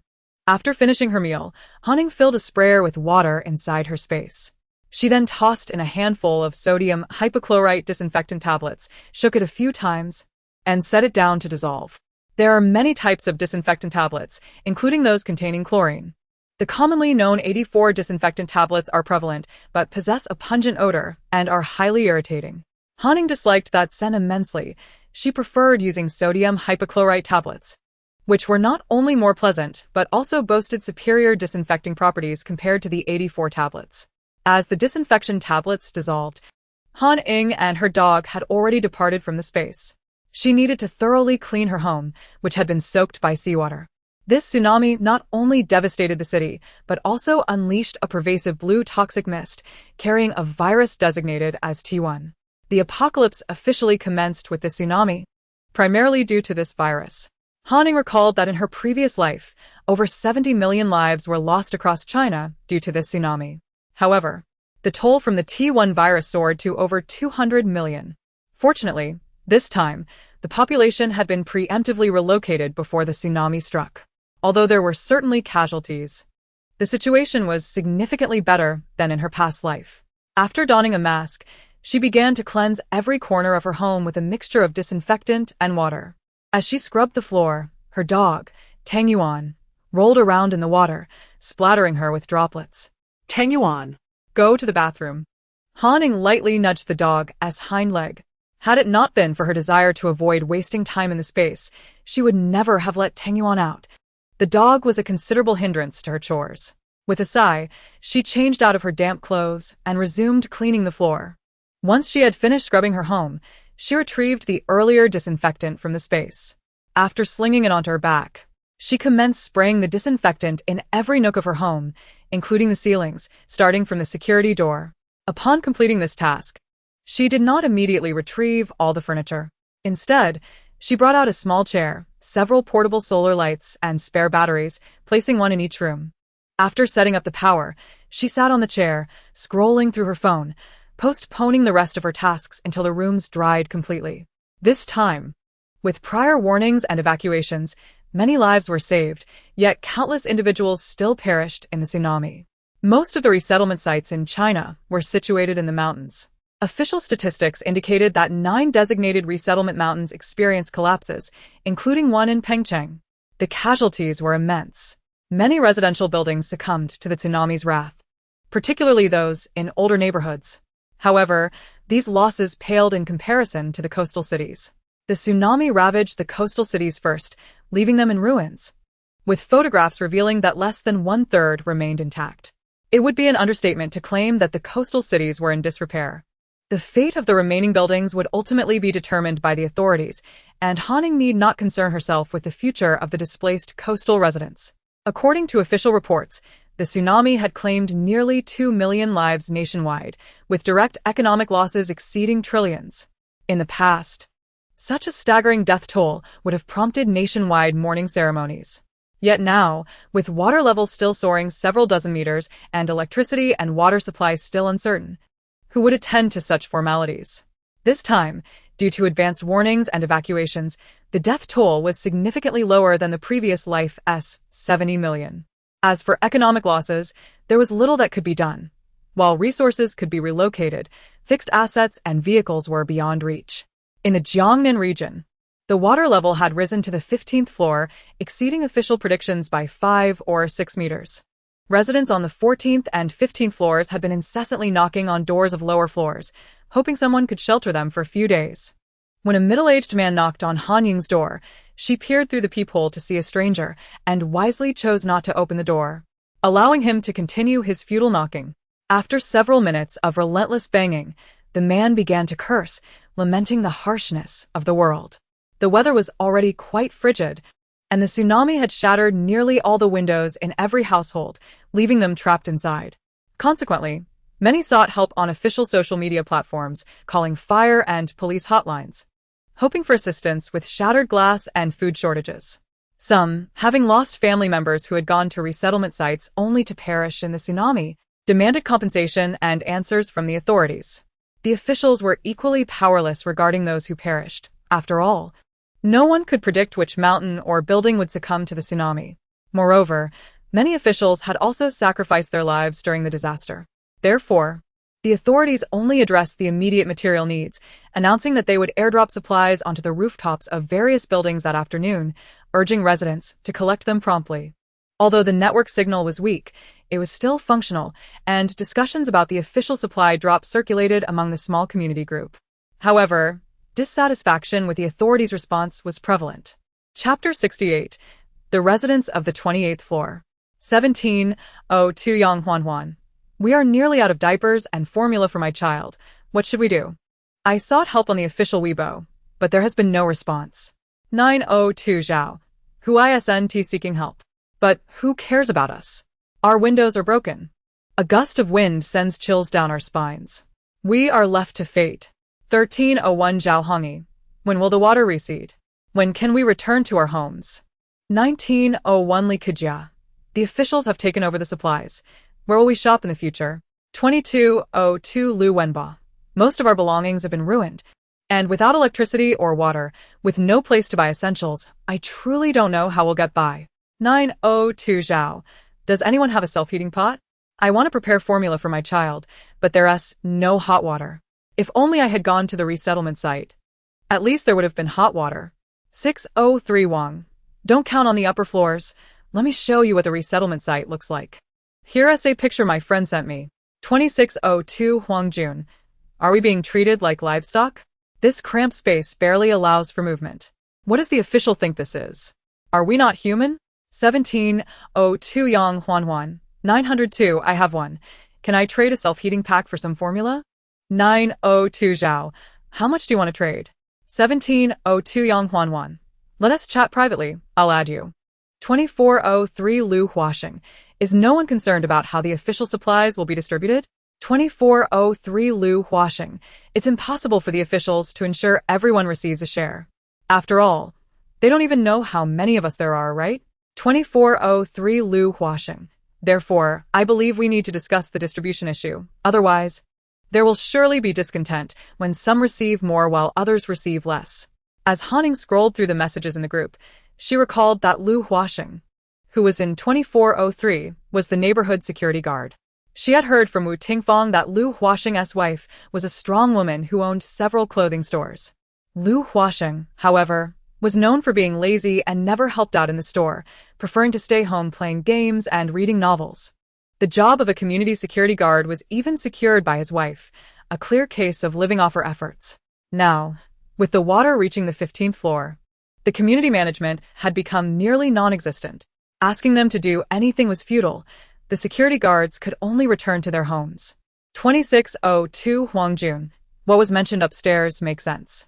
I believe we should convene a meeting, as some people's phones have already run out of battery. Let's call out to one another and gather on the rooftop. After all, it's almost time for the supply drop. 2403 Lu Huaxing. Agreed. Let us assemble on the rooftop. Everyone should inform their neighbors. Han Ying closed the small group chat and let out a sigh. She could not possibly remain confined to her room, nor could she forego the free supplies being distributed by the authorities. Otherwise, others might assume her household was stocked with an abundance of provisions. Han Ying rose from her chair. The room was nearly dry, and after putting away the small heater, she arranged some furniture from the space. She released her dog from the bathroom, intending to take it with her to the rooftop later. Tang Yuan was to live with her from now on, so it was essential to let it out occasionally for socialization. Moreover, due to its large size and Caucasian lineage, Tang Yuan was quite imposing and could serve as a significant deterrent. After the tsunami, a thin layer of pale blue mist gradually enveloped the air. However, due to the excessive humidity, everyone assumed it was merely ordinary water vapor, so no one paid it any mind. Yet Han Ying was acutely aware that the T1 virus now lingered within that mist. Fortunately, this T1 virus seemingly only targeted humans. In her previous life, there had been no reports of animals or plants contracting the virus, so Han Ying felt no concern for Tang Yuan's exposure to the toxic mist. After securing a mask on herself and attaching a leash to Tang Yuan, Han Ying opened the security door and stepped outside. As she passed by Wu Tingfang's house, they happened to open their door as well, and both Lei Yuhang and Wu Tingfang were wearing masks. Andy Han, look at the mask my mom made for me. Isn't it nice? Lei Yuhang leaned forward to show Han Ying his mask, which featured a charming little dog drawn on it. How adorable! Han Ying reached out to gently pat Lei Yuhang's little head before nodding in greeting to Wu Tingfang and her family, just as they were about to leave. Lu Yuan across the way also opened his door. Dressed entirely in black clothing, shoes, cap, and mask, he nodded in acknowledgement as everyone turned their attention to him. They were on the 27th floor, while the rooftop was situated atop the 28th floor. As they walked down the corridor and approached the door leading to the 28th floor, Xiao glanced at it. I wonder if anyone lives on the 28th floor. We've been here for so long, and aside from hearing renovation noises in the past, we've never seen anyone move in. It's quite strange. I heard that the 28th floor is a large flat, quite expensive. I wonder who is wealthy enough to buy it but not live there. Xiao often danced in the community square with others and was privy to some local gossip. Their building had two large flats, one above them and another on the 19th floor, which was no secret. Perhaps it's been purchased as an investment? Lu Yuan, usually reticent, unexpectedly interjected. How do you know? But that is a possibility. After all, we truly cannot fathom the world of the affluent. Wu Tingfang cast a glance back at Lu Yuan, her expression turning envious upon hearing him speak. I am actually the owner of the 28th floor. In his previous life, Lu Yuan had indeed resided on the 28th floor. Though the penthouse was convenient, it was unbearably hot during the peak of summer, like enjoying a free sauna every day. Thus, in this life, Lu Yuan had arranged for someone to purchase Unit 2703, connecting it with the 28th floor. Eventually, others would learn of his ownership, so it was nothing to disclose at this moment. Upon hearing Lu Yuan's words, everyone halted, their mouths agape as they stared at him, including Han Ying. Having spent some time here, she had never seen anyone come or go from the 28th floor, and she had often wondered who resided there. Yet, she never anticipated it would be Lu Yuan living across from her. Originally intending to purchase it for investment, who could have foreseen this? A hint of a wry smile crossed Lu Yuan's face. He knew this reaction would ensue. The few who had initially regarded him as affluent now shifted to feelings of sympathy. Just how large was that flat on the 28th floor? The housing prices in Lufu Jiangnan were not cheap, especially for a penthouse. Per square meter, it was considerably more expensive than their 27-floor units. The realization that such a substantial sum had been wasted due to a storm and a tsunami transformed envy into pity. Chapter 69. Acquaintances. Upon reaching the rooftop, the group discovered a considerable number of individuals already gathered. Han Ying recognized very few, although some faces appeared vaguely familiar. The aunt who had previously offered to treat her to her specialty pig trotters was present, accompanied by two men who appeared to be her husband and son. There were also two young women and a middle-aged man, likely the same individuals Han Ying had encountered in the elevator. However, they were now mingling with another man and woman, engaged in lively conversation, giving the impression of a close-knit group. Lin Shui was conversing quietly with her father when she glanced towards the entrance and was taken aback to see a familiar face. Han Ying? She exclaimed. Previously, Lin Shui had seen Han Ying in the elevator, but only found her vaguely familiar. It was upon returning home and browsing the school forum that she realized the girl in the elevator was none other than Han Ying, who competed with her good friend Zhao Lingwei for the title of Campus Belle. She never expected that Han Ying also resided in Lufu Jiangnan, and in the same building, no less. Do we know each other? Han Ying was somewhat flustered. How is it that she seemed to be recognized everywhere? Moreover, she was still wearing a mask. How could this person identify her? Was her masked appearance that recognizable? I also know Lu Yuan.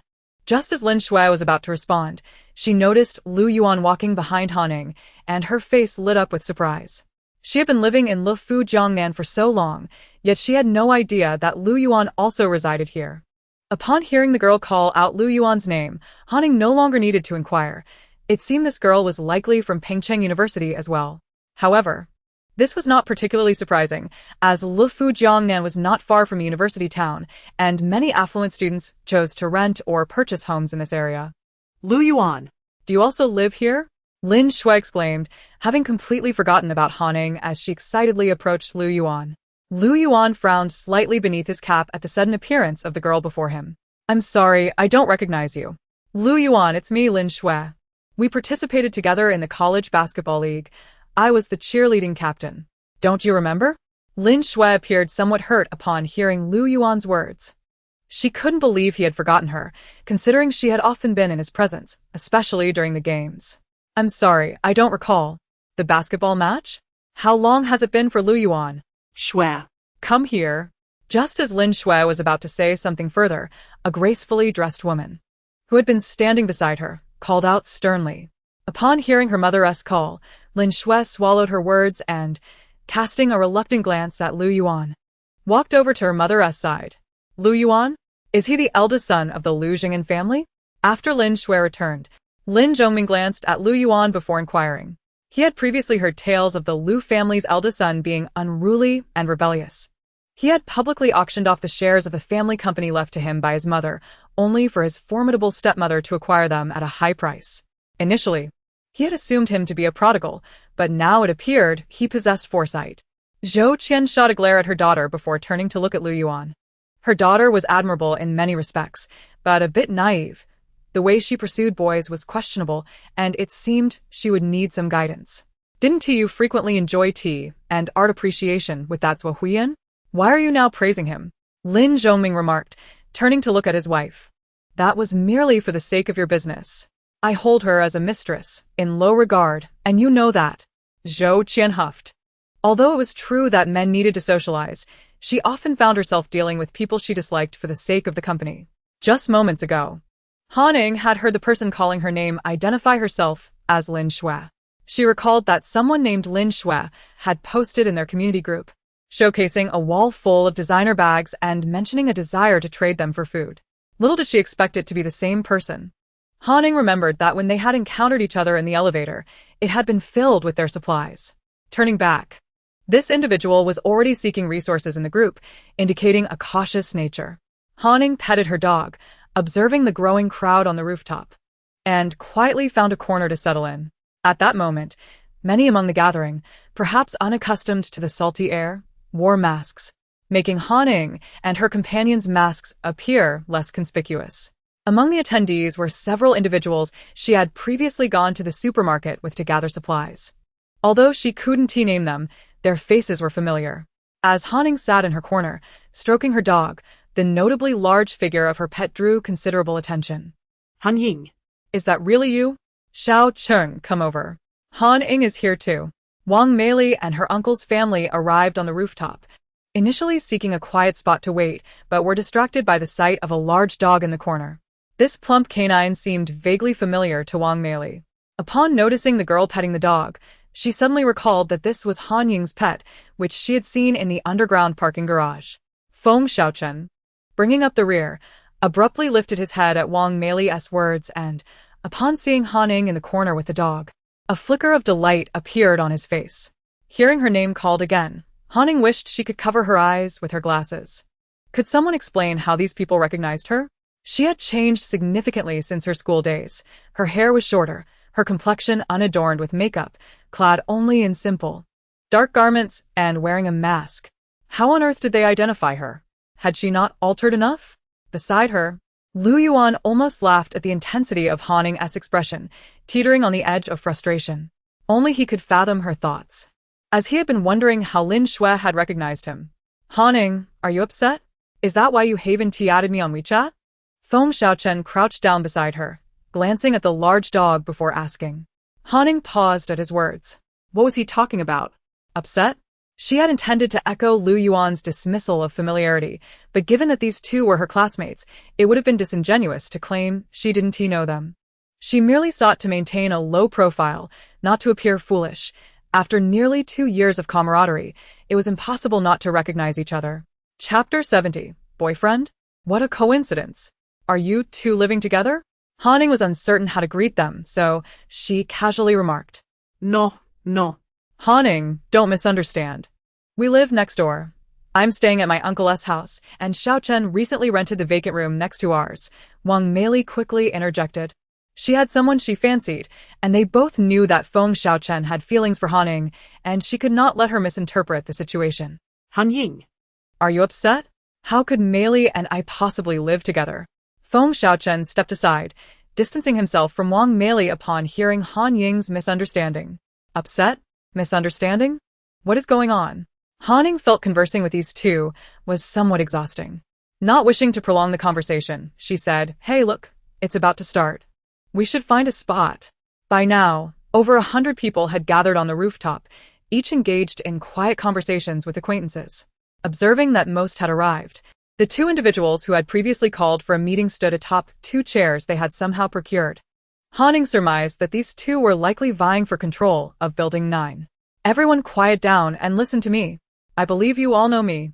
I'm Lu Huasheng, the security guard here. The reason we've gathered is twofold. First, to officially announce that supplies will be distributed shortly, and second, to discuss how to allocate these resources. Lu Huasheng stood on the chair, shouting into a megaphone. And how should we distribute them? Yes. Please share your thoughts. Many in the crowd began to shout in response to Lu Huasheng's announcement. There are two methods for distribution. One is by household, and the other is by head count. What does everyone think is better? Huang Jun, who was beside Lu Huasheng, also approached the megaphone and spoke up loudly. It should be by head count. I'm sure the officials also prefer that. Of course, you want it by head count. After all, there are 5 people in your family. I think it's better to distribute it by household, as that would ensure a fairer allocation, wouldn't it? By head count. By household is best. Each person desired a distribution method that favored their own interests, believing it would ensure they received more supplies. Han chose not to engage in the debate, confident that they would ultimately arrive at a distribution method everyone could be reasonably satisfied with. Remaining in her corner, she continued to pet her dog. However, Feng Xiaochen, noticing she had not moved, found something to sit on beside her. Han, I live in 2003. If you need anything, feel free to come find me.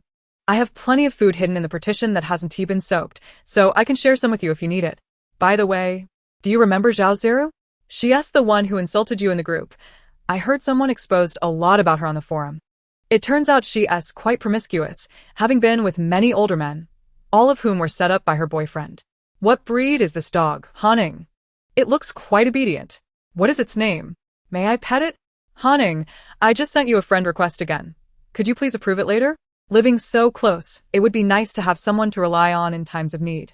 How come I never knew that Feng Xiaochen was such a chatterbox? Han listened with a sense of detachment as Feng Xiaochen chattered on about things she had no interest in. A socially inept individual, Han struggled with communication. Otherwise, she wouldn't have been labeled as frigid by Zhao Ziru, given her perpetually frosty demeanor that seemed to ward off strangers. Although she had seen someone mention in the class group that Feng Xiaochen had feelings for her, he had never confessed. It would be too awkward to outright say, I could never like you, so please stop pursuing me. What if he denied it later and left her in an embarrassing situation? Feng Xiaochen continued to prattle on beside her. Han cast a desperate glance towards Lu Yuan, who was the closest to her, hoping he would come to her rescue. Receiving her silent plea, Lu Yuan sighed helplessly and approached.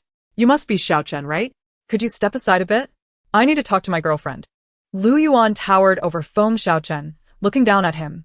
Han nearly choked on her own saliva at Lu Yuan's words, staring incredulously at him as if to say, Did you really just say that? Huh? When did you get a boyfriend, Han? I hadn't heard about it. When did this happen? Feng Xiaochen looked at Han in shock, his expression filled with hurt. It's been just a few months, I suppose?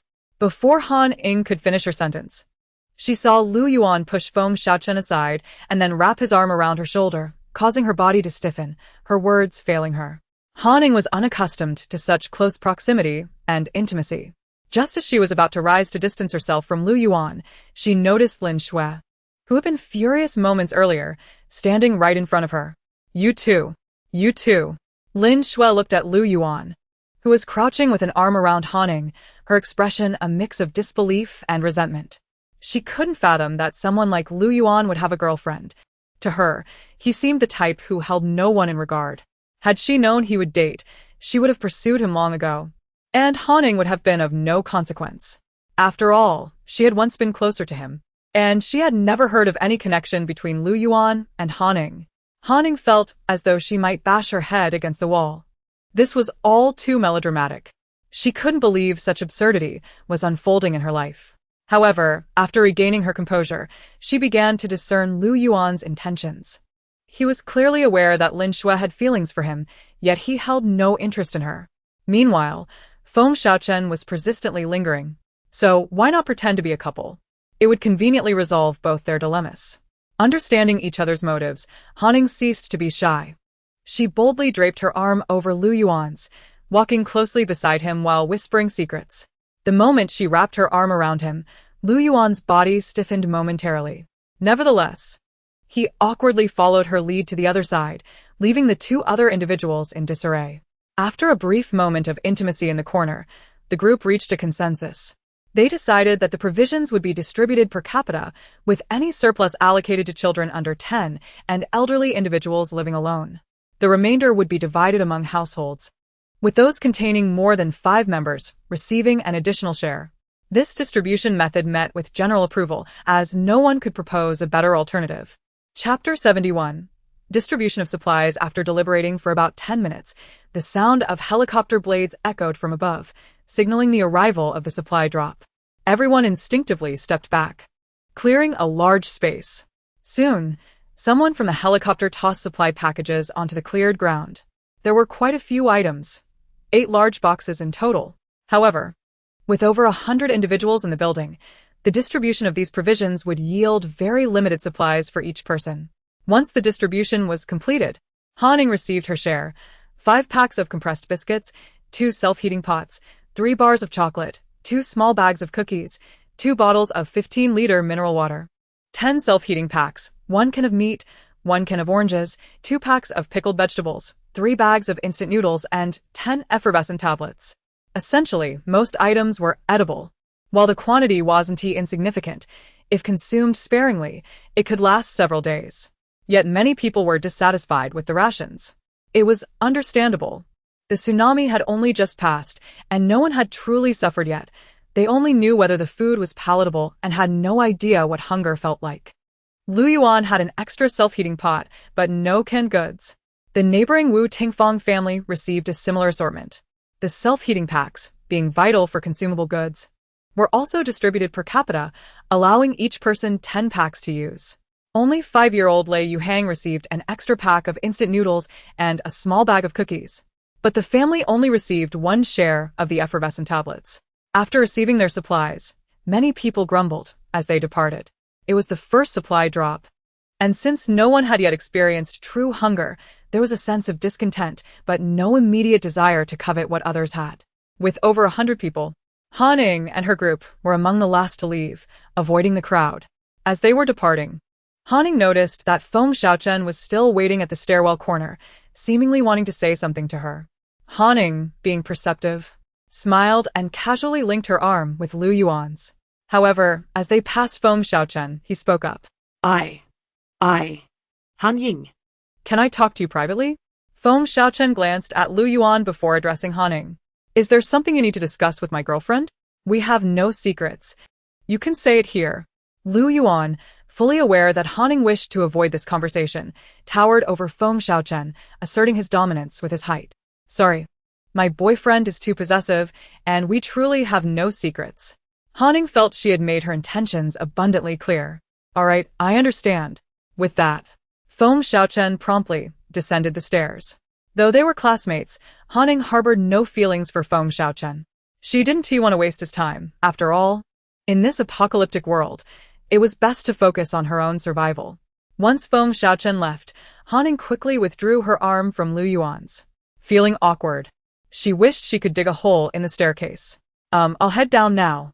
Thanks for earlier, Hanning said, avoiding Lu Yuan's gaze as she hurriedly took Tang Yuan and descended the stairs back to her home.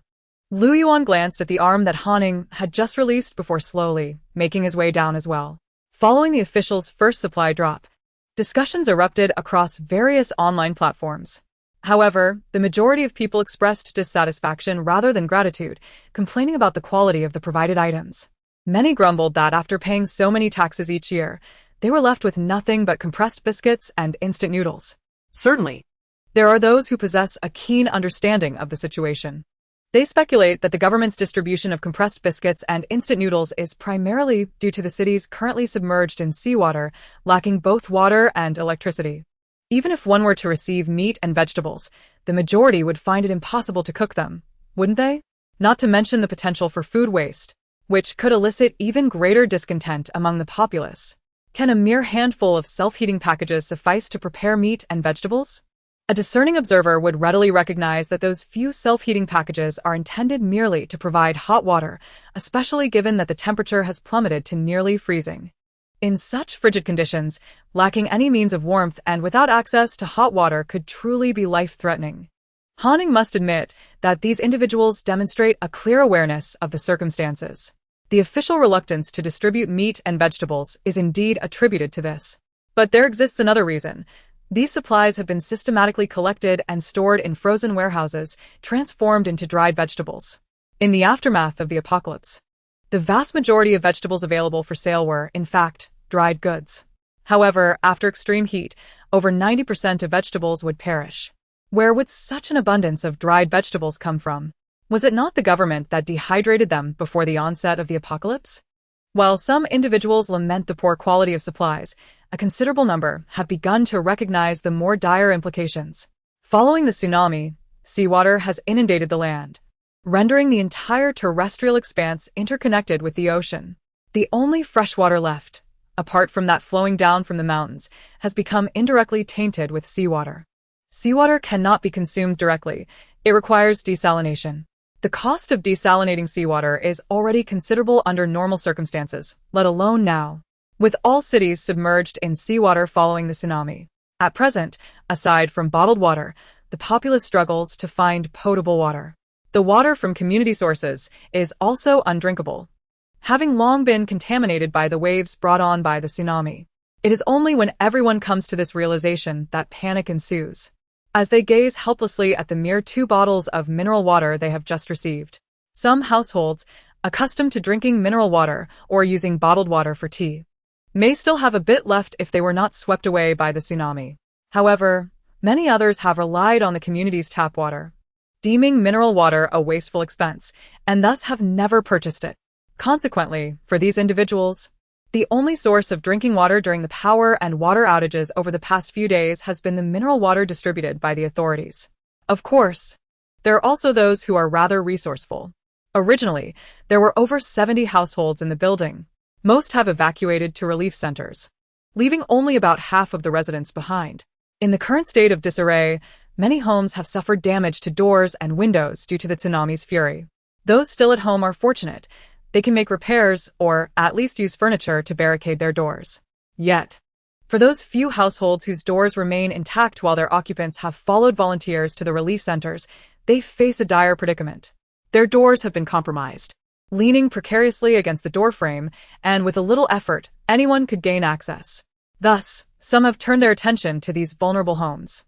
However, the social order has yet to descend into chaos, and there are still free supplies available for distribution. Therefore, those contemplating this course of action are mostly individuals with a history of idleness, planning to wait until nightfall when all are asleep to stealthily enter and see if there are any salvaged items that could be of use. After all, if anything goes missing, it would surely be attributed to the waves, absolving them of any wrongdoing. Chapter 72. Expansion of the Spatial Talisman. Upon returning home, Haning first removed her mask and discarded it into the designated space talisman for waste. She then took out a bottle of alcohol and sprayed all the supplies she had just received, as they had been exposed to the thin mist outside. After disinfecting with alcohol, Haning placed these supplies into another new spatial talisman. From now on, she would store all future supplies here for easier access when needed. Having ventured outside, her clothes had become tainted with toxic mist. Ying quickly changed into a fresh outfit, tossing the contaminated one into the washing machine, along with 2 disinfectant tablets and some laundry detergent.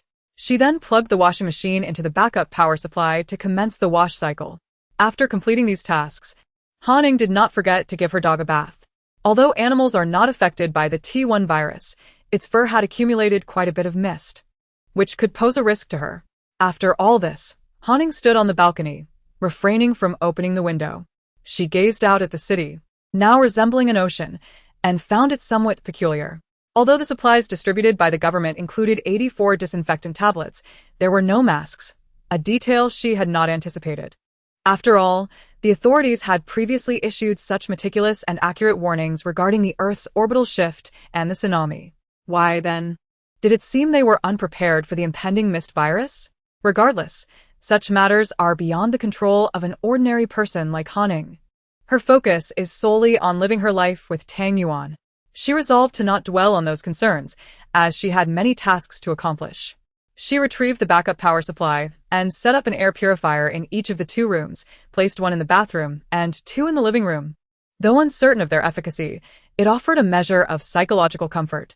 In the kitchen, she took out another backup power supply, plugged it into an extension cord, and set up an air purifier before retrieving 3 rice cookers. Presently, with everyone lacking water and electricity, cooking proper meals is impossible. The distributed self-heating packages can only warm simple foods, with the 2 self-heating pots being the only items with a strong flavor. However, how far can the aroma of these self-heating pots travel? Thus, Hanning refrained from preparing strongly flavored dishes. Yet, steaming some white rice was certainly feasible. In her spare moments, she had previously steamed several pots of rice for storage. However, her appetite is substantial, and Tang Yuan sometimes also consumes rice. So, over the past few days, they have depleted a considerable amount. Seizing the opportunity, Hanning aimed to steam more rice for future meals. After thoroughly rinsing the rice, she hesitated to discard the washing water and instead stored it in another spatial talisman. This talisman already contained a significant amount of rinsing water, which could prove useful later on, so it was best to keep it. The 3 rice cookers she retrieved are all of large capacity, each capable of steaming 5 pounds of rice, sufficient for multiple meals for herself and Tang Yuan. With all 3 rice cookers in the kitchen set to cook, Hanning similarly prepared 3 pots in the living room. With 6 large rice cookers cooking simultaneously, one batch would be enough for dozens of meals for her and her dog. With several days of water and power outages ahead, there was no need for haste. Once the rice was cooking, Hanning also arranged several induction cookers on the floor, plugging them in and placing large stainless steel soup pots on top. Today, she did not intend to make soup, as the aroma could travel quite far. Instead, she planned to simply boil water. By boiling a larger quantity, it would be more convenient when she needed it, and when mixed with cold water, it could serve for bathing, brushing teeth, and washing her face during winter. The uses for it are plentiful. Each of the 4 large stainless steel soup pots was filled with water, and then she activated the induction cookers to begin boiling. She was not particularly anxious about preparing cooked food, as her spatial talisman still contained ample supplies. What truly concerned her was the matter of the spatial talisman. The 2 million cubic meters of space left by the previous owner would expire in less than a year. Moreover, she still had countless supplies awaiting her transfer in her spatial realm. The thought of this made Hanning somewhat anxious. She feared that if she did not draw the spatial talismans quickly enough, those items might spoil or expire, which would undoubtedly bring her to tears. However, no amount of urgency would change the situation. Ying retrieved the table containing her talisman drawing tools from the spatial realm and began to inscribe the spatial talismans. After completing the first talisman, she was suddenly taken aback. To her astonishment, she discovered that the space contained within this newly drawn talisman measured an impressive 257 cubic meters. A full 2 cubic meters more than the previous day. How could this be? The talisman paper was the same as before, and her tools remained unchanged. The only factor that had altered was her cultivation level. Yet, Hanning was acutely aware that her usual training primarily allowed her body and spirit to recover more swiftly, with little to no enhancement of her cultivation. After all, it was evident that this world had long ceased to be conducive to cultivation, as evidenced by her stagnation over the past 6 months. Yet here she was, witnessing an increase of 2 cubic meters in the spatial talisman. This could not be an illusion. If her cultivation were not the cause, then some other factor must have contributed to the expansion of her spatial talisman. Was there something different about today? Hanning pondered for a while before swiftly departing from the table to approach the window, where she could faintly discern a hazy blue mist outside. Could this mist be the reason? In her previous life, she had emerged unscathed from this toxic haze, which had, in fact, enhanced her constitution and significantly increased her appetite. Nevertheless, it was prudent to exercise caution, so Hanning donned a mask whenever she ventured outside and thoroughly disinfected herself upon returning. Could it be that this toxic mist had the capacity to enhance her cultivation, enabling her to draw larger spatial talismans? Though she was tempted to experiment, she worried about inhaling too much of the mist and contracting a virus. Ultimately, she settled for cracking the window open just a tiny gap, allowing a trickle of the mist to seep in, while simultaneously stowing away her air purifier. However, for safety's sake, she still wore her mask. Indeed, after inscribing 20 talismans, each measuring 257 cubic meters, she found that the 28th talisman had increased by yet another cubic meter. Upon witnessing this result, a smile spread across Han Ying's face. However, she refrained from opening the window any wider. After all, her life was far more precious than the talismans. Only by preserving her life could she enjoy the benefits of these spatial talismans and the abundant supplies they contained. Although she had not succumbed to illness in her previous life amid this toxic fog, it was wise to remain cautious. The matter of the spatial talismans could progress at a leisurely pace. An incremental increase each day was already a source of great satisfaction for her, especially considering that this toxic mist would persist for over half a year. After completing 30 spatial talismans, Han Ying promptly submerged her consciousness into the spatial realm, relocating the items on the ground that, despite being packaged, were not particularly durable into these talismans. The several thousand remaining talismans had already been filled to capacity after her 2 previous zero-cost purchases, leaving her with only a few as backups for future use. Because the space within the talismans had expanded, Han Ying enjoyed a deep and fulfilling sleep that night. Chapter 73. Spiritual Sustenance. The following morning, Han Ying was awoken by the sound of wailing. Without changing her clothes, she donned her mask and took her binoculars to the window. The mist outside had thickened considerably, casting a faint blue hue. In just one night, it had transformed into such a dense shroud that visibility beyond 20 meters was nearly impossible. Cracking the window open slightly, Han Ying attempted to look outside with her binoculars, but the toxic fog was too heavy to see clearly. She could only vaguely make out what seemed to be a speedboat approaching from the water below, the source of the wailing drifting from that direction. Han Ying surmised that it was likely official personnel coming to retrieve the bodies for processing. The cries from below were overwhelming, resonating throughout the entire building.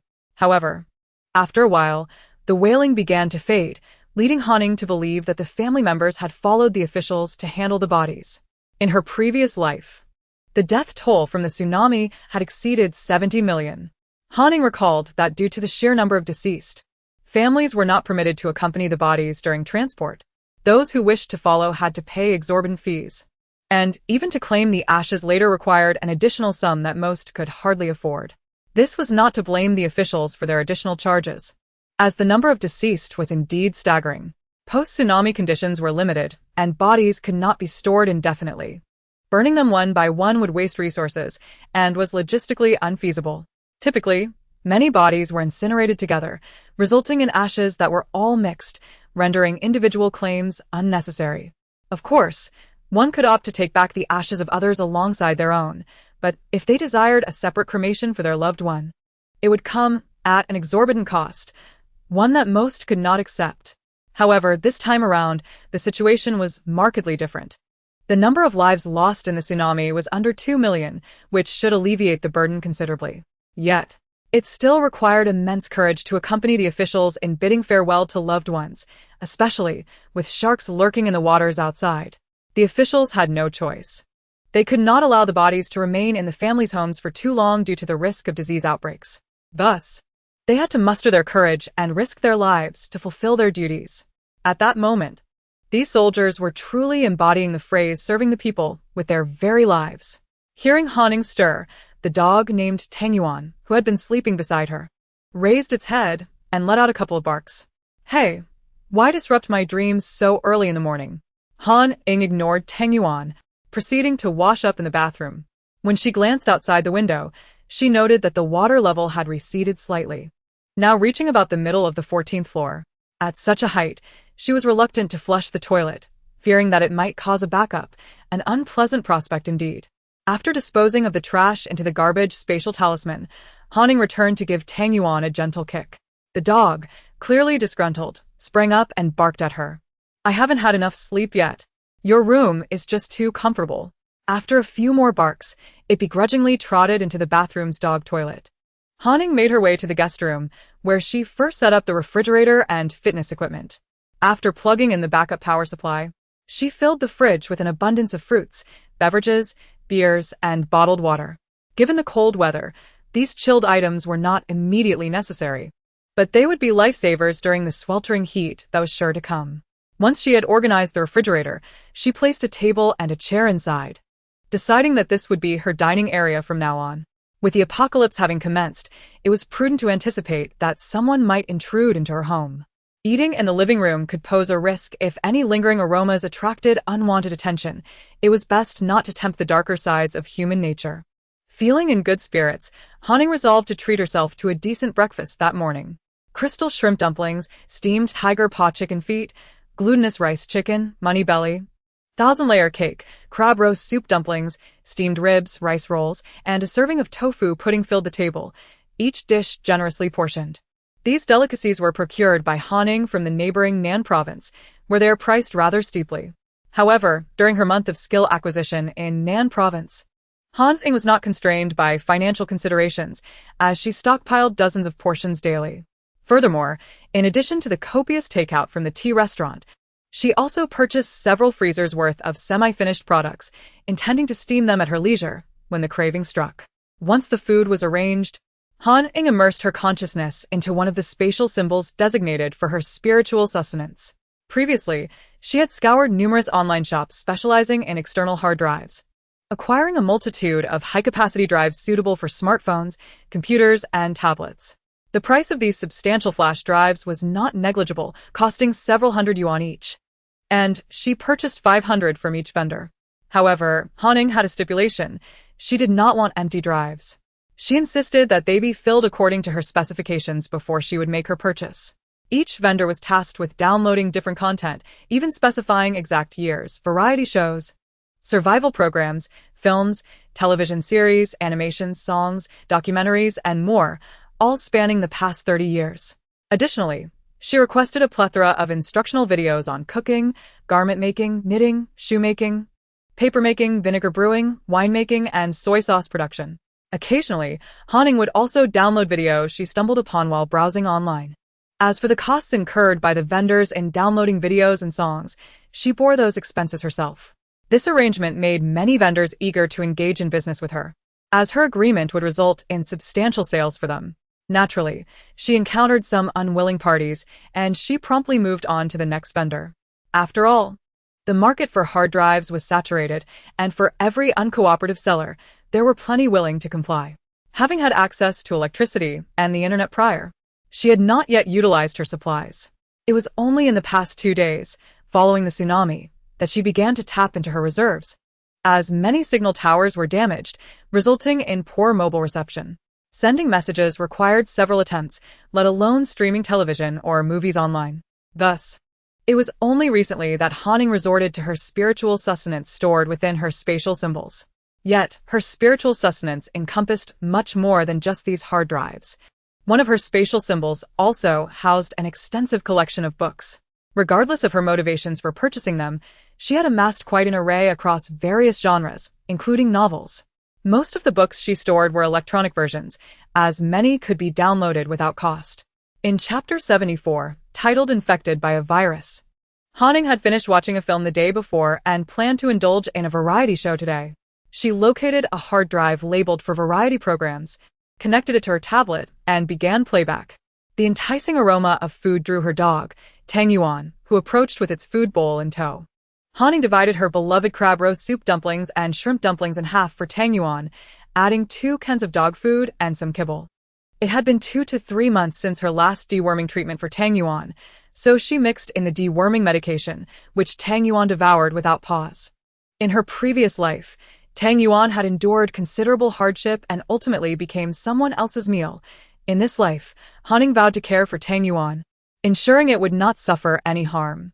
After Tang Yuan finished its meal, Haning allowed it a half-hour to digest before ushering it onto the treadmill. It was not permitted to dismount until it had completed a full half-hour, twice a day. She grimaced at the sight of Tang Yuan's recent weight gain. Both Alaskan and Caucasian breeds are large dogs, and with Tang Yuan's Caucasian lineage, its size was even more pronounced. At just 8 months old, Tang Yuan already weighed 80 pounds. There was a time when Haning could carry it in her backpack, but that was no longer feasible. If it did not shed some weight and engage in exercise, it would soon become a mere mobile meat dish. 3 days passed in the blink of an eye. The water level outside had receded to the 11th floor, indicating that the restoration of water and electricity was drawing near. During the tsunami, everyone had prepared emergency kits. Some included power banks, though many ultimately succumbed to water damage. Thus, after 3 days, the majority of residents in the community found their phones completely dead. Only a few households retained enough battery to maintain contact with the outside world. Today, the authorities announced another round of supply distribution for the afternoon. However, many residents were unaware due to their inability to access the internet. Following the previous distribution incident, Liu Huaxing had effectively assumed the role of the building manager for Block 9, with Huang Jun as his assistant. Consequently, on the afternoon of the supply drop, Liu Huaxing and Huang Jun diligently notified each resident of the impending event. Who took on the role of building manager was of little concern to Haning. Upon receiving the notification, she donned a mask, leashed Tang Yuan, and stepped outside her home. For the past 3 days, Haning had remained indoors. Engrossed in her daily routines of steaming rice, boiling water, exercising, drawing spatial symbols, and training Tang Yuan using methods she had downloaded online. Even when her neighbor, Wu Tingfang, occasionally knocked on her door, Haning maintained a distant demeanor. She tactfully made an excuse, claiming the weather was too cold, and expressed her preference to remain cozily ensconced in her blankets, suggesting that contact could be made via WeChat or phone instead of a personal visit. While her words were courteous, Wu Tingfang discerned the underlying message: she should refrain from visiting unless necessary. Wu Tingfang's intentions were well-meaning, concerned for Han Ying as a young woman who might require assistance. Although Han Ying's words were polite, they were not particularly pleasant. However, only Han Ying understood her true intentions, especially considering the increasingly toxic atmosphere outside. The corridor windows had been shattered during the tsunami, allowing the noxious air to seep in. It was best for them to avoid going out if possible. Yet, she could not make this warning too explicit and could only hint at the need for caution. Since that encounter, Wu Tingfang had not returned to knock on Han Ying's door, a development she found satisfactory. Similarly, her neighbor, Liu Yuan, had not opened his door since that day, except to collect supplies from the rooftop. The 3 households on the 27th floor led their own isolated lives, while residents on other floors faced a different plight. The weather hovered around freezing, making the absence of heating unbearable. Moreover, following the tsunami, most homes had suffered damage to doors and windows. Many doors could not close properly, and windows lacked glass entirely. Numerous residents sought assistance from officials, dialing emergency numbers for repairs, but received no response.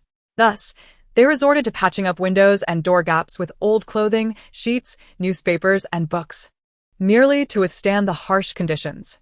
However, the biting cold wind continued to seep through the cracks, causing everyone to shiver uncontrollably.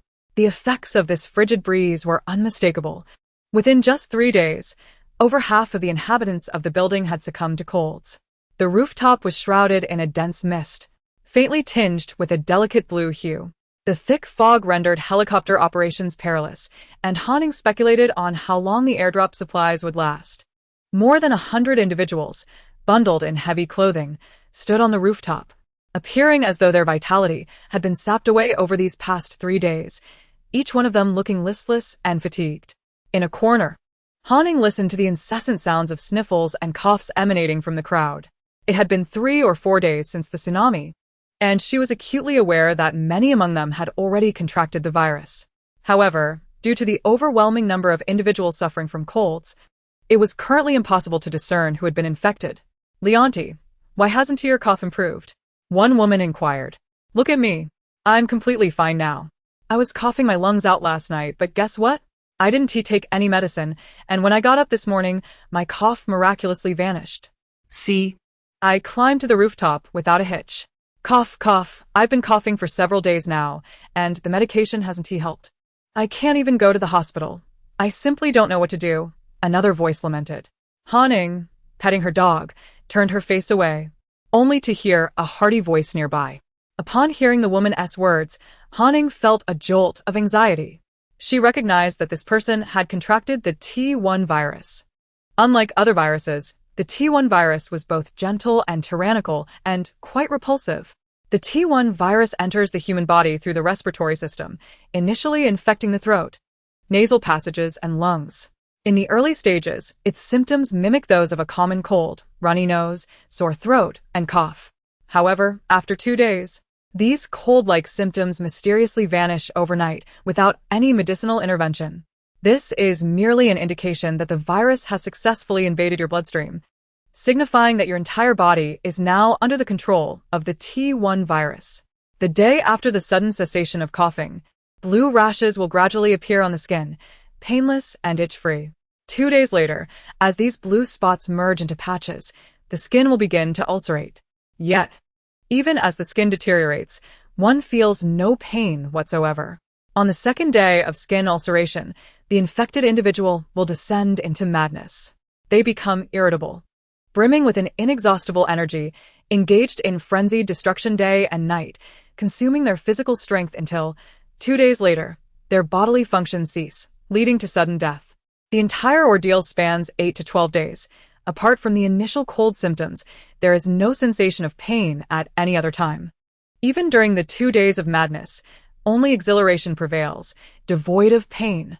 Thus, this virus is both gentle and tyrannical and revolting. It is gentle because, apart from the mild cold symptoms, one does not feel any pain after contracting the T1 virus. It is tyrannical because the T1 virus is incurable. In the previous world, all research institutions and medical experts toiled day and night for 6 months without saving a single infected individual. Even during those 2 days of madness, administering sedatives merely induced a state of unconsciousness, yet after a few days, the bodily functions would similarly decline and lead to death. The repulsiveness arises from the skin's ulceration as the blue spots coalesce. In that moment, one feels no pain, yet can only helplessly watch as their skin deteriorates. Oozing blue pus. The color of that blue fluid resembles the hue of the mist, dreamlike in its appearance. One must ask, is it not revolting? Fortunately, the transmission probability of this virus from person to person is exceedingly low. 99% of infections occur through inhalation of toxic mist. Thus, once that poisonous fog dissipates, the T1 virus vanishes without a trace. Of course, the T1 virus is not entirely terrifying. As long as one remains uninfected amidst the toxic mist, the body will gradually develop resistance after repeated minor exposures. Consequently, one's physical condition may improve significantly compared to before, although this will correspondingly increase their appetite. In her previous life, Hanning experienced such a scenario. While contemplating the T1 virus, she noticed that almost everyone had arrived. From a distance, she felt someone's gaze upon her and, upon glancing over, discovered it was Feng Xiaochen and Wang Meili. Since the day she learned of her boyfriend, Feng Xiaochen had not approached her again. Han Ning was quite pleased with this outcome. Unconsciously, she edged a few steps closer to Lu Yuan, for one should not stray too far from one's boyfriend. Otherwise, it would seem improper. Noticing Han Ying's subtle movement, Lu Yuan glanced at her, but said nothing. There were several familiar faces on the rooftop. Lin Shui, who had been rendered speechless by Lu Yuan's dismissal, dared only to observe him from afar. The woman who had offered to treat Han Ying to pig trotters during their supermarket visit kept casting glances at Tang Yuan. Han Ying was not concerned about her approaching. If she did, Han Ying would simply request pig trotters from her. In truth, it was not just that woman. Many were eyeing the large dog beside Han Ying. She understood their thoughts, wondering how much food such a sizable dog would consume, whether it preferred dog food or human fare. However, she was indifferent. After all, she wasn't feeding them. She could not let the fear of others' judgments compel her to abandon Tang Yuan. Wu Tingfang and her family stood not far from Han Ying, merely nodding at her without any intention of further engagement. Lei Yuhang, wearing a mask, peered curiously at Tang Yuan, contemplating approaching but hesitating to do so. Han Ying sensed that her previous remarks had perhaps hurt Wu Tingfang and her family, leading to their apparent coldness today. Nonetheless, she had no regrets. The favors from her past life had been adequately repaid. She had helped them preserve doors, windows, and glass, as well as salvaged supplies from the tsunami. It was no surprise that Han Ying was aware of the supplies salvaged by Wu Tingfang's family, as she had seen photographs that Wu Tingfang had sent her. Wu Tingfang expressed her gratitude for lending them the vacuum machine, asserting that without it, many of their belongings would have been ruined by water. Han Ying had not elaborated, simply attributing the occurrence to chance. As for the future, she would take it one step at a time. Today's distribution of supplies was similar to that of 3 days prior, lacking 84 effervescent tablets, but included 2 cold medications and 5 masks. Clearly, The officials were aware of the rising number of cold cases and had thus provided each individual with cold medicine and masks. After collecting her share, Ying, as before, waited until most had departed before leaving. As she stood on the rooftop, waiting for others to leave, Ying could vaguely hear the sound of a speedboat on the distant water. At this time, those who could venture out were either the volunteers still on duty or the officials. As for their purpose, Ying surmised they were either retrieving supplies or recovering the bodies of those swept away by the tsunami. After all, the longer corpses remained submerged in water, the more problematic the situation would become. Therefore, every body recovered was one less issue to contend with. The number of volunteers willing to venture out has dwindled considerably, primarily due to the looming threat of encountering sharks during their excursions.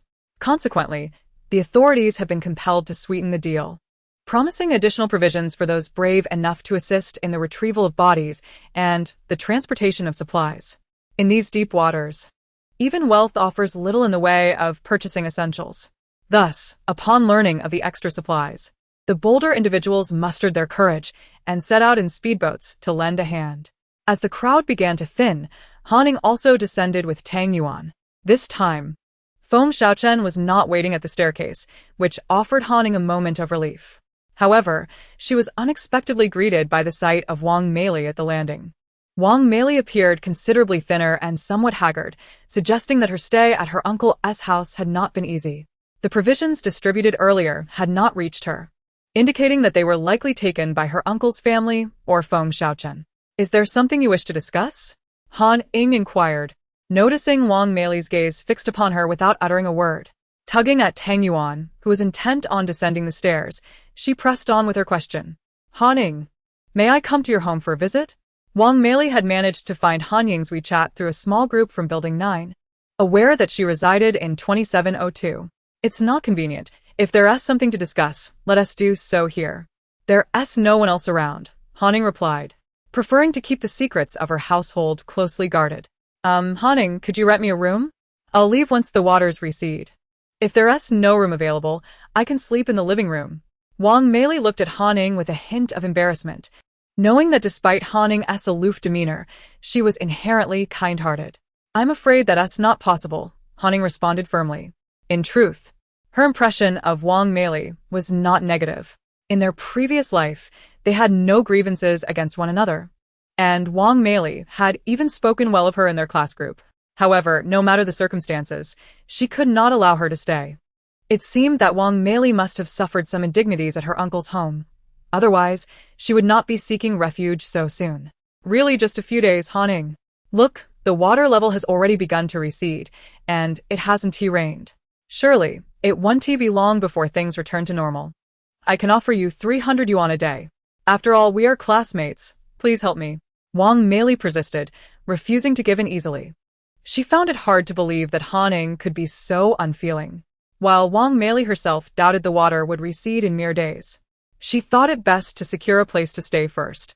Even at 300 yuan a day, she could not afford to stay long. But she trusted that Ying would not truly evict her if she found herself unable to pay. "Sorry, you should seek help elsewhere. Even if you offered me 300,000 yuan a day, I still wouldn't allow you to stay," Ying stated, unwavering in her refusal. A flicker of sorrow crossed Wang Meili's eyes upon hearing Ying's rejection. Biting her lip, she chose to say nothing further and walked away. Once Wang Meili had departed, Ying glanced at the small balcony at the stairwell, where a modest pile of trash lay, 5 or 6 bags in total. These were the collective refuse of 3 households on the 27th floor, with the majority belonging to the Wu Tingfang household. Ying had not been willing to dispose of her kitchen scraps, instead collecting them, while her household waste was neatly stored in a dedicated spatial talisman. When this talisman filled or neared expiration, she could simply ignite it, causing the refuse to vanish without fuss. It was only yesterday that Wu Tingfang had messaged her, inquiring whether she could leave her trash at the stairwell. Ying realized then that while she could store her garbage in the talisman, she could not appear to generate none publicly. Thus, when Wu Tingfang posed her question, Ying had replied that she was fine with it, pending approval from Lu Yuan. Perhaps Wu Tingfang had also consulted Lu Yuan as she encountered him while disposing of trash. Lu Yuan, too, carried a bag of refuse. while Wu Tingfang had brought out 3. It seemed her household had been hoarding garbage at their door or balcony, likely fearing odors if they continued to accumulate. Now that the toxic mist had only just begun to settle, the amount of household waste was still manageable. However, as time passed, the refuse would begin to emit unpleasant odors, and without a place to discard it, everyone would likely turn the vast waters outside into a free landfill. Such a scenario would be rather picturesque, albeit unappealing.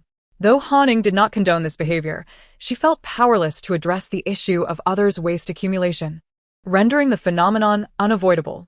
Upon returning home, she sanitized all her belongings with alcohol at the entrance, changed into fresh clothing, and bathed her dog. Although the toxic mist aided her in crafting spatial talismans, Ying dared only to crack a window slightly to let in a hint of it. Items in close proximity required disinfection. After all, caution is the mother of safety, and nothing is more precious than one's life. The afternoons of the past few days had been dedicated to Tang Yuan's exercise routine, and the dog seemed to have acclimated to it. After drying its fur, it promptly dove into the second bedroom. Ying chuckled as she followed, helping to set up the treadmill for Tang Yuan. Currently, the water level had receded to the 11th floor, and Ying believed that in a matter of days, those displaced by the tsunami would soon return home. To her surprise, this tsunami had resulted in a far greater number of people being evacuated than in her previous life, thanks to the authorities' timely warnings and relocations. The resettlement center was now overcrowded, and where there are many, there are often disputes. Consequently, many were clamoring to return home, now that the waters had begun to recede. Those who had originally occupied higher floors were also expressing a desire to return. In the afternoon, after supplies were distributed, people began to make their way home with the assistance of official personnel and volunteers. Various watercraft were now visible on the once vast sea, not only retrieving provisions and bodies, but also ferrying personnel and supplies. Even with the awareness of potential shark encounters, the urgency to return home outweighed their fears. Furthermore, everyone harbored a sense of false security, believing that with so many others present, such dangers would not befall them. As Ying busied herself packing pots of rice into disposable containers, the lights above her suddenly flickered to life. Staring at the illuminated fixture, she was momentarily taken aback. Is there power now? She recalled that in her previous life, electricity had only returned a week after the tsunami, and even then, only residents on the 15th floor and above had access. Of course, conditions might vary by community. Taking out her phone, Ying opened the community group chat. And sure enough, the chatter erupted upon the return of power. Finally, we have electricity. My power bank was nearly depleted. Power? Not at my place. Which building are you in? Can I come borrow some charge? I'm in building 5 on the 26th floor, and we have power. I'm on the first floor. 2001, and we have electricity too.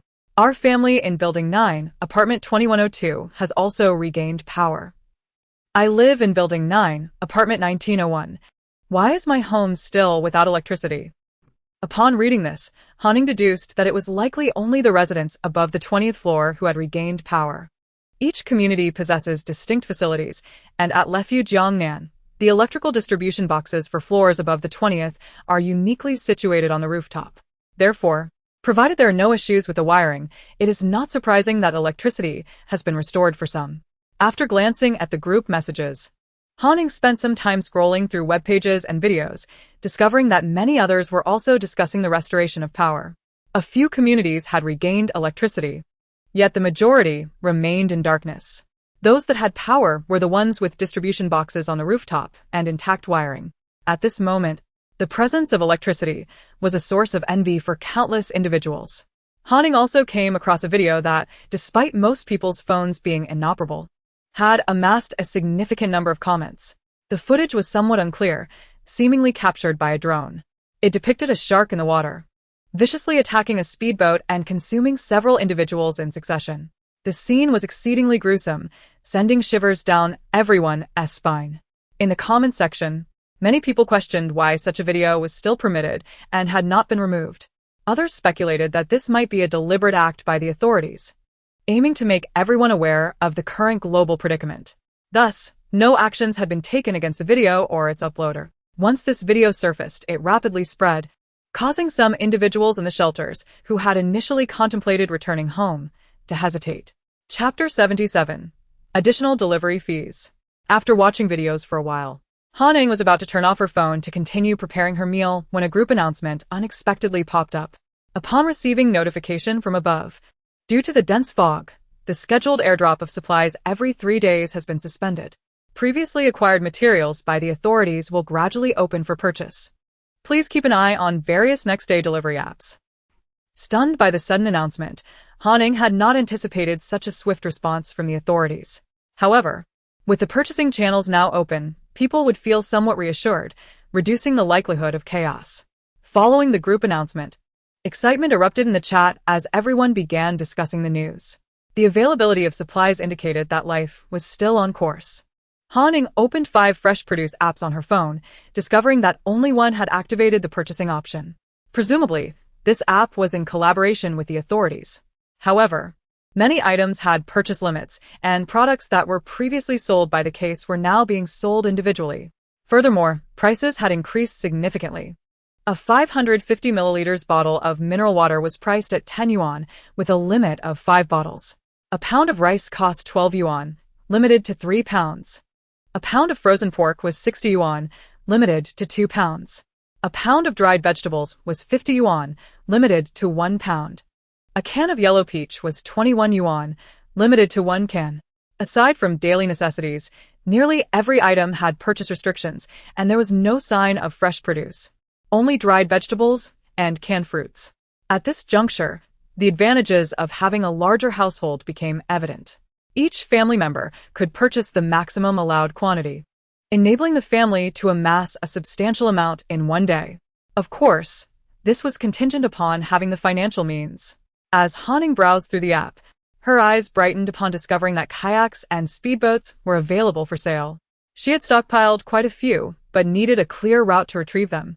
The kayaks and speedboats listed were secondhand, presumably utilized by the authorities for resource and personnel transfers prior to the tsunami. Despite being secondhand, the prices were still exorbitant. Goodness. The kayak was priced at 180,000 yuan. The speedboat at 230,000 yuan. Ying recalled that before the tsunami, she had purchased a speedboat for only 3,000 to 4,000 yuan and a kayak for merely a few hundred. The prices had surged dramatically. Yet, given the current circumstances, where the outside world resembled a vast ocean, kayaks and speedboats had become akin to automobiles of the past, and thus, their prices had naturally escalated. Without hesitation, Ying proceeded to purchase a speedboat and a kayak. Additionally, she acquired several other limited purchase items, obtaining 1 or 2 of each. She still had a considerable sum left in her account, reserved for use during the toxic fog period. The order remained intact, and thus, the purchasing power of money still existed, albeit diminished. Although everything had increased in price, the same amount of money now bought significantly less than before. However, if she were to continue living comfortably without spending during this prolonged period of toxic fog, others might speculate about the extent of her stockpiled resources. This could easily attract the attention of opportunists. Ying, though unafraid of trouble, preferred to avoid complications. Moreover, the money remaining after purchases during the toxic fog had greater significance for her as a reincarnated individual. Once money nearly lost its purchasing power and food became unattainable, the authorities would introduce an alternative contribution point system to serve as a currency for circulation. When the points were first introduced, they could be exchanged for supplies, and money could also be used. However, redeeming points with supplies would draw too much attention, so Ying kept a portion of her money to later exchange for points. In addition to buying the speedboat and kayak, Ying also purchased some daily necessities and other limited items. After selecting her items, she proceeded to payment, where she noticed some reminders. All sales were final and non-refundable. Additionally, a separate delivery fee would be charged. Drone delivery cost 50 yuan per trip, but could only transport items weighing up to 3 kilograms. How much material could 3 kilograms hold? Buying 5 bottles of water and 2 or 3 pounds of rice would nearly reach that limit. Exceeding 3 kilograms necessitated opting for manual delivery, which charged 200 yuan per trip. This fee served as additional compensation for the volunteers delivering the supplies. After all, they were risking their lives, potentially facing the jaws of sharks, to deliver goods, so charging a higher delivery fee was understandable. Han Ying was not surprised by this, as it had been the same in her previous life. Otherwise, how could her several million yuan in savings have vanished within half a year? Though she had a substantial amount of money at that time, she also had to support Zhao Meihua and her family of 4. After they sought refuge with her, they continuously lamented about their financial struggles. Han Ying transferred hundreds of thousands to each of their phones, promising they would repay her once the toxic fog cleared, even signing IOUs. After settling the cost of the goods, Han Ying paid an additional 200 yuan for delivery. Upon completing her purchases, another interface appeared, displaying a QR code. It prompted her to join a group, as the delivery times were uncertain and notifications would be sent to the group once the items arrived. Volunteers would collectively deliver the supplies to the bases of each building, and residents could collect them from the windows in the corridors of their respective buildings. After joining the group, Han Ying promptly turned off her phone. The online shopping channels had opened, yet not every household had electricity, nor could all phones be used. Some phones had been damaged during the tsunami, and elderly individuals living alone were desperate, unable to make purchases online. With no other option, they could only approach the residents of higher floors, cash in hand, knocking on doors and hoping to charge their phones or request assistance in buying supplies. The potential avenues for acquiring supplies have been severely restricted, leaving many unwilling to assist others in their plight. The residents below the 20th floor are consumed with desperation. Those fortunate enough to possess a mobile phone and access to charging are somewhat better off. However, the elderly, particularly those living alone and without phones, are relentlessly knocking on the doors of all residents above the 20th floor, their pleas resounding through the halls. The doorbells ring incessantly throughout the day. Yet everyone is acutely aware of the prevailing circumstances and is reluctant to engage with those seeking help. Naturally, some individuals whose supplies survived the deluge are tempted by the lucrative offers from others in distress. They procure the maximum allowable amount of ration food, reserving what they desire and selling the excess at a premium to those in need, thus recouping their delivery costs. In the afternoon, Han Ying managed to prepare 6 pots of rice, half of which she has already portioned into takeout boxes, leaving the other half unserved. After neatly packing the rice, she set aside 1 box for herself, placing the rest into her spatial talisman. It has been several days since she has savored the delectable boiled dishes prepared by the plum chef, and she finds herself longing for them. She retrieves a generous portion of boiled beef, braised lioness head meatballs, spicy shrimp, and stir-fried mushrooms with pork, complemented by a serving of greens. This particular vegetable is one she sautéed herself, as she believes it unnecessary for the chef to squander time on such a simple task. Stir-frying greens is straightforward. So, whenever she has a moment to spare, she prepares several boxes to have on hand, as one cannot indulge in extravagant feasts every day. Finally, Han Ying pulls out a chilled bottle of soda. Despite the cold weather, the combination of icy soda with boiled beef and spicy shrimp is simply exquisite. Chapter 78. Living under someone else's roof, Wang Meili. The enticing aroma of the meal draws Tang Yuan, who promptly drops 2 lunch boxes at Han Ying's feet. The head of the household, I've exerted myself today. Please fill it up quickly. Han Ying adds some beef, 2 lion's head meatballs, and several spicy shrimp to Tang Yuan's bowl. She even retrieves a meaty bone from her spatial talisman to help Tang Yuan strengthen its bite. Afterward, she pours in some rice along with a bit of dog food. In another bowl, she arranges some pre-cut fruits, including apples and oranges. Although she knows Tang Yuan adores watermelon, the cold weather makes it prudent to limit such treats. Just as Han Ying prepares to indulge in her culinary creations, Tang Yuan looks up toward the door. Almost immediately, the doorbell rings. Tang Yuan's alertness is commendable. Han Ying gently pats Tang Yuan's head to reassure it before rising and walking toward the entrance. Peering through the peephole, she sees an unfamiliar middle-aged woman. Anticipating the visitor's purpose, Han Ying feigns ignorance. To avoid disturbance, she decisively turns off the doorbell. After a prolonged period of silence in response to the persistent ringing, the woman begins to pound on the door, but Han Ying remains unresponsive. Once she secures the door, she can hear the woman muttering complaints as she departs. After the woman leaves, Han Ying glances at Tang Yuan, who is still engrossed in its meal, and then begins to relish her own feast. While Han Ying enjoys her meal contentedly, Wang Meili, residing on the 20th floor with her uncle, finds herself in dire straits. She is curled up in her room, which, despite being shielded by clothing, is still permeated by the biting cold wind, and tears stream down her face. Although power has been restored, her attempts to contact emergency services and the police have been futile as the lines remain busy. She wishes to call her parents for help, but their phones are out of service. The thought of her parents' phones being unreachable sends a wave of anxiety through Wang Meili. Staring at the 2 remaining compressed biscuits and a bottle of mineral water, she tightens her embrace around her legs while tears continue to fall. Her uncle and cousin had always treated her well. Recently, when she hoarded supplies in her dormitory, she chose to come to her uncle's home during the tsunami warning instead of staying at the shelter. However, during the tsunami, not only were her provisions swept away, but most of what belonged to her uncle's household was also lost to the waves. Furthermore, even the bedding and clothing in her uncle's home were soaked by seawater. Only her suitcase, which she had placed on top of the wardrobe in her room, survived the catastrophe. Without water or electricity and clad in damp clothing, while everyone else shivers in the cold, Wang Meili retrieves her suitcase of clothes. Her aunt can wear them, but her cousin, who was repatriated from abroad during the evacuation prior to the tsunami, cannot fit into them. Consequently, her aunt, without her consent, burned most of Wang Meili's clothes to ignite the makeshift dressing table, providing warmth for her uncle and cousin to dry their garments.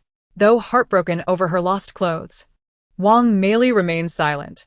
However, when the first batch of supplies was distributed, her aunt seized her portion under the pretext that her cousin, being male, required more sustenance. In the end, she was left with merely a bottle of water and a few compressed biscuits. Her uncle and cousin said nothing, merely stating, "You're a dancer. You must maintain your figure and should avoid these high-calorie foods," before dismissing her. Living under someone else's roof, Wang Meili, despite her dissatisfaction, dares not voice her grievances. Thus, for the past 3 days, she has subsisted on those few biscuits and a bottle of water. The difference between choosing not to eat for the sake of maintaining one's figure and having one's food forcibly taken is stark. Wang Meili is left to hide in her room, nibbling on compressed biscuits while salivating at the aroma of self-heating meals wafting from outside. Today, her share of supplies was confiscated by her aunt while on the rooftop, and since her uncle and cousin's rations were also in her aunt's possession, no one found it odd. Feng Xiaochen even inquired about her situation, but with her aunt present, Wang Meili felt it inappropriate to complain, especially as Feng Xiaochen resides next door. Wang Meili knows that once she returns home, she will likely receive little of the supplies. Thus, she contemplates moving in with Hanning, hoping to free herself from her aunt's control. Although the water levels are receding, she understands that this disaster will not easily dissipate. Consequently, she is eager to find an escape route, though she did not anticipate Han Ying's outright refusal. If it comes to that, she may have to seek assistance from the neighbor, Feng Xiaochen. However, Wang Meili is acutely aware that residing next door would likely sever ties with her uncle's family. Yet, she is not naive. She cannot allow her aunt to continue to oppress her. Resolutely, she wipes away her tears after maxing out her purchases and stealthily approaches the door to listen for any sounds outside. She is determined to secretly seek out Feng Xiaochen. She plans to store her bought items at his place, aware that her aunt has made it clear she intends to monopolize her supplies. Wang Meili understands that, no matter how much she procures, the actual amount that will reach her hands will likely be minimal. While uncertain if Feng Xiaochen might take advantage of her supplies, she feels compelled to take this risk. Meanwhile, Hanning remains blissfully unaware of Wang Meili's struggles as she continues to relish the delightful feast laid before her.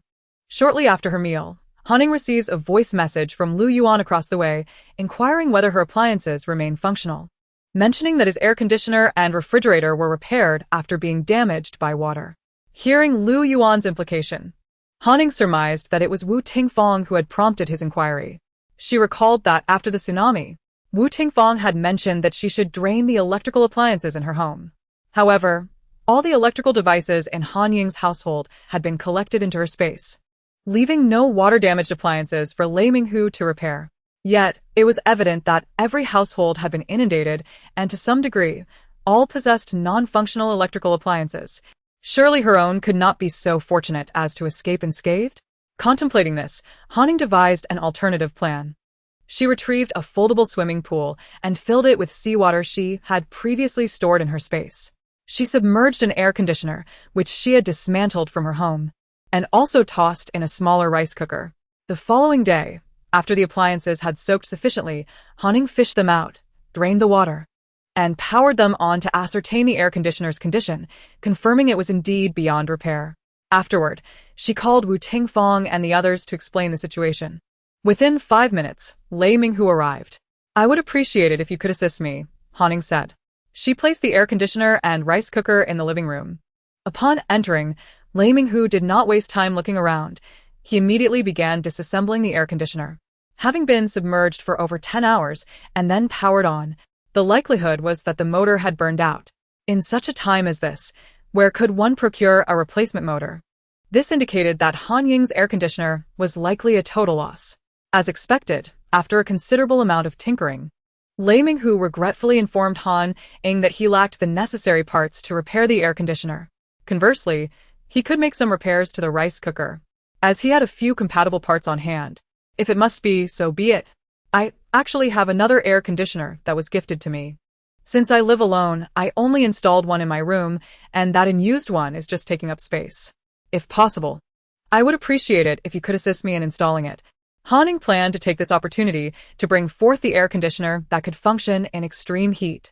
She had spent a fortune on that air conditioner, which not only operated efficiently in sweltering conditions, but also provided warmth in frigid temperatures. Most importantly, it operated with an astonishingly low noise level.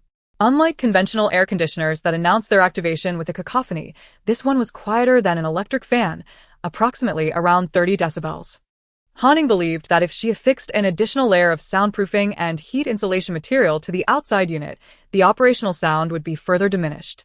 "Shall I install the air conditioner first or repair the rice cooker?" Lei Minghu inquired, as he had brought along his toolbox containing small parts suitable for the rice cooker. "Let us repair the rice cooker first. The air conditioner can remain as it is, and you can see if there are any detachable components that may be salvaged for future use," Han Ying suggested. She examined the air conditioner, suspecting that only the motor was damaged and that the other components might still be functional. "Please refrain from dismantling it. It appears quite new. Once the water recedes, we could have someone replace the motor, and it should function well," she urged. Lei Minghu recalled that previously, a motor replacement cost around 300 to 400, though the current circumstances rendered this uncertain. "Very well then." Han Ying ceased her persuasion, not wishing for him to misconstrue her intentions as extravagance. During their conversation, Lei Minghu had already repaired the rice cooker. Han Ying had prepared the room in advance, ensuring no unnecessary items were present. Now it was merely a simple, recently occupied room. She placed the new air conditioner atop the wardrobe, and Lei Minghu carefully brought it down from its perch. "I haven't seen this model of air conditioner before. It doesn't appear to be from our country," he remarked. Although there were numerous brands, both renowned and obscure, air conditioners were generally easy to identify. Yet, Han Ying's unit was distinctly different from the conventional models. Its casing was notably thicker, the wiring considerably bulkier, and the motor larger than those found in typical air conditioners. Moreover, the motor's design was unfamiliar to Lei Minghu. The entire unit exuded a somewhat rudimentary and unrefined aesthetic, lacking in visual appeal. "To be honest, I am unsure. It was a gift from a friend who mentioned it was newly developed by their company and not yet mass-produced. I had initially dismissed it due to its unattractive appearance," Han Ying confessed. Indeed, the air conditioner was not aesthetically pleasing and was, in fact, quite unsightly. Yet it was exorbitantly priced. As long as it functions well, who cares about its looks? This air conditioner appears rather durable and should not be inexpensive. Lei Minghu mused, recognizing the motor's distinctiveness, even if he could not discern its specifics. Once the air conditioner was installed, Han Ying handed Lei Minghu a bag of items to take back. "This is merely a small favor. No need for such formality," he replied, waving his hands in modesty. He was unaccustomed to handling such situations, as his wife typically managed them. "It's not for you. It's for Xiaoheng. Moreover, I initially intended to gift these to a friend's child, but given the current circumstances, I cannot deliver them," she clarified. Inside the bag were 100 masks and a bottle of stage for infant formula, which Han Ying had acquired at no cost from the operations center's warehouse, with ample supplies still remaining in her space. She had originally planned to distribute 2 bottles. Yet considering Lei Minghu had only repaired a rice cooker and installed an air conditioner, giving more would seem excessive. Lei Minghu, noticing the bag's contents, recognized the bottle of infant formula. Their family had not consumed fresh vegetables in days, relying solely on dried ones, which had limited nutritional value. While adults could endure, a child's vitamin deficiency could impact their development. The formula contained some vitamins, which would help supplement his son's needs. Thus, he hesitated. Initially, he felt no obligation to accept anything, yet he was tempted by the bottle of formula. Then I shall thank you on behalf of Xiaoheng.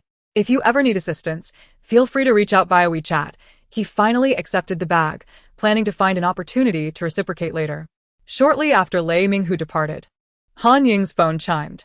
Upon opening it, she discovered that Wu Tingfang had created a new group chat aimed at their 27th floor residents, inviting her to join. Just as she was about to accept, another message from Wu Tingfang appeared, an audio message. Upon opening it, she heard the cheerful voice of Lei Yuhang expressing gratitude to Andy Xiaohan for the formula and masks, stating he liked them very much. After responding with a playful emoji, she closed the chat and joined the 27th floor group. It consisted of only 5 members: group leader Wu Tingfang, Lei Minghu, He Xiao, Lu Yuan, and herself. Once she set her phone aside, Haning retrieved several spare power banks from her space, connecting them to a power strip to recharge. These power banks had been utilized during previous power outages. Though only a few days had passed, her need for hot water, cooking, and other tasks had depleted their batteries. Seizing the opportunity to recharge while electricity was available, she plugged them in. Haning had amassed over 100,000 of these power banks, each fully charged, ready to be employed whenever needed or during her time in the space. When she purchased these backup power sources along with solar, diesel, and gasoline generators, Han Ying expended a staggering 2 tons of gold. This considerable sum, valued at over 600 million, left her feeling quite distressed. However, when the electricity is in use, the investment seems utterly worthwhile. Around 4 in the afternoon, the items Han Ying ordered the previous day arrived. To be honest, she was somewhat taken aback by the speed of delivery. The shopping channels had just opened, and despite the exorbitant prices, there was a considerable demand. Given the limited travel conditions and the inability to transport many items at once, the delivery speed was inevitably sluggish. Due to the constraints of space on the ship, this trip could only accommodate supplies for 4 individuals, incurring a delivery fee of 800 yuan. Although there was a degree of risk involved, the official subsidies made the income quite substantial. Fortune favors the bold, and many are willing to take the gamble. Chapter 80. The Blue Rash Haning arrived at the stairway, where the other 3 individuals who had received their supplies were already waiting. They were crouched at the corner of the stairwell, gazing down at the water's surface below. Haning overheard one of them mention the presence of fish, suggesting they would retrieve their supplies and return with tools to catch them. With prices for goods soaring, each trip incurs an additional 200 yuan delivery fee, compelling many to purchase in larger quantities. Yet buying more also stings the wallet. Thus, the sight of fish swimming below naturally sparked thoughts of fishing. The water level was quite high, forcing Haning and her companions to stand by the stairwell window, using ropes to hoist their supplies up bit by bit. Once she retrieved her share, Haning packed some into her backpack and carried the rest by hand, as she still had 10 flights of stairs to ascend. Upon reaching the 22nd floor, she heard voices around the corner of the stairway. For people in total, Lin Shue's family and the man she referred to as Uncle Li emerged from around the bend. Their conversation halted upon seeing Haning. Lin's parents greeted her with friendly nods. In return, Haning acknowledged them with a nod, recognizing their affluence. It seemed they too had ventured down for supplies. On the 6th day following the tsunami, the water level had receded to the middle of the 9th floor. While having breakfast, Haning scrolled through her phone. Some communities had regained access to water, albeit in minimal quantities, barely filling half a bucket in an hour. Better than nothing. Regrettably, while electricity had been restored in Lefu Jiangnan, water remained elusive, likely due to issues with the local water supply. Unfortunately, there was no way to investigate further, as all the pipes remained submerged under over 20 meters of water.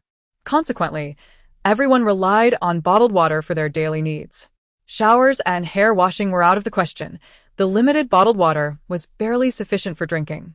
Continuing to browse her phone, Haning found the internet connection to be quite poor, with only 1 bar of signal, causing web pages to take several minutes to load. Nevertheless, Having any internet access at all was a blessing, especially considering that most signal towers had been destroyed during the tsunami. Only those towers located on high ground, untouched by the disaster, remained operational. Upon finally loading a web page, Hanning came across distressing news.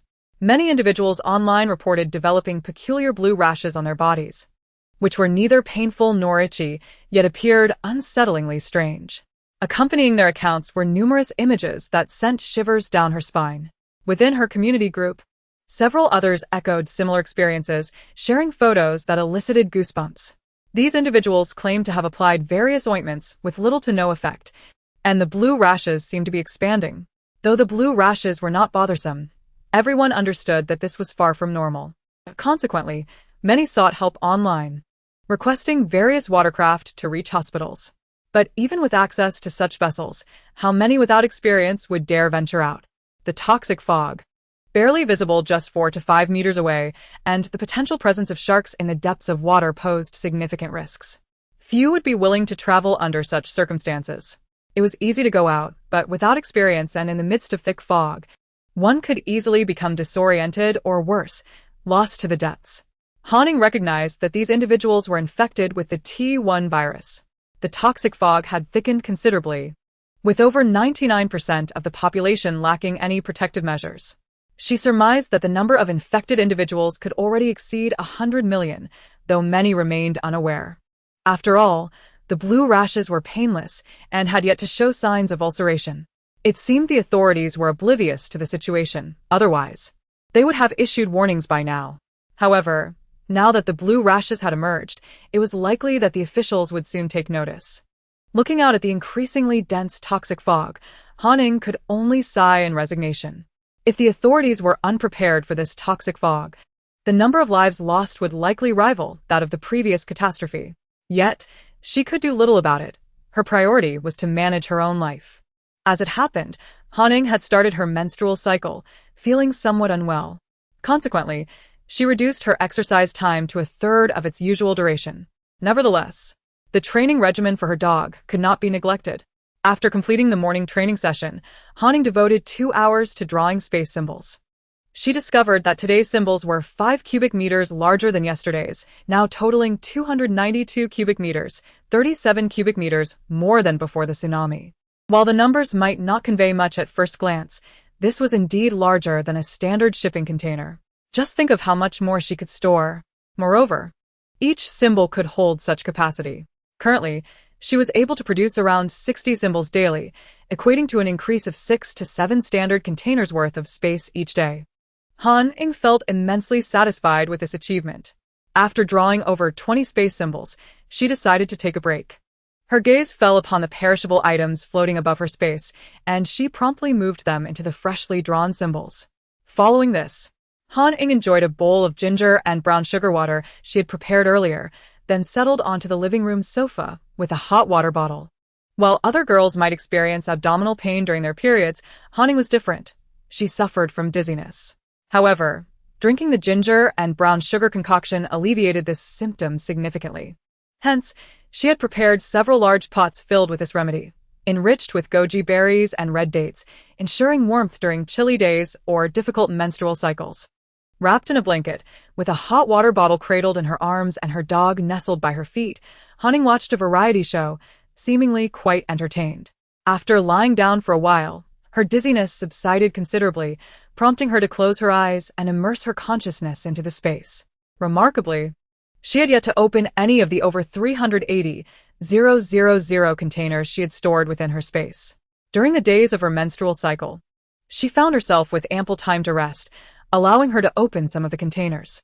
Among the 380,000 containers, approximately 50,000 had already been transferred into the spatial talisman by Hanning, as she deemed those items to be either perishable or with a short shelf life. These 50,000 containers occupied nearly 7,000 of her spatial talismans. The contents of those containers could be left undisturbed for the time being, as they would not spoil inside. Ying intended to start with the empty containers on the ground. However, when she projected her consciousness into the topmost container, she was suddenly struck by a realization. Chapter 81. Opening Blind Box Containers. Hanning discovered that she was unable to open the container within the space using her consciousness. She must first retrieve it to open it. Upon learning this, Hanning was utterly flabbergasted. Would she truly have to open these 380,000 containers by herself, taking an eternity? Moreover, the most pressing issue was that her home could not accommodate even a single container. The apartment's usable area was merely over 90 square meters, comprising one kitchen, 2 bathrooms, 1 balcony, and 2 rooms. This indicated that the space allocated for the living room was rather limited. Though her living room was rectangular, it measured only a little over 5 meters in length. Yet, the smallest of her containers was 6 meters long. Even if she cleared out everything from the living room, it would still be impossible to fit one in. Was she to demolish walls just to open a container? That was simply out of the question unless absolutely necessary. It seemed she had miscalculated. She had thought that living alone would not necessitate a large house, yet this modest dwelling had now become a hindrance. The current situation dictated that she must enter the space and retrieve the containers from above in order to open them on the ground. Realizing this, Hanning felt utterly disheartened. She had painstakingly accumulated over 900 hours within the space, only to potentially squander it all on these containers. However, upon reflection, the contents of the containers represented vital resources. What is paramount in an apocalyptic world? Resources.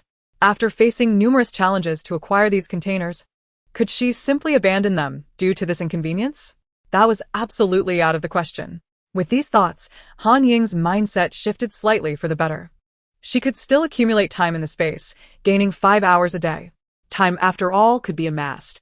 Resolutely, Hanning decided to dedicate 1 or 2 hours each day to opening containers, opening as many as she could.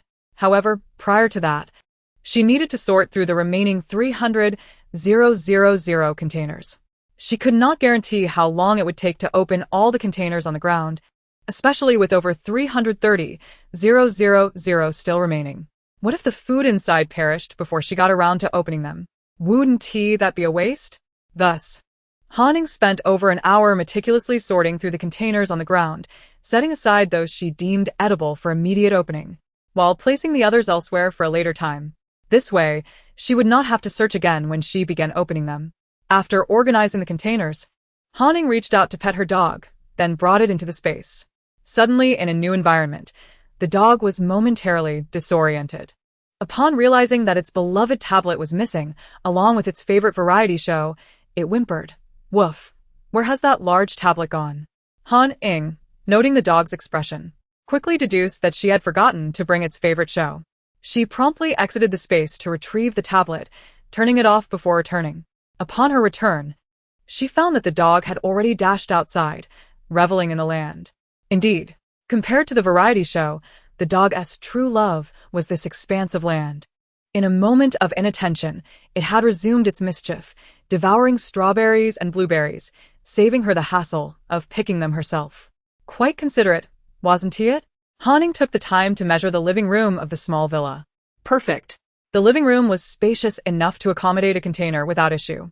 Although the villa itself spanned only 100 square meters, with just 1 kitchen, 1 bathroom, and 1 room downstairs, the living room remained quite expansive. Being able to open containers within the villa spared her the trouble of damaging the crops above.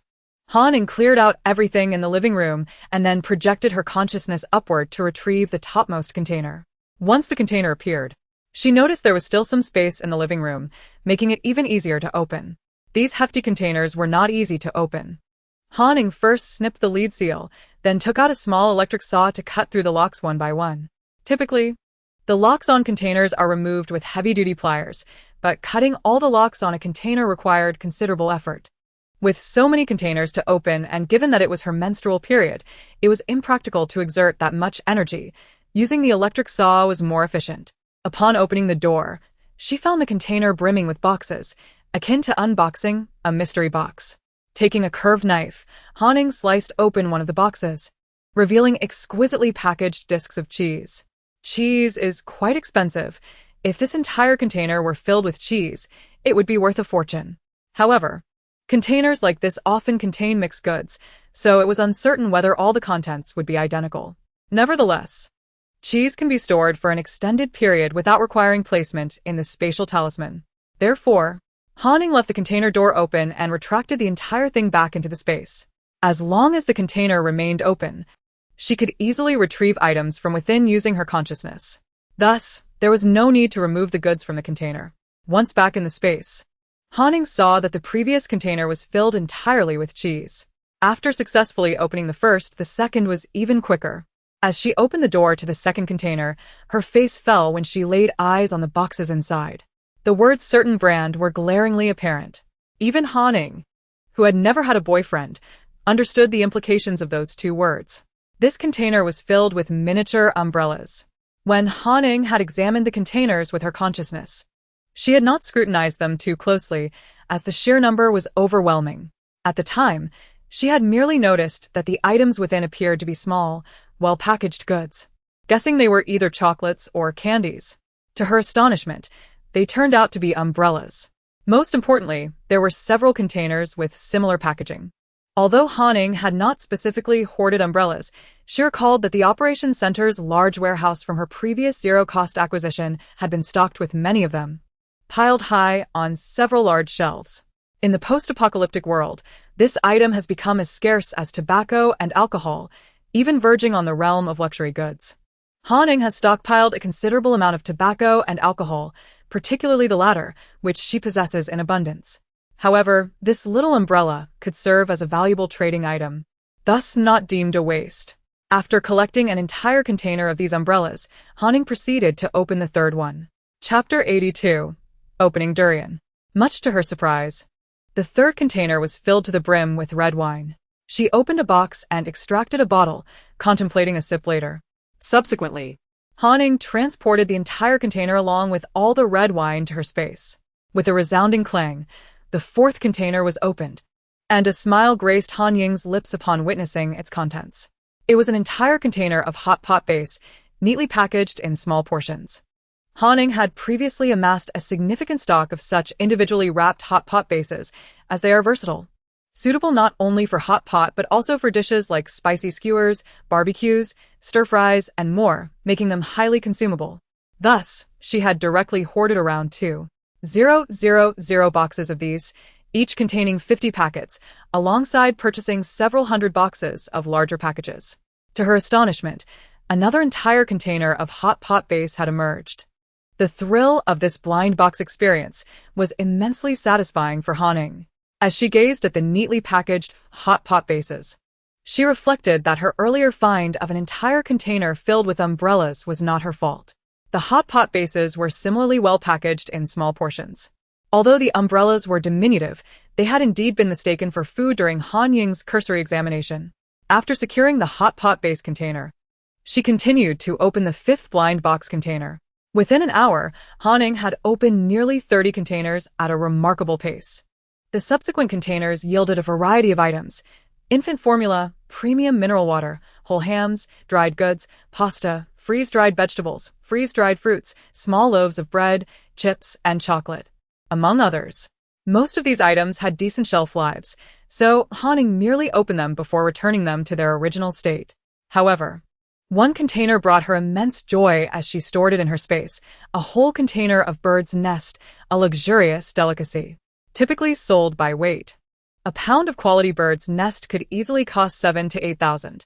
When stockpiling, Han had only managed to purchase a modest amount, thinking to use it sparingly in a large pot with ingredients like tremella, red dates, and lilies, as it does not satiate hunger, but merely serves as a treat. To her delight, an entire container of bird's nest had emerged, and it was not excessively packaged. Each box was filled to the brim with tightly packed jars. Although she had not counted, the container likely contained no less than 1,000 boxes. She had estimated that each box held around 30 pounds. With such an abundance, she could eat it daily without exhausting her supply. It was perplexing how such a high-value item could be transported in a container. Wouldn't it be more secure to ship it by air? Regardless, it was a fortunate acquisition for her. With a sense of elation, Han stored the entire container in her space. The moment she did, she realized it was entirely filled with bird's nest, a delightful surprise indeed. After an hour of opening containers, Han decided to take a break and explore other items. She intended to reserve the living room on the first floor of her villa for opening containers, so she opted not to move the furniture back out. Ascending to the rooftop on the second floor, Hanning retrieved a stack of disposable large meal boxes from her space and placed them on the table. Shortly thereafter, she brought forth 2 substantial durians, as she had a craving for them today. The 2 she had selected were Musang King durians, each weighing around 6 or 7 pounds, quite large for this variety.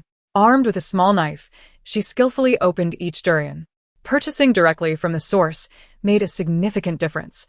Each one was perfectly ripe and ready to eat. From the 2 durians, she extracted enough flesh to fill 4 boxes, which was an impressive yield. Taking a piece, she savored a mouthful of its soft, creamy sweetness, the flavor lingering exquisitely on her palate. She could hardly contain herself, devouring one piece after another without pause. After finishing a box, Hanning still felt unsatisfied. However, she refrained from eating more and stored the other 3 boxes in her space. She then retrieved 2 more large durians, continuing her delightful ritual of opening and indulging. Although she relished durians, their potent aroma lingered. Thus, she preferred to enjoy them before her evening bath. However, the scent from opening the durians would be just as pronounced as from eating them. Therefore, she opted to open several at once for convenience. After more than an hour, Hanning had eaten her fill, and her space now contained over 40 boxes of durian flesh, ample supply for a while. As delicious as they were, they could not serve as a staple food. After securing the durian flesh, Hanning also collected the durian shells, for they held great utility. Durian shells could be used to stew chicken, creating a delectable dish. When dried, ground into powder, and cooked, they could alleviate constipation and possess some anti-inflammatory properties. Such treasures are rare in a post-apocalyptic world. Do not inquire how Hanning knows this. In her previous life, she had the fortune of tasting it once, with a hint of durian flavor that lingered in her memory for a long time. With the scent of durian enveloping her, Hanning took a hot shower, changed her clothes, and brushed her teeth before summoning Tang Yuan. Upon emerging from her space, she intended to prepare food for her dog, but was interrupted by the persistent ringing of her phone, which she had left on the sofa. Not only that, but she also heard loud knocking at the door, which echoed ominously. Upon hearing the commotion, Tang Yuan dashed over, barking furiously at the door. Woof, woof. Who dares to be so audacious as to disturb the territory of my dog? The knocking persisted, growing louder after a brief pause following Tang Yuan's barks. The urgency of the knocking suggested it was not a trivial matter. Hanning, however, remained calm, picking up her phone to check. It was an unknown number. Likely, it was the person knocking at her door, but certainly not a neighbor. Retrieving a baseball bat from her space, Hanning approached the door. She opened both security doors and peered through the peephole, only to reveal a familiar figure that sparked her confusion. Standing outside was none other than Lu Huaxing, who had seemingly taken it upon himself to act as the building's overseer. The individual had no connection to her whatsoever, not even having exchanged a single word. So, why had he come to her home? Chapter 83. The Uninvited Guest. Hanning did not open the door. Instead, she stood behind the security door and inquired, "What brings you here, Director Lu?" "Miss Han, could you please open the door? I have a matter to discuss with you," Lu Huaxing responded. Noticing the lack of intention from within to open the door, a flicker of displeasure crossed his face, but he quickly masked it with a smile. Let us get to the point. Han Ying had no grievances with this man. Yet his sudden appearance at her door suggested that it was likely not a matter of goodwill. Lu Huaxing's irritation grew upon hearing Han Ying's words. What sort of person was she? He was merely being considerate, yet she acted as if he had ill intentions. Your relatives have come to seek refuge with you. Please let them in. His tone had soured, and he glanced disdainfully at the 4 individuals lingering in the corridor. If it weren't for his desire to maintain his reputation in the building, he would have disregarded such trivial matters. Upon hearing that relatives were looking for her, Han Ying hesitated momentarily. Indeed, she had relatives visiting today. Her aunt had arrived. However, it was patently clear that the individuals outside were not her aunt. If she had any relatives left, her thoughts immediately turned to the Zhao family. But weren't they situated over 20 kilometers away? How could they possibly have come here? Initially, Hanning had planned to wait until the toxic fog had passed, a time when the chaos would be rampant. She intended to seize an opportunity to locate them and deal with them then. In her previous life, they had sought her out in the university town roughly a week after the tsunami struck. Yet in this life, she no longer resided there. How could they still be so persistently haunting her? Moreover, how did they even know she was in Lufu Jiangnan? I'm sorry, but I am an orphan. I have no family, let alone relatives, Han Ying stated, preparing to shut the 2 additional security doors. Xiao Ying, it's your aunt. We can't stay at the shelter any longer. It's like a sea out here, and we have nowhere else to go. Please, dear child, open the door and let your aunt in. Zhao Meihua pleaded, her notably gaunt face pressed against the door seam as she spoke in a soft tone. However, receiving no response, she continued, haven't you always said my cooking is delicious? I can cook for you, every day. Her obsequious tone made it seem as though the previous incident at the police station, where she had cursed Han Ying, had never occurred. Cousin, please open the door. I'm so cold. Do you remember those winters when our family would huddle on the sofa, sharing fruits and snacks while watching television? I long for those days. Cousin, both Lu Liang and I miss you. Let us in. Wang Shiqi knocked twice on the security door, suppressing her jealousy as she implored with near tears. Why should they be cramped in a filthy, chaotic dormitory with people lacking basic hygiene awareness while Han Ying enjoyed the luxury of a spacious home? In the dormitory, Shiqi could hardly find rest amid the cacophony of snoring, sniffles, spitting, and incessant coughing that filled the air around her. The floor was littered with phlegm and refuse, leaving no place to step without trepidation. Every day, she was forced to retreat to her small sleeping area, reminiscing about the bright and spacious rooms of the Yujing community. Thus, learning that Han Ying resided alone in such a grand abode filled her with intense envy and resentment. Upon hearing Wang Shiqi's words, a cold smirk curled at the corners of Han Ying's mouth. Had Shiqi not brought this up, she would have remained relatively unperturbed. During past winter breaks when she returned home, Zhao Meihua and the siblings had constantly tried to coax her out shopping, purchasing clothing, shoes, bags, and gaming consoles, all at her expense. The fruits and snacks at home were also her financial burden, yet due to her commitment as a dance student to maintain her figure, she had barely indulged. At that time, she had been naive, believing that familial ties should not be scrutinized, unaware that this family regarded her merely as a gullible ATM. Initially, Han Ying had intended to keep the door shut, thinking they would leave after a while of shouting. However, upon hearing Wang Shiqi's remarks, past grievances, and the events of her previous life came flooding back. Donning a mask, Han Ying decisively opened the outermost security door. The moment the door swung open, she tightened her grip on the baseball bat in her hand. Cousin, I knew you wouldn't abandon us. From now on, we will be a family. And as long as we stick together, we need not fear even the apocalypse. Wang Shiqi wiped her tears, her face transforming into a smile as she moved to embrace Han Ying's arm, envisioning a future where she would once again occupy a spacious room.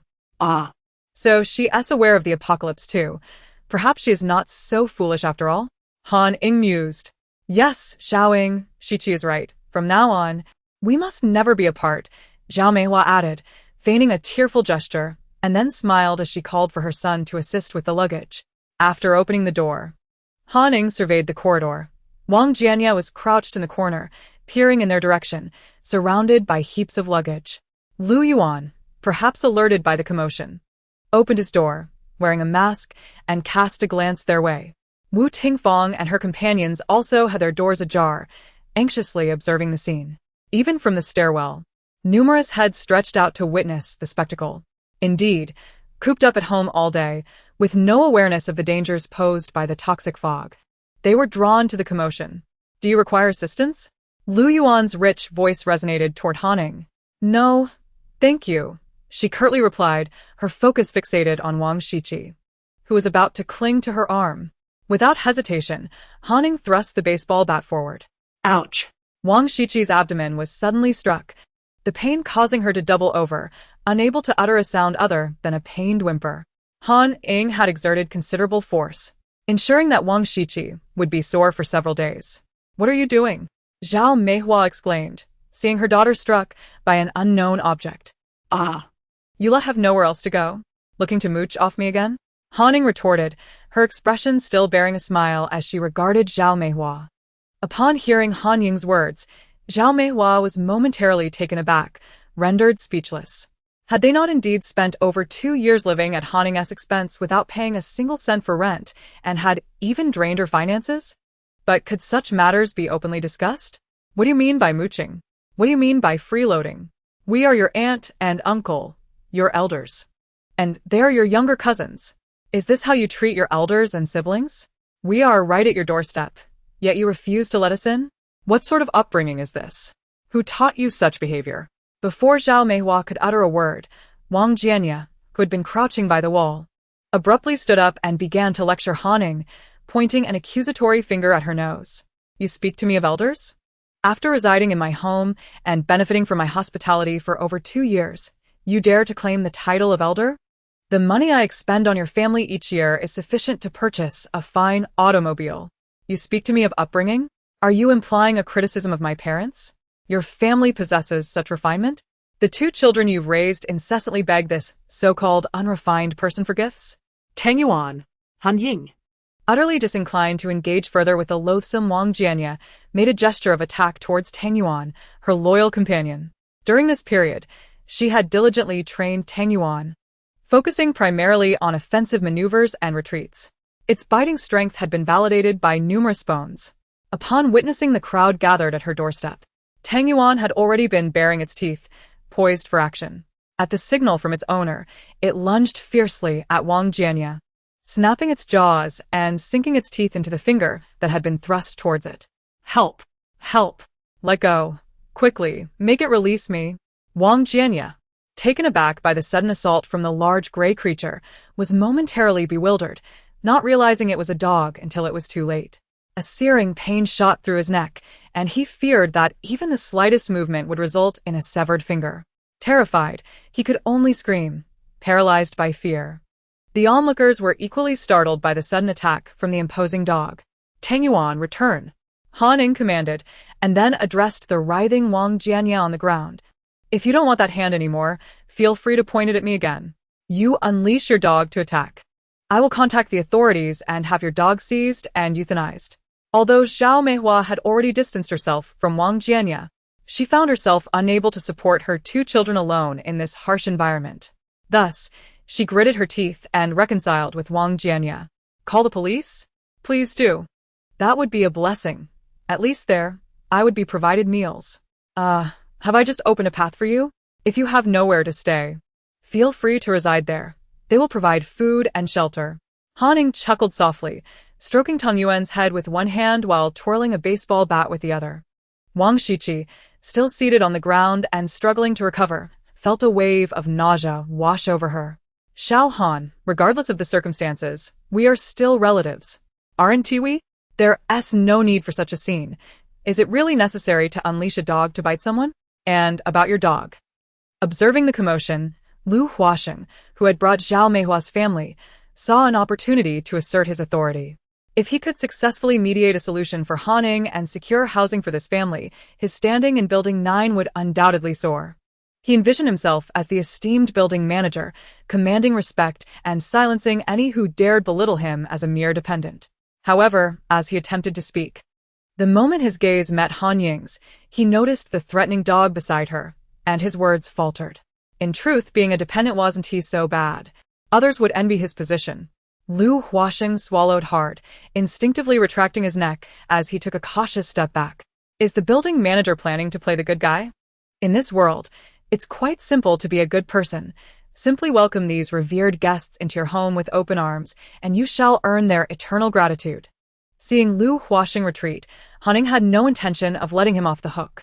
She aimed to make him understand that meddling in others' affairs could have dire consequences. I don't even know them. Some volunteers brought them to the community. My supervisor in our property management group asked which building someone named Han Ying resides in. It's none of my business. Lu Huasheng's face darkened at her words. If he were ensnared by these 4 individuals, he would surely face retribution from his wife upon returning home. Han Ying had only noted her name and apartment number in Building 9's group.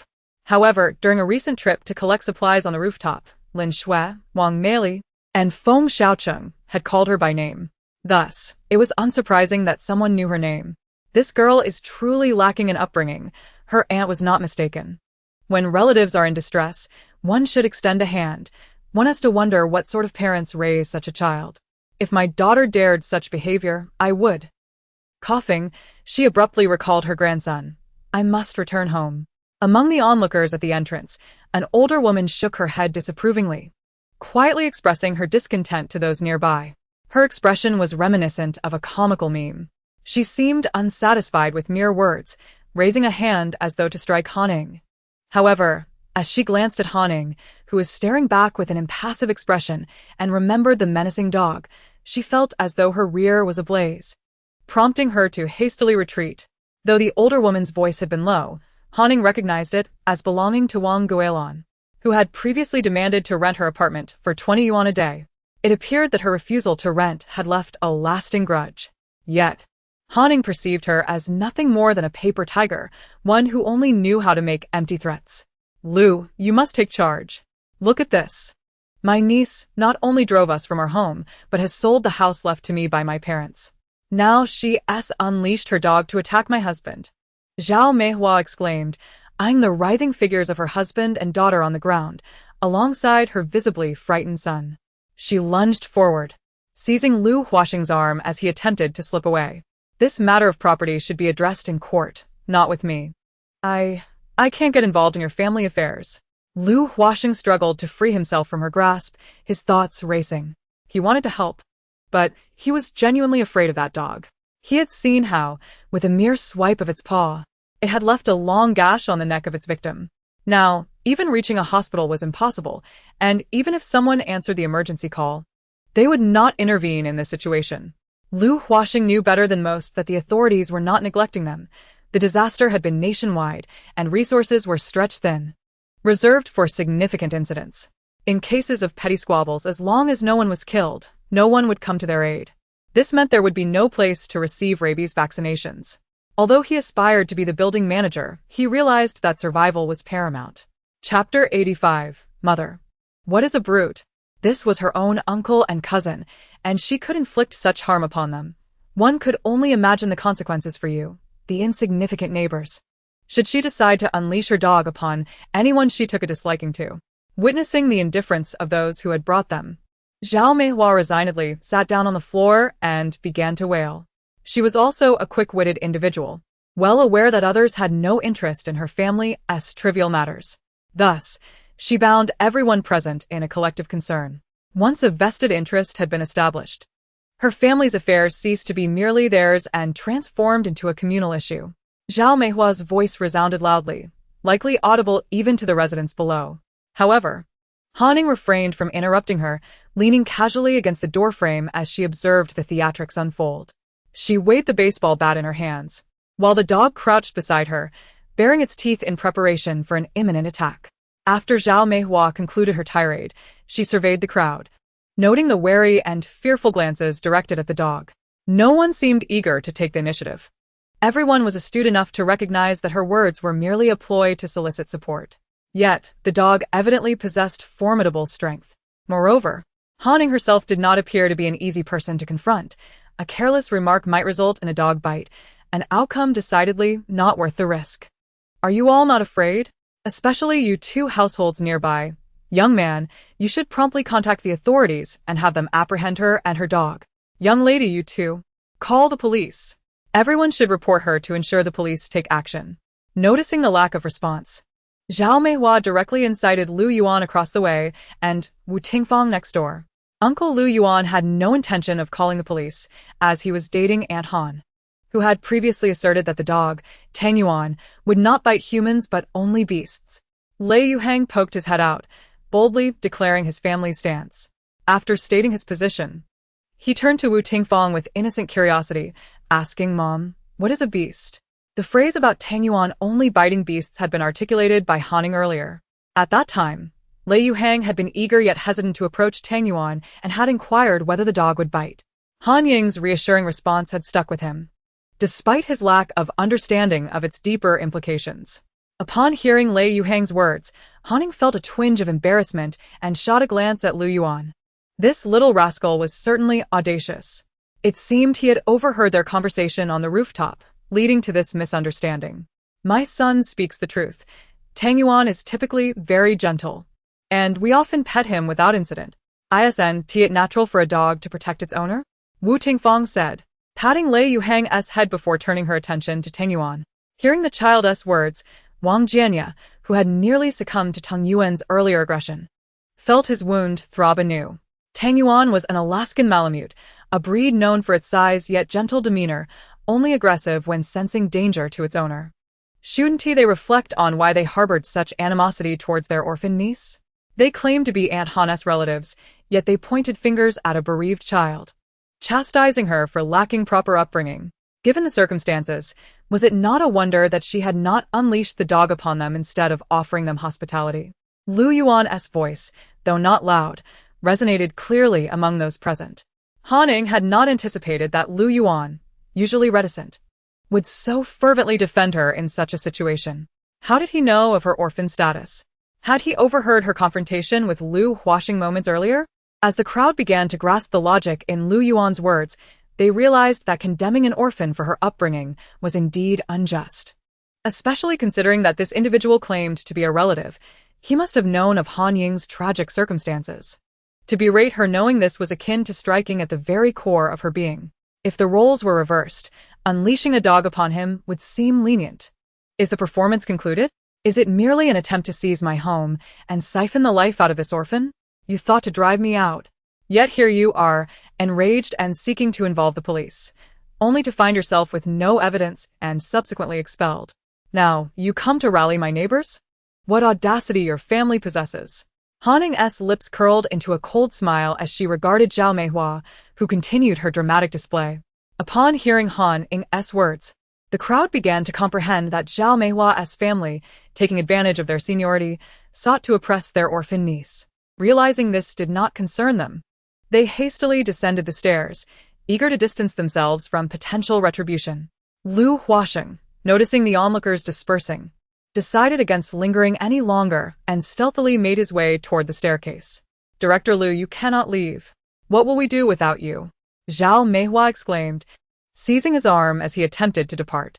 Initially, Zhao Meihua had envisioned a smooth resolution. With everyone present, she believed that even if Han Ying resisted, she would ultimately relent and allow them to reside there.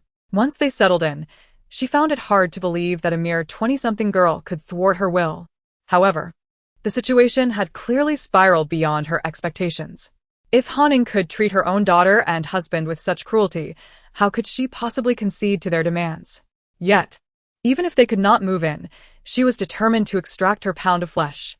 You all can do as you wish. What concern is it of mine? Lu Huaxing, wishing to retort, caught sight of Han Ying's piercing gaze and swiftly shook off Zhao Meihua's grip. Glancing at the still-bearing dog, he bolted toward the staircase with the speed of a sprinter, as if the very ground beneath him were ablaze. Clearly, being a building manager was no easy task. He would need to confer with his wife upon returning home. Han Ying, we are bound by blood. Now that you have inflicted such harm upon your cousin and uncle, you owe us an explanation. Zhao Meihua's eyes smoldered with fury as she fixed her gaze upon Han Ying. An explanation? What sort of explanation do you seek? Do you wish for me to send them off in style, or grant them a swift end? Han Ying scoffed, her laughter laced with cold disdain. They ought to be grateful for the current societal order and the oversight of authorities. Otherwise, she would have ensured that their family departed this world in unison. You must either compensate for medical expenses or allow us to reside here. Otherwise, we shall not leave, Zhao Meihua declared, clasping her son's hand and plopping down with her luggage at Han Ying's doorstep, effectively blocking the door and preventing its closure. Merely obstructing a door? What did Han Ying have to fear? Her home boasted 3 reinforced doors. Each one was of the highest grade. Even a chainsaw would not suffice to breach the other 2. While Han Ying initially contemplated returning home, a glance at the thick fog outside prompted a change of heart. The entrance to her residence was situated adjacent to a window in the corridor where the glass had long since vanished. This meant that this was the most concentrated area of toxic fog in the entire corridor. If they intended to linger here and threaten her, Han Ying welcomed the opportunity.